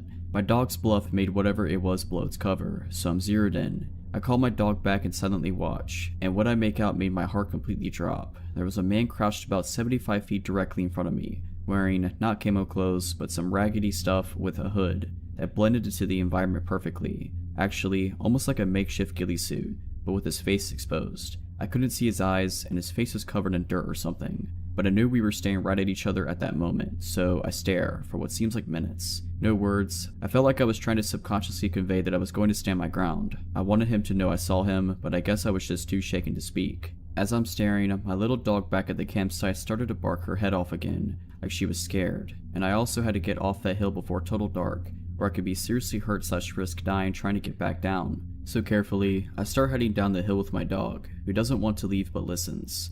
Periodically, I would stop with my back against a tree holding me up, and look in that direction again, just to make it even more clear I saw him, and eventually, I make it down to the boulders at the bottom. By the time I finally jumped down and hit the boulders, my little dog had stopped barking. I could only see the top of my tent from the bottom of the boulders. I thought she was barking just to bark back, or at my dog, but when I get there, my little dog had somehow got out of the tent and was walking around the camp growling, with her tail sticking straight out. Still trying to hold it together, I thought okay, maybe she just got her nose between the zippers and worked her way out, but I was positive I had zipped it so the zipper tab / openings was at the very top of the tent door, out of reach. So, in a mixture of being terrified, pissed off, and the feeling of needing to do something, I reached into my day bag and pulled out my pistol. I fired a single shot into the air as the sun was setting, climbed into my tent without eating, and lay with my gun next to me until first light. As soon as the sun came up, I was packing up my stuff and leaving, heading back down the mountain. It sucks, it was all downhill back, but I still couldn't cover the ground to get back to my car in one day. It was dark by the time I made it to the last camp, about 4 miles from my vehicle, but thankfully there were other people there. We sat around a fire they made, and I felt pretty relieved and safe. They started to tell me they are planning to head that way where I was the night before in the morning, so I tell them my story in detail. Needless to say, we were both walking back to our cars in the morning. Screw all that. The thing that still creeps me out to this day though, is when I got home and started reading reviews of the same hike I was on, other people had similar experiences like mine as well. Even a man found dead from a fall around the same boulder range 2 years ago, and a woman found murdered last year. This happened when I was growing up, around 2004 or 2005 when I was about 13 years old. It took place in a rural area, a good ways outside the town of Uvalde, Texas. The town itself was really small back then and not much to look at. It's just one of those towns that really isn't on the way to anywhere important. My father knew someone who owned a deer lease that was about 1,000 acres, down outside of that area, and was complaining about a ton of hogs that were tearing up their land. Being open season on hogs in the south, my dad thought he would surprise me that summer and take me down for a week to go hunting for them. Not only did that help him with networking for his job, but also gave us some quality father and son time. I remember the drive down there from Dallas was torture. It was about 7 hours on my dad's hardtop Jeep Wrangler. That car was so uncomfy, I hated it. All I had to do was either stare out the window or try and beat Super Mario Land 2 on my Game Boy Pocket, something I was never able to accomplish in my youth. The drive, obviously, took most of the day, so we got there in the early evening. The owner of the land had told my dad that he hadn't had anyone else lease it that year yet, and the cabin and the property might be a little rough and dusty. I didn't really care. At this point in my life, I had been in scouts for a couple years and spent a lot of my free time in the woods or fishing with friends. Needless to say, I was pretty comfortable roughing it. So after unlocking the gate and driving to the cabin on the land we settled in, the cabin was pretty rough, dust and dirt everywhere, flies. I remembered that it looked like some raccoons had gotten into the cabin. After cleaning up a bit and getting the sleeping bags out, then setting up the cots, we decided to sleep. Something about that night was weird. I was never able to get comfortable enough to fall asleep for any restful amount. I couldn't put my finger on why, but I had that feeling of being watched. I was finally able to drift off for what I guessed was an hour maybe. When we woke up, it was early, about 7 a.m. We decided to scout around the land for tracks and signs of hogs and find a good place to set up a blind. It was the summer and horribly hot in the afternoons, so morning was the best time to be out and about. After walking for an hour or so, we came to an area of trees, lightly dense, and luckily found some signs of hogs. Typical torn up ground where they had been rooting, so we followed them into the trees. I was looking for more signs when my dad stopped me with his arm. I remember looking up and seeing someone standing about 50 yards away. Some of their body was blocked by trees. This was private land, so they definitely weren't supposed to be there. We also had confirmation from the owner before we got to the lease that nobody was there, not to mention the gate was locked up when we first arrived. The person was wearing some bright colored red jacket. We slowly walked toward them. My dad called out something like, "Hey, we're hunters. This is private land." The person didn't move at all, dead still. We were about 30 yards away and could see that he was turned away from us with his hands in his pockets. Weird thing was that the person was in a ski jacket and it looked like to be ski pants. Now this is Texas in the summer. It was about 98 outside by then. My dad called out again, no reaction. He told me to stay behind him and unsnap the clip to his pistol holster. We approached the person's right side and then my dad told me to stay put about 20 yards away. I stayed and crouched down, watched him circle around to the front of the man, all the while talking to him asking if he was okay. He finally passed around to the front of the man and my dad stood straight up with a confused look on his face. I called out and said, "What's wrong?" and he called back saying, "It's a mannequin." I walked over to it while my dad stood there staring, and as I got closer, one thing stood out the most. The clothes it was wearing were brand new, no dust, sap, bird droppings, or signs of being outside for more than a day at most. At that moment I looked at my dad and could see him get worried. Almost immediately after I felt that feeling again, like we were being watched, and I knew my dad felt it too. My dad whispered, "We're leaving right now." He grabbed my hand and drew his pistol. He scanned the area the whole way back while I was trying to hold back panicked tears. We got back as fast as we could. I was terrified, so it felt like an eternity, but in reality it was only about 45 minutes. After returning, we packed up and beat feet. We drove back home that day and didn't talk much on the way back. I remember right after we left, my dad called his buddy, the owner of the land, and he was confused. He said that he would go check it out the next week when he was in the area. He also said that he never had an issue with people because his property was high fenced. My dad normally isn't a paranoid person, but me being young and the least possibly having someone there we didn't know about, he decided to be cautious and just get out of there. After we got back home, we talked and my dad wasn't able to sleep the night before as well. He had the same feeling but didn't want to wake me up because he thought I was sleeping too. Turns out that next week he got a call from his buddy and he checked the whole property and never found any trace of anyone, no mannequin or anything. That story still makes my hair stand on end. I honestly have no idea what that mannequin was. If you're liking this video, all I ask is that you make sure to subscribe to my channel and like this video. Thank you.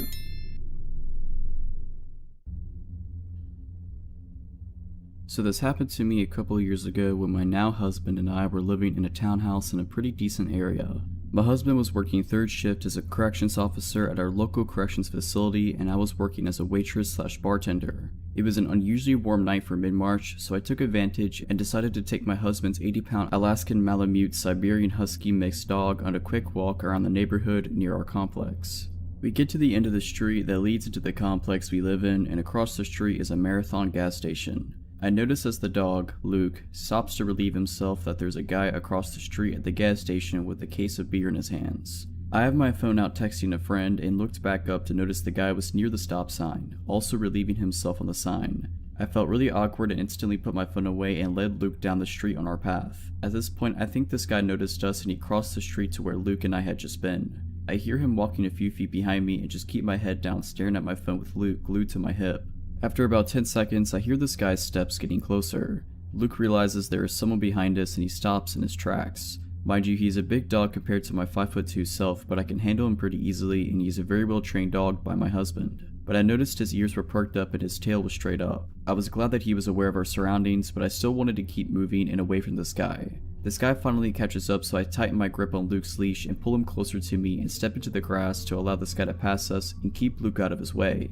Does this guy keep going on and pass? Nope. When I thought he was about to pass us, I stuttered out a small apology because Luke was pulling on his leash a little to investigate this guy, and most people did get intimidated by him just by his size. The guy stops and just stares at me for a minute, long enough for me to smell the cigarettes and booze rolling off of him and to notice he is probably in his mid to late 20s, dark hair, scruffy looking, and just dirty. He smiles and then finally seems to notice Luke trying to get at him and asks, "Cute dog, what's his name?" Instead of making up a name, I just say Luke. He then proceeds to ask me if he can pet my dog, and before I can even give him an answer, he leans down to start petting Luke's head. Luke did not like that. Luke jumped at him as a warning and the guy backed up chuckling. I apologized and mentioned that he was very protective and made up a lie that he was trained as my dad's former K9 unit. My dad is a software developer. Instantly, I saw this guy's face change. He asked me what my name was and I gave him a fake name. He then asked me if I lived around here and I said I was visiting a friend of mine for the weekend. He then made a sudden step towards me, and I'm not lying when I say I have never heard my husband's dog growl in the 5 years I have been with him,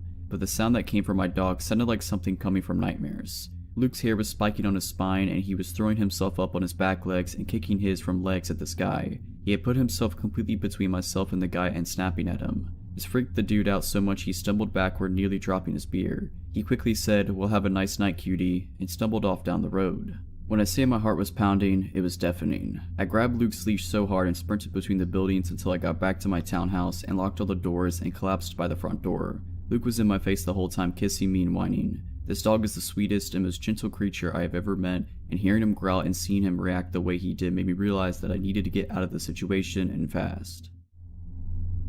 Often, I enjoy walking my dog at nighttime. This is due to the fact that my dog is harder to walk when people are around with their own dogs. So, we tend to walk around parks in the area when they've become somewhat secluded. My 120-pound black boxer / lab named Loki could be somewhat considered threatening to most from what I hear.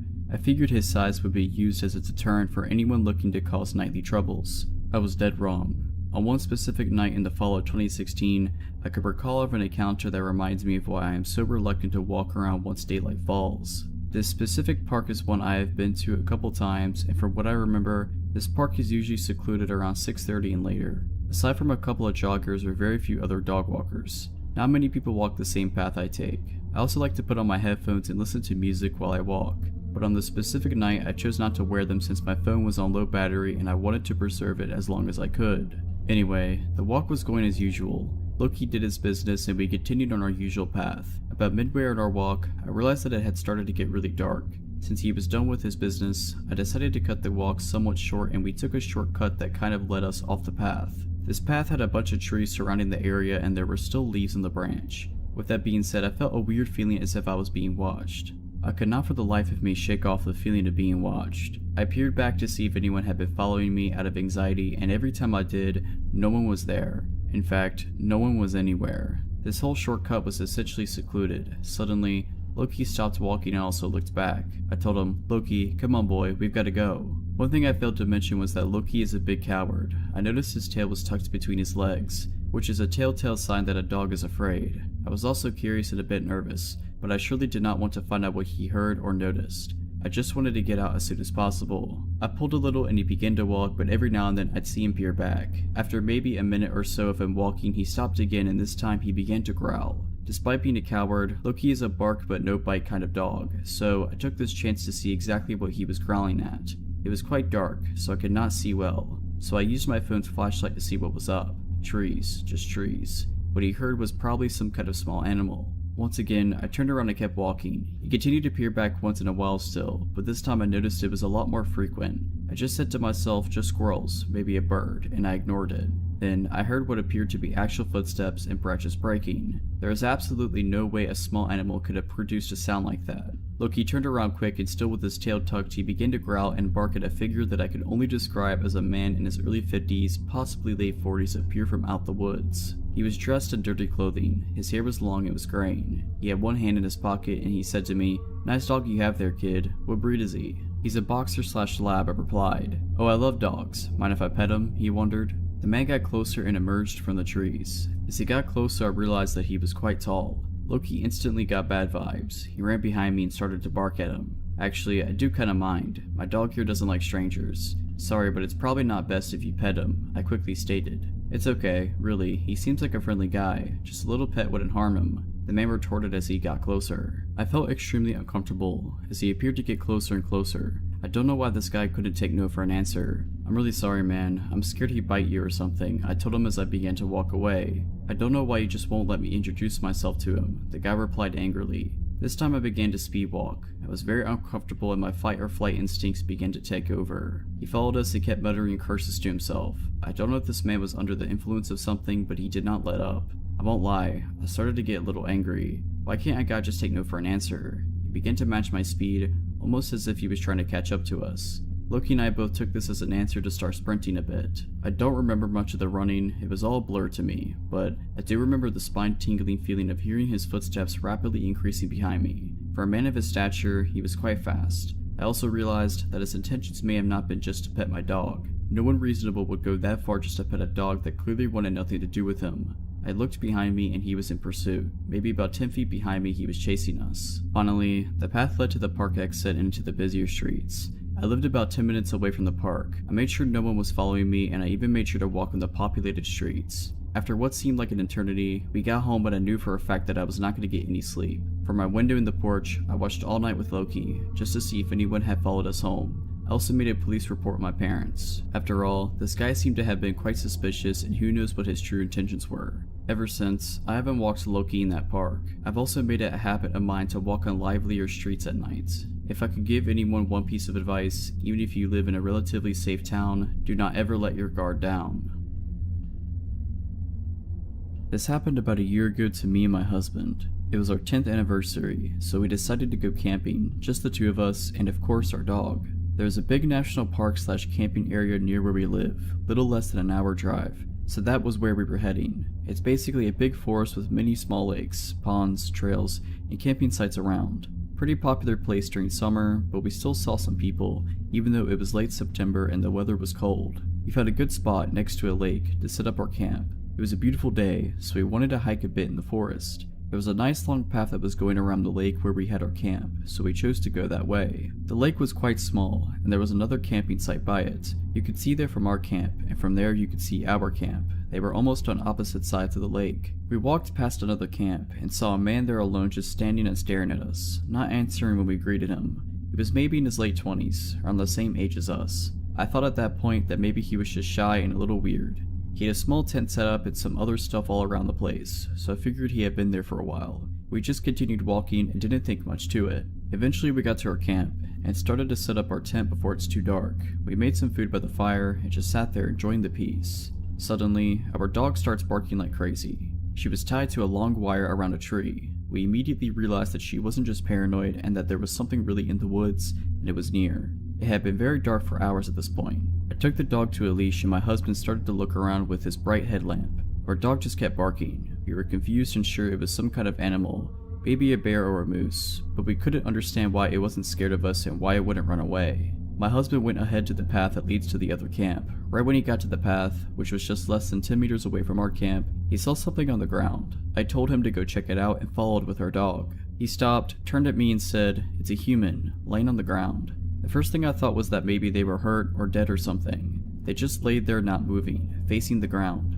We asked, "Are you okay? Are you hurt?" And they just suddenly stood up. Turned out, it was the guy from the other camp. He was very scared of our dog and told me to not let her near him. I was kind of relieved that it wasn't some bear that was going to eat us, but I soon learned that a bear might have been less scarier than this guy. After he stood up, he walked straight to our campfire and sat down. My husband tried to ask him multiple times why he was sneaking in the dark forest without any light. He didn't give us an answer. We even laughed a bit and told him how we thought that he was a bear or something, but he didn't even smile, just stared at the fire, looking annoyed. His right leg was soaking wet. He probably stepped off the path and dipped it in the lake on his way to our camp. He sat with us for 30 minutes, not talking much. He also clearly wanted to know where our dog was at all times. I saw he had a knife hanging from his belt, but I guess it's not that weird when you're in the woods. Every few minutes he put his hand in his pocket and just peeked at whatever was in there. Kind of like checking the time on your phone without taking it out from your pocket, but it wasn't a phone he had there. I felt very uncomfortable and anxious by the whole situation.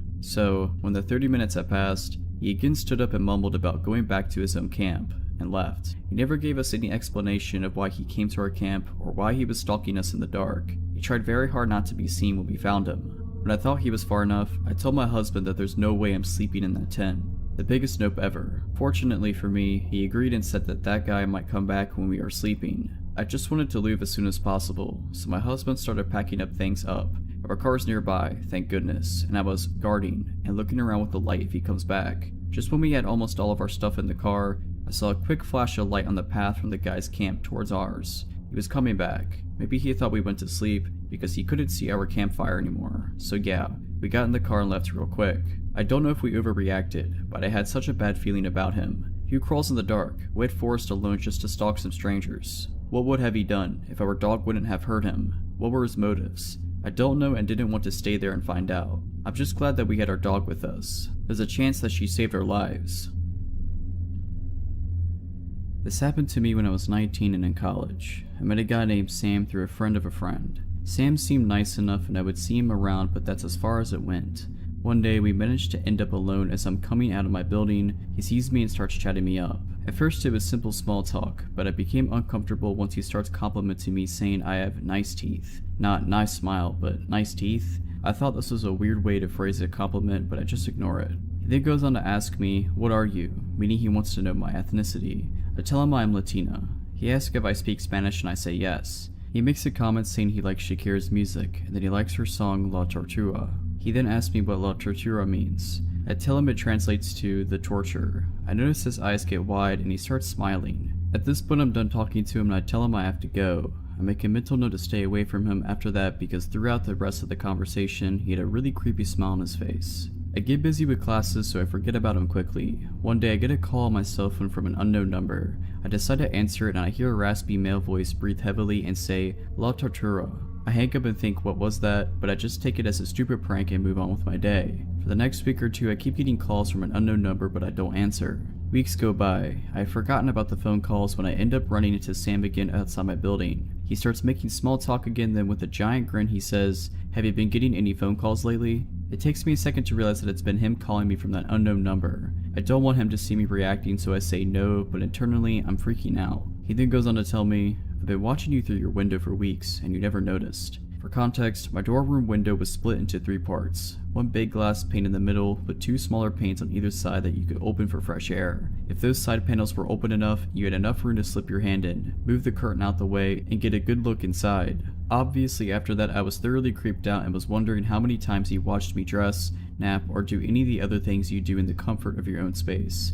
I ended the conversation somehow and wondered what I should do. After I calmed down, I decided to report what he said to me to my residential advisor and then reported it to the director of housing at our school. Luckily the director took the situation seriously and encouraged me to report him to campus police. A report was made. They would have to speak to him to get his response to my allegations, and I was told that in the meantime if he approaches me again I should come back and make another report. A couple of days later, the director of housing comes to my dorm to tell me that campus police spoke to Sam and he admitted to them that he told me he had been watching me but that it was all a joke. He was told to stay away from me and I was told to report him again if he kept harassing me, but it never went further than that. Over the next few days, I end up telling the girls in my dorm what happened with Sam. They obviously think it's gross, so we make plans to go out on campus as a group for the time being and to keep our curtains closed. Going out as a group definitely made me feel safer and everything was fine for a little while until, one day, we are coming out of the dorm dining hall and we run into Sam and some of his friends. He sees me, gets visibly upset, and starts approaching me yelling, "Why did you tell him what I said?" I got scared thinking he might do something, but luckily my dorm mates rallied around me and rushed me out of there.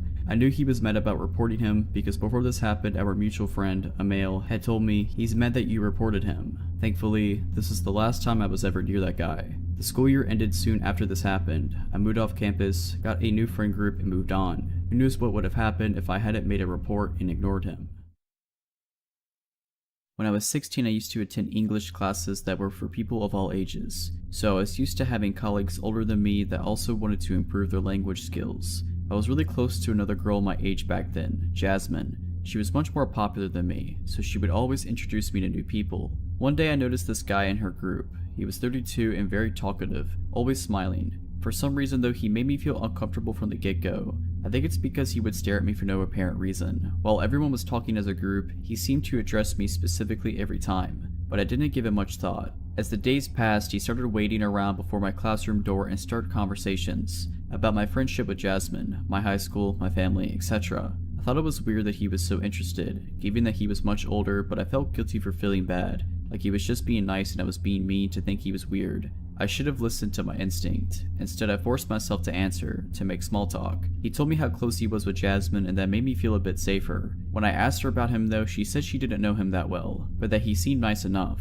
One day I got a call from a number I didn't recognize. When I picked it up, it was him. He said he got my number from Jasmine. I was upset and confronted her about giving my number to him, and she said he insisted, so she ended up agreeing to it. He started calling me all the time, like 2 to 3 times a day, to ask about my day, saying he missed me and wanted to chat. He started telling me private stuff about his life because he felt like he could talk to me since I was so mature for my age. I didn't like it, so I stopped answering, or would make an excuse and quickly hang up, and he would send me messages. That's when things started getting worse. The messages would vary in tone. Sometimes they were really childish, with lots of emojis. He would wish me a lovely day or say he was thinking of me. Other times they would simply say, "You're so pretty, too pretty," with no context. He would say he was glad I didn't have a boyfriend, that I should never get one or he would be mad. I never answered to those and showed them to Jasmine. I told her I didn't want to see or talk to him anymore before or after class, and she said she would help. I started going to class late so I wouldn't meet him in the corridors. I leave class immediately after the end, but I saw him watching me. I could feel he knew what I was doing but actually sort of enjoyed it. I felt like it was a game to him, making me feel uncomfortable. He stopped talking to Jasmine and everyone else, but continued to message me saying, "I miss you," or "Why are you so busy?" I blocked his number. I thought that would be the end of it, and started relaxing a bit, but one day I was talking to another girl outside the school and he showed up, with a big smile, and said that it's been too long, and why I wasn't answering his messages. He acted like he was worried about me, that I was studying too much, etc. He invited me to go have a coffee with him in his house. I told him no and went inside, where I pretended to study in the library until he left. He waited around doing nothing more for an hour. I started really being scared then. Since that day he invited me to his house, he became more aggressive, making fun of me whenever he bumped into each other in the corridor, saying stuff like, "Still busy," or "I'm in no hurry." He found my social medias and sent me messages there, each time more explicit. He would comment on my pictures saying I was sexy and that he knew what I was up to, teasing me. I blocked him everywhere, but I always felt like he was watching me all the time. He stopped talking to me but would always stare at me in class. One day I was going back home alone after class. I noticed a car was right next to me, driving slowly, and when I looked it was him. He talked to me through the window and invited me in, said he would give me a ride home. It was a residential street, not many people around. I said no and continued walking. He kept insisting and saying he knew where I lived, he could drop me there. I started walking fast then, stopped interacting with him at all. I just wanted to get to the main road so there would be more people around. He got angry then, said, "Get in a voice I almost didn't recognize. I looked at him in shock and his facial expression had changed completely. He had a dark look in his eyes, no smile at all. He looked like he wanted to hurt me. So I ran and got into the first shop I saw, a mini market. I waited until his car left and then sped home. After that I didn't want to go back to class. I asked my mom to change classes. I never told her why. For some reason I felt ashamed, like I somehow caused the situation. I finished the semester without incidents and thought it was all over, but after 2 years, yes, 2 whole years, he came back. By then I was starting university, and any thoughts of him were out of my mind. Until he created a new account on Facebook and started messaging me again, like nothing happened, like no time had gone by. He said he was hurt I cut him out of my life, that he wanted to be my friend. I blocked every account he made without ever answering. One day to my panic he showed up in my campus. I went to a university that was close from home, but still, it couldn't have been a coincidence. He was just across the street, watching me. I hurried and got into a bus before he could talk to me. The next week I wasn't so lucky. I was eating a snack at the cafeteria with a group of friends and he just suddenly came by and introduced himself to everyone, like we were old friends. I could barely breathe. My friends noticed I wasn't feeling well and he seemed to enjoy the confusion and my fear. I pulled him aside and asked him what he was doing, asked him to leave me alone. He said he wouldn't and again had that dark look he had in the car, years before. The creepiest part was just how different it was from the expression he had around everyone else. He looked like a different person. I told him I would tell everyone, and he said he knew I wanted him. He knew I was just a dirty little tease, but that he would get me. My body and mind just shut down when I heard that, and I ran back to my friends and started crying. When I finished telling them everything, he had gone away and I never saw him again. When I was 16, what feels like eons ago, I started going to high school that had a public library in it. Upon entering the front doors of the school, there was a wide hallway with the entrance to the library being a straight walk from the school entrance, so it wasn't like outsiders had to walk through the halls to get to it. but it really bothered me that anyone with a library card could be in our school at any given moment that it was open, even if they were only supposed to check out books or use a computer. Having said that, I rarely saw adults that weren't school employees in the library during school hours. My family didn't always have the electricity on, much less the internet, so I would often stay after school to do my homework in the library where I could use the computers. The librarian's desk was in the middle of the library and there were maybe 24 computers off to one side, in 4 or 5 rows. Other than that, there were a few small rooms where the book club would meet or someone could study privately, which were locked up when not in use. One afternoon I had a research essay to do. I think it was about Homer's Odyssey, so I had asked my dad to pick me up 2 hours after school ended. I went to the library immediately after my last class and chose a computer close to the librarian's desk.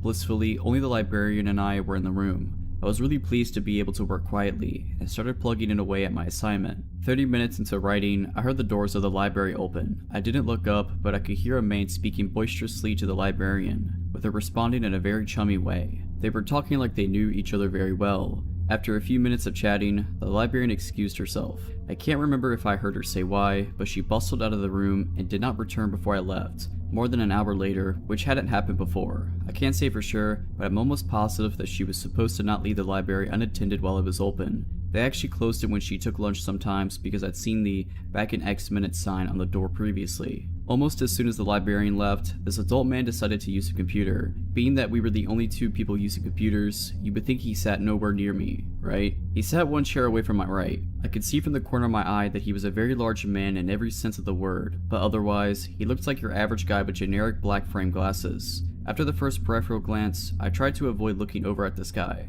I also told myself that the librarian knew him, so he's probably okay. Just subdue checking his email. Nothing to be paranoid about. As I'm continuing to research for my essay and make notes, I start hearing this guy giggle in between clicking the mouse. At first quietly, but he starts chuckling within a minute. I didn't want to, but I felt my whole head turn to look at this guy's computer. His monitor was showing what appeared to be a photo covered by colorful jigsaw puzzle pieces. As the guy clicked on the puzzle piece outlines, they disappeared, revealing the picture underneath. When I first looked at it, the picture was completely visible except for 2 pieces. The image was a naked man posing with his arms over his head. The creep looked over at me, still chuckling. I had the feeling he was canvassing for my reaction, which was unmasked disgust. I logged off and moved to a different computer, which I thought sent the message that he may be uncomfortable. I logged into my new computer, and as soon as I started typing, the guy got up, walked over, and sat down next to me.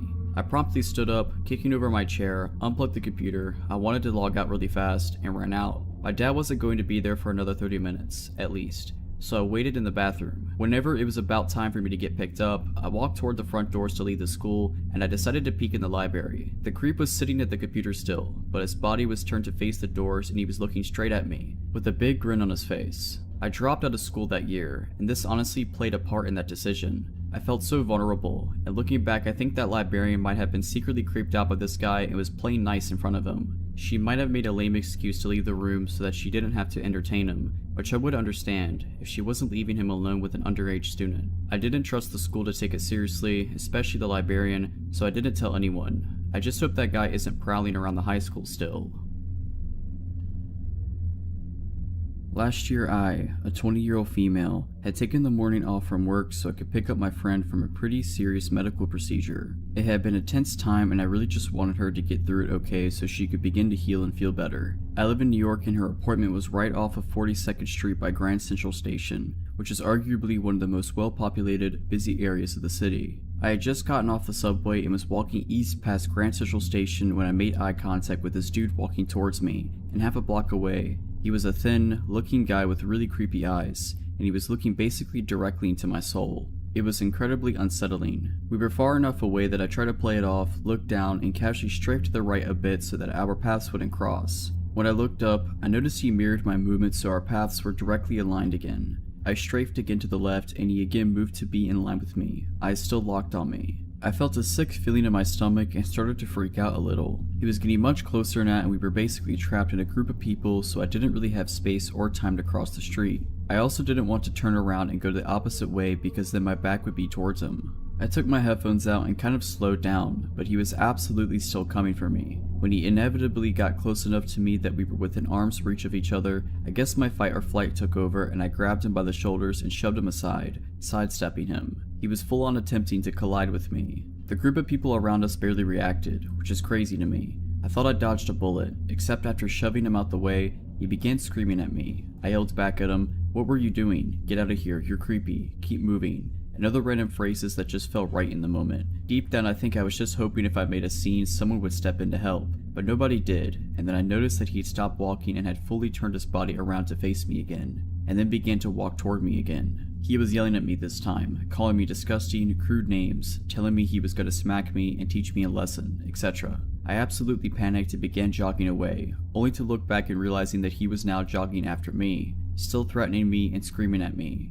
He was getting closer and all I could think was find a cop. You're at Grand Central, where are the cops? Not one stranger noticed or intervened. He was literally 10 feet away from me when I finally just ran up to the biggest, burliest dude I could find and yelled help at him. He was a little surprised and didn't do much, but this younger couple next to us stepped in. The guy got in between us and started telling the creepy dude to get lost, that he's making a scene and that he needs to go, etc., while the girlfriend consoled me. The guy glared at me one last time until he finally turned and started walking away, still cursing. I thanked the couple and continued along my way, making it about 5 paces before absolutely breaking down in tears and calling a friend. Thank God for the coffee place nearby that let me loiter while I collected myself before going in to pick up my friend. I thank the universe for that brave couple that stepped in to protect me. To this day I wonder what the man would have done to me if I hadn't shoved him aside or if that couple hadn't stopped him from chasing me. Just goes to show, no matter how many people are around you, if you're having a bad feeling, listen to it, and don't be afraid to yell for help. Alright, but that's it. I hope you enjoyed this video. If you did, make sure to subscribe to my channel, like this video, and comment something down below. But as always, Have a nice day.